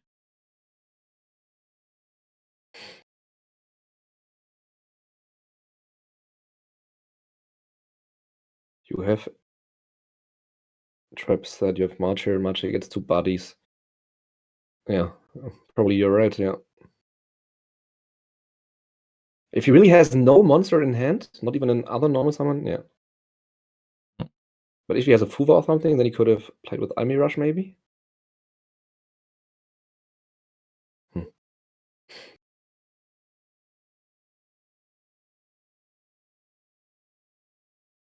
It still combos with Crash Sleepy, yes. It does, Crash Sleepy is the line here. Crash Sleepy to send 1 memento card from deck to grave. And this is where I guess you really got to know the ins and outs of the memento deck because it's like kind of arbitrary and random. Because some of them only work when they're destroyed by card effects, but Sleepy works when card effect and battle. So like you got to know which ones work and which ones don't. We go for Azalea to destroy our own Sleepy, which also works, I guess. So we don't have to spend our battle phase. I mean, Tim did set his impulse earlier. Does it tell us he is playing Veiler on it? Could be an indicator, yeah. I mean, if he Veilers here, then he just crashes. I don't think there is an impulse, because we probably would have impulsed Anguish to Reborn. Yeah. That was a pretty clean impulse target, I think. I also don't expect an Ash Blossom, because we would have ashed the Anguish. Reaching MTP here. That's... probably because he targeted it, right? Yeah. No, the Azalea went after its own Sleepy. So he... Yeah, why did he do it?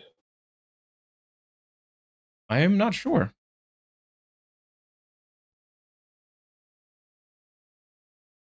So there's Memento Fusion now in the graveyard, activated to destroy the Azalea, and if this fusion resolves, we cook from here. Yep. This is pretty good. Does he have Bell? Tim could have Bell as well. That's fair enough. Also a reason to set Impulse. Bell is another card that would force you to set Impulse, yeah. It has to be, but he would have normal summoned the Bell, I'm pretty sure. He would have normal summoned any other monster hand trap, right? Maybe, yeah. Instead of making the Lizardos, you mean? Instead of wasting, quote unquote, wasting the matcha there. Yeah, there's no Bell. No Bell, and I think that means we need Nibiru or we get cooked here. I think not even Nibiru saves us here. Dude, he drew Akihiron. He drew Akihiron and Gaddock. He's the Memento Goat.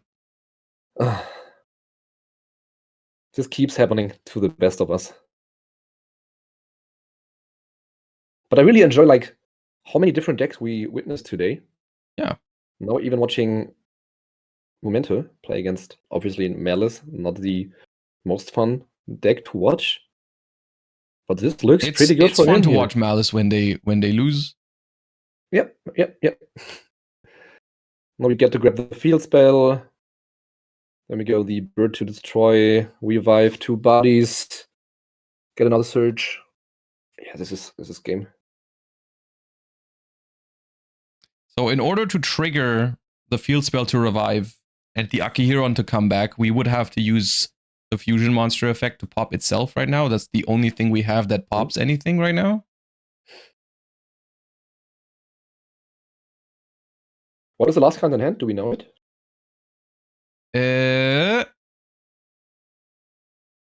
It's another Meowth, right?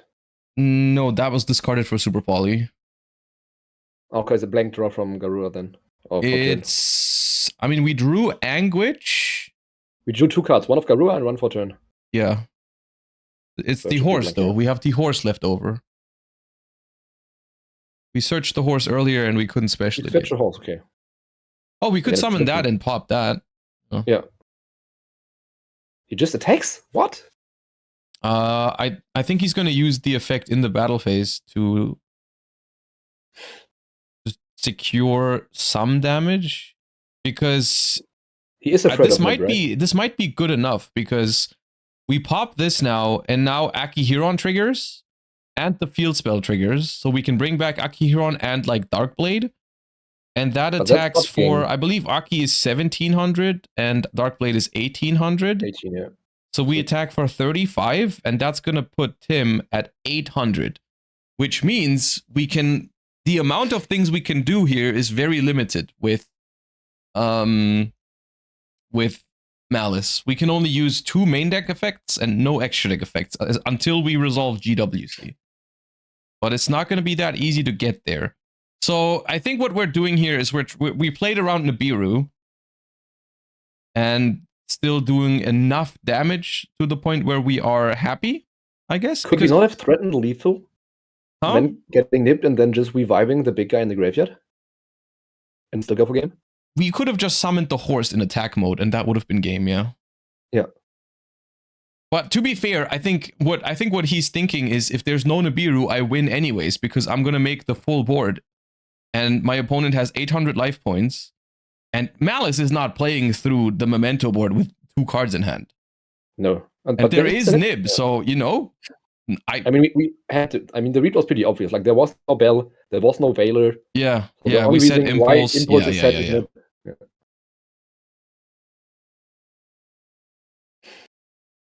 So, we did play around, but the Nib here came down before the 5k hit the board, so we can still bring that back. And now, I think Tim has... We don't know the card in hand, do we? We don't know. I think someone said Tim has March Hare, but March Hare was... No. He normal summoned it. And he normal summon, unless there's another March Hare, I guess. But last turn we went Lizardos, banish March Hare, add back March Hare. Oh no, we searched with MTP this turn? We searched with MTP and he has 2 cards in it. Yeah, one of them is in fact March Hare, yeah. But we don't know the other one. That's what I meant, yeah. There was one link we So didn't end know. of main phase, we're going to activate March here, but that is going to trigger the combined creation as well.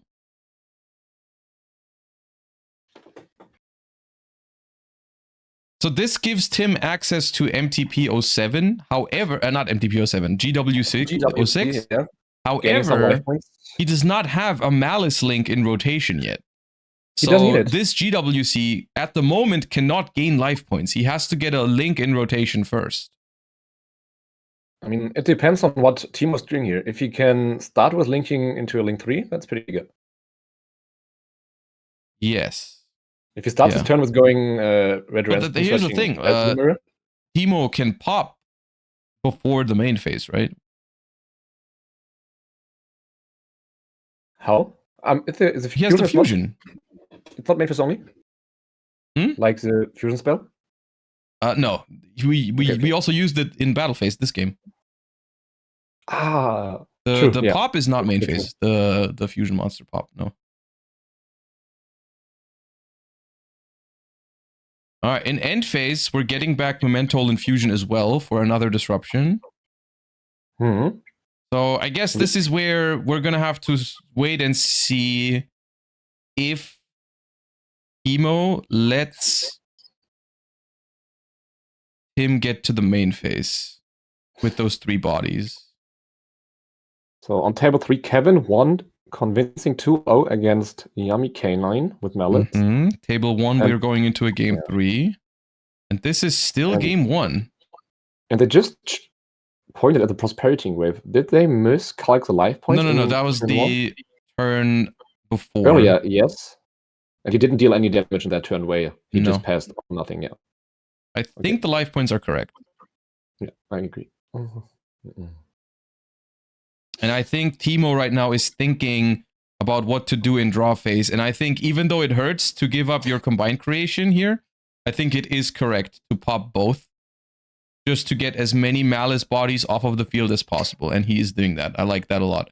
Because at this point, Tim is at 500 life points. It's not easy for Tim to get bodies onto the field with this few life points.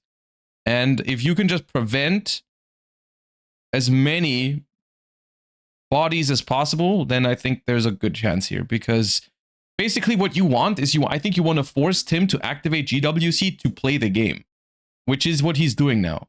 Here, yeah. Because if he does this, basically his turn is going to be shit. Why didn't Timo trigger his field spell and his guy in the graveyard? That is a good question.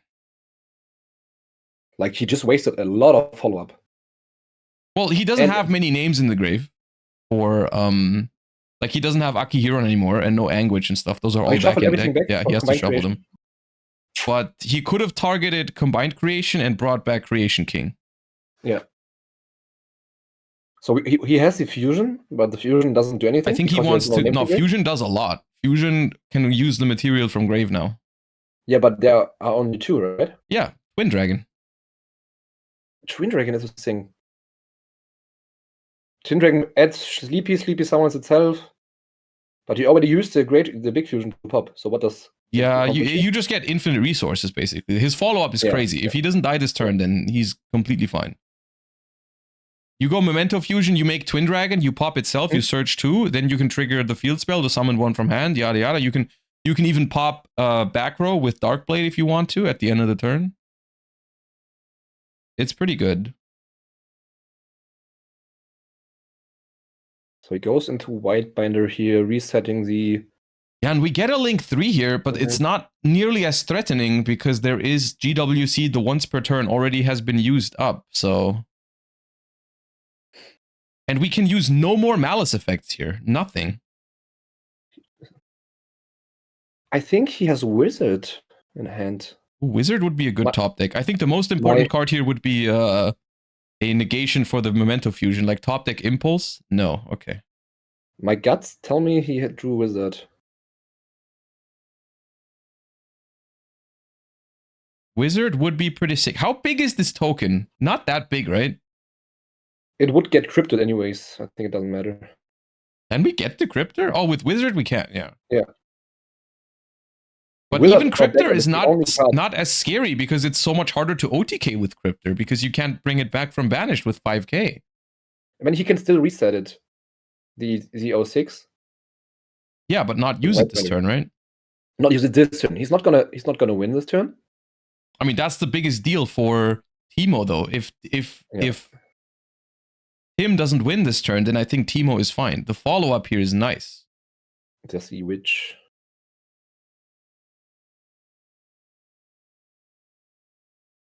He could use MTP and banish and go for a game that way. But he cannot bring back Crypto, so he would have to get a billion bodies on the field. That's not possible. The thing is, like, I feel like the trap that you set off of Whitebinder here, this turn is basically useless. Because if you activate it by banishing Whitebinder, the Whitebinder also doesn't come back. Like, it's just a negative trade for you, right? Like, you get MTP, you banish Whitebinder to activate it, you search, and then Whitebinder is banished. Like, you just lose cards in that exchange, I feel. Meanwhile, Teemo has follow-up in hand, Memento Fusion Engrave ready to go, field spell up. Like, the next turn is just going to be crazy. Tim doesn't know what he wants to do. Yeah. And resets MTP, so no more life points gain even next turn. So we're just passing with just Binder. It's interesting. There's no way this holds next turn. No. Unless he has 2 non-engine in hand, but... He uses Sheepy, end of main.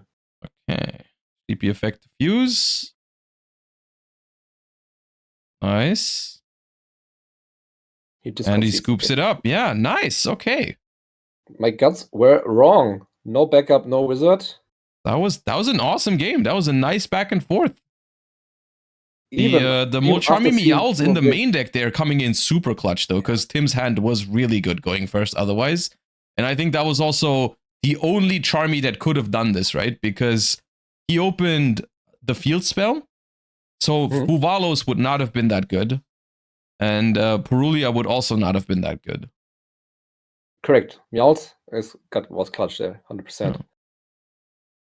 And Josh, on table 1, we see another, or we are about to see another big Noir being summoned in game 3 against Vanquisol.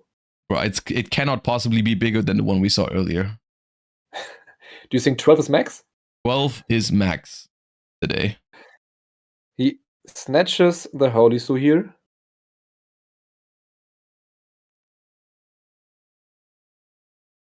After this tournament, Josh, I'm done seeing Noah for a while.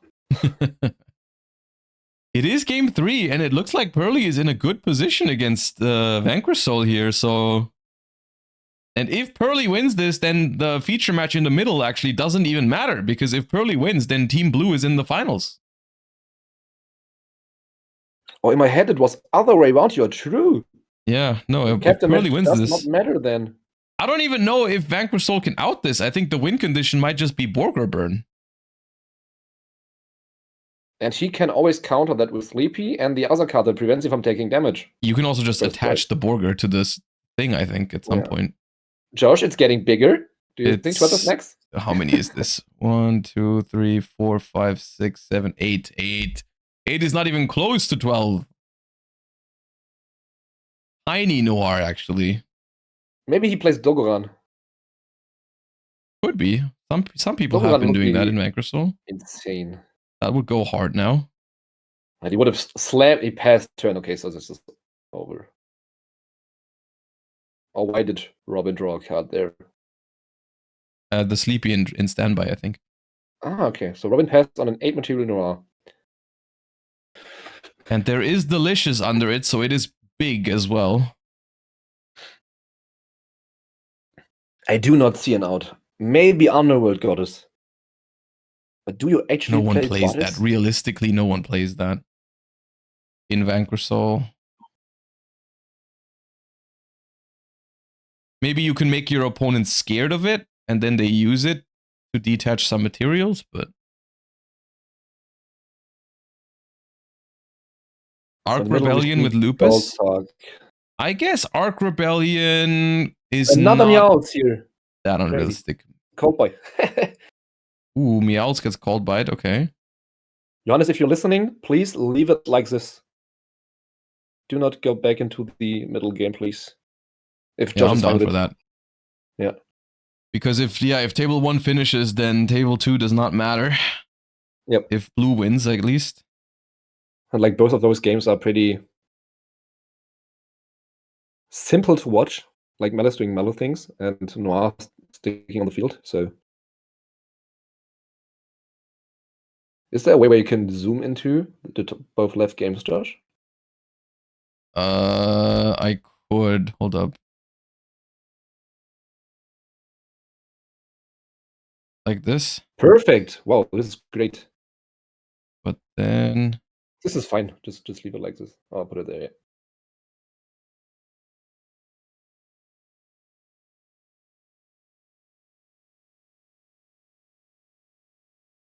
Such a great overlay provided from our friends in Berlin.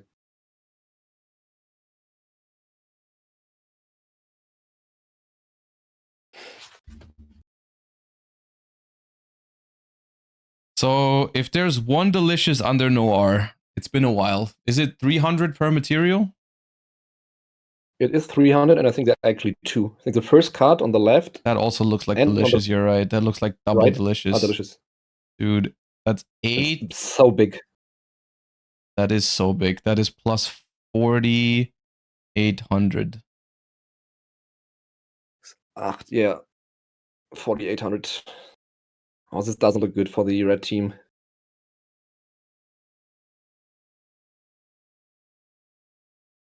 I'm not sure actually what I think is worse. Is it Noir or is it Liger Dancer? It's Liger Dancer, don't pretend. Josh, it's not. I was joking. 100% it's Noir. Has to be.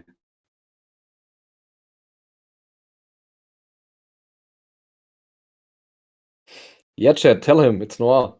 Tell him. Okay. Ripper resolves. I mean, it seems like Robin's kind of it seems like Wukan has everything, but it doesn't matter if we can't out Noir. And Robin is just chilling. There's no reason to play into anything here. Yeah, I mean, if there was a goddess, we could have already summoned it. He was locked into canine cards. All right, true. We could not have summoned it yet. Yeah, my bad.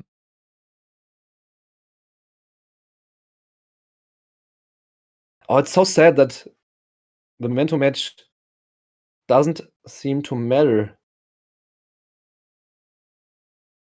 Such a nice game one we had.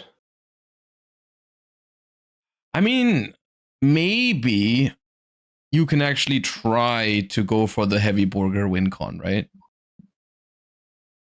I mean, surely like you're gonna pop the Pearly Field spell, so they have literally no cards other than Noir.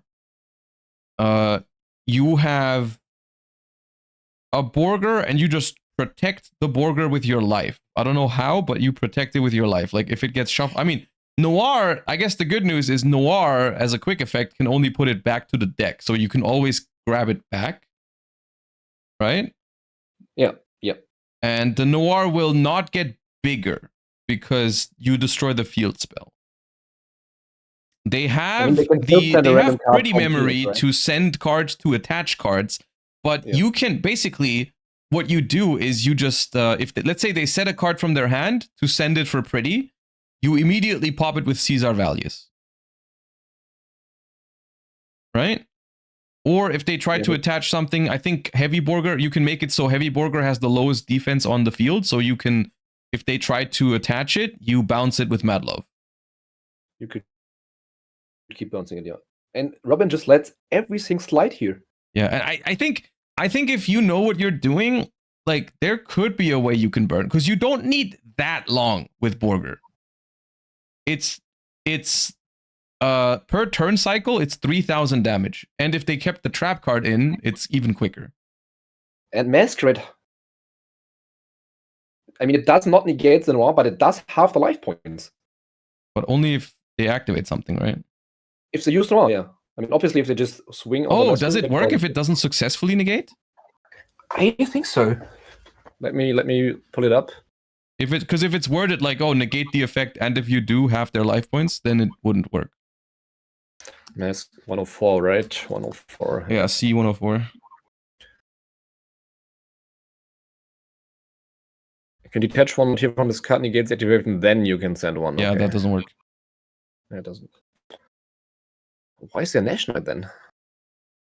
I don't know. He's doing some ranking up. He's doing what I said. Just he's popping the field spell. That's what he's doing. And I guess it makes it so that Robin can also not commit anything else, because if you if you activate Pearly, like you just get half your life points. So you're just gonna use Noir and spin it back, right? Yeah, but the more they detach, the closer you get to winning, right? Because it's currently 8 materials. So if you detach once, it's still unaffected, but if you detach twice, it's open.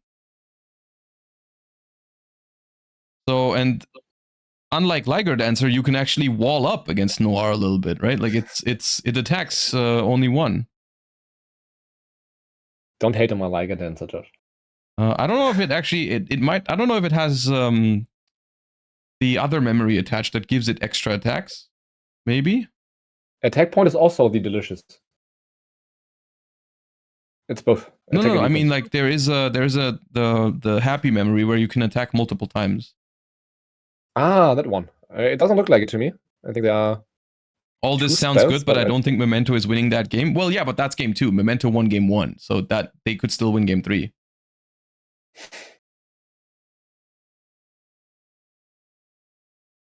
Maybe Vanquish Soul is actually coming back here. Maybe I think they're just walling up. Noir is not fair enough. Noir is not unfair enough. Okay, sure. I mean, that's what it comes down to, right? Once they actually start using Noir, he can Velen it. Or Masquerade it. They set a monster and yeah, because Noir. They want to use it to suck up with Pretty. Yeah, I know. Yeah. And this is something that Furkan needs to prevent, I think. I think Furkan needs to find ways to dodge this in future turns. Because the Noir just gets bigger like this. And he didn't Borger burn last turn. Yeah. I mean, surely you're gonna switch Noir to attack position and just attack or whatever. What's the base attack on Noir? Is it 100? 1,000? No. 11? 11, yeah. 11. He has 9 materials now. Delicious does give 300 attack and defense, so it's 59 right now. After it detaches here. Oh, how did we pop? Oh, he targeted the monster with the lowest defense, so the Madlove bounced it. Ooh. Okay. That's big. So it stays at 5,900, which I don't think Vanquish Soul can reach that number. No matter what you do.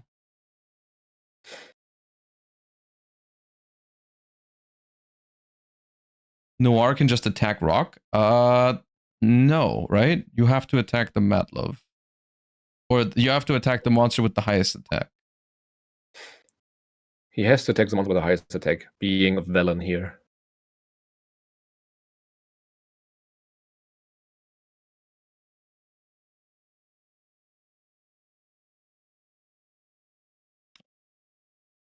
So on the right side, we see Tim winning game 1, going first against Memento. Game 2, yeah. Yeah, this is game 2. Thanks. This is going to be... All right, Holy Sue here, and Holy Sue could give us access to Borger so we can start burning. Oh, this is getting interesting here. I mean, what we have to prevent is him being able to attach our burger. Exactly, yeah. Spinning it back to the deck is fine. We can just search it again. That's no problem. Yeah, but not attaching. Yeah, we have to stop attaching the attach. But I think we've already used only one. They do have only one of them equipped, right? Or do they have multiple? Usually, you only play one Borger. Yeah. No, not the Borger, but only one. What is it? Sleepy that attaches or allows you to attach?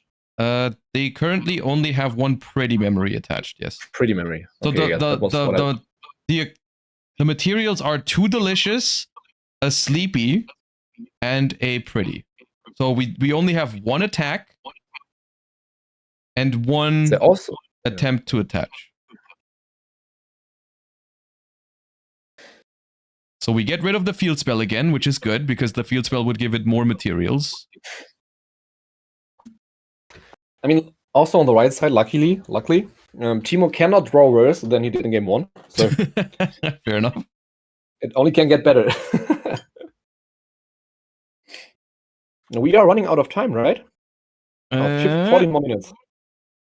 14 minutes at the moment. 14 minutes. Let's see. Where is this heavy Borger, man? Momento is cooking. So now is the position where you start cooking with heavy Borger, I think. You have to. I mean, it is right on the left. It's just... Yeah. Oh, no, that's values. That was values to pop the field spell. Yeah, and now we start burning. Now we start burning, and we protect this heavy Borger with our life. It cannot get attached to the Noir. If this heavy Borger gets attached to the Noir, the game is over, I think. I mean, he's always dodging it with values at this point. Yeah. But it's the same thing, right? If the values gets attached to the Noir, then you cannot dodge anymore with it. But how does he make sure? Does he always crash the values? No, I think he just leaves it like this. And then if he tries to attach values, we bounce with Borger. And if he tries to attach Borger, we bounce with values. Both Valius and Borger have 1500 defense. So I think they currently are the lowest defense position, monsters as well. So you can dodge, you can bounce with Mad Love. So this setup is basically exactly what I was referring to earlier. This is the setup that you need to pop. So this on set immediately pop this card, I think, with values, just to force Robin to commit more cards. Yes, nice. I like it. I like it. Perfect. Very good play by Furkan here. I like that. So we pop that card, which is the trap. Don't care about that. I guess they can recycle some names with that. So we have to set another card. This way you also offset the fact that Robin draws 2 cards every turn. Does this target or not? It does target, yeah. Okay. And on the right side, we see Memento playing through an Impulse. So we are nip safe here. And that looks like a very strong Memento combo, if you ask me, if it cannot get nibbed anymore. And discarding the Super Poly. Yeah, we don't need it. We got 3 cards. I mean, this is cooking. If you can't get nibbed here, then Memento is definitely popping off there. Yeah. It seems like they have negated the first thing with Impulse, and now Memento is just popping off. Yeah, and this kind of Super Poly implies... I don't think they discarded it. They maybe they activated it? Do you think they Super Poly their own field? I think it was Impulse on Sleepy, and then Super Poly into the Twin Dragon. Oh, that would be so funny. That is really nice. Yes, that's what he did. Ooh, okay. The Noir found a way to gain another material. We actually attached the field spell. That is the one thing that cannot dodge. But we do still have the Mad Love, but bouncing the field spell seems pretty correct to me here. Valius does also protect himself from being able to destroy by battle, right? No. You can make it unaffected, but not indestructible by battle. That's Pantera. Ah, true. That's a level 4. Raisin is protection from card effects, and Pantera is protection from battle. So this kind of breaks the lock of the Rock, because the Noir only has 1 attack every turn. But he can still just add values back. Yes, he can add values back with the Rock. Yeah, this is like I think it's funny because this is it seems like the Pearly player has the lock over the Vanquish Soul player, but I think the Vanquish Soul player has found a position that kind of locks the Pearly player, because this is infinite now for Vanquish Soul. You can do this every turn. You get 1500 burn damage. Oh, that's insane. Called by Wow, that's a problem. That's like the one thing that breaks this. So now he actually has to crash his Borger. He can still always save it with Madlove, right?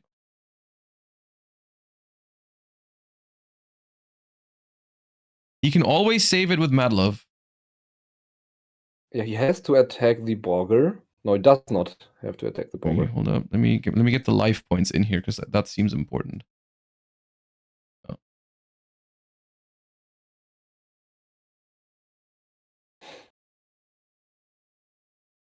Okay, there's Borger another time. We need 4 more burns.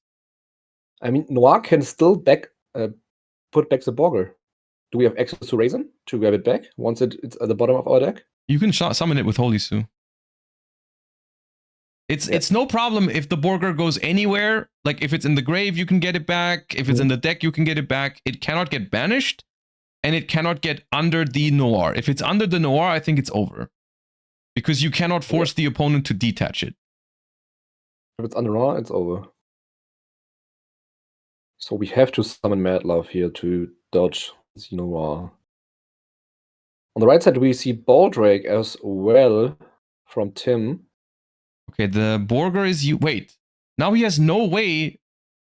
He has no way to dodge the suck from the pretty at the moment. But He has didn't to he summon out summon Madlove? Madlove. Oh, he But loses. didn't he summon Madlove? Yeah, he loses. Why didn't you summon Madlove? I don't know. Yeah, that's What? GG.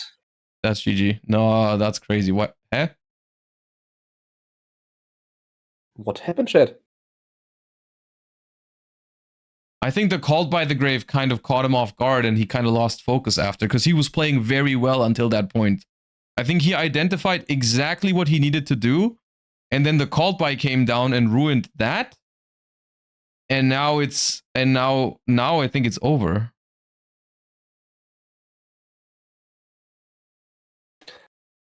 Oh, he got so close. He had it. He did I think have he it. had it too. I think if he just uses his normal summon on Madlove every turn, I think he's okay. If he normals Madlove, Noir can take Rock and he dies anyway. Surely he does not play a second Borger, right? I mean, okay, then summon Madlove with the Rock, I guess. Long term. I mean, we're not talking super long term though. It was just 3 Borger burns away. Yeah. No, we are just. It doesn't have to work long term. It can just work if we just needed basically 2 more turn cycles. Maybe even just 1 turn cycle if he kept the Vanquish Soul Trap in the deck. But now I don't see a way to deal any more damage.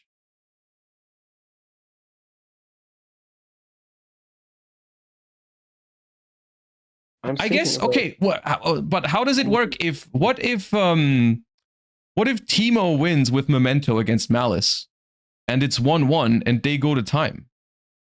If they go to time, Teemo wins. The team wins from Teemo. Right, because Teemo, the captain, is the tiebreaker, right? Yeah, that's double loss for table 1. Yeah, if they get a double loss, then the captain win on table 2 would be the tiebreaker. So it looks like Memento is winning against Malice.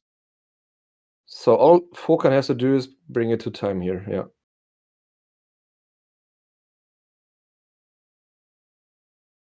There is time in Top Cut. This is true. Like, if they are as aware of the timeout rules as you are here, then this surely is the way to win for now. So I guess the right play for Fokan is walling up. And Vanquish Soul is pretty good in doing that. Like, they can spam a lot of bodies. But now it's actually we just cannot dodge like the memories to attach every turn and stuff, you know? Another field spell, bro. What is this? He searched that with the Pearl Lily, I think. What is he revealing in hand? Dawn Angel Kambi. Of course you know what it is. It's Lone Fire Blossom for I think like light monsters or something. I don't know. With Missed with that. Send for pretty. Attach rock. And now He we really needs just a happy under it. attack. He needs a happy. Yeah, but like he gets happy now in end phase because the field spell is here. So now we just no, not happy. Yeah, happy memory now, and now we have 2 attacks every turn. I don't think Vanquish Soul outlasts this now. I don't think Vanquish Soul outlasts this. We just get smoked, I think, by this. Also because eventually the Noir has so much material that you can just start detaching. And now Furkan starts asking for materials. Ah, Furkan. That's interesting timing. Yeah.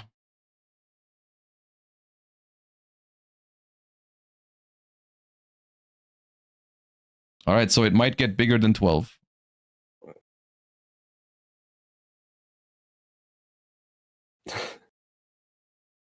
Trip is not the magic number. So Timo won at table 2. Okay, so the red team has the captain tiebreaker in the bag because Memento took down Malice.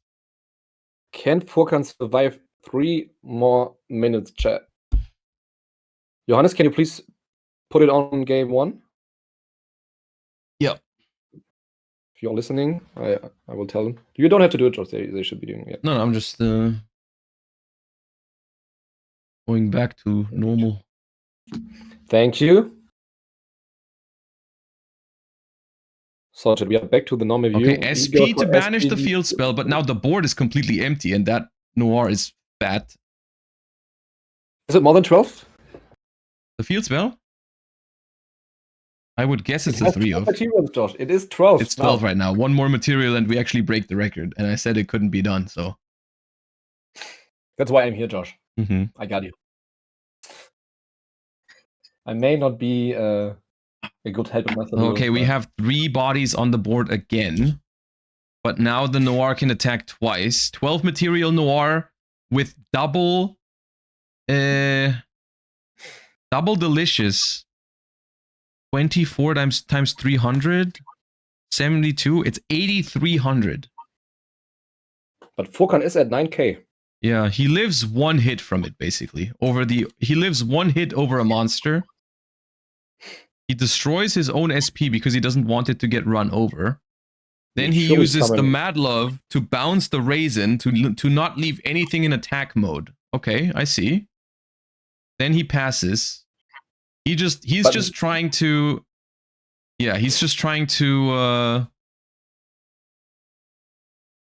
summon monsters in defense every turn. So it gets 1 more card here, 1 more material. So we are at 13. We broke the record. No, but Delicious Memory does not allow it to attack directly, right? I think it can attack directly.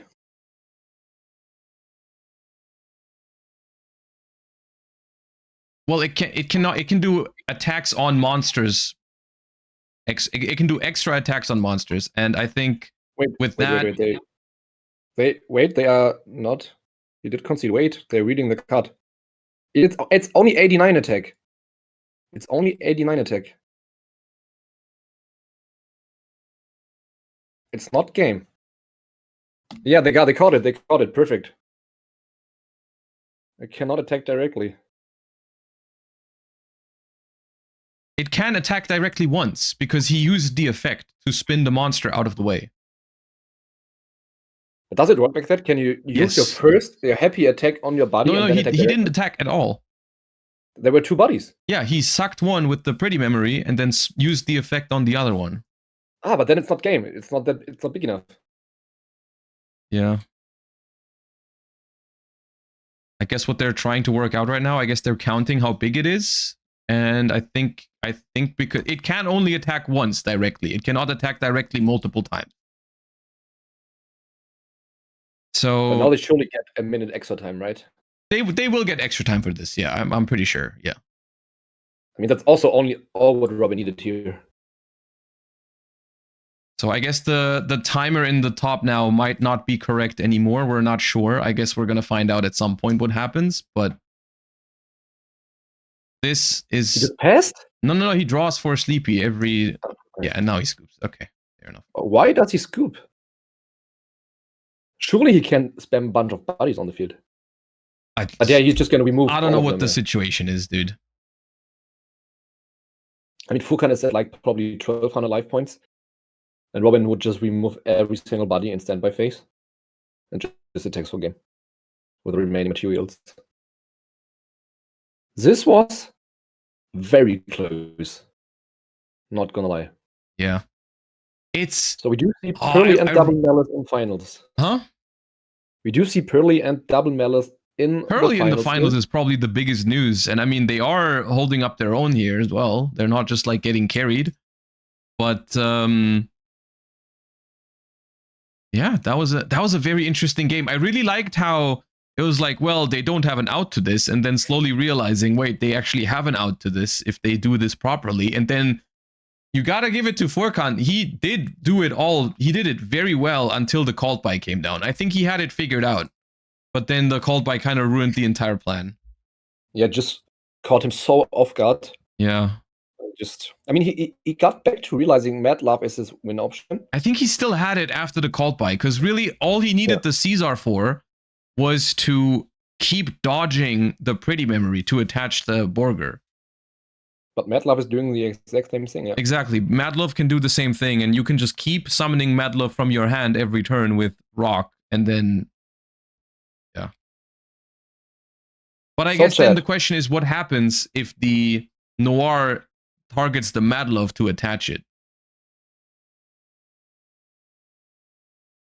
You just have another Mad Love, don't you? You have more Mad Loves, yeah. And also you just buy a little bit of time, because that is a turn that the Borger survives. And you don't need... He needed like 2 more turns. And yeah, exactly. And he got 2 more Mad Loves in his deck, so yeah. He should have been fine. Well, either way, we are headed into a finals, which is going to be between the blue team we just saw, and then I guess we have to find out whether it's Dinkabui or the other team. Either it's Ka or it's Lunalight, guys. I would be excited to see any of them. What do you prefer? I like Ka and his opponent, Justin. I'm both a good friend of mine, so I'm completely open for both. Non-biased. If you want to phrase it like that. I liked seeing Memento though. That was a fun match to watch, the Memento. I mean, we were kind of focused on the Pearly game because that was kind of crazy, but the Memento Malice match was also the Memento stuff was pretty cool to see. I mean, Chat just mentioned one thing about the matchup we just saw. If they get to summon one Pearly on the field, Mad becomes useless. Yeah. Someone else earlier made also a good point that in theory, it's possible to play around the Called by the Grave there because Rock is only main phase. So I believe what happened was that Robin said past like end of main phase and held the Called by in hand. So Furkan could have just said, okay, my turn, and then use Rock in his own turn to add back the Caesar. Maybe you just spin the Rock then in end phase? Yeah, but then you just make another one. Because it goes back to extra. Like if he chooses to not use Rock, then Robin just uses Call by an end phase and banishes the Caesar. It doesn't matter. That's fair. That's a good point. Yeah, true. Yeah, that's a good point. Yeah, exactly, Chat.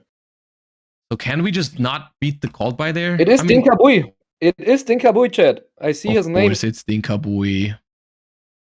He did beat Lunalight. Justin, so this is going to be a rematch of our round 6,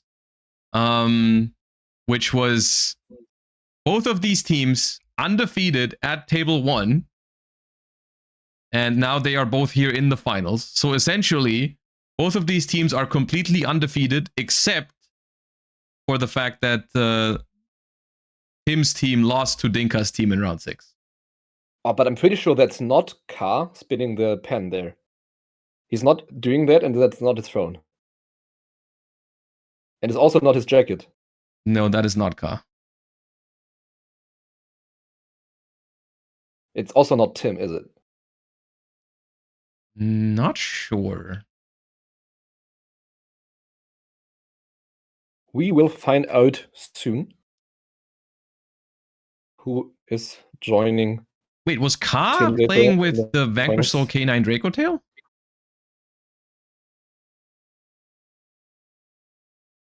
Let me think. Let me pull up my chat.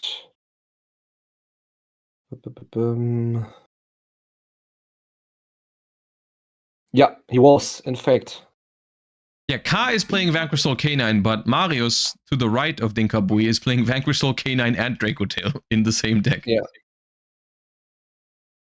So on their side, we're going to see 3 K9 decks, actually. 3 different ones. We have a Yummy K9 for Adrian, Dinkabui on Vanquish Soul K9, and Marius on Vanquish Soul K9 Draco Tail.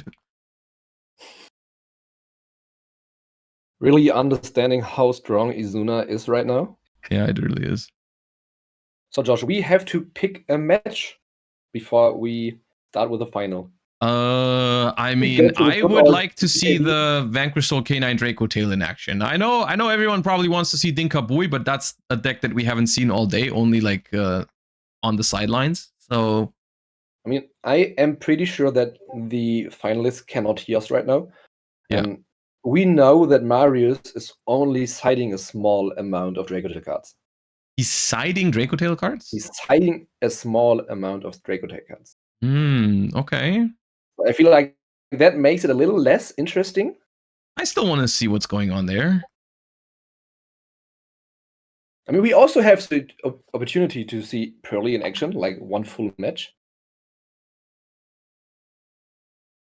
And we've not done it today, but I think I'm done with Noir for now. So I'm fine just watching Mario's game. Yeah. And Zhao Long reveal Urgula is crazy, yeah.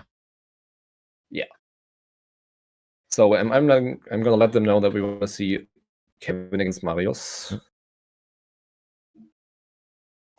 So okay, if you only side deck the Draco Tail package, is it for going first or is it for going second? Do you side it going second because K2 and Femena or what? I honestly don't know. Let me pull it up so I can try to answer your questions. So if Malice goes first, we can switch games.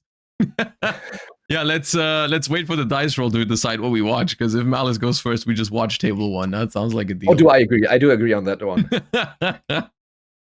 So I mean, are we allowed to leak the deck list? Like at least you can talk about it. They're not listening right now. They are literally in the finals. Yeah, not about Zemba like showing it off, but I think it doesn't matter. So you can talk about it. Side 3 Ketu, 1 Rahu, and 1 Ugala and 1 Mululu.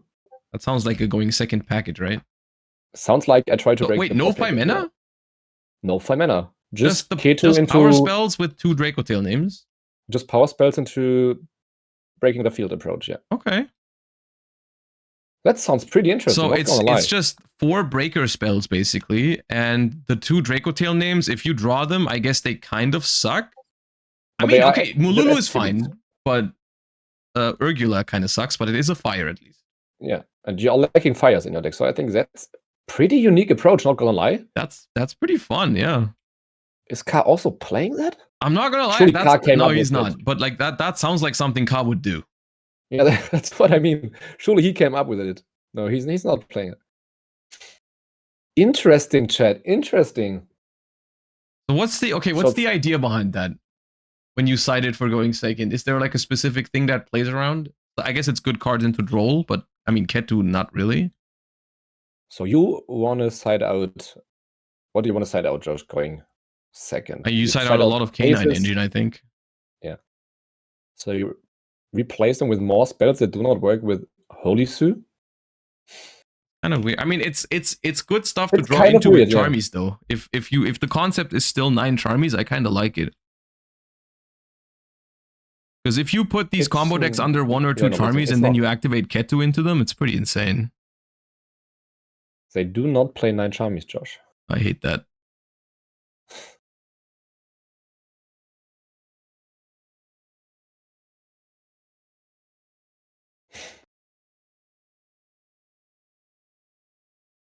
What does K2 fuse into with no Dracos in hand already? Well, you search 1 Draco and then you make Arthalion with that Draco and another monster. I really do like the approach. I'm not sure if Vanquish Soul is actually the best deck to pull it off in. but like in other decks, using it as a breaker. An interesting concept, yeah. You Like, are to be honest, I've kind of not played it using yet. 6 side deck slots for only 4 good draws, which is kind of. But you always get to choose what you want to out, and you still have Athalion getting back names, or it outs back bouncing row, it interrupts outs on the opponent's monsters. field. It's pretty cute. Or you go for Ugula and for what the other fusion? I always forget. They should do. They should add Mitsurugi to that deck as well, and Yummy. Yeah. So it's Or you just go for Vanquish Gulaman Soul, K9 Draco Tail, and Yummy, what about anything? Mitsurugi. They should also add some 5 Exodia pieces. Yes. Because they already play Noroi. Yeah.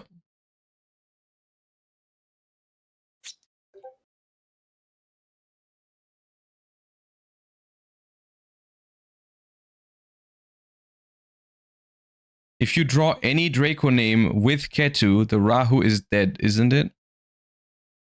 Yes. If you start with Ketu, yeah. Yeah, unless there is a way to put the Draco Tail names or one of them back into the deck. Is there a way you can use Urgula's Graveyard Effect? Like on Gulamel? Which is a spellcaster?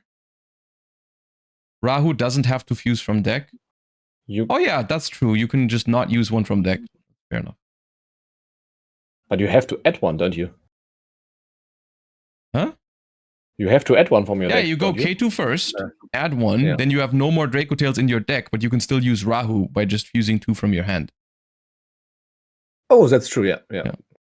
Sometimes the answer is okay, so easy. The match 3 is actually worth watching because BSK9 Draco Tail won the dice roll. Now, we are not going to see any Draco Tails in the first game because it is a side deck engine, as you said. But if they do successfully win game 1 against Malice, then we would probably see it in game 2. And I think it's a pretty good one into Malice. Is it? I mean, you force the Omni-Negate, and you can force an MTP. Yeah, I was just thinking, like, it's only good if you do it, if you have Charmies first. All right, Imperm on Noroi. That's pretty good. That is pretty annoying, potentially. Can we keep going? He passes. No, we pass, yeah. Unironically, when you case and search Noroi, it is a sign of weakness, I feel like. I do feel like that means the hand is not that great. Yeah, otherwise it surely is just Jocko. Yeah.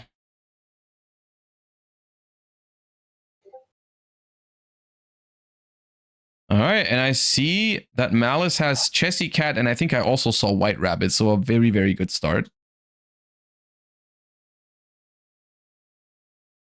And no Ash Blossom from Marius here, so that is going to resolve. Draw 2, activate White Rabbit, and this is basically like if Malice is going first, but even better. And he concedes. Yep, no way, chat. Oh. Hey, get those Draco Tails in your decks as soon as possible. Get those Draco Tails into your deck. Wait, no, they're going first now. Never mind. Yeah, they probably don't have the Draco Tails in there right now. Kevin and Tim both won game 1. Let's have a quick look at all 3 games at the same time, so we can see how the other 2 matches have started. We can also just leave it like this, Josh, and you just zoom in yourself. The overlay is a lot nicer if we get 1 game, I think. Yeah, okay, you're right. Unless, like, I mean, we can do. Wait, is game 2 also siding? Oh, dude, they both. Yeah. I think Ka did the same thing. Ka saw a Dormouse and just dipped. As I said, Ka got cooked as well, and just insta scooped. At least Malice, on the left side, am I right? Yummy going first, but Malice, activate monster effect. Opponent leaves the game. Awesome. Okay, well, at least table 1 is looking good for Team Red because Yummy is yummying.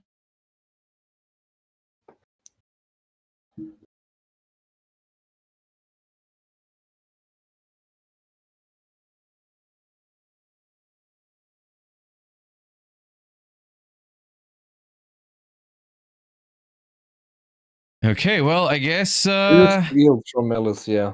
2 steals. Wow. 3 minutes over, Josh, and 2 games already They being in have the to bag. ban Whitebinder, dude. Do you prefer Whitebinder or Red Ransom? Whitebinder, 100%. They have to ban Whitebinder. Red Ransom, dude. We had a Challenger Cup 2 days ago after Red Ransom was banned, and in top 4 it was 4 Malice. After Ransom was banned, no. Yeah, it was a 3v3, so there was also other decks, but still every team had Malice still. It was, I also think it was the deck with the highest win rate in the tournament. Bro. It's For real? insane. Oh, it's gonna be so annoying. I mean, honestly, they can also just ban both if they want to make sure. I mean, who cares? So we do see Stake Your Soul in the hand from Marius here. Put Cryptor also. Why not?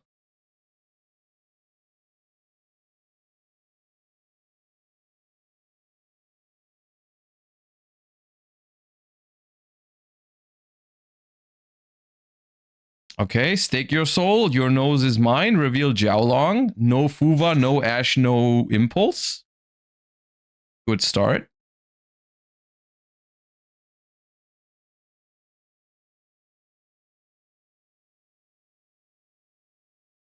What else can Tim have here? For a second, I thought he's gonna scoop it up. Because he grabbed Stake. No, I think it's just Engine. I see a Dormouse and some other Cyberus monsters. Shifter! That's fine. That's not that big of a problem for Vanquish Soul. It's a little annoying because the Raisin is the only Raisin you have, and it's kind of stuck on the board right now. And maybe you're lacking Fire in hand. He doesn't. Never mind. He doesn't. No, he had one for Stake Your Soul. Also, no, you can just the Raisin goes to hand in end phase because Stake Your Soul, so it's fine. That is true. That's probably the best case, actually. So we do know Tim is playing Nibiru here. Just make a format like Genesis, but there's only Cyberus legal, and then we ban Cyberus from Advanced. Oh, okay. So we just create like a format for those kind of people. And then, yeah, I like that. I like that. It sounds pretty good to me. Yeah. Just call it bad format and then go. Yeah. So there's advanced format, Genesis format, and bad format. And then, yeah, okay. I like that.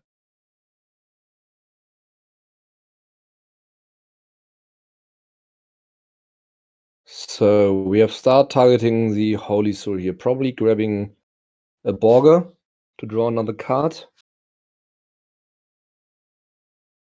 But that would not play into the bureau here.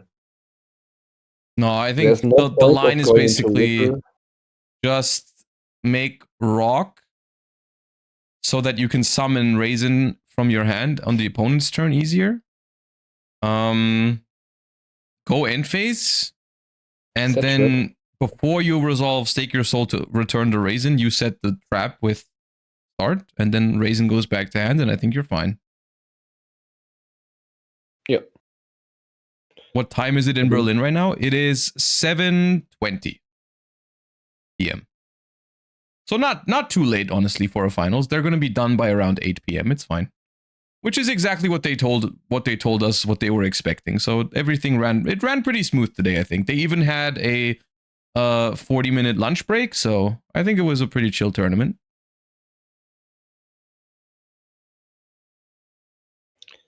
Vanquish Soul thinking what they want to do. I think your line is pretty good. I mean, you do waste, quote unquote, waste your Merdler. I mean, technically it doesn't have to make rock because the Vanquish Soul trap can already summon Raisin. They do have Borger, so they prefer their draw instead of rocks. They can still make rock, but I don't know if they want to make it with Borger. I don't know if you want to commit into Nibiru here. Yeah, that's a good point, actually. That would be summon 5. He has Called by and chose to not activate it. Yeah, but then I also don't know if you need to set it necessarily. But yeah, why do you set it here? There's no point. Have we activated Borger already? Maybe we drew the Called by with that. No, we didn't use it. I think you're gonna use it in end phase after you set the trap. Fair. I always drew first because there was some cards in my deck that I would want to set, like Imperm, for example. I don't know if we play Imperm. apparently he does not. Maybe he does, but he chooses to not try to dig for it. Why not use Called By when it'll be dead the rest of the game?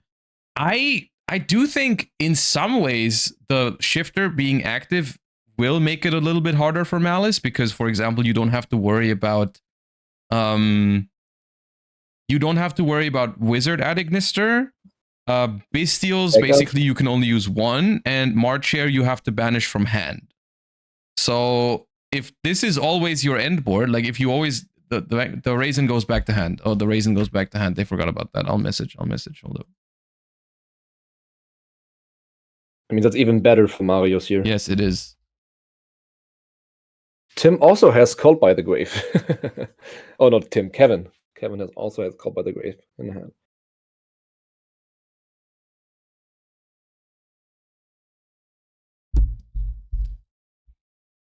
Isn't Madlove on the field better to bounce the first Malice summon? Yes. Madlove on board would have been pretty good. But do you rather have 2 draws or Madlove on the field? I mean, you could have returned Holy Sue for Borger.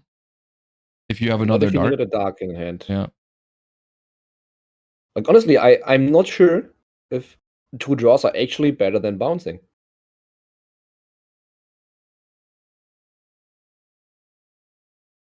Okay, you can just summon another one. That's fair enough, yeah. Raisin is still on field. Yeah, I messaged them, but I'm not sure if they've seen it.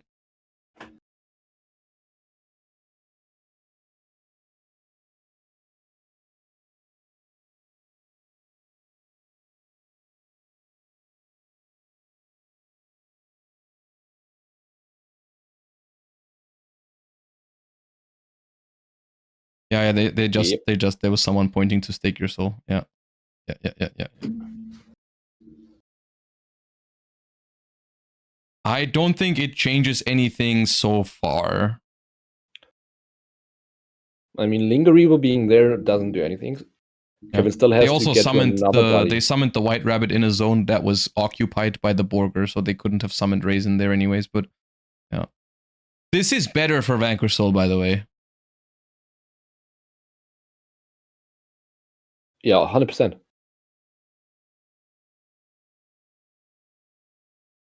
All right, Mad Love resolves. Bouncing one to hand. However, now there's a Lingerebo to negate the... to potentially negate the trap card. He has values. Doesn't matter. Yeah, we're gonna values pop the Lingerebo, I guess. He has Dormouse as well. Wow. Yeah. It's a pretty strong hand. But even then, it doesn't matter, right? Like, even if you just flip the trap and he Lingerebo negates, he's not doing anything because of Shifter. I think you just go values, pop Lingerebo, then flip the trap. And then everything is gone. Yeah, but just like thinking he doesn't have the values. You can just flip the trap and he can't play with 2 bodies under Shifter. Yeah. Yeah, the Shifter actually, I think the Shifter is not always better for Malice. Oh, we just play into the Lingerebo? Okay. Okay, I guess we still have to wait. No, this is now you have to pop the Dormouse, and it just there's one extra body for no reason.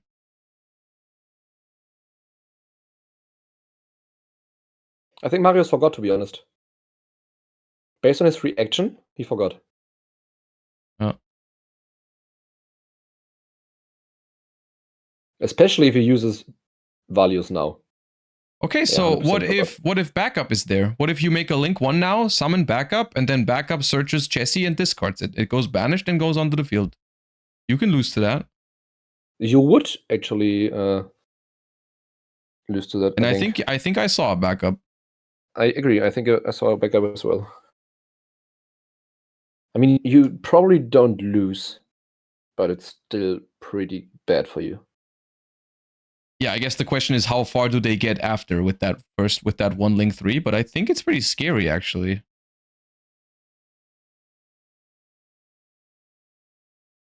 I mean, obviously having the values, you always use values first and just see what they do. I think they forgot about Lingerebo's effect. Yeah.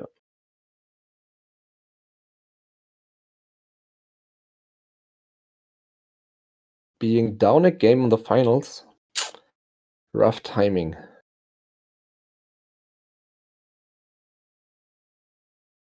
Grab back the March here. Yeah, the other matches haven't changed yet, so it's still a 2-0 lead for Team Blue.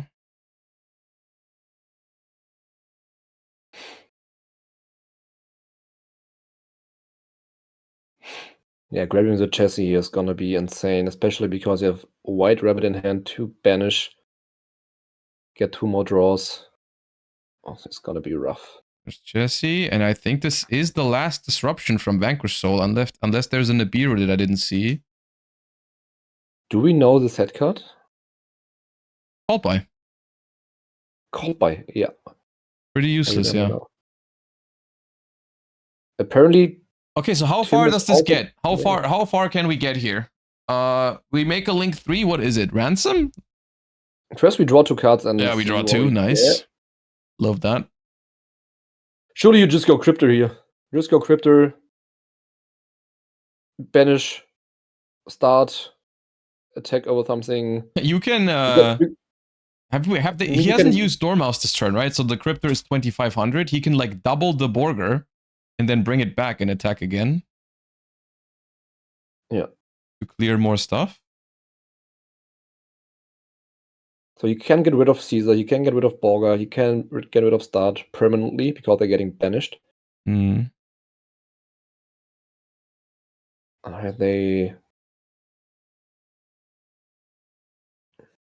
He was punished so hard for not called buying the shifter. I don't think that's true. I think not called buying the shifter is completely fine if he just played it properly after. Yeah, that was the main issue here. I think it was just the fact that we used the trap when there was a Lingeribo on the field. So to be honest, if he just pops the Lingeribo first and then wipes the entire field, like Kevin is not doing anything. Yeah, the turn was literally over if we just use Caesar to pop the Lingeribo and then use the trap to pop the other 2. Because the only way to keep playing for Malice was the link 1 and then the backup. If there's no link 1, there's no backup. If there's no backup, there's no chassis, and so on. So, yeah. Okay, Cryptor goes for the non-target banish. We chain Jiaolong because we don't want it to get banished, I guess. So, I mean, Vanquish Soul still has pretty good follow-up here, but potentially could lose Borger and Valius forever under shifter, which is really annoying. Oh, Josh, we actually have a situation going on here. Did you realize the small discussion they just had? What? Like on the table? The small interference? No, what? Apparently Kevin said battle phase. So he is a Mavis 2 now. Kevin what? Kevin said battle phase. He called battle phase. When he had 3 bodies on the field, and the judges forced him to stick to it. Why did he say battle phase?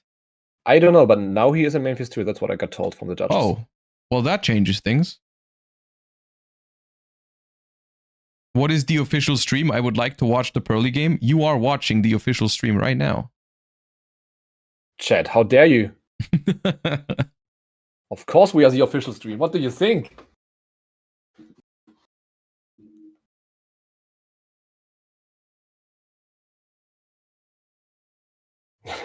Judge said it was an IRL misplay. Bro misclicked IRL. That's unfortunate.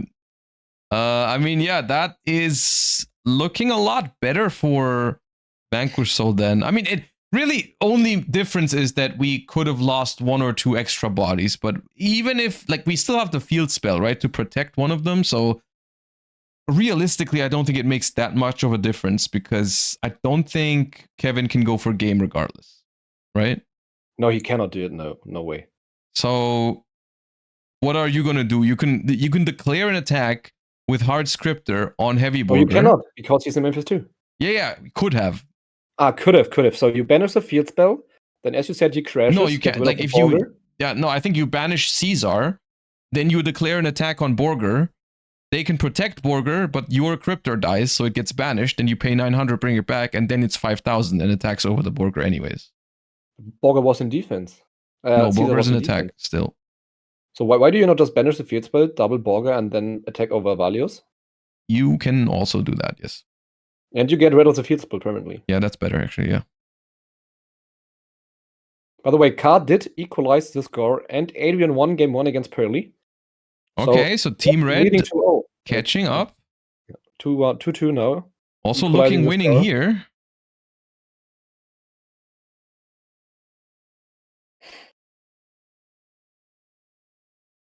Yeah, we could have cleared 3 one-ofs, right? Field Spell, Borger, and Valius, basically making the Vanquish Soul engine useless. Yeah. At this point, the Vanquish Soul engine is just a machine to make rank 5s. And rank 5s are not that good into Malice.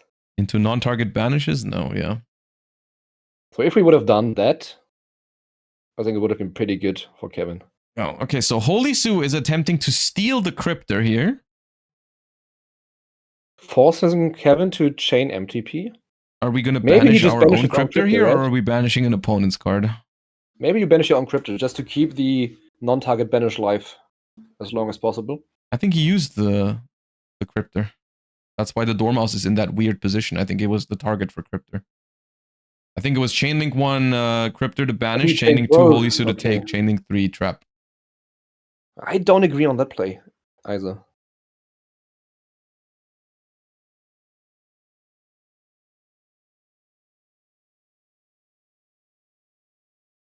And we do know he has Raisin in hand. And if we place the Cryptor in any other zone, it's safer. It should probably go where Borger is, right? Forcing him to link off Borger, yeah. Yeah, because the Holy Sue and the Jiaolong are probably just going to overlay. Yeah. But we're actually going to banish the Jiaolong, so we're going to hand over the Cryptor. And now the Shuffleback resolves on the March here, on the Dormouse. I guess we can banish it with its own effect now, right? And bring it back to our side if we wanted to.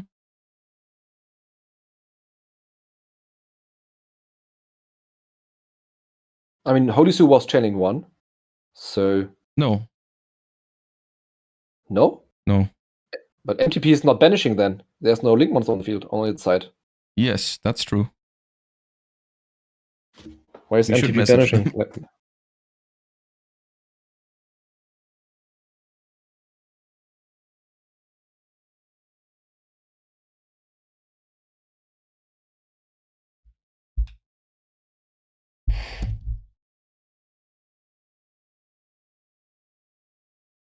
I think it was Chainlink 1 MTP, Chainlink 2 Holy Sue, Chainlink 3 thing. Because that's also how they resolved it. But Chan said MTP was last Chainlink. So they just resolved it wrong. They resolved MTP it. was supposed to okay. First, no, I mean, maybe, yeah. I think we 1, Sue 2, MTP 3. Yeah, it was the other way around. Yeah. That's why also the Dormouse went back into the deck at the end of the chain. No, I just, yeah. Yeah, but they just resolved it. Or like for us watching, they resolved it other way around. Yeah. That makes more sense. Inscription. So this all happened in the draw phase because Inscription is the start of the main phase? Apparently, yeah. So what do you call him? Grave banish. Can banish cards from the grave. Yeah.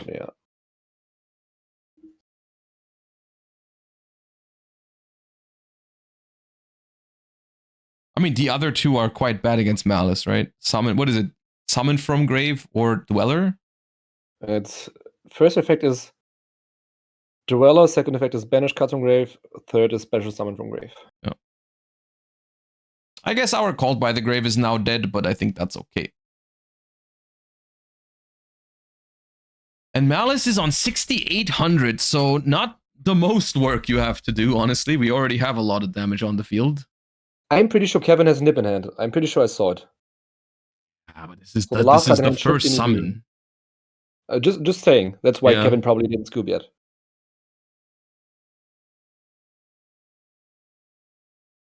Is Inscription ban-worthy? No. Probably not. I mean, it's not a fun card, but there's like so many cards before that I would rather see go. especially it being at the start of the main phase, 1. Yeah. It makes it way worse than other Lingering Floodgates. It is worse, but whenever it sees play, it's because one deck doesn't care about it, right? Yeah. But even then, you cannot dig for it with Laruja. You cannot thrust That's it. true. Can't search it, can't thrust for it, or whatever. Yeah. Can't prosp it. You really have to open it.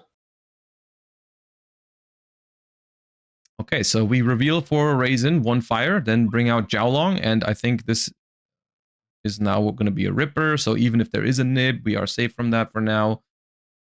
And this is probably way more than enough damage. Just go battle phase. I right? would think so too, unless something is stopped.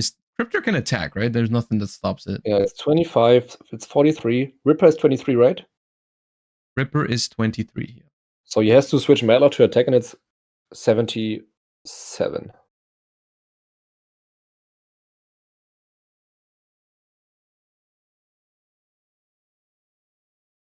I understand making the Ripper because maybe we want to stop a March here from happening, but now we are playing into Nib, so if we negate March here... But there's just March here on MTP. It doesn't do anything. It stops some damage, I guess, but not much, yeah. Please we know the set card? Nib. There is Nib, actually, you are right. Yeah. If this Ripper negates this March here, oh my god, please. This is the most obvious bait I've ever seen. Thank God. Banish Chessie from hand. They let it go through. Nice. Good call. Good call. Ooh, nice Chessie Cat zone. Nice Chessie Cat zone, yeah. In fact, it's not as worse as the Galatea zone earlier, but still not that good one. I just joined. Is this Malice Canine? What the hell? As much as I would like to let you in that belief that they are playing Vanquish Soul Malice Canine, no, they stole the Cryptor with Holy Sue. Imagine. We forgot about Malice Engine, you're right. Habakiri, Draco Tail, and Malice. They are actually playing Draco Tail in this deck, though, as a side deck option. Which is funny, but no Malice. And I do believe if we just switch this Madlove to attack mode, which it's making me nervous that it hasn't been switched yet. Surely just Raisin. Thank you. Oh, never mind. What? Silent Honor Arc only steals attack position, right? Yep, that. Okay. But it does, like, if I remember correctly, I think we're just flexing the Ghost Rare is what's happening. Or whenever it was released, I think it only steals attack position. Yeah, it does. All right, we're going back into the overall view as we see what's happening in some of the other games. We see that, of course, Table 3 is now side decking. Tim is currently going first against Dinkabui with Malice. Ooh. But we see a Holy Sue with a Jiaolong. And an Ash Blossom. And I think Adrian won his match as well. We have the Dark and Fire Holy Sue. There's a Heart Scriptor, but it does not currently have something to put back. So Raisin from the deck, and actually Adrian defeated Pearly 2-0 with Yummy on table 1. So 1 win for Red already. So if one of the Vanquish Souls can defeat a Malice, which I it's looking good for. There's no way we see Vanquish Soul sacking his opponent again in the finals. I mean, you're gonna love it, I know, but I mean, look, if it's Malice, then it's okay to draw Holy Sue. I will give you this one. I agree.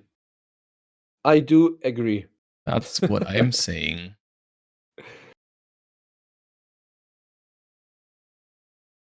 So we do see Ibli on the left. Adrian was playing Ibli. Mm-hmm.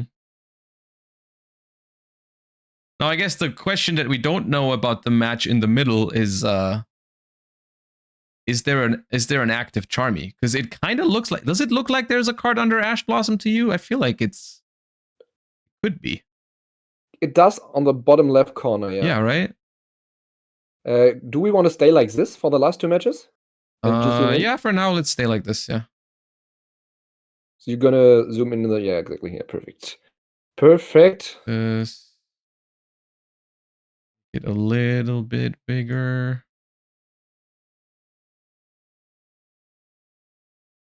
So we have Ding Kabui and Tim Greve versus Kevin and Marius. I tell them to switch back. Wait. That's fine.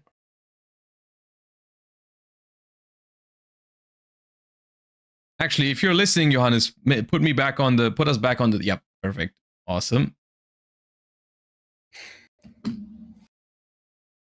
Because if Team Red wins one of these two matches, it instantly ends. So it's good to see both. Purulia is played in table 3 onto Malice. And then normal summon Dormouse is met with Imperm. Malice has to give 4 draws on the Purulia. You have to go full combo.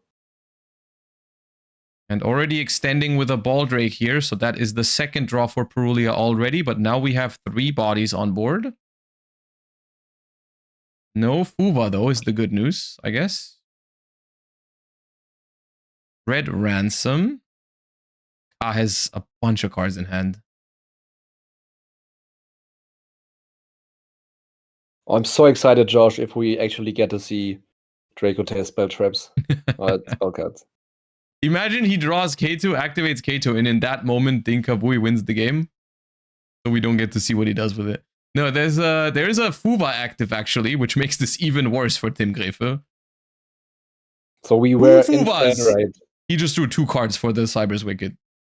2? Yeah, he just drew 2 cards for that Wicked. So, I mean, that makes Holy Soul more reasonable. Yes, but it also it's gonna make things a lot worse for Tim Greve here. Yes, Baldrake. Oh, Tim has to feel so bad.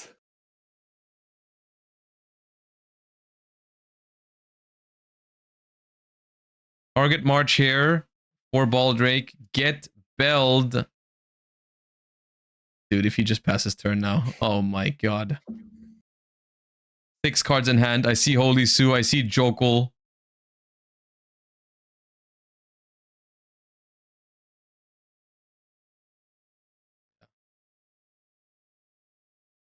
Yeah.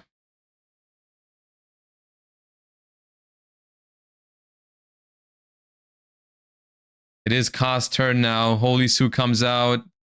Xiaolong comes out and scoops it up. And that is the win. And it doesn't even matter what happens at table 3 because Ding Kabui takes down Tim Greve. And table 1 also went in favor of Ding Kabui's team. Ooh, okay. We get some extra footage. All right. So the left team won. Are the winner of this Starlight Cup against Tim Greve and his friends. Yeah, we see the Berlin guys congratulating Ka and his friends. Yeah, so DKB once again showed why Wanker Soul is pretty good right now. It's not about the Charmies, it's about Holy Oh, he's so happy. Nice. I'm happy for Ka. Congrats to Ka. Congrats to his teammates. Also, congratulations to the opponents for making the finals, Tim and his friends. Yeah, and I mean, they've only lost to this team the entire weekend, right? They lost to them twice, but yeah, no one else was able to beat them. They went X1 in Swiss, only losing to this team, and now they lost to them in the finals. So basically the perfect score, except for this team, which is also pretty good. So yeah, nice. So, Chad, this was the event. Unfortunately, we're not gonna be able to see the ceremony. You want to call it like this? Yeah. But yeah, big shout out to Starlight Cup. Check them out on Twitter. Yeah, I shared all the links as well on my Twitter as well. If you want to share Or if you want to follow Starlight Cup for future tournaments, they do host this, I believe, once a year. It's kind of like it's a yearly event in Berlin. It was a lot of fun. I hope you guys enjoyed the coverage for today. Also, thank you so much, Tom, for joining me for 10 hours of commentary. Don't know if I could have done this on my own, but it was a pleasure to have you on. Tom's link is in the stream title right now. He also started streaming somewhat recently, so do me a favor and follow Tom. He's linked in the stream title once again. So yeah, that's going to be it for today. Thank you all so much for tuning in. Thank you to Starlight Cup for the opportunity to cast this event. Hope you enjoyed some TCG coverage. Gonna be returning soon for some Master Duel grinding because we have a Duelist Cup to play in 2 weeks, which I believe you will also be playing in, Tom, right? Yeah. Yeah, so that's what we're going to focus on in the upcoming weeks. We're still going to keep up with the TCG and all that good stuff. You know, I still have the Phantom Revenge decks I want to try, so there's going to be TCG content as well. But for now, thank you all so much for tuning in, and I'll see you guys next time. I'll announce when it is. I'll post in the Discord when I stream. I'll take tomorrow off, but I haven't really made a plan for the upcoming week yet, so I'll let you know either on Discord or on Twitch. And yeah, until then, thank you all so much for watching. Thank you, Tom. And thank you, Josh. Thank you, Chat.